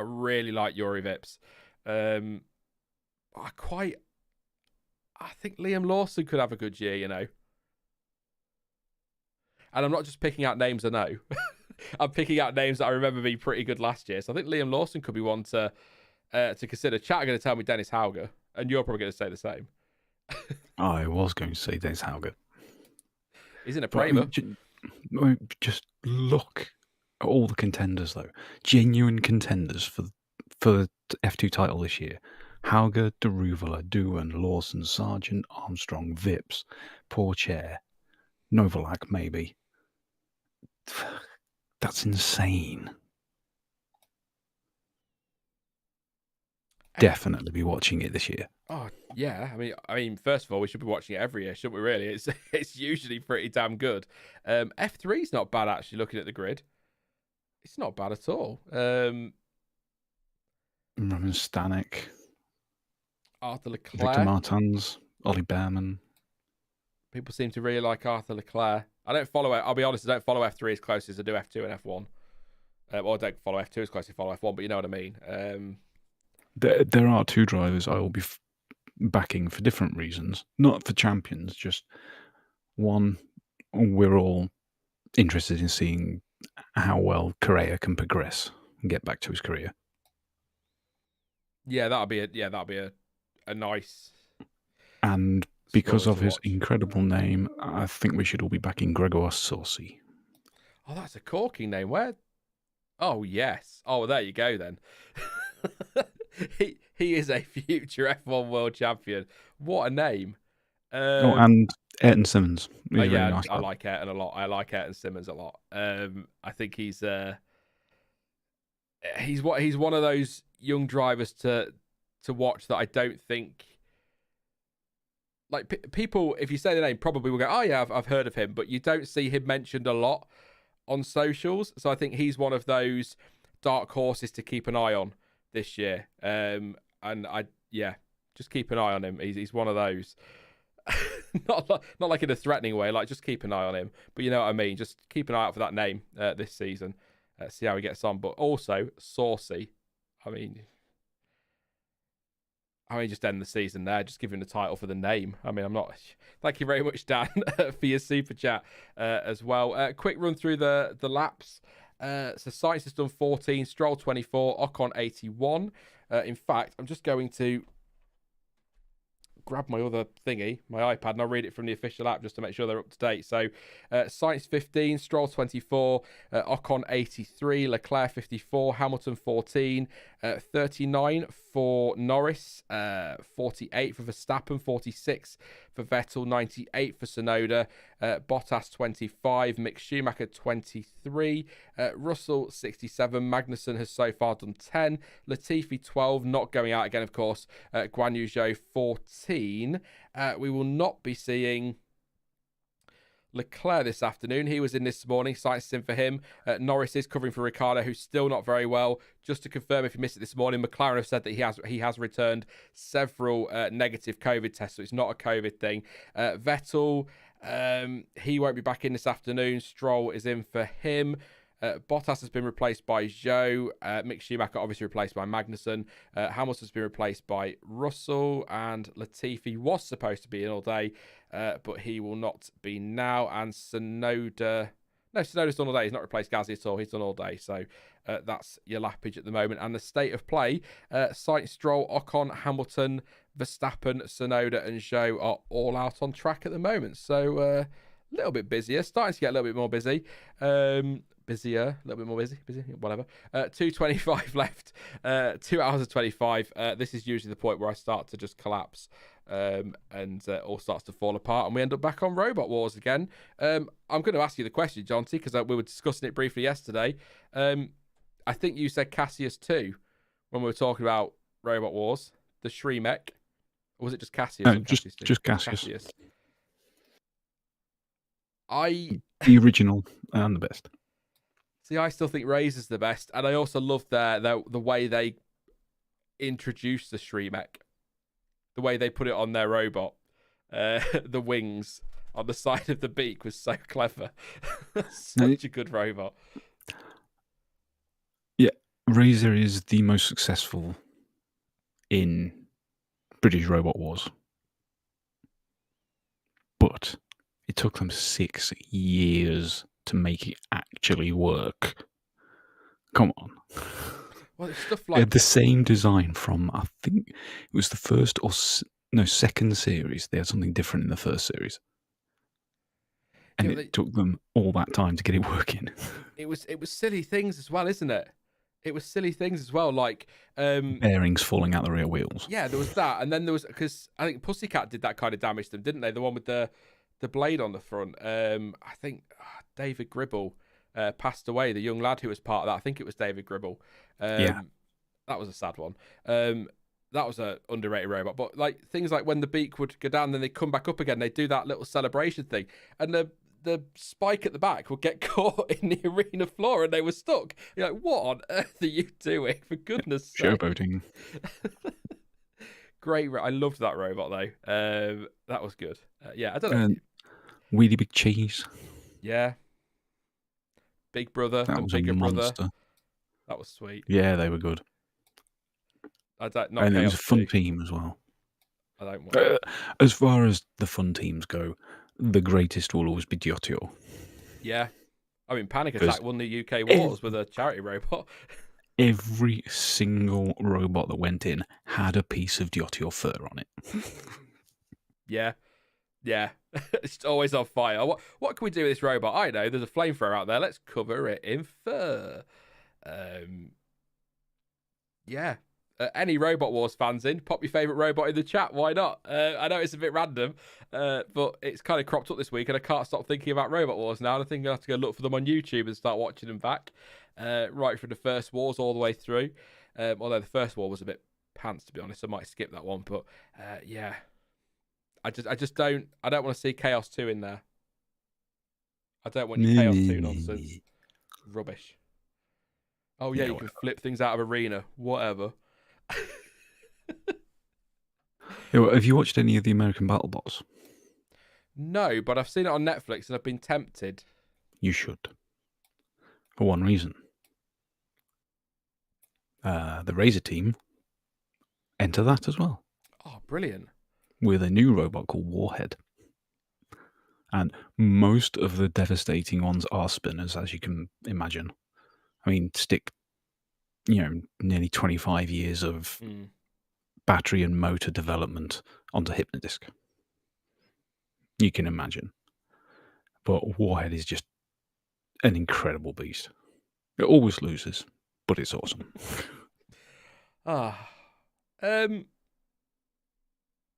Formula One. I mean, look, if it's your first time tuning in, these testing streams, we wander off everywhere, and every now and again we like to have a little chat about something non-F1 related, because just talking about F1 all day for 8 hours, sometimes you just need a break. And today it was Robot Wars. Yesterday it was Robot Wars. Probably tomorrow it'll be Robot Wars as well.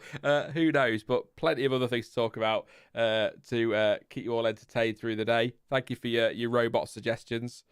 Some Tornado was all right, yeah. Quite like Tornado. Quite a simple robot, actually, in many ways. But yeah, Pacey. Hate Tornado. Do you? Disgusting cheats. Do you not remember? When they had to fight Razor in the final, and they had their interchangeable weaponry. But one of the weapons they changed to was a frame that was about a foot wider than the pit and bigger than Razor's reach. Oh, yes, I do remember that. Come on. I know we talk about spirit of the rules things in F1, but that was taking piss. That was. That absolutely was. I mean, I tell you what, that brings us back quite nicely. Where do you stand on this whole spirit of the regulations thing, Jonty? Because me and Stuart seem to be kind of sticking with the line that's come. I think Adrian Newey maybe has said it before, but has come from others before, that there is no spirit of the regulations. It's either legal or it isn't. Yeah, exactly that. The regulations have specific black and white things written into them. It's not like about 50 millimeters. It's 50 millimeters or not. You know what I mean? Yeah, no, I am listening, Jonty. Sorry, I just when the Haas comes around, have a look. You know where the shark fin is? I haven't spotted this until just now. It's detached. There's gaps underneath it. Yeah, it's detached. Yeah. And there's cooling. You not noticed that before? I didn't notice that before, no. And there's a cooling thing down there as well. Yes. I'll be when I first saw the pictures of it, I was speculating about that. What they could be planning with it. If they're trying to get any use of the heat from the exhaust, because I wonder if I'll have a close enough shot. Yeah, you can just about see that the turbo wastegate sits right on top and doesn't enter the exhaust until right at the end.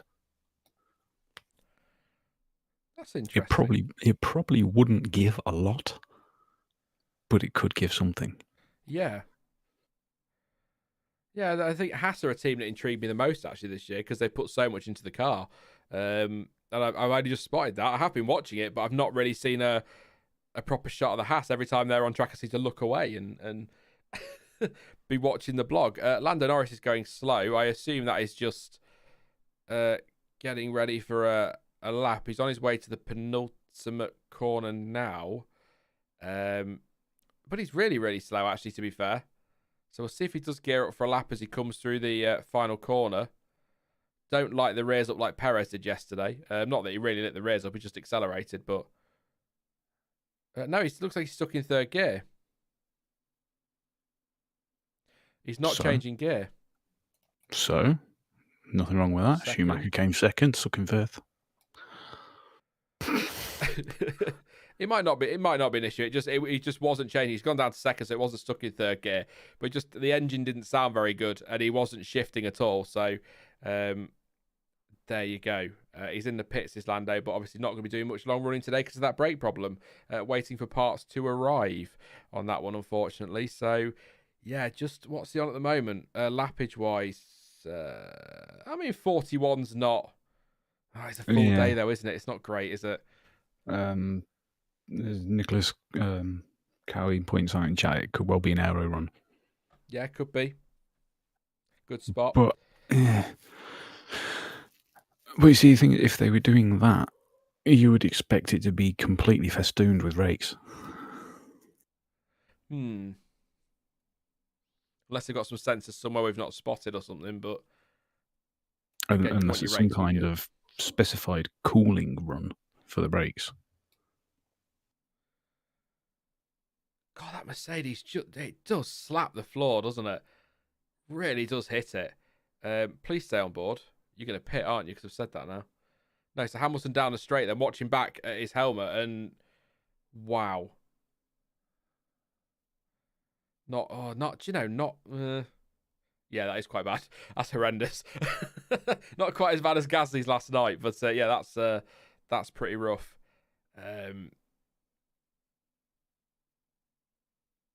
Just trying to watch for the porpoising down the straight. Sorry, no, not trying to deliberately go quiet. Just trying to watch it down there. Yeah, I mean they're very good-looking cars. I'm not keen on the little correction there as well. I'm not keen on the side pods or lack of on the Mercedes, but generally speaking, we've got a very good-looking grid this year. I don't know. Did I ask you if you've got a favourite, John? I've been asking everyone when they first come on this week if they've got a favourite car so far that they've seen, design and livery and all that business. Are you doing that overall, or you're separating the two? You can do both if you like. We've got the time, mate. Go for both. Design, I've got to say the Ferrari. I really have. It's so radically different to others. I know the Mercedes is also radically different, but it's also radically ugly.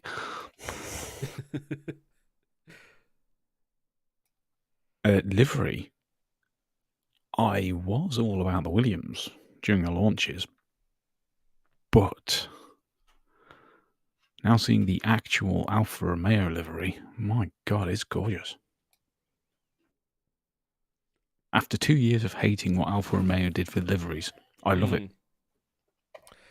From the side, it has an air of the 80s McLaren, doesn't it? An early 90s McLaren. The way it's kind of divided up from the side, not from the front, but like the Marlboro sponsorship, just the way it's kind of like red at the front, Yeah, then the it's white, got then the that red, look. then the white. But I quite like that. But Carlos I Sainz, sorry, John C. I was going to say, I still really like the Haas as well. I know it's very simple, but the way they're using the shape of the car for the livery, don't hit your mic. Well, they've kind of, I mean, Haas have basically painted over a blue line and made their car livery look infinitely better. Just with the red and no blue. I was just going to say Carlos Sainz is on a set of soft tyres, and I can't remember if, I assume, I can't remember if it's the one with the lines that are the C4 or the ones without that are the C4. I mean, on the app, not on the, I know that the one with the brackets is C4, the one without brackets is C5. So I'm going to take a punt and say C4 on this one for Carlos Sainz. So he's going for I wouldn't say a push lap, but he's going for a more interesting lap than cruising around on the C2s at the moment. So we'll see what he does here. I'll keep an eye on this one. Dan says, I'm not expecting anything great from Logan Sargent, but as the only American prospect for getting into F1, I support him. It would be good to see him get a shot, Logan Sargent. I quite like him as well, actually, to be fair. Jacob said, Verstappen deserved the title. He made less mistakes during the whole season. Massey was to blame for chaos on last laps at Abu Dhabi. No comment. Yeah. I said enough on that one. Yeah, viewpoint hasn't changed. Purple. Both drivers, honestly, equally deserving, and both of them robbed out of a fair finish. That's the best way to put it.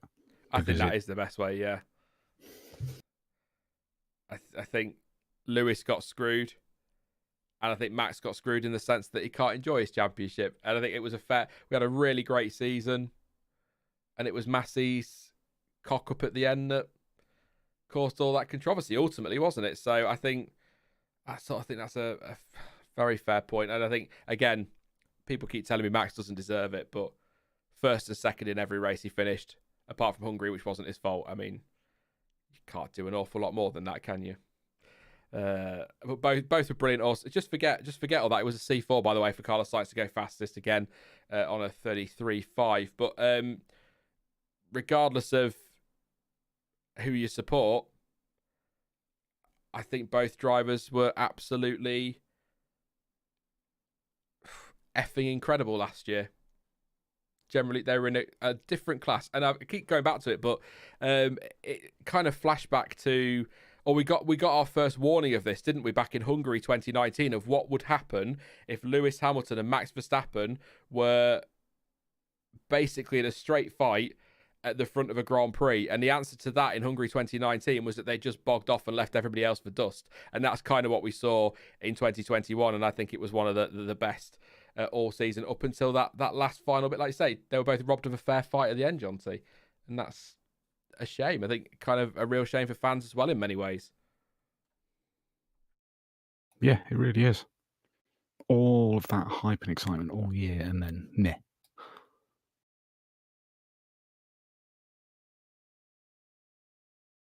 I was just having a sip of water, sorry.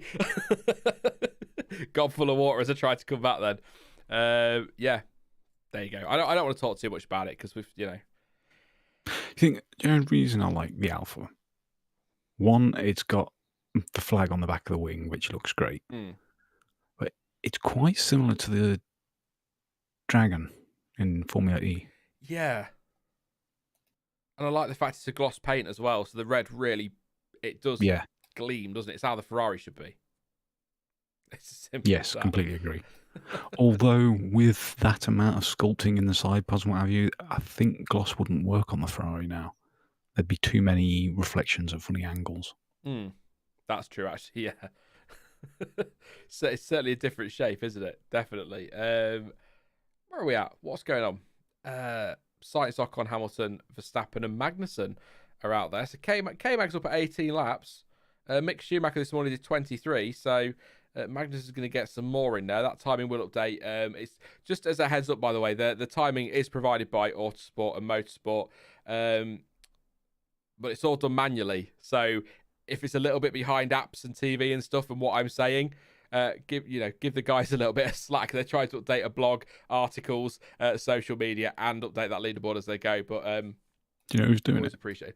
Who have we got today? I did know. I can tell you in a second. I think Jake's there. I did know this. I think Matt Hughes. I don't know if he's doing the blog today, but I've seen him pop up on it a couple of times. But I'm sure Jake is there. Oh, I can't bloody find it now. I had this. Just watching the Red Bull go around, they've slapped a ton of Flovis on the rear of the floor and the Coke bottle. I wonder if they're trying something new or just trying to die out or see what effect the air's having, if they can get rid of some porcelain that way. Because it is the big thing. What's this the new version of? What have we had in previous years that everyone was struggling with and was trying to sort out?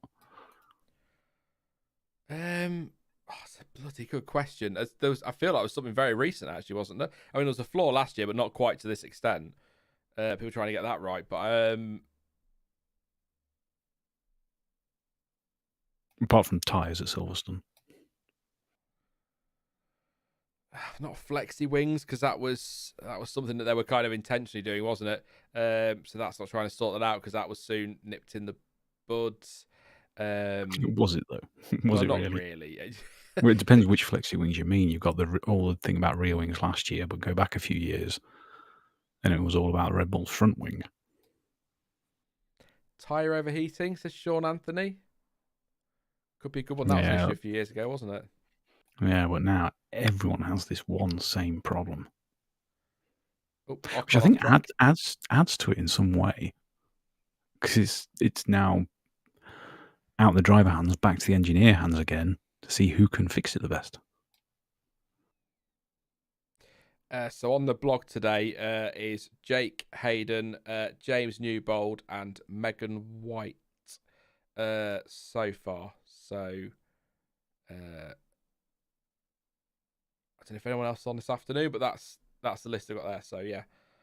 Gingerfest is right. Yeah, not 2012 and 2014 noses, and 2013. That was a big problem for everyone. Well, they introduced the vanity panel, didn't they? Was it 2013 to get rid of those bloody things? Yeah. The step noses. Although looking back, what's that? Oh, that's the sky. It looked like smoke. I was like, something had happened then. But looking back, again, I've been watching 2012. Don't know if I mentioned it. But looking back, actually, the step noses weren't as horrendous as I remember, actually. Not all of them. No. Some were.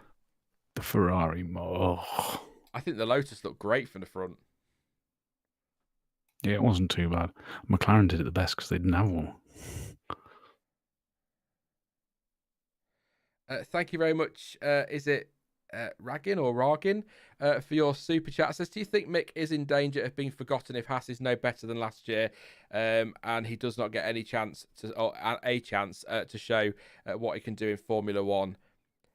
I think the funny thing with Mick Schumacher, if you want to call it a funny thing, is he'll never be forgotten because of his name. So it's like, in the literal sense, no, I totally mean what you mean. I'm just being facetious, but in the literal sense, no, you'll not forget him because of that surname. But it's an interesting point because he's, Ferrari like him, they rate him highly. A lot of people do. I think he did. It's hard to really gauge where he was last year, but I think the general consensus is that he did a good job. It'd be great to see what he does up against Magnussen this year. We can really properly measure where he's at. I think very good in F2. Euro F3, I think he was very good in that from what I watched. I watched a lot of him in there, so I think he did a great job there. It's going back a bit, isn't it? All that fuss with, can you remember that fuss with Dan Ticktum? Getting mad at all of that. I can remember all that like it was yesterday. It wasn't. It was quite a while ago now. But yeah, I think he's got, again, he's another one of those drivers. I hate keeping to use this phrase, but he's another one of those drivers with a lot of speed and a lot of potential. And I think Ferrari would begrudge giving him up, letting him be forgotten. I think if the Haas is shocking this year, I can really see Ferrari trying very hard to do some sort of deal with an Alpha, for example, and get him in there. But I think Haas are going to be all right this year. But I don't think Mick will be forgotten. I think he's one of those that's strikes me as, at the very least, he's going to be in F1 for a long time. I don't know if he's going to be a world champion of the future. I'd quite like it because I'd like to have another world champion, a son of a world champion. I think that'd be, like Damon Hill, Nico Rosberg, for example. I think that'd be great. But I think Mick's here for the. Does it feel like Mick's here for the long term to you, John T? Yeah. I mean, we can't really draw any comparisons from last year. The one trait that's rang true through his entire career is that he doesn't get up to speed with a new type of car instantly.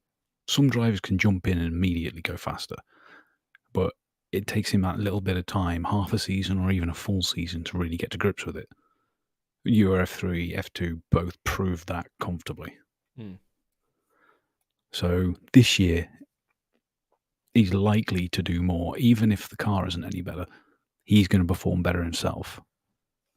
Yeah, that's why it's not really the fairest comparison to George, because from the first minute, George jumped in and was showing himself to be, a one-lap specialist. Yeah. I think if we're talking about my concerns for drivers being forgotten, I mentioned this earlier. I think if I'm picking a driver I'm concerned about being forgotten, it is Piastri, weirdly. I know he's close to Alpine, but we've seen with drivers in the past that just a year out and you get forgotten very quickly. I mean, like Ocon, for example, he came back, so that worked for him. There are drivers that are maybe the exception to that rule, like an Alonso, who if he wants to come back, somebody's likely to try and take him. But I think I worry about young drivers that miss out on a promotion and then get put in as test and reserve driver and then become simulator driver and then, end up in a Formula E, which is fine because I know that Formula One isn't the be all and end all. I mean, look at the fun that Grosjean's having in IndyCar. I mean, it's not, Formula One is the pinnacle, as they put it, but it's not the be all and end all. There's lots of other racing series out there. But I just worry that a Piastri is going to get forgotten. But at the same time, Alpine are very keen, aren't they, to get him in F1? So I think that's maybe he's going to be okay because they are so determined that he's possibly the one that's going to replace Alonso when he retires. Yeah, that's true. I mean, the other thing to think about is, until quite recently, F2 finished quite a bit earlier than most other series that are at the top level. So I'm wondering if that had any play in causing some drivers issues. If they haven't already got something lined up, by the time teams are looking around for someone to fill a spot in whatever series, they're looking at people who are still getting results. You get me? Yeah. If you look in the past, we've had some seriously brilliant drivers going literally nowhere. Pantano. I mean, he won GP2 after being in F1, which is bizarre. Very bizarre. Yeah. Fabio Lima, Davide Valsecchi, all great champions that went literally nowhere. It's very, very odd. Winning what some would argue is the most prominent series after F1 because of its link to F1. That's worrying.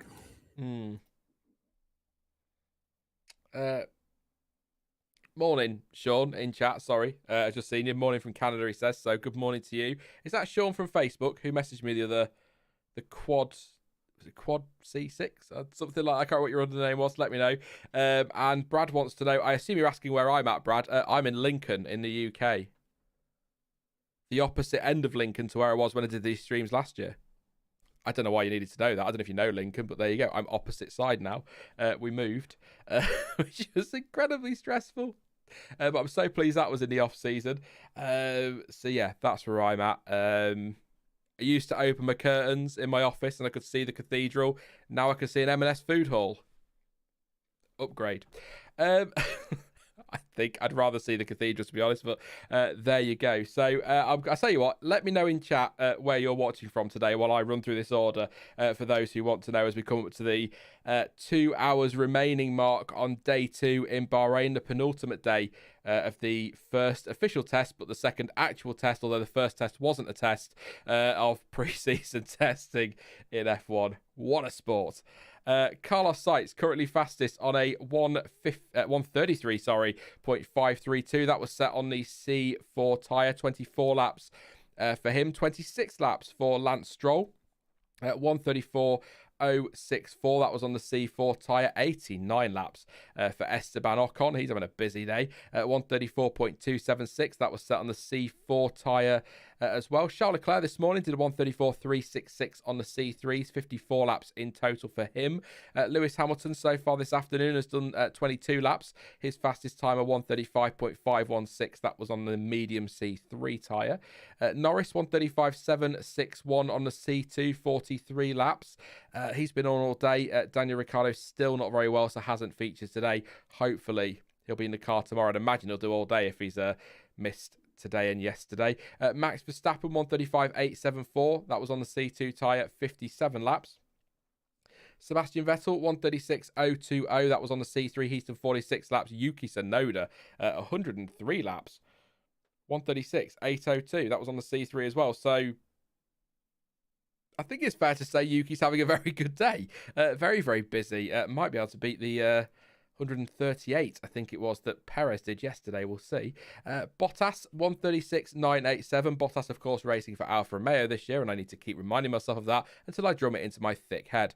25 laps for Bottas. His fastest time was on the C2 tyre. Mick Schumacher 137.846. 23 laps. His fastest time on the C2. 20 laps so far for Magnussen. So only 3 off his teammate from this morning. Of course, Mick had his exhaust issues. That's why his lap count's a little bit low. 137.983. His fastest so far. That's on the C2. George Russell 67 laps this morning. Sorry, no, it's this morning, wasn't he? His fastest time of 138.585 on the C2 prototype tyre. And Nicholas Latifi 139.845. 12 laps on the C2 prototype tyre. He is not going out again today after a fire at the rear of his car, which caused quite a bit of damage, and Williams haven't got that repaired for today, but hopefully be okay for tomorrow. And Zhou Guanyu 141.805. That was on the C2, and 21 laps so far for him. Out on track at the moment, it is just Esteban Ocon and Lewis Hamilton. Every time I look at that timing screen, Ocon's out there. So I think that's a good sign. Even though Tsunoda has more laps, I think that's a very good sign that Ocon's having a good day. Other things to mention from today. So Bottas brought out a red flag right at the end of the first session this morning, having stopped on track when he was told to stop his car. But obviously okay, because Zhou's out there doing some laps. Lando Norris at McLaren, some issues with the brakes. They're waiting for some new brakes to arrive tomorrow. That's why his lap count is so low. He's not going to be doing any long running today because of that. Who else had incidents today? Sebastian Vettel stopped this morning in the escape road down where the track kind of breaks off to the outer circuit or the outer loop. That didn't bring out a red flag, but he did stop. He did get out again towards the end when they were going to do a proper practice start, which I hope we get. I hope we get a proper practice start to end this stream on, so I can get really excited over literally nothing. Who else had issues? Latifi, I've mentioned a fire as well for him. The exhaust issues for Schumacher, and Max Verstappen, his floor was off at one point, but not seeing anything to suggest there are any issues there. And that's pretty much it in terms of the leaderboard. Please do drop a like on the stream. Always appreciated, of course. 477 so far. Make that 478. Just over 1,000 watching, so please do drop a like. Always appreciated. Of course, you can support the stream as well through Streamlabs, Super Chat, and PayPal. Links in the description down below. And don't forget to subscribe, because we've got crap tons of content coming up for you. Live all day tomorrow, live until 4 today, and then it is the season, which I'm not even going to dance or sing about today. I sang yesterday. There you go. I'm not doing it again. And I think I sang this morning, actually, as well, which is slightly concerning for everybody. You're missing something there. What am I missing? What have I missed? Oh no. Williams catching fire and the wheel exploding? Oh no, I said that. Yeah, I did mention the Williams fire, but I didn't get as far as the wheel exploding. I was going to come on to that with you a little bit later. Because I've seen you've been tweeting. I was like, oh, Johnson's not happy. We could do that now if you want. I mean, the replays, it looks like it's a tyre just going kablamo. But I think the issue you're most concerned about is the fact that the marshal was there in, not literally, by the way, but in essentially as good as jeans and a t-shirt. It wasn't at all that, but you know what I mean. No real protective equipment. Yeah, it was a little bit scary. You know, dealing with the fire is one thing, but when something goes bang and hurls pieces of whatever everywhere, probably a combination of carbon fibre and rubber, you might want something, in front of your face, or at the very least in front of your eyes. It really wasn't a good look. Yeah, because it was, for those that are just saying, what, a wheel exploded. So what happened was his car had caught, so there was a little bit of faint smoke coming from the back, and he kind of carried around, oh, he's got an engine issue. And then you could just start to see sort of licks of flame coming from under the wheels. So you think, oh, brake issue, that's on fire. And then he sort of comes around turn 12, and the back of the car just goes round. It looks like, and I'll read the Williams press release later and confirm it tomorrow, but it looks like the left rear suspension has just given up, probably because of the fire, because the wheels kind of buckled in a little bit towards the rear wing, and the car just goes round in a spin, and then the car just woof at the back, a load of flames. A marshal comes over with a fire extinguisher, and obviously, I assume it sounds obvious, but heat related because of the fire and the flames just make the tyre go bang. And there was debris and rubber and all sorts just thrown all over the place right at this marshal, who hopped back a little bit. But, I mean, I'd have run a bit further, definitely, than he did. But not great. And marshals don't always wear helmets, do they? And things like that, or visors or anything. Yeah, as I suspect, some people in chat sort of putting the same thoughts that I'd had, that it was the extinguisher itself hitting the brake disc. Could be. That sudden change in temperature made it go bang. So it was carbon fibre, and as we've seen from tyres being shredded and the like, and I got a piece next to me, I know exactly how friggin' sharp that stuff is. It's like a razor.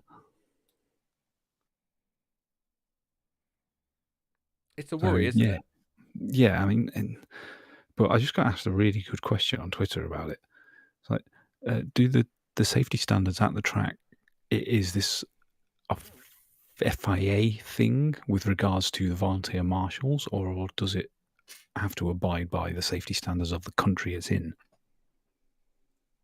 So it will be OSHA in America, HSA here. HSE here. I have no idea. It's a good question. I don't actually know the answer either. That's a very good question. I mean, there must be an FIA. I mean, there is an FIA safety thing, isn't there, that'll dictate it to a point. But, do you know, I really don't know that. That is something I might have to have a Google of a little bit later and see if I remember. I've got a lot I need to Google tonight.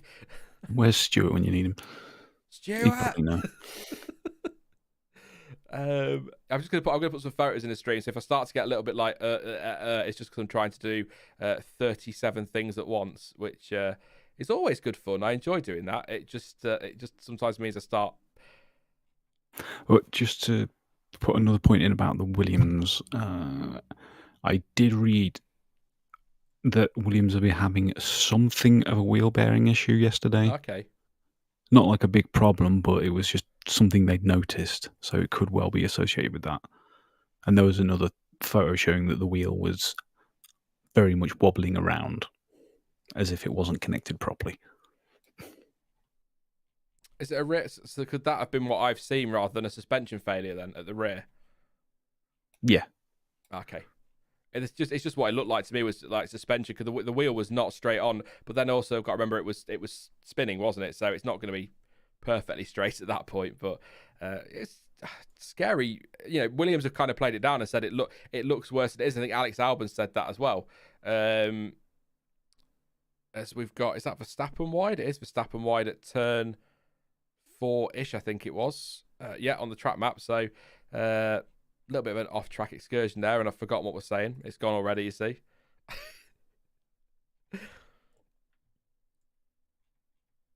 What have we got? No, not many images to pick from, so I've got a few more to put in, which I'll do now. I did see a question that I'll answer myself, and then I'll throw it to you as well, John T. Is an interesting one from Miguel Guzman. We often hear, oh, do we need more races in North America? But just asking the question there, would we like to see another race in South America? I'm probably thinking about this purely as a nostalgic thing, and it's one of those races I grew up watching. But I wouldn't mind, seeing Argentina back. That would be. It wasn't the best, was it, as a race, as I recall as a kid? But that's one option. But is there any way you'd like to see in South America? I mean, I will say this: so long as it is another race in South America, because if you take Interlagos off me, I'm not having that. There's no way. If it's another race or Interlagos, then I don't want another race. But as well as, I can't think. I'm not great on the racetracks. I'm pretty sure there were 2 different tracks used in Argentina, and they were both pretty decent, to be fair. I wouldn't mind having either of them added back to the calendar. I remember. I don't know if it was in Buenos Aires, but that's what it was called, wasn't it? It was the Argentinian Grand Prix or the Argentine Grand Prix, and it was. They used to say it was in Buenos Aires, but I don't know if it actually was there. F1's like the San Marino Grand Prix was essentially nowhere near bloody San Marino, that kind of thing, which is why we're now Emilia Romagna. But I'm not great on my circuits anyway, other than F1 ones, because I'm just, when it comes to motorsport, I'm one of those weirdos that just follows F1 predominantly. But are there any tracks in South America that you could think of, John T, that would be, realistic or not, that would be really great to see F1 cars having a bit of a whiz around? And by whiz I mean race, I don't mean I can't remember what they're called. I'm rubbish with South America, not as a country, just as tracks and things like that. But I mean, I know you could probably list about 30 North American tracks you'd like to see F1 race at, whether it's Fantasyland or not. Well, you've got Rio de Hondo. That's South America. Termas de Rio Hondo, that MotoGP uses. That's a pretty decent track. Not heard of that one. I know you're shocked. Calm down. I know you're shocked. Yeah, and then the Buenos Aires track that used to be used. That was great. I don't know what state it's in now. I don't know what grade it is, if it's still used, if it's even still there. But it's definitely worth it. Yeah, I remember, unless I'm getting my races mixed up, Michael Schumacher, obviously, and David Coulthard having a little coming together there in 98, I want to say. Possibly earlier. Can't remember. I mean, David Coulthard and Michael Schumacher had more than a couple, didn't they, to be honest? But and I remember Marc Genet in the Minardi, which would have been 98, because the Minardi was silver, kind of coming down the start-finish straight there, and something breaking on the car and him just kind of spinning straight through a marker board and in a rather spectacular spin and crash. I remember that. Things I remember. There's lots of things I couldn't tell you about F1, but I can remember really useless nonsense stuff like that. Very weird. I'm struggling to think of any other tracks in South America. I'm sure there are several. It's just a case of what grade they are, what it would take to get them up to spec. Which unfortunately is a hell of a lot in most cases. Yeah, it's not easy, is it, to get yourself I mean, people have already mentioned for South Africa with Kyle Army, which is awesome. Have we heard any more actually on that? Because weren't they exploring that possibility? I'm sure I read somewhere they were exploring. Maybe last year it was that they were looking at maybe trying to get back to Kyle Army, but it doesn't. All of that seems to have lost a little bit of traction now, which is a shame, because I think it kind of feels, and I know like a world championship, what defines the world championship isn't that we race on every continent, but it kind of feels like a glaring missed opportunity to not have a race on the continent of Africa somewhere, doesn't it? When you think about it, where we are in the world, some of the countries we're going to, and are we on every other continent except that? on the calendar, except for the poles. One pole. Arctic isn't a continent. Sorry, I'm just being dumb. I also don't mean Poland either. Sorry, I'm just being dumb. I was actually just thinking about that when you mentioned Brazil for 2020. It was quite close to not being a world championship because the stipulation is that it has to race on at least 3 continents. And USA was a bit touch and go, as was Brazil. Yeah. If they'd have gone, it'd have only been Europe and Asia because we didn't get Australia. Or Canada, did we? That was another one missing. Yeah. Yeah, I keep talking about Canada. Sorry, I'm very excited to see that one back this year. Hoping all's good and we can get there is the hope. I've nearly done the images, sorry. Yeah, it was a lot closer to not qualifying than I thought.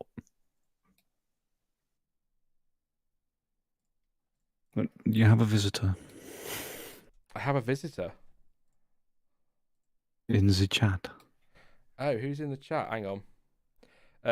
What if it's a nice visitor? I don't want to know if it's a horrible person like Dan or something. The cheese man. The cheese man said, "I'll be with you in a moment, Charles. I'm trying to multitask, mate." And there's people tuning in now going, "I wish this guy would actually talk and stop muttering," but I'm trying. It's a stereotype to say that men can't multitask, I'm aware, but I am quite happy to sit here as a man and say I cannot multitask. I am so bad at it.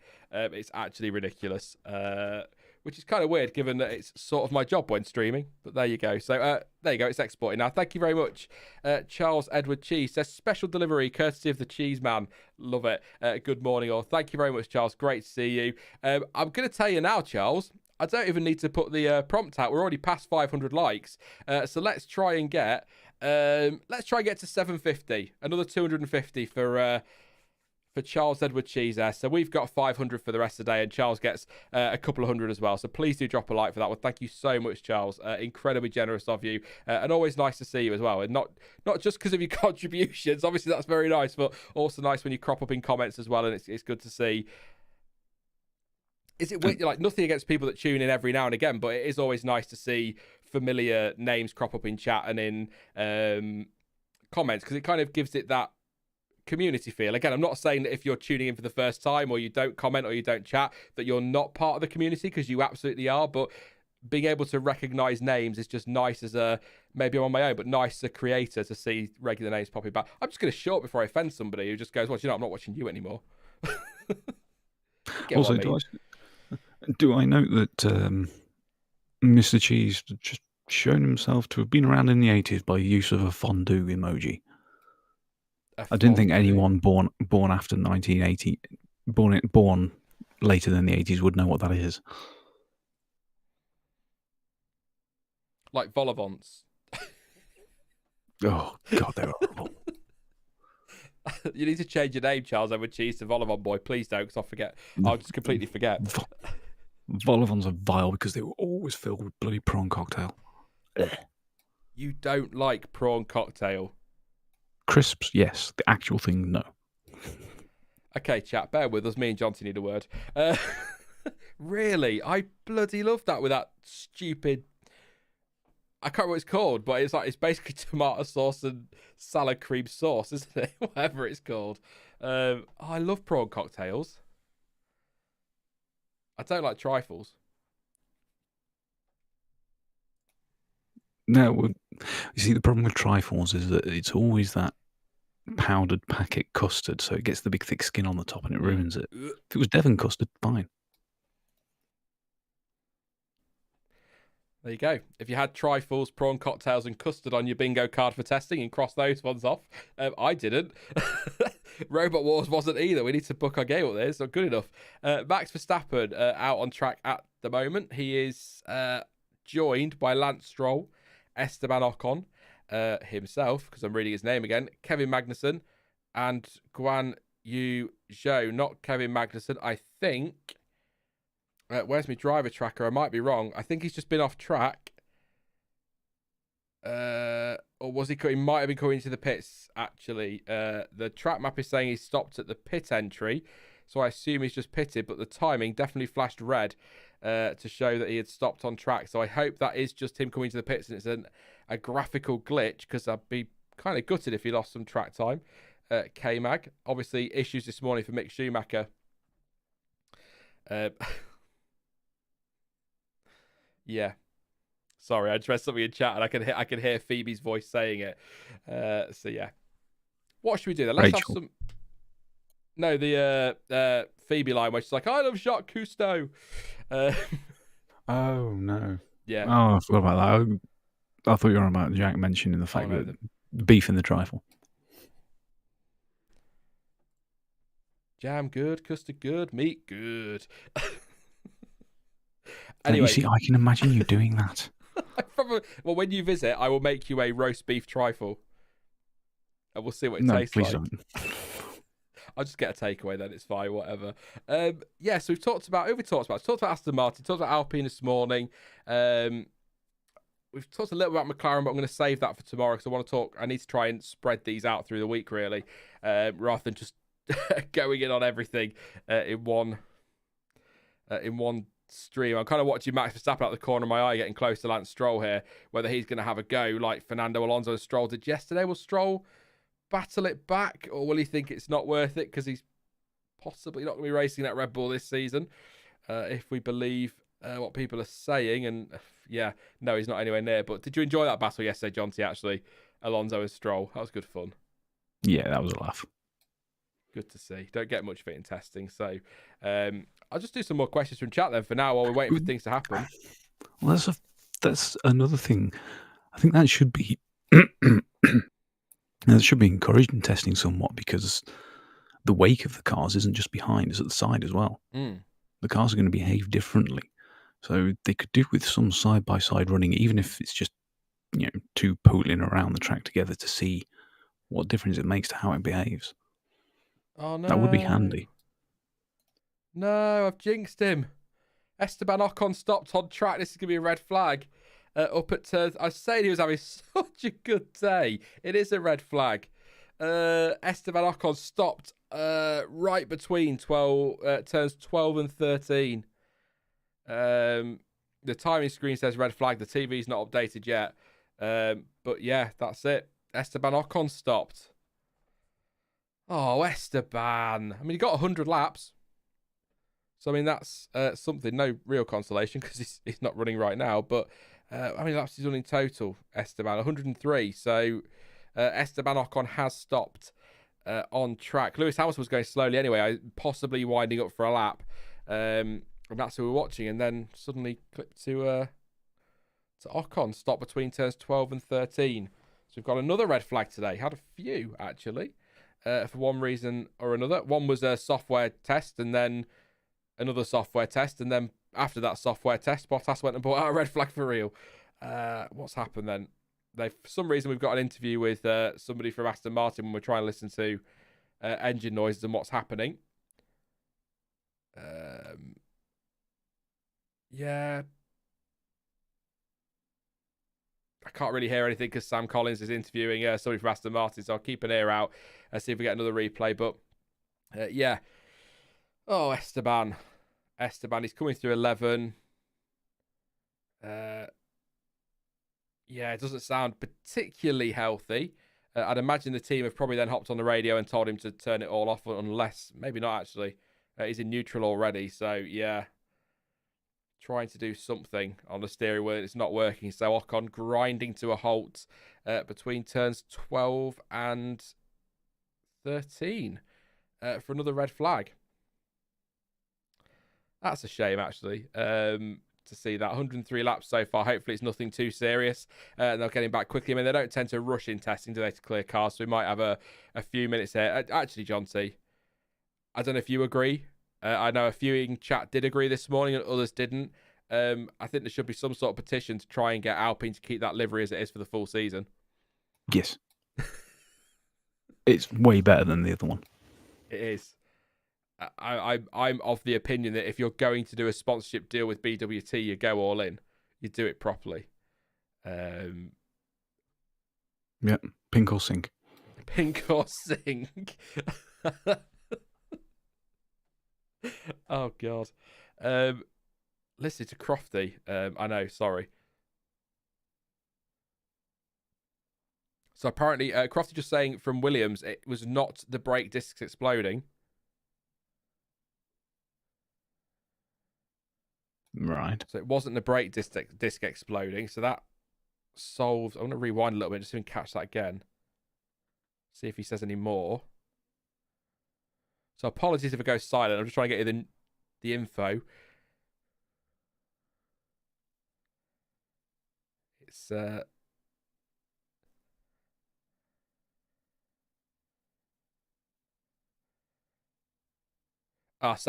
there you go. So the team has confirmed that the explosion was not the brake disc exploding. It was something else, but the team are not wanting to say or haven't said yet what the thing exploding was. Now it looked like the tyre from the replays, but of course, if something's gone pop near that, then it might have sent the tyre as well. They could be completely that the tyre could have been as a result of something else. So the team are not saying at the moment, or not wanting to say at the moment, what did go pop, but it was actually not the brake disc. So wheel bearing.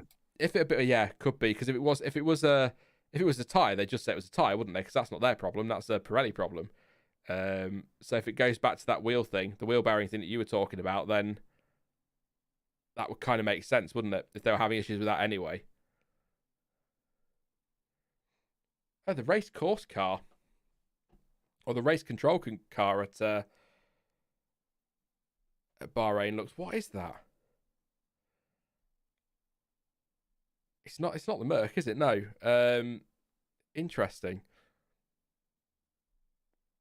If anyone's watching on Sky right now, let me know what that car is, because is it a Chevy? It's a Mustang. It is a Mustang. Yeah, that's nice. Yeah, can we have that as a safety car? Well, I do like the Mercedes. The giveaway is the picture of the horse. Yes. Well, it could be a Ferrari. I know the difference between a Ferrari and a Mustang horse. Don't you dare. Nice. Very nice. Adonis said it was the flux capacitor. Could have been the flux capacitor, yeah. What we spotted, John C.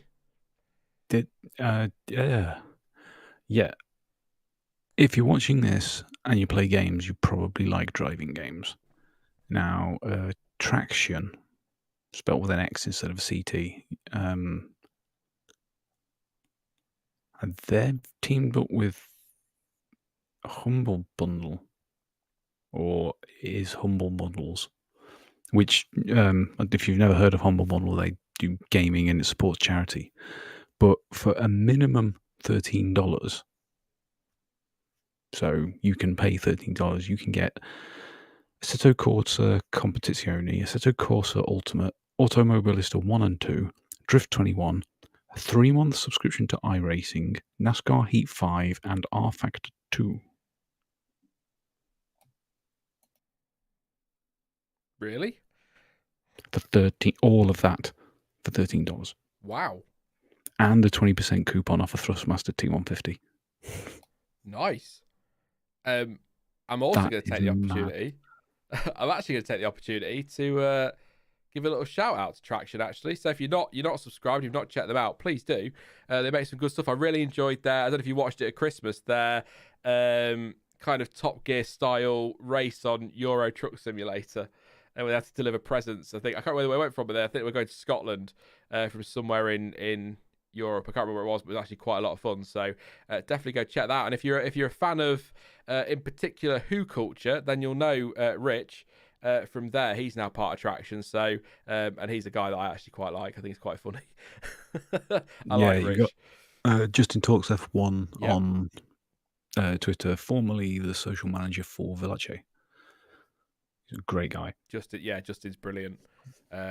Lots of good people over there, so definitely go check them out if you've got some time. Not right now. You can listen to us talk nonsense. And then, there's Drive to Survive to watch. Are you watching that tonight, John? If you haven't already watched every single minute of it. No. Are you not bothering with it this year? I haven't watched last year's yet. Have you not? Oh. No. I feel like you've told me that, actually. I genuinely enjoyed the first season, I really did, and the second to some degree. But it was a novelty one-off for a lot of long-term F1 Yeah. fans because it goes through all stuff that we know. There's no surprises to us. For a start, we watched all the races, and the nerdy ones like us, and certainly everyone in the chat. You watched all the practices and all the qualifyings and all of the notebooks and all of the press interviews, and there's no surprise in there at all. You get a few bits behind the scenes, but not really a lot. What we want is a proper behind the scenes thing without the added drama and the sound effects and the storylines.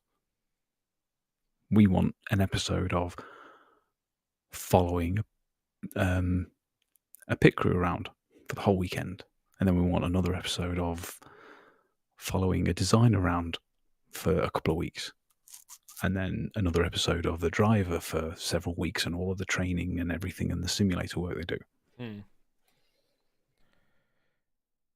Yeah, I quite like Drive to Survive, like you say, for the behind the scenes bits. I'm not in it for the story, because we know the story of the season, don't we? Like you say, we've watched every minute of it, literally, in many of our cases. So I agree with you on that, but I like the behind the scenes stuff. I like hearing the stories, like Gunther Steiner's door, and things like that. I think adds to it, but it's only for that, and that doesn't make up a huge portion of it. So for a lot of it, I am sat there going, well, that didn't happen in that order, or well, that's sort of nonsense, or why are you using Seb's team radio from a year ago? Things like that you can spot, but I get the appeal of Drive to Survive. I get the job it's trying to do, and I think it's doing it well, but like I say, seasoned F1 fans, it's not really what we want, but I do enjoy that behind the scenes stuff. There's a Lewis documentary. Lewis Hamilton documentary isn't coming out on Apple TV if it's not out already. And I've still got Jewel to watch, the documentary from Sky, although apparently that is just basically a season review with talking heads. So maybe won't bother with that so much. But I've got nothing against DTS. It's just not for me and people who enjoy F1 for the reasons and the way that I do, same as you, same as most of the F1 content creators, if we're honest. A lot of the people in the chat here, it is to try and bring new people in, and it's done that brilliantly, and will continue to do so. Yeah, I mean, I agree, and like, just to pick up on that, I mean, I think we've probably had this conversation before, and maybe you'll disagree in chat, but we're not really the target audience, are we? They'd like to pick some of us up to watch it, but we're not really who they're targeting. They're targeting the new fans, so that's probably maybe no surprise that it doesn't appeal to us quite so much as it does newer fans. But I actually enjoy Chasing the Dream a lot more. See, I watched the first couple of episodes of the first season, and then I realised where that season was going to go, and I still haven't watched it. But I think they're on season 3, so I probably ought to be watching that. Because from what I saw in the first 2 episodes, that's less Drive to Survive and a bit more driver focused and behind the scenes, isn't it? So it's definitely something I want to watch, but I've kind of avoided that. Yeah, you're quite right with where the first season went, and it's difficult. Yeah, but it's worth it, I think. Drive to Survive, obviously on Netflix if you want to watch it. I'm sure you all know that by now. Also, Stranger Things will be out very, very soon, so I can't wait for that one. While we're talking Netflix, why not? Definitely looking forward to that. That is that May, the new series of Stranger Things, so bloody love that. Can't wait for that to come back. Just need the crown and then we're done. And you were in season 2. Have you mentioned that to anyone? Oh yeah, I was in season 2 of Drive to Survive. I don't know. Like John says, I've never mentioned that on the channel. Like, I think along with, like, I'm not like massaging my own ego, but along with the hitting 100K, I think that was one of the proudest moments of certainly my time with YouTube and probably my life.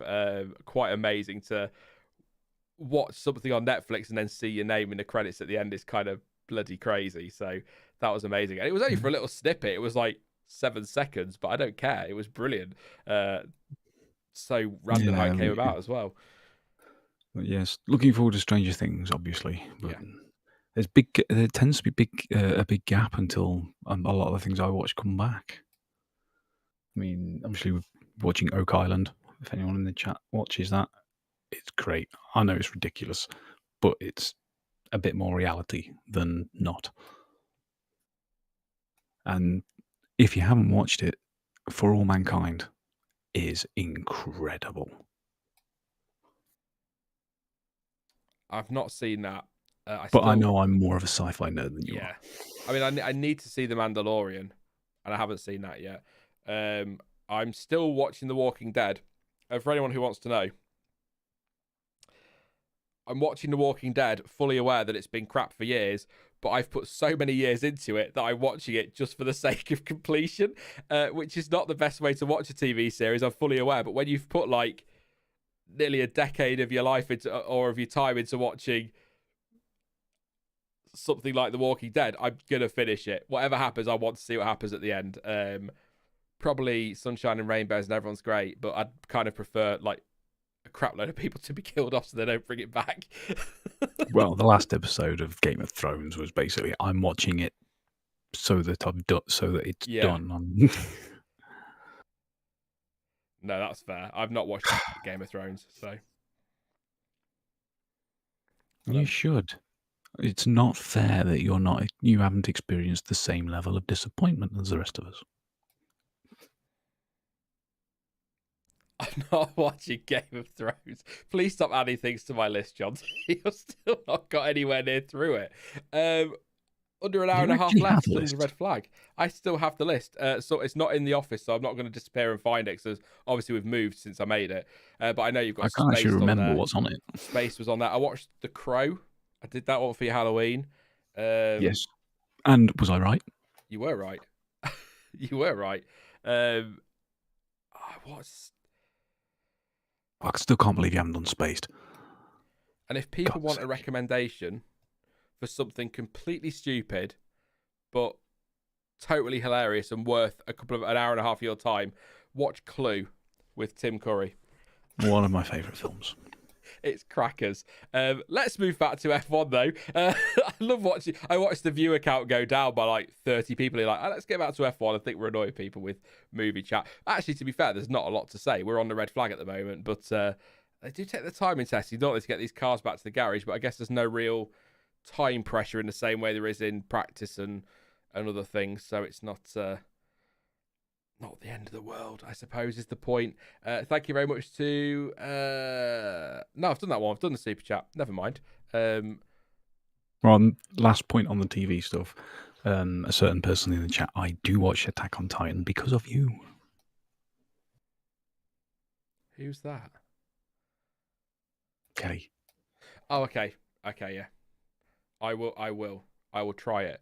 It's on the list, but it'll be down towards the bottom of the list as I try and work my way through stuff that Jonty's horrified haven't seen. And I'll have the last word on the TV stuff. If anyone from Channel 4 is listening, if you'd like to hurry up and bring Dead Pixels back, that'd be fantastic. Because I flipping love that. That is daft. Perfect. We've all had experiences of getting a bit breathy in the shower. So, yeah, not a lot to say really at the minute. Nothing happening on track. Red flag because Esteban Ocon has pulled up between turns 11. No, I lied to you. Between turns 12 and 13, I think it is. It might not be. It's somewhere around that end of the track. It looks like we're about to get started, though, because Zhou looks like he's about ready to go out. McLaren are working on their car at the moment. Hopefully it won't be too long before we get some on-track, in air quotes, action. It's not really action, is it? But it's nice to see the cars. I think that's what I enjoy about testing, especially with these new cars, is just being able to sit and watch, just to watch them on track, even though it doesn't mean a thing. It's been a very short winter. So we're resuming at 17:40 local time, so about 2 minutes, less than 2 minutes, a minute and a half for that one. So not long before we're going again. Carlos Sainz still topping that leaderboard. 29 laps, 36 laps for Lance Stroll, 104 for Ocon, but possibly not anymore today. If it's a quick Control-Alt-Delete, maybe when his car gets back, they'll get him out again, but we'll keep an eye on that. 54 for Leclerc, 29 for Hamilton, 45 for Lando Norris, 65 for Verstappen, 46 for Vettel, 103 for Tsunoda, Bottas 25, Magnussen 25, Schumacher 23, Nick Russell, as I'm calling him today for some reason, 67 laps, 12 laps for Nicholas Latifi, or I probably should call him George Latifi, and Zhou has got 26 laps so far. So I'll go through the times and that, and the tyres on the hour. So we're about to get going again. In just a few seconds, just over half a minute until we're ready to go. But Yeah, just look at the Haas there, and they're showing the carbon rod. Is it called a stay, that carbon rod that Mercedes and that have got? Yes. Yeah, I thought that was it. And they're just trying to show the side pod difference on the Ferrari and Mercedes there in a comparison. And just to let you know what the side pod difference is in real basic terms, everyone else has them and Mercedes doesn't. So I don't know why we need the complete comparison there. But I'm not. How do you feel actually, Jonty, about the crash structure thingies, the bars? I've forgotten what they're called already. The arms. That's fine. Yeah. Yeah, because even if they were still covered over by a side pod, they're still going to do their job in the way they're intended. I've seen some people say, well, why aren't like the two connected? So there's this solid barrier. Well, obviously you need the opening for the side pod, but also when you've got the ends of the two connected, it can actually make them work less effectively. Because if you get a strike in the middle of that connecting piece, it then puts a torsional load on the mounting points and reduces how strong the side impact structure is. So that thing is always there. It's just usually covered by other bodywork. Yeah, basically. absolutely. Yeah. There's two of them, upper and lower. Ted's outside Ferrari asking Crofty if he's wondering if Ted's lost his mind. I mean, I think we all know Ted lost his mind a long time ago. Bless him. But just trying to have a listen and see what's going on. So apparently simulating the start of the race is what they say, because they've got the grid trolley out at the front of Ferrari. So apparently simulating the start of the race. Kevin Magnussen getting ready to go out. We've got Zhou out there. Sonoda is out there as well. And so is Lance Stroll. Very happy to see KMO back, and I'm going to keep saying it, and I will not stop saying it until probably Abu Dhabi. But there you go. He's just a character. He's just somebody a bit different to the normal PR people. He'll tell you what he thinks, as Nico Hulkenberg will testify. Any idea on what the title sponsor for Haas will be? This is game over. Nothing as of yet. So they're currently Haas, just the Haas group, Haas CNC. Really, there's nothing else to report on that one, but as soon as there is, hopefully we'll hear something, and I hope they can make some money back. But I'm sure Gene Haas is happy to pay for this season for now if they've got the car right. Yeah, I mean, Ted will speak his mind, as Eddie Irvine will tell you. I love that clip. Ted and Eddie, what's Eddie Irvine? Oh, DRS. Was it DRS or was it Kurz? It was one of the two. Irvine saying, well, it's just a mess, isn't it? With this push to pass and all that button, it's ridiculous. We should get back to basics. And Ted says, well, maybe if you'd had to push the pass button when you were in F1, you might have won the championship instead of not. Oh, Ted. Oh, he couldn't have gone any higher in my estimation, but he has now. A bit like when Christian Horner said something to Martin Brundle about you're too old to be in F1 or something. Or shame you're too old to be in F1. And Martin Brundle said to Christian Horner, shame you weren't fast enough to be in F1. Yeah, I love that. I know it's only banter, but I love little comebacks like that. Along with him last year, Megan Thee Stallion's bodyguard person-y dude who was like, oh, you can't do that, and Martin Brundle's like, well, I think you find I can because I just did. Like, oh, you're gonna get a slap if you're not steady. Steady on, Martin. If there's one thing I have been missing for a long time, is silly pranky sort of friendship and banter that can go on. The best one I think was Prost and Piquet. They weren't the most likable of people, but they had a hell of a long bloody battle going on with pranks. Where you're Piquet sneaking up behind him, sneaking up behind Prost while he's being interviewed live on TV and bending his nose across, trying to take the mickey. And apparently, in retaliation for one thing, Prost super glued his $300 Gucci shoes to the side of the transport lorry. Jesus. Oh my God. There's a load of them. It was brilliant. I thought you meant between like drivers and F1 personnel and pundits, and like nipping up behind Martin Brundle on the grid walk and pulling one of his cables out so nobody could hear him anymore. Things like that are always good fun. But Michael Schumacher used to be quite the prankster, didn't he? I was saying to I was talking to Who was I saying it to? Bear with me. It'll come to me. I've completely lost my train of thought now. Yes, I was talking to Tomo on Wednesday, and I was saying that the growing up,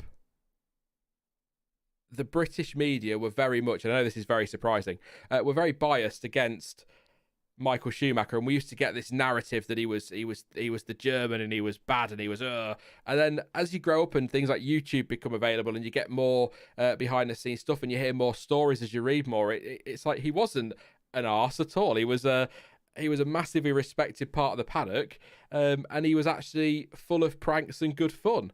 But we never got that in the UK, did we? Because we were British and he was German, and that's a disgrace because we can't get over things.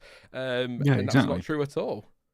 Well, because the first time he came to prominence was in a battle against a British man. And at the time, F1 was still on the BBC. Oh, God, yeah. I mean, I know it was 50 years after the end of World War II, but there was still that feeling. There was still that attitude from a hell of a lot of people about the Germans. It was ridiculous. And you're quite right. I mean, the amount of stuff we've seen of Schumacher, in the bloody driver interviews, the driver press conference, and you'll see him disappear with a jug of orange juice and then comes back and it's empty and someone's laughing. And he's like, I wonder what just happened there. I mean, it's funny. Like, I don't want to get into it too much, obviously, but it's quite funny because I've got some friends in Germany. Actually, my ex-partner was German as well, but it's they literally couldn't give a toss about us. And there's people in this country that are so obsessed about the war and the joke around, faulty towers, don't mention the war, and all that business. But it's like in Germany, they're like, we're kind of like the boil on their arse. They're really not interested in us at all. You think people would kind of, move on. Different country now, different people, very different everything. So, but there you go. Wow. I don't know if it's because it's getting a bit darker there, but that was a really severe case of a shot of the porpoising for Hamilton.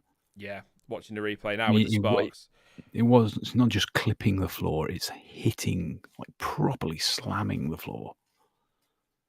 God, they've really got to do something about that. It's Harry, very exactly Harry.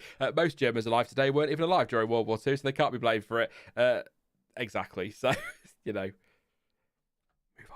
Anyway, I'm going to leave it on that one very, very quickly. But yeah, the porpoising, it's... I think first of all, I think slow-mo replays make it look a lot worse. And obviously with it dark, the sparks make it look worse. But the Mercedes, out of all of them, when you watch it, and if you are watching it on TV, you'll know what I mean. But it... like the Alpha now, you'll see in a bit, Jonty, is coming down the straight. You can see it porpoising, but it is not smacking the floor like the Mercedes does. And the Mercedes almost... The only word I can keep using is violent. It just feels really violent compared to everybody else. Everybody else is nasty. You can see heads moving, cars bumping up and down, but the Mercedes is really, again, violent. It's the only word I can use. It's coming for a stop as Hamilton. I assume we'll go straight back into the garage. Stroll, Norris, Tsunoda and Zhou are out there at the moment. So, yeah, I think something that needs to be addressed for sure. For sure. Yeah, I mean, it does suggest that they've got incredibly high levels of downforce because of how hard it's slowing down. But, I mean, is that a worthwhile gain if your driver's going to be retiring halfway through every race with a migraine? Pulling in for a pit stop, a cup of ibuprofen, and off they go again. That's an interesting look for the AlphaTauri. Yuki Tsunoda absolutely covered in Flovis. Is that a stopped Lando Norris? That looks like a stopped Lando Norris. And in case you missed that, it's a stopped Lando Norris. Yes, it is. Pit exit. But he's on the... Is that the pit exit? Just come on, pan out a little bit. Yes, it is. Red flag. Boop. Yeah, right. Oh, he's got out of the pit lane and then stops. You've got your white line for the pit exit. He's kind of stopped there as he's coming back out onto the start-finish straight. So shouldn't take long to recover that. Obviously, the team can't walk out onto the track to recover him, but Marshall should be able to wheel that back from there. But that is... Oh, Martin Brundle stole my line there. Mechanics cannot cross the white line. I was getting there before he did. I've not, you know, only thing with these watch songs is I'm not able to hear all of the Brundleisms that we're so used to. I know we get them during practice and qualifying as well and during the race, but you know, there's one for you. Marshall are not allowed to cross the white line. So Lando Norris has stopped. We got another red flag. So red flags for Lando Norris just now. We had one for Esteban Ocon. We've had one for Nicholas Latifi, one for Valtteri Bottas as well today. So if I've missed anybody, apologies, but quite a few actually. Versus yesterday, we had a couple. We're still due in the final 20 minutes or so today, some more software tests. So we should get another red flag later as planned, which will still obviously send the track red, so nobody will be out there. But I'm hoping we are going to get a chance to see those start procedure things again, because I really want to see a start. We were robbed of that earlier. Yeah, because the software test went so well this morning. It was brilliant. Red flag, and then green, and then red, and then they tried to do the proper start, didn't they? A start test. They lined up Vettel lined up on pole, Bottas alongside him and Leclerc behind him. Russell and Verstappen had gone down to the pit exit, but the light went red because they were too late. So then they decided to do an extra formation lap. Verstappen and Russell went out there to try and catch the back of the pack to do this start. And then down at turn 7, Bottas pulls over and stops his car and brings out the red flag for real. It was like, well done. Oh, that was brilliant F1. Peak F1. Esteban Ocon in the garage there. Thumbs up to the camera. Norris still at his car. Going to try and wheel it back by the look of it is Lando. He's doing it. He's doing it, to be fair. I'm just going to watch Lando Norris push his car back. If you'd like some commentary, I can try it. See if he tries to get that all the way back. But surely the marshal's going to go down and give him a hand unless... I don't know what the rules are, actually. Well, there's one. There we go. I don't know why he's trying to push it all the way back. Just turn it left so the car's over the line, and then he can help. Oh, they must have been cleared to cross now. Yeah, marshals are coming down now. So 4, 5, 6. So 7 people with Lando Norris, and then a guy with a yellow flag, who I imagine it's procedure that he has to be there, but it does seem a bit weird having a yellow flag given that there are no cars on track. But it's probably just procedure, I'd imagine. But there you go. What's that in the background? I think the Alpine's back at the garage now because I've just seen some covers on a car being wheeled in.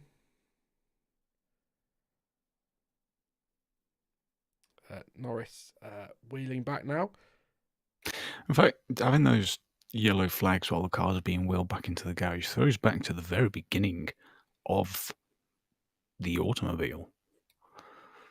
Because you remember right at the very, very start when they were ultra basic and could barely scrape 4 miles an hour, they were considered such a danger that they had to employ someone to walk 5 yards in front of them with a red flag to warn other people on the road. Really? I have never heard that before. Yeah. That's so interesting. 4 miles an hour. It shows you how crap they were because they employed someone to walk in front of the car.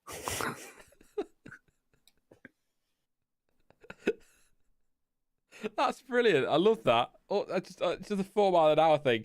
It's just giving me the giggles. Like, if it hit you, it'd be like, ow. And that would be about it. But yeah, Ted's running down the pit lane for some reason. Showing off Ferrari going through their start procedure once again. If you are just tuning in, we have another red flag today. Lando Norris stopped on pit exit, and I'll run through the times in just a few, about 7 minutes time-ish. We'll go through the times on the hour for the penultimate time today as we head towards the final hour. Today has absolutely flown by. I hope everyone's enjoying the waffles and the updates and the nonsense that we've been discussing. Always, I think obviously I enjoy the start of the season. I love doing the race reactions. I enjoy making most, if not all, of the content I put on the channel. But I must admit, I've got a soft spot for these testing streams because it is just nice to, after the winter, to sit with like-minded F1 fans, good mates as well, like John T and Stuart, and not Dan this year because the swine apparently has a life, but whatever. It's just lovely to chat to people. And Dylan, obviously, yesterday, Mike tomorrow afternoon with us, John T, which will be fun. I've not spoken to Mike for ages. I'll tell you what, get your IndyCar questions in tomorrow afternoon. Mike's I think they really focus on indie fanatics, don't they, at the moment over there, rather than the F1 side. So Yeah, they looking do. forward But to I that. mean, they're doing well on that. This week, they're interviewing Alexander Rossi. There you go. So definitely got an IndyCar question. Save it for tomorrow for Mike if you're going to be joining us. So thank you for joining us. It's been good fun. Please do drop a like as well. Still got just over an hour to go, like I say, but please do drop a like. If we can get to 750 for Charles Edward Cheese, that would be great. Don't worry too much though, because we got him to the 500. But yeah, likes always appreciated, subs as well, and all of that usual YouTuber stuff. Chloe says testing streams just make my year. I love them. Vesk says these are my favourite streams. I think they're just casual, just F1 fans talking, and I poke fun at you and you poke fun at us, and get ready for when we get to later in the year and we abuse each other. Yeah, we should do. I mean, we can't really do proper watch-alongs for old races, but we should just do this. Sit down, watch an old race, and waffle, and talk about what's going on when we spot random things. Maybe we can do the clap syncs that you're so terrible at, so that people watching can put their own copy of it on. It is. I am bad at like the clap sync. I tried to clap too loud in the mic. It is like 1, 2, 3, clap. There's Sean. It usually takes people a bit of time to line me up. I mean, I want to bring back Wednesday night streams because I used to love doing them. And I kind of feel like we should be live every Sunday again, like we used to be. But I'd love to just, I wouldn't do timing. I might throw some pictures on or something like that, just of the classic race to have rolling in the background. But it won't be anything like timing or anything. It would just be us and then people in chat talking about what we're watching, and we could sync up. I could do the whole lights out and away we go thing so people can sync up. And just, I like that. It wouldn't be a proper watch along, like you say. It would just be us talking about the race we're watching, but that would be. I think don't hit your microphone. Perfect sync up would be just interesting. That's always 5 minutes before. We're green again, by the way. Just to let you know.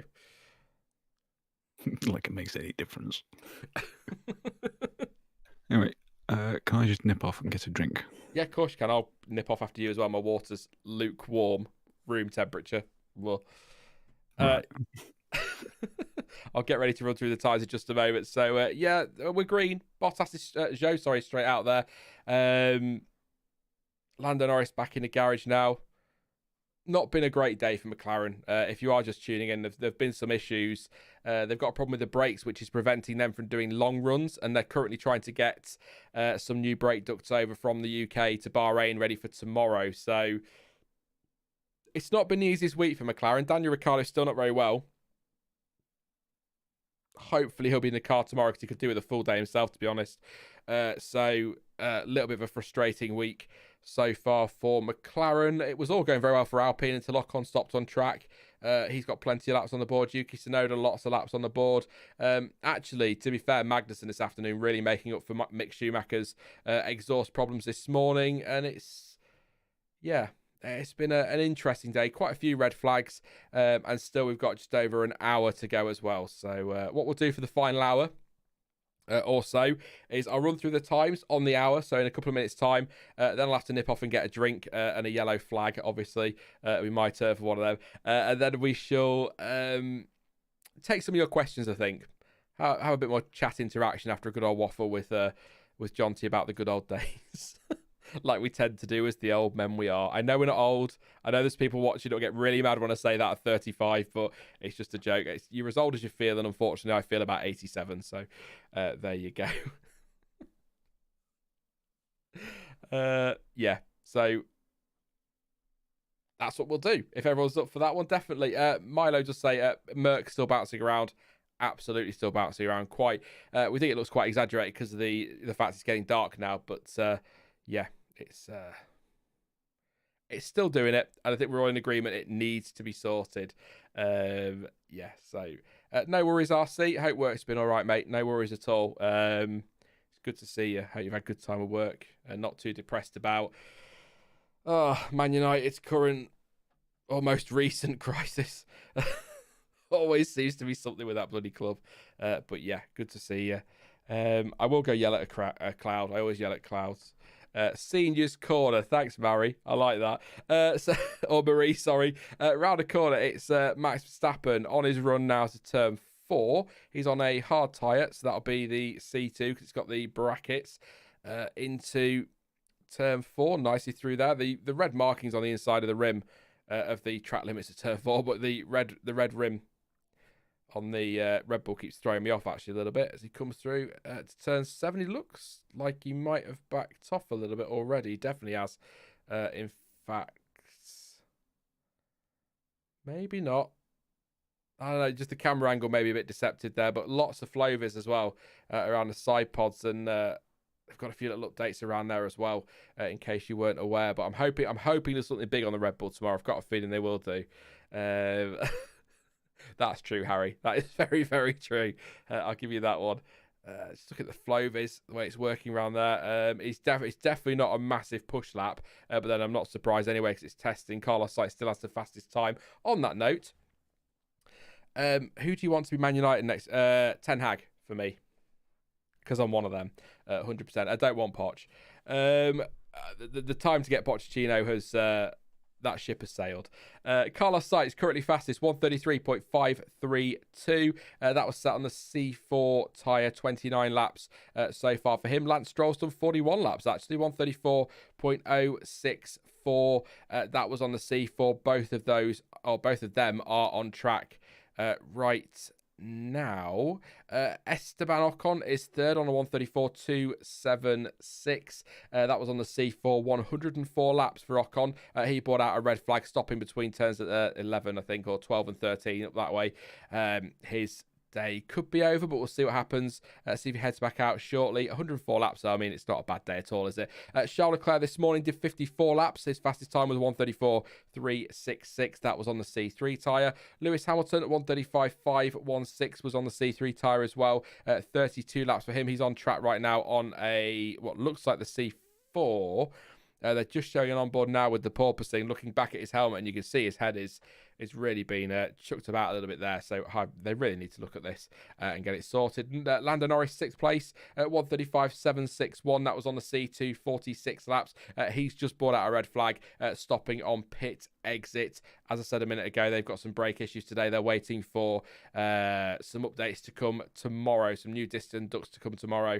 So hopefully they can do some long running, but they can't do that at the moment. Max Verstappen, 135.874. That was on the C2, 67 laps. Sebastian Vettel, 136.020. That was on the C3 tyre, 46 laps. Kevin Magnussen, 136.505. That was on the C3 tyre. He's done 29 laps so far. Yuki Tsunoda, 107 laps. Not out there at the moment. Magnussen is, by the way, but 107 laps for Tsunoda, 136.802. That was on the C3s. Valtteri Bottas, 136.987. C2 tyre for him for that lap, 25 laps as well.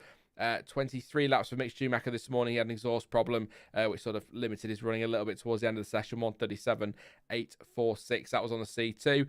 Russell's fastest time was a 38.5. That was on the C2 prototype tyre. 67 laps, 12 laps for Nicholas Latifi, 139.845. That was on the C2 prototype tyre. And Zhou Guan Yu, 141.805. That was on the C2 and 35 laps on the board. Kind of covered the headlines there. Who's out on track? Sainz, Stroll, Norris, Magnussen, and Zhou. Red flags so far today. One for Ocon, as I say, for stopping on track. One for Norris, who's just stopped on track. Vettel didn't bring out a red flag, but he did stop on track. Bottas brought one out for stopping on track. And Nicholas Latifi brought one out because he had a massive fire at the rear of his car, which has damaged the Williams, and they've not been able to get that repaired for the afternoon, so they are not running again until tomorrow. And just as a reminder, in case you missed it, a full 7 hours ago, in case you missed it, a full 7 hours ago, or as I'd imagine you've forgotten, Haas will continue to run once the checkered flag falls. I will not be staying live for that, but Haas will continue to run after the checkered flag to make up for the time they lost because of F1's delayed freight. They'll also run an hour earlier than everybody tomorrow, and they'll be staying 2 hours late as well tomorrow after the session to make up for the 4 hours they lost because the teams did not allow them to run, or I think it's 3 teams blocked it, not allowing them to race or to test on Sunday. So there you go. Is that Lauren Rossi? Yeah, it's Lauren Rossi and Anthony Davison up at turn 10. On board with Kevin Magnussen watching the porpoising. Yeah, that Haas is having a good old porpoise. Is that what we're calling it? A good old porpoise? Yeah, very bouncy. Windy. Oh, what? Looks very windy. It is windy, isn't it? They were talking about sandstorms. They weren't specific on whether it would hit the session, but it looks like it's a bit sandy out there, doesn't it? Norris is back on track, by the way.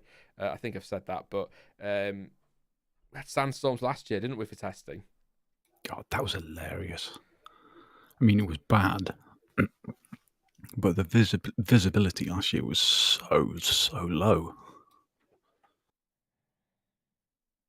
It does just make you wonder what, can you imagine if that hits at a race weekend?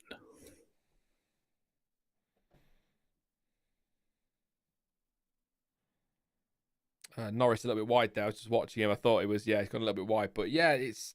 I mean, one thing it did do is it gave us some incredible photos, didn't it, of the cars in that sandstorm. But apparently it was going to hit, so... Well, we did get some early today. But the cool thing was it just puts like a layer of sand on the track, which acted like a bit of CFD, and we could see what the air was doing. I'm just joking. What? I'm going to make the point there. I don't know if they're following him today or following the team today, but Williams have tweeted to say obviously season 4 of Drive to Survive has dropped.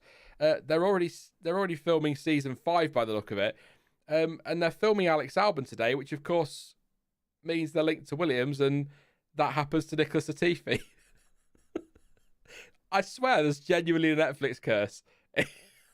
Or it's all planned. Hang on a minute. Wait a minute. Tinfoil hats. So apparently there is going to be a season 5. You're all going to tell me now that was already long confirmed, but I didn't know there was going to be a season 5. But if that is the Netflix crew, it might not be. But I'm trying to read the badges. It might be team personnel, but they're following Alex Albon and Williams are teasing it. So season 5 confirmed. Speculation. Maybe. 30 laps now for K-Mag, so he's getting those laps on the board. That'll be good. Are you all right if I leave you just for 2 minutes, John? So you just answer some questions, chat while I just nip for a yellow flag and get some fresh water. Yeah. I'm eating a sandwich, so... Fair enough. I'll only be a couple of minutes.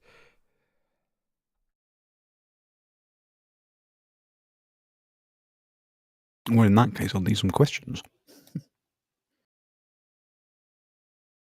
Go on, chat, what you got?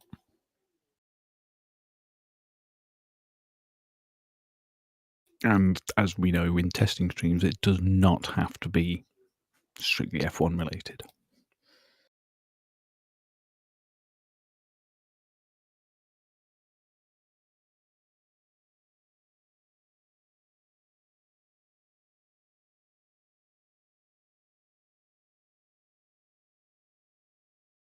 One name, first race winner.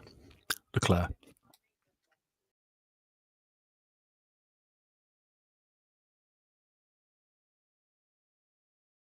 Yeah, DJ Raven, I still play Watt too much.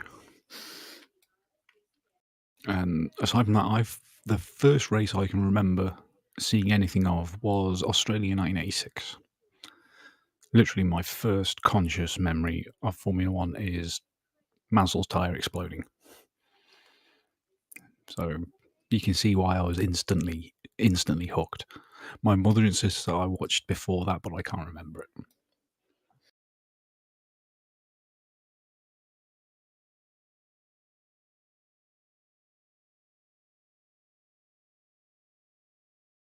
I have no idea if Arsenal are making it into the top. I don't follow football. Ice cream is mint choc chip. And always will be. It's the GOAT.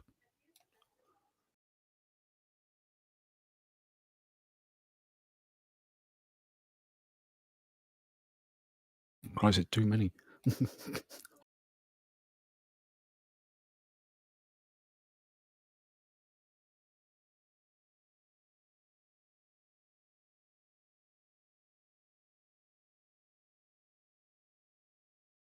favourite time of year is autumn because it's getting colder. I don't like summer. And the leaves are very nice. There's a tree just round the corner from us that the leaves change from the top down. It's like a thermometer. It's cool.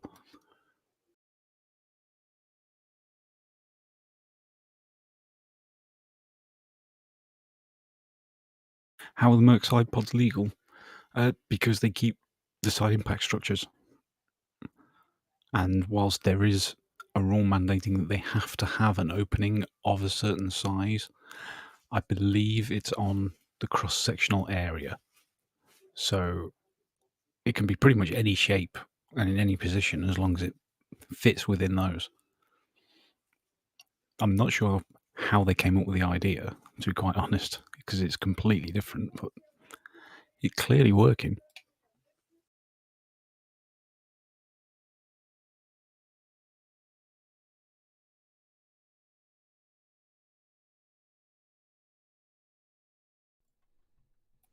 Honestly, the dark horse of this year at the moment is looking like Alpine.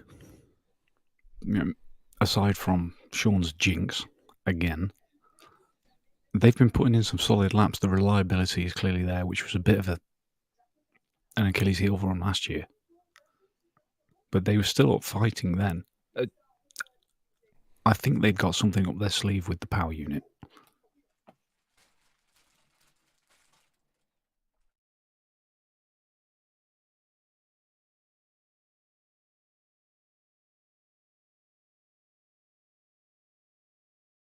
Go to Greg's order, steak bake every time. Hell yeah. I mean, I like a chicken and mushroom one, or a chicken bake, whatever it's called. Yeah, you see, with the smaller independent bakeries we've got in town, then it's cheese and bacon turnover. But the Greg ones just aren't as good. Is my audio okay, by the way? Because I hit the megaphone button when it Yeah, came it's back. fine for me. So I briefly sounded a little bit like this, which is always interesting. Yeah. No. I thought she said, well, I'm going to need a couple of questions, and got hit with like 1,000. That's about right, to be fair.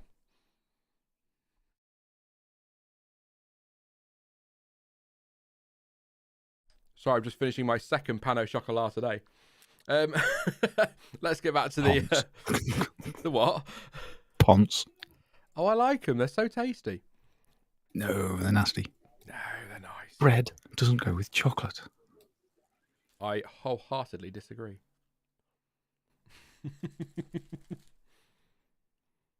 What you guys say? Well, we'll do some questions in chat then. I think is a good idea. I'm going to stop eating this now.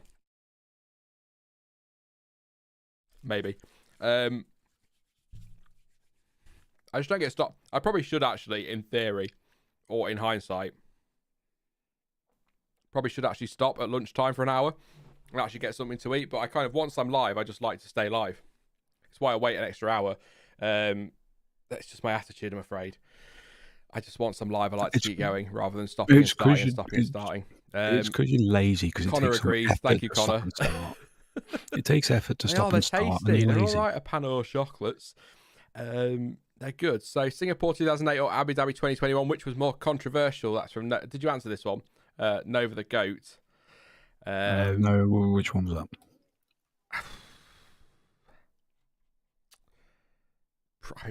Probably a bit of recency bias in a way, but probably Abu Dhabi. But then if you talk about on track, then I mean, PK was asked to deliberately crash, wasn't he? So I mean, that's pretty bad. So yeah, that's objectively more controversial because it was a literally rigged race. And whilst there's lots and lots of discussions about Abu Dhabi, I think it was just incompetence as opposed to malevolence. Does it still baffle anybody else? And I know it does you, John C, but I'll ask it to chat. Does it still baffle anyone else that Fernando Alonso is still credited with that win? Because obviously Fernando did nothing wrong, but it's still a win that was taken through cheating. Yeah, absolutely. That's what I never understand. That's. I mean, sorry to go back into it. But that's the one thing that really bugs me with all this hashtag void lap 58 stuff. Because if you're going to do that, and there are legitimate reasons for it, I will be freely admit,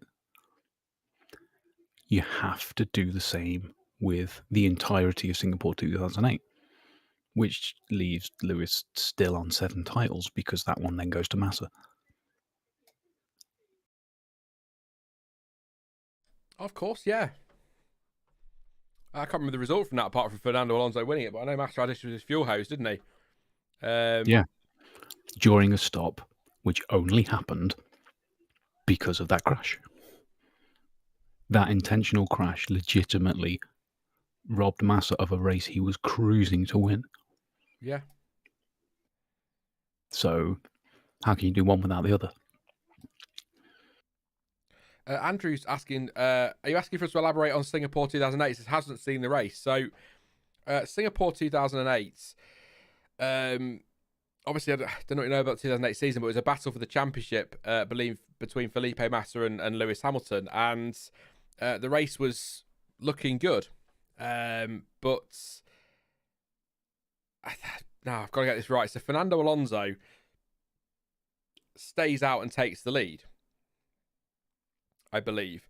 And then Renault instruct, I don't think it was over team radio or anything, but I'd already come to an agreement with Nelson Piquet Jr. that he would deliberately crash his car. And that resulted in a safety car, which enabled essentially Fernando Alonso to take the win because of cheap pit stops and all that, or whatever else.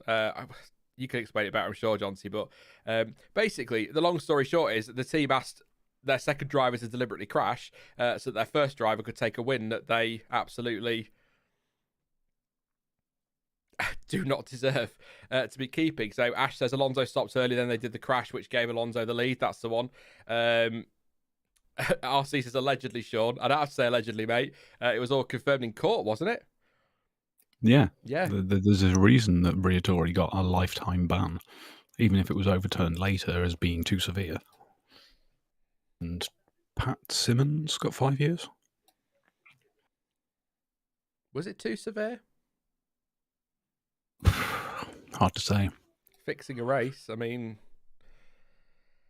there are some people that will argue that a whole championship was won with some dodgy decisions in terms of traction control in a Benetton for a certain German driver. Yeah. And that's the problem with the whole thing. I mean, especially when you include questionable technological advancements. Another one might be 2005.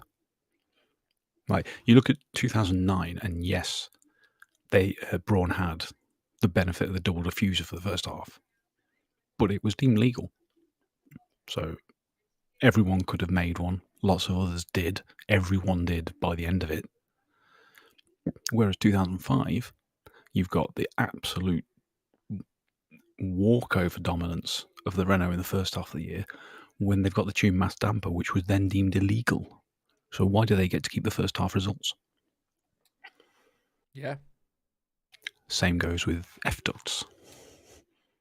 Well, Racing Point didn't get to. They got a points deduction, didn't they, for breaching the rules? Well, not the same thing, obviously, but breaching the rules with their stuff a couple of years ago. So, and then you got the arguments of how long ago is too long ago. Wasn't long enough for Lance Armstrong. I know it's a different sport, but the point stands, it was cheating, proven as cheating, and he had all of his Tour de France wins stripped from him. Yeah. I mean, I'm thinking go through all of history, can't you, with F1 history and find so many different things that you'd look at now and say, well, that's not right, or whatever. And at the time they were okay with it, or they're not okay with it, or whatever. But you could probably go through the entire history of every sport and find something that fits. Yeah, to be fair, I'd imagine so, yeah. Obviously, what if this and what if that is... it's just a conversation, isn't it? Where, all with hindsight, of course, but there you go. Ball tampering in cricket. Yeah. how many of the results for the people found guilty of that beforehand have to be questioned? I think you'd just be here forever, wouldn't you, if we were trying to list them all? Definitely. Exactly. Just in F1. I mean, just in F1, there's moments where you go, you know, a lot. And like, what would have happened if is another one that I kind of like as a conversation, because I like what would have happened sort of things, but also it's kind of like, well, it doesn't matter because it didn't happen. It's kind of my attitude on that. People say, oh, what if Max had got a penalty in Brazil? Well, he didn't. So, you know, should have done, but he didn't. So I'm not going to, there's no point really dwelling on that sort of thing. But yeah, sport, it's not a new thing, is it? These controversies and moments in sport, and it'll always continue. But it's kind of difficult. I think you know, comparing Abu Dhabi and Singapore is difficult because they're not just like you said, Jonty. You know, it was a blatant fixing of the race in 2008. Abu Dhabi was just one man being incompetent, so they're kind of incomparable in that regard. But if you're talking about the controversy, if you like, around it, then I tend to agree. Probably Singapore, wouldn't it, for the racing side? Because it is a race fixing thing. Max Verstappen offline there, by the way. Hell of a lot of sand and dust, mostly sand, I'd assume. But we are going to get Carlos Sainz in the DRS of Max Verstappen into turn 1. Offline, lots of sand. Max goes to turn in. Sainz is trying to run him out of space. I love it. They're having a proper squabble here. Max is back in front. Stewart's going to be livid that he's missing this. Max has got his DRS open this time, determined not to let that Ferrari through. Is Sainz going to send it? No, he won't, because it's testing, Sean. Calm your pants. It's not going to happen. But yeah, Max Verstappen and Carlos Sainz there having a nice little battle, and Verstappen wasn't giving that one up to the Ferrari. So let's have a look on board. What's happening here? So that was great. Oh, I'll tell you what started that. Max Verstappen at turn 7 tries to go up the inside of Sainz, and Sainz kind of doesn't cut across him, but obviously doesn't know he's there, and doesn't Max doesn't get up the inside, and possibly not happy about that. Or Max is looking in his mirrors down the straight as Carlos Sainz comes back at him as he went for the overtake at the final corner. Sainz goes down the inside into turn 1. Max stays around the outside, and then I thought he was backing out of it, and then he kind of decides, gets through the corner, then accelerates back past Sainz on the outside of turn 1, and then he's got that one, and then he's managed to cover it off down to turn 4. So that all started at the hairpin on the previous lap, if you want to say. I quite enjoyed that. That's the second best one we've seen. Definitely Alonso Stroll yesterday was much better, much more enjoyable than that one. But yeah, thank you, Max, thank you, Carlos. It gave us something to talk about. Watching Lance Stroll at the moment out there, who has completed quite a few laps actually. Is Lance? What's he done? 56 this afternoon. Still 112 for Yuki Tsunoda. I think he's going to be the one to take the most laps today by the look of it. Ocon still not out on track. So obviously Alpine sorting it out. I just checked Twitter actually and make sure they've not put an update out. Sometimes they do, to say whether they're going to be running or not again. It's starting to feel like they possibly won't be. Obviously we don't know what the issue was, do we? So obviously wasn't a control alt delete. He's probably out there already. So they're checking it at the moment. So they're still checking it. That was 39 minutes ago. So we'll see. We shall see. That's a good question, actually. What happens if there's contact? What if they touch? Does this go to race stewards, or is it just seen as stop being stupid? It's testing, you bloody idiots. That was not worth it. I have no idea. I don't. Stewards are there. Well, the race director's there. Who actually is it at the moment? I didn't see who's there of the two. Is it Eduardo Freitas? Freitas. And it was Fry or Free or Frey. Yeah, I think I might be wrong, but I thought it was Freitas. I mean, they might both be there because it's the first or second weekend, first official test. But yeah, not 100% sure on that one. Apparently, yeah, penalty points. Yeah, I just read that. I think it probably wouldn't go on to like the first race weekend, but could put a sting on their super license early on. Yeah. Maybe I would maybe just a bit of a ticking off. I'd imagine it's tested, probably just told stop it. That'd be ridiculous. Yeah, I mean, because they should probably get a gentle word for what they just did, with the knowledge of, if you do that and you do touch, you both get 3 penalty points. Yeah. Just to make them behave. And believe me, Freitas is not above that. I think that's isn't that a good thing though, that a race director is willing to say, right, that's your one warning. Any more and you're in trouble. Or if there's no, of course it's trouble. Freitas. Yeah, Red Raven's telling me to tell you how awesome Freitas is as a race director, and he really is. He takes no stick. And I hope he carries that on. Yeah, he has that proper attitude of, which a race director should, in my opinion. As far as you're concerned with the track, what goes on the track, and decisions to be made, I'm God. You do as you're told. And he really doesn't back down from it. He's the referee, isn't he? So I really, really hope that we actually hear some of that Team FIA radio again, or however much they've reduced it, because it would be hilarious. Would it be effectively tough shit if people were moaning? Would he be that kind of hard line, like tough?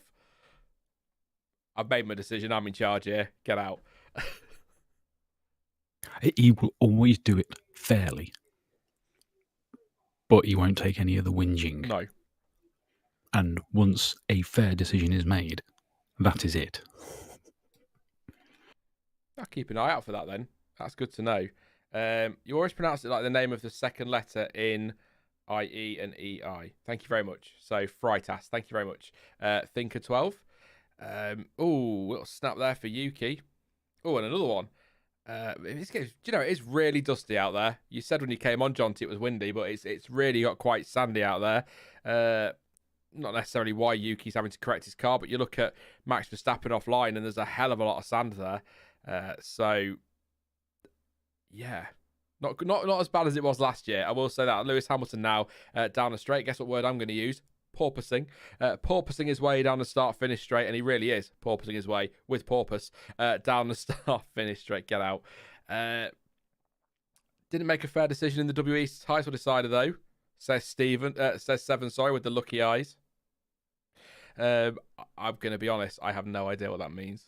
I just wanted to say it. Or is that the one that was turn one? Where somebody threw themselves in and took somebody out. Or am I thinking something else? That was DTM. That was DTM. Stuart's in chat. God. Hey, Stuart. Says, I missed racing again. Leaves. Yeah, sorry. Well, you did say this morning, to be fair. You did say that this morning, that you were expecting to miss that. So I'm sorry. I'm so sorry for you. But at least that was fun. At least you got to watch it without listening to me going in your ear. So that's something. What happened to the black and white flags? Says Marie. We were discussing that briefly this morning, that we saw that sort of, the one that always comes to mind is 2019 at Monza, Leclerc Hamilton, but we don't see it get used all that much, do we? Like we used to. It's used for track limits. So if you go over it 3 times, you get a black and white flag. Do it again, and you get a penalty. But we don't really see that in wheel-to-wheel combat as much anymore. No, and obviously there's a lot of incidents to talk about over the last few years. Last year we'd got Imola, Brazil, Saudi Arabia, but Monza is the most egregious one. Sorry, Leclerc didn't win that race. Storm CW says, Sean with the bad puns is here all week. Thankfully it's Friday, so not much longer to deal with them. Yeah, I'm sorry. Also, to be fair, I've been going 7.5 hours, so I'm allowed a few bad puns in there. Why not? Well, here's a way to look at things. This time next week, we will have watched 2 free practice sessions of the first race weekend. I don't know if we've seen 2, because they've changed the weekends, haven't they? Or is it still 1? I thought they'd get 3, but made them shorter.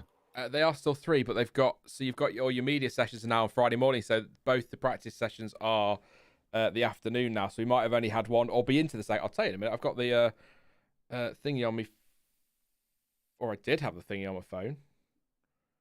Bear with.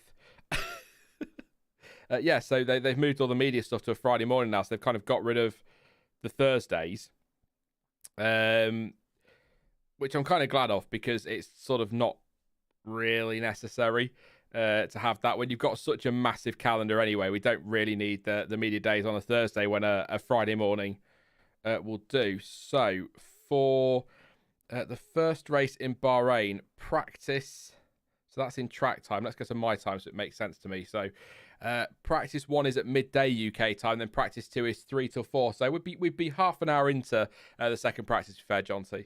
So you're pretty much bang on there, to be fair. Close enough. And then of an actual race weekend, stuff that matters, sort of. Yes. Which means we'd be what? We'd be 24 hours away from qualifying, basically 23 and a half hours away from qualifying. Qualifying at 4. 3.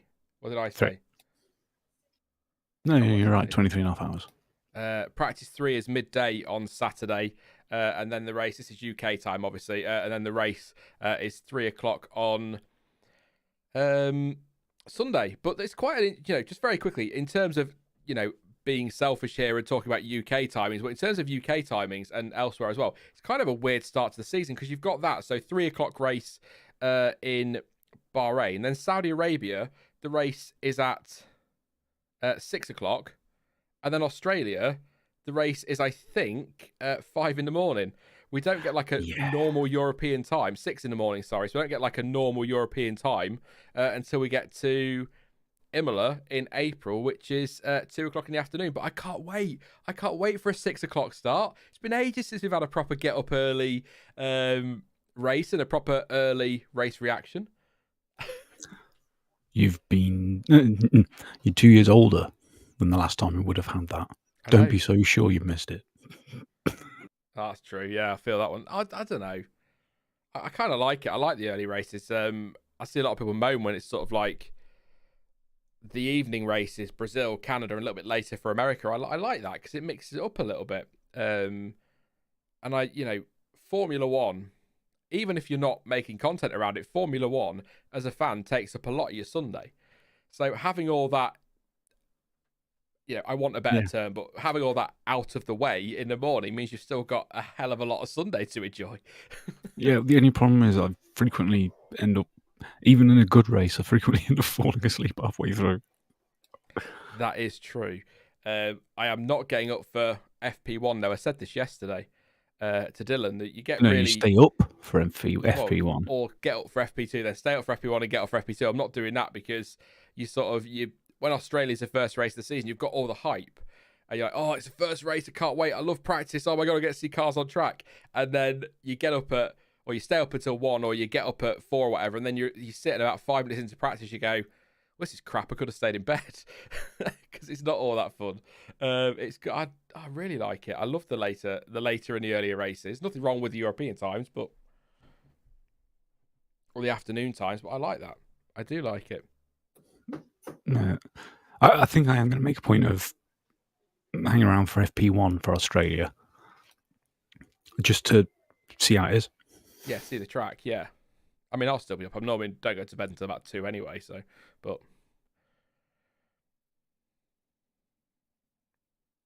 yeah, exactly. What us Europeans are having to wake up for in the odd hours to catch a race? That is unheard of. Japan's another one, but I think Japan's lost a little bit of that shine for me.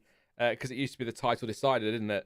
So getting up for that was even more special. So it's not quite as exciting, but I still enjoy it. So any questions? We've got 26 minutes to go. So you've got any questions, pop them in. We will answer as many as we can in the next half an hour, bearing in mind that likely we'll get to about 2 because we'll give you answers for about 20 minutes on each of them or something like that, or 10 minutes on each of them. So a couple of questions. If we don't get to your question today, never fear, there is 8 hours of this nonsense again tomorrow.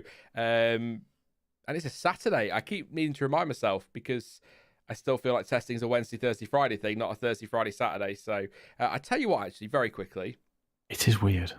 I am looking forward to seeing the data though from like TV viewership on Saturday. I mean, in theory, it should be higher because more people are at home, aren't they? Because they're not at work. But also Saturdays can be quite busy for people who work Monday to Friday and want to get the shopping done and things like that. So I'd be interested to see the difference between Friday all day and Saturday all day. Even though I know in theory Saturday all day is going to be higher, I want to see how much higher that is, because that's going to be.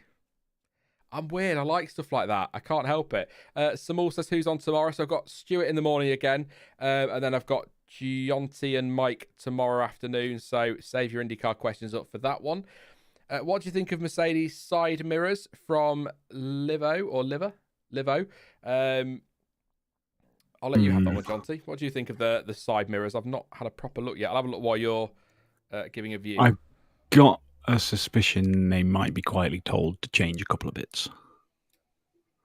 So they're not supposed to be aero devices, but we know all of the teams do run them as that. But they did get quite strict on how they're mounted. And Mercedes seemed to have ignored that and sort of made half a dozen fins for each mirror as the mounting point, which I don't think they'll get away with. No, I'm just looking at it now. Is that the spiky bits or are they sensors? They're different, aren't they? Yeah, so yeah, I see what you mean, yeah. I mean, they might do, but I would imagine they get told to reduce that to 1. Yeah, because yeah, like you say, we know the teams abuse that a little bit, don't we? But you think about, I'm trying to think, so the Ferrari Halo mirrors, they were used for aero, weren't they? They kept trying to say it was to improve visibility, but no way. So that got bad. So I could see that getting adjusted, yeah, but there you go. Not an F1 question, but have you heard the UK Eurovision entry yet? That's from Kelly. I haven't, Kelly. Is it good? No, I haven't. Is it out now? I can't remember who's singing it this year. If you are new, by the way, probably not a surprise. I bloody love Eurovision.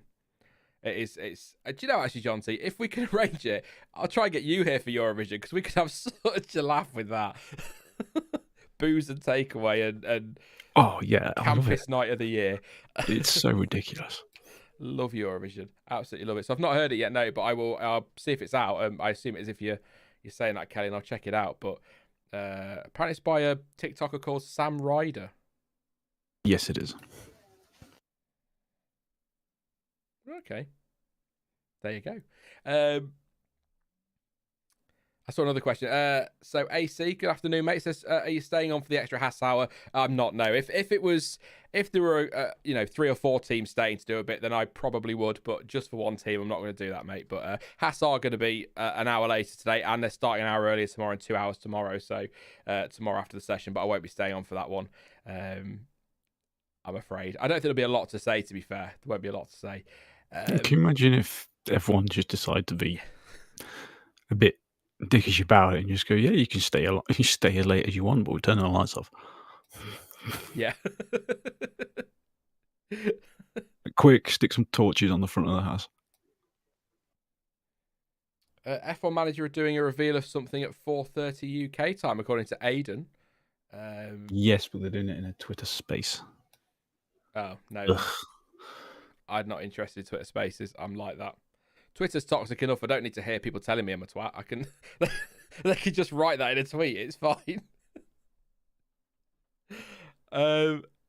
Very high voice, apparently. I will go check it out. See what the song is later. Definitely. I just saw a question that I wanted to. Free says a Eurovision Song Contest listen along. No, I don't think I do that. I usually get quite drunk for Eurovision. I like to start with watching the Eurovision film, the story of.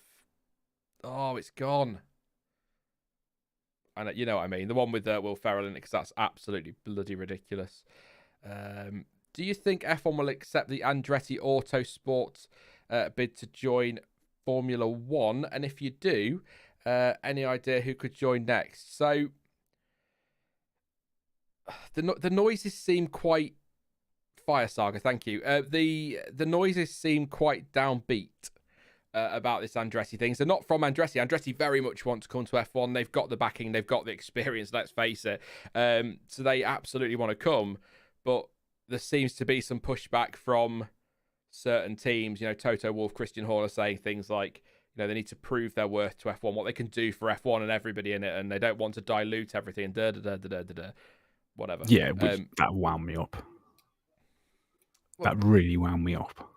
If they're worried about prize money, just distribute it to the top 11 so that everyone gets something. But, there's... It's like got to prove what they can bring to F1. Or, I don't know, 100 million massive Andretti fans from America? I don't know. Well, Michael Andretti says that alone, Andretti could add something like 100 million to the baseline exactly.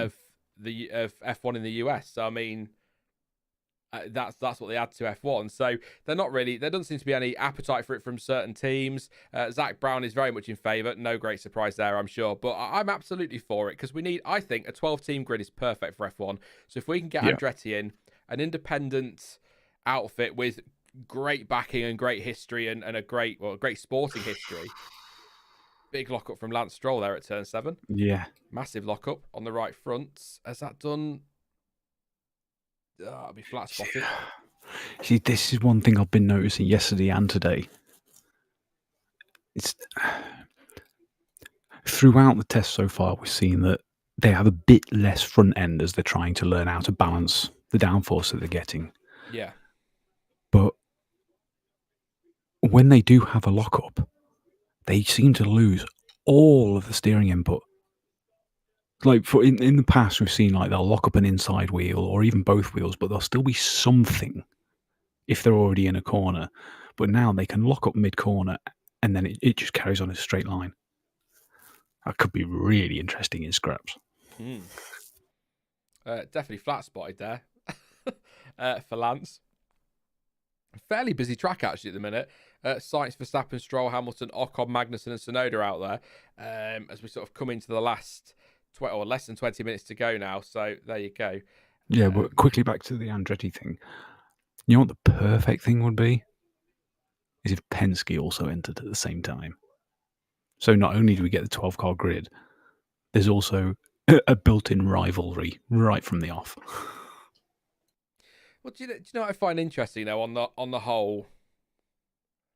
What can they bring to F1 thing?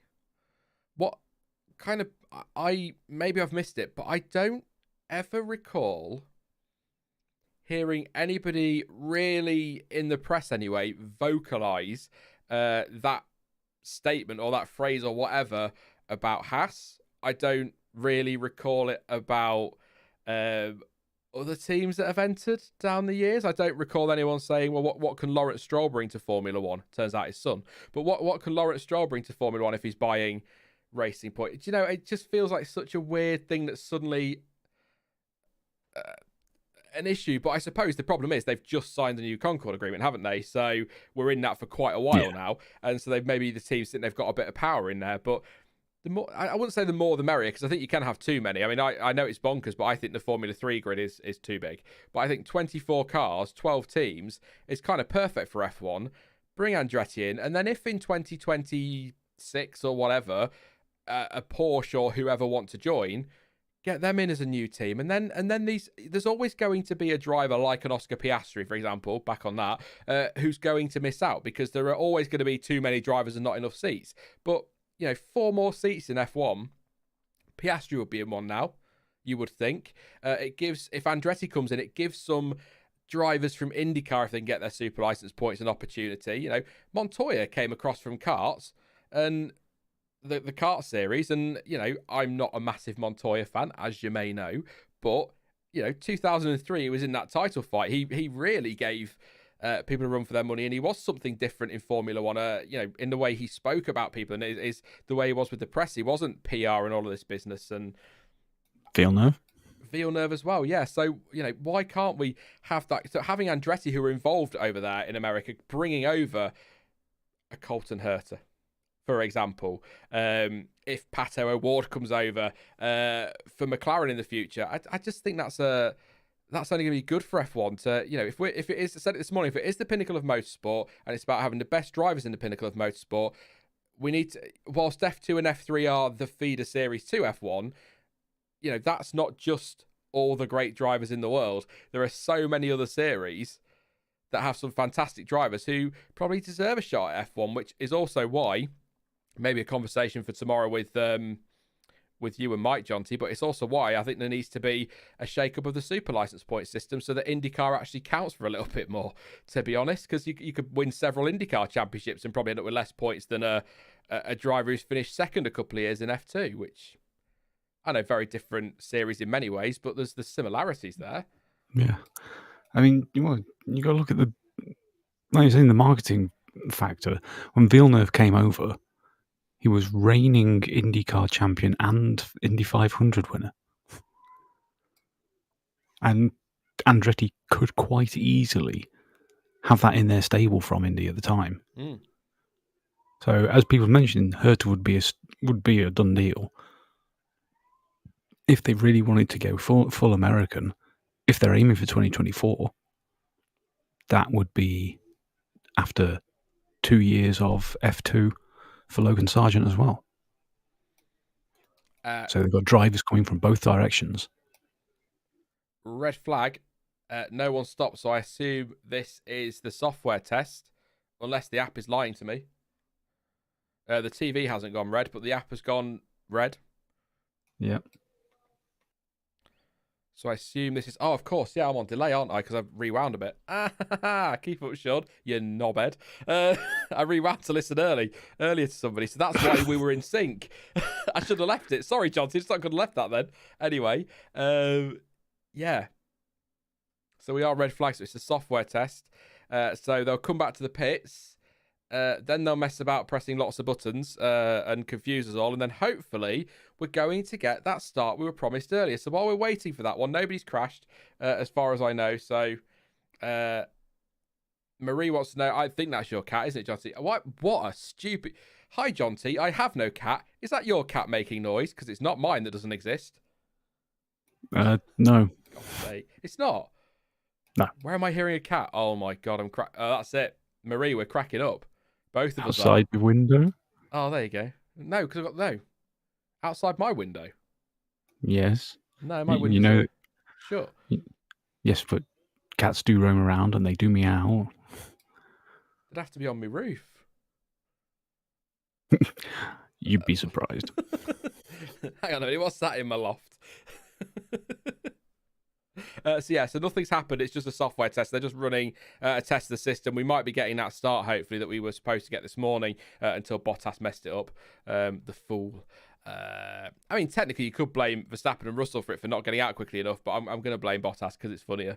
It's also less controversial to blame Bottas for things, definitely. I knew you'd want Team Penske in F1 as much as I did, John T. That's from Red Raven. I'll stop full naming him now.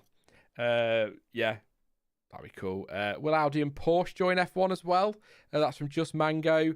I'd like either, but I'd love both. I mean, as many manufacturers as possible to try and take...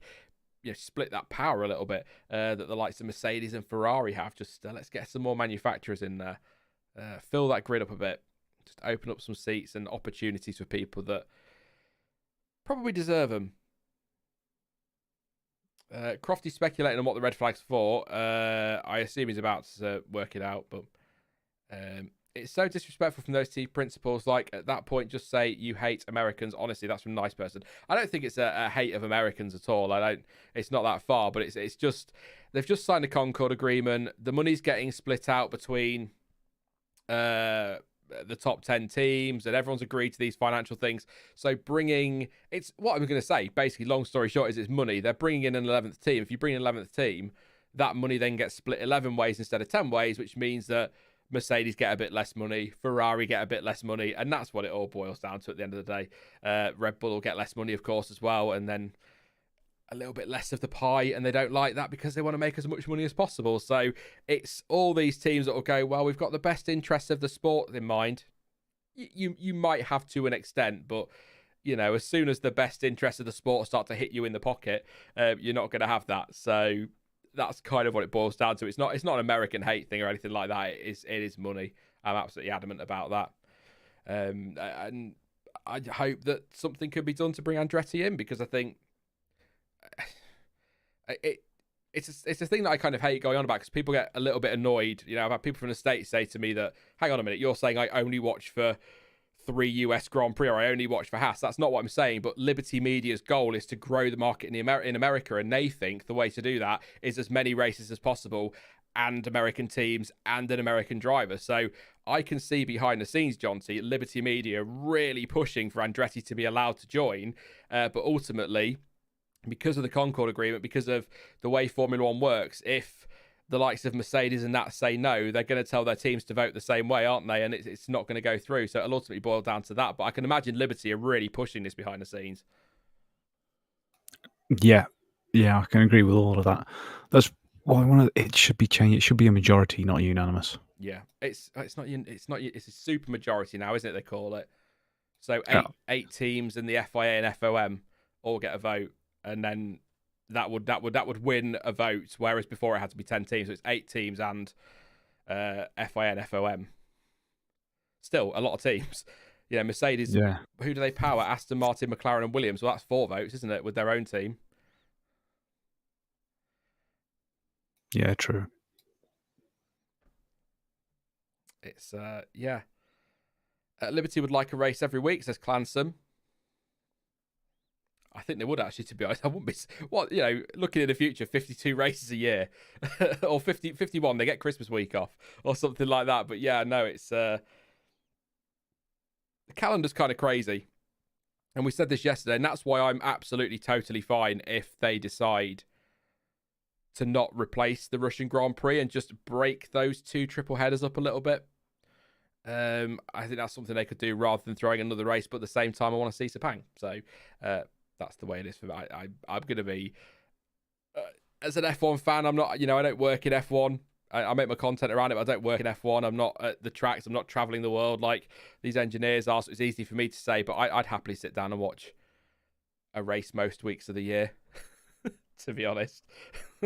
I love watching Formula One. So there you go. I mean, look, at the off season, I've been watching a full season back. I watched 2012 back, for God's sake. So I'm quite happy to keep watching Formula One. Anybody just lose stream and get logged out of F1 TV? If anyone can help Alex out in chat there, let them know if you've been logged out of F1 TV. I'm on Sky, so I don't know if F1 TV is playing up. Race will resume at 18:52, rolling start. So we're not getting a standing start. Obviously, it's not a race either, but that's what it says on the graphic on screen. They're running through their race start procedure. So that's interesting. I wanted a standing start, John T. I'm not happy now. Never going to happen. Not in testing. It was going to happen this morning. That was the plan this morning, wasn't it? The standing start. Yeah. And then it all went wrong. Did they just realise it was a silly idea? Possibly. It Could you that. imagine if they lined up and Lewis and Max crashed? Oh. It's like, gee. May as well just set your phone on fire. I was going to say, live on stream would be like, and log out of Twitter. Andretti have already said they'd join with Renault engines, which would give Renault another driver slot potentially. Thank you, Jonathan. That is a great point. Actually, if I didn't mention that, did I? They're saying they've got a deal to run Renault engines if they were to come in 2023 or 4, whichever one it was going to be. So that would be brilliant for Alpine because they could do with a customer team, couldn't they? So that's pretty decent. I've read that as well. So that would maybe give him an opportunity. Piastri, the one I keep banging on about, but yeah, they could do with a customer team, Alpine, especially given that they've. Oh, wait! If you see this race will resume at 18:52, rolling start. I've got an Aston stop to the end of the pit lane. Can the mechanics get to it? Is it over that white line? If it is, they're not supposed to cross it. They might give them a little bit of leeway. There's a marshal there anyway, so no, they're not going to cross the line. Shouldn't be a red flag from there. Shouldn't be. A rolling start. So I assume then they're going to go round to the start-finish line at, if you like, safety car speed, and then, like formation laps pace, and then just floor it. I guess is the idea. See what happens. We're we've got Sainz out there, Verstappen and Stroll. So 3 of them, and Stroll stops the end of the pit lane. So there's only 2 of them out there, Sainz and Verstappen, and they are quite separate on track. So Sainz is coming up to the final corner, and Verstappen is only just coming round the penultimate corner. So there's quite a gap between them. So this isn't going to be like a proper safety car restart, but we'll see what happens here. And there goes Sainz, flooring it down the straight, and that's it. So we're not getting a standing start, as we were promised this morning. That didn't happen. And then, yeah, it's basically, if you're watching, it's fundamentally just a warm-up lap and then floor it. So all that excitement for nothing. Interesting, though.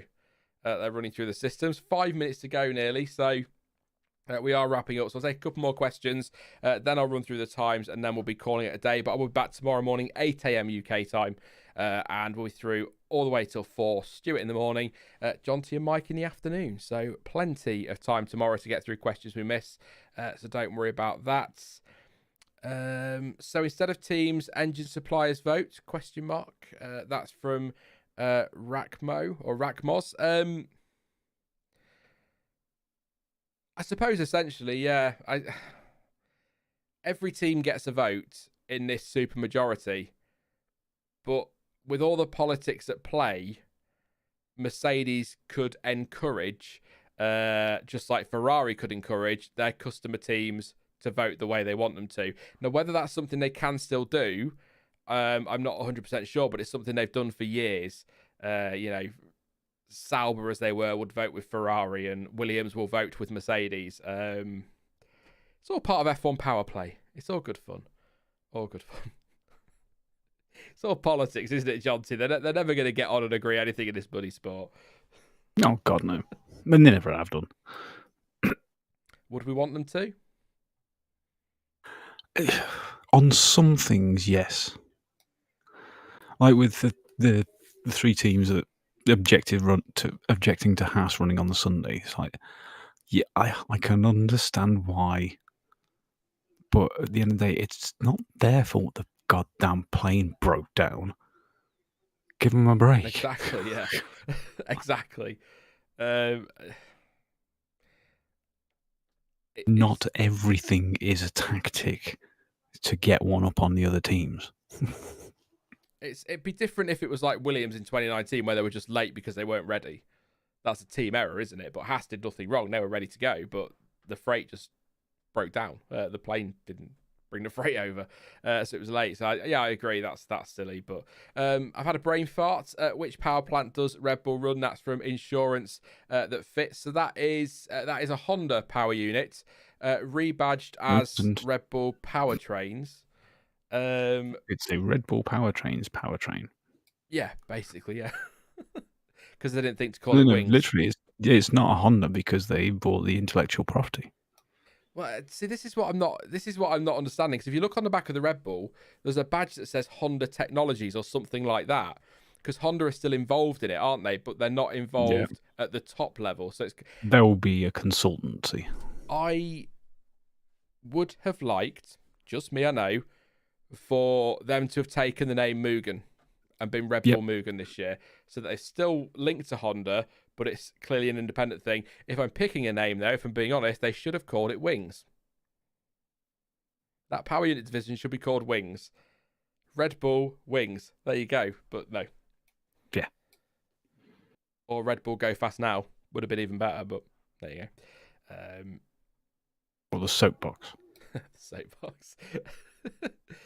Where will Haas finish? That's from Adam Osborne. What do you reckon, John T? I think Haas, for my bold prediction, I think I said maybe top 5.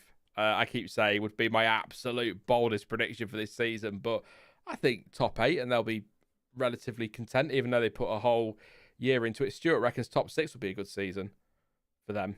I'm thinking about 7th. Oh, wow.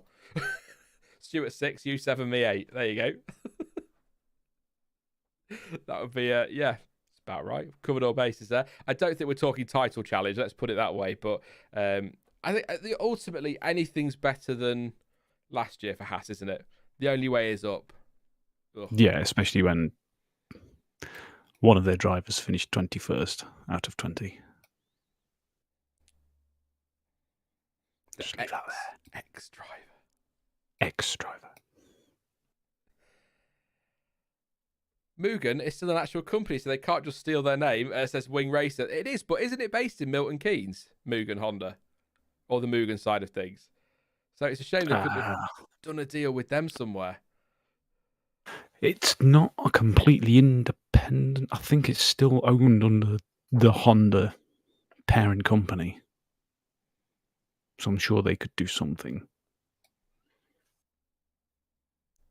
King Zap. I wouldn't be surprised if it's actually being built there anyway. Yeah. Sorry. King Zap is calling out Red Bull, says false advertising. Not a single train being made by them. There you go. Mugen is Japanese. They are, but I'm sure they're based in. There's a base in Milton Keynes as well. But they're Japanese because they're Mugen. It's Mugen Honda, isn't it? I'm going to Google it. Unless it's changed since the 90s when I probably last checked it. So Mugen Honda is a company.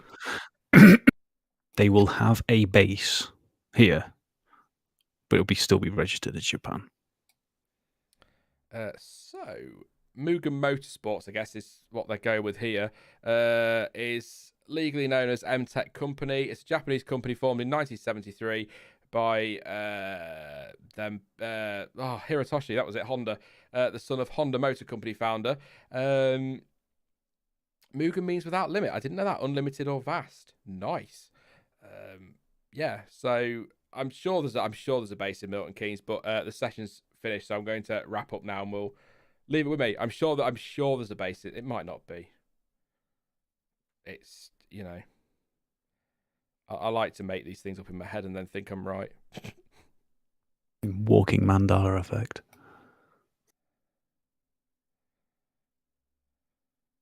Mugen Euro Co Limited, Mugen Technical Centre, Milton Keynes. Yeah. So I'm not saying that Mugen are from Milton Keynes. I don't think anybody's from Milton Keynes really, because it's quite a new place. But I'm not saying Honda are from Milton Keynes or Mugen Honda. I'm just saying they've got a base there, so you could have done a deal. And like you say, Johnson, they might even be building them there anyway. But that's enough of that for today. Arguing over where Mugen and Honda are based.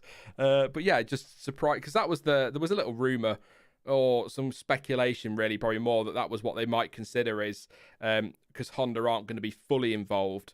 Maybe do something, along those lines have been a Mugen Honda or just a Mugen, but all the ties are there. But there you go. So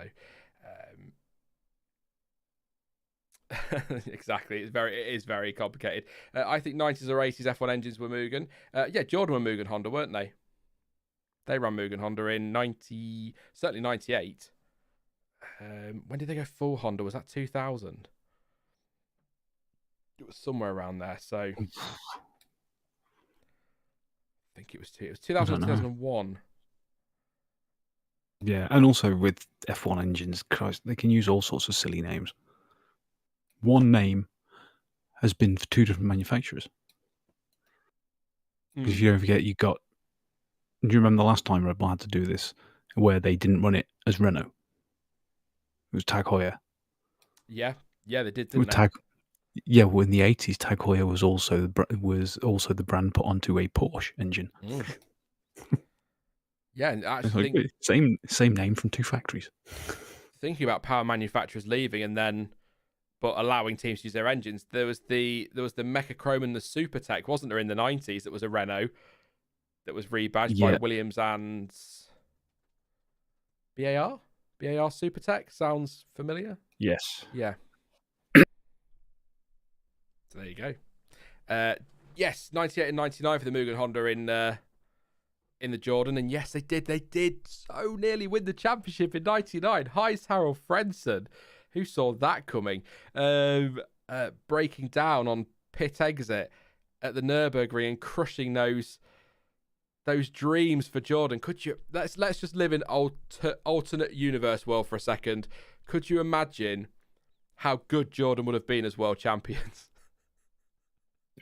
That was a really horrible moment.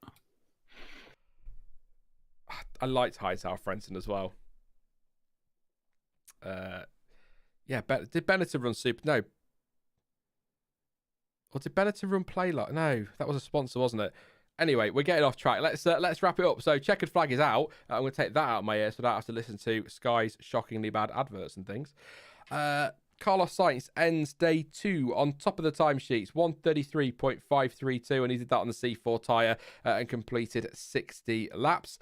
Max Verstappen, second place, 134.011. That was on the C4 tyre, 86 laps. Those two, I'm sure F1 will put it on YouTube, had a fantastic scrap briefly this afternoon. Lance Stroll, 134.064. That was on the C4 tyre. He's third, 70 laps for him. Lewis Hamilton, 47 laps. 134.141. C5 tyre for that fastest time from him. Esteban Ocon did get back out on track at 134.276. That's on the C4 tyre, 111 laps. Charles Leclerc this morning did 54 laps and set a fastest time on the C3 of a 134.366. Lando Norris 134.609. That was on the C3 tyre, 60 laps in total. 46 for Sebastian Vettel, and a 136.020 was his fastest. That was on the C3 medium tyre. Kevin Magnussen 136.505 on the C3, 39 laps, 120 laps from Yuki Tsunoda, a machine today. 136.802 C3 tyre. Bottas in an Alfa Romeo, 136.987. That was on the C2, 25 laps, 23 laps for Mick Schumacher, 137.846 C2 tyre. George Russell, 138.585 C2 prototype tyre, 67 laps. Nicholas Latifi, also on the prototype tyre, did a 139.845, 12 laps in total for him. And Zhou Guanyu did 48 laps, a 141.805, and that was on the C2 prototype tyre. In terms of your headlines, Latifi catching fire and bits of his car blowing up kind of stopped that for Williams. They couldn't get back out again. Mick Schumacher had an exhaust problem, which limited his running this morning, which is why he only did 23 versus K-Mag's 39. A fairly productive afternoon for K-Mag, but not a huge number of laps really out there, but not bad at all for a first outing in well over a couple of years now it will be, won't it? So good stuff from K-Mag. Bottas stopped on track late in the first session this morning, bring out a red flag. Managed to get out, though Zhou did this afternoon in the car. What else have we got? Vettel stopped on track at one point today, no red flag. He did get back out again. Norris stopped on track, but he did get back out again. They've been having brake problems today. McLaren waiting for a delivery of new parts tomorrow, and hopefully they can do some long run pace then. Ocon stopped on track. He broke down as well and had to do well, that brought a red flag, didn't it? Yeah, and then did get to come out again, and I think that was pretty much it for the drama. And if you're wondering, Kevin Magnussen, of course, hasn't finished today, so it is only 39 laps at the moment, but Magnussen will continue to circulate for the next hour as Haas try to make up for some of that time, and they'll do an hour extra tomorrow morning and 2 hours after the session finishes tomorrow. Before we go then, John T, who's been your standout driver so far today, I guess is what you could say, and who are you a little bit concerned about team-wise going into the final day tomorrow? Because not a lot of running left now. Practice this time next week. Yeah. Standout for today has to be Tsunoda. He's still pretty young and getting to grips with F1, and today he's just been a professional machine, like you said, just pumping in those laps. Very, very few mistakes. That's exactly what the team needed from him. Worried Who's about had a bad day? Yeah. Not Williams haven't had the best day, but that seems like a bit of a one-off thing. It doesn't seem an endemic problem. McLaren, however, that's a big issue they need to fix. Yeah, definitely. If these parts don't sort it out, they're in big trouble. Yeah, the Williams is something they can sort, isn't it? Like you say, whereas McLaren need to hope that gets sorted. So, we'll wrap it up there then, John T. Thank you very much for joining me today, mate. I'll let you get off and get on with your evening. It's lovely to sit and have a waffle with you, and I will chat to you tomorrow. What am I thinking about? It's tomorrow afternoon with Mike, and hopefully we'll have some sort of idea about what's going on this year, but at the same time, probably not. No, we won't, but it'll still be fun. Yeah. Thanks for having me on. And I will be disappearing straight away. I won't be waiting for you. Yeah, no worries. I need to go rest my voice anyway. Yeah. All right. See you later, All right, everyone. mate. See you soon. Bye. Bye. Yes, thank you to Jonty. Just to make sure I leave Discord there. There we go. Thank you to Jonty. Thank you to you guys for tuning in as well. Like I say, back tomorrow morning at 8 a.m. GMT. Obviously, morning 8 a.m. Then I had to put the two together for the third and final day of pre-season testing, which means we are just a week away from the start of the F1 season proper. So let's see what happens tomorrow. Thank you so much, everyone, for your company today. It's a long day and we've got the same tomorrow, but it's always good fun to chat to you all. Get your questions. If you're coming to join us tomorrow, get your questions ready. So lots that we can talk about tomorrow. Thank you for your super chats and all of that business. Please do drop a like before you disappear as well. Always appreciated. And don't forget to subscribe so you don't miss out on any future content or streams. I'll be back with Stuart in the morning, though. So as ever, thank you for watching. I've been Sean. This has been the F1 Word. And until next time, goodbye.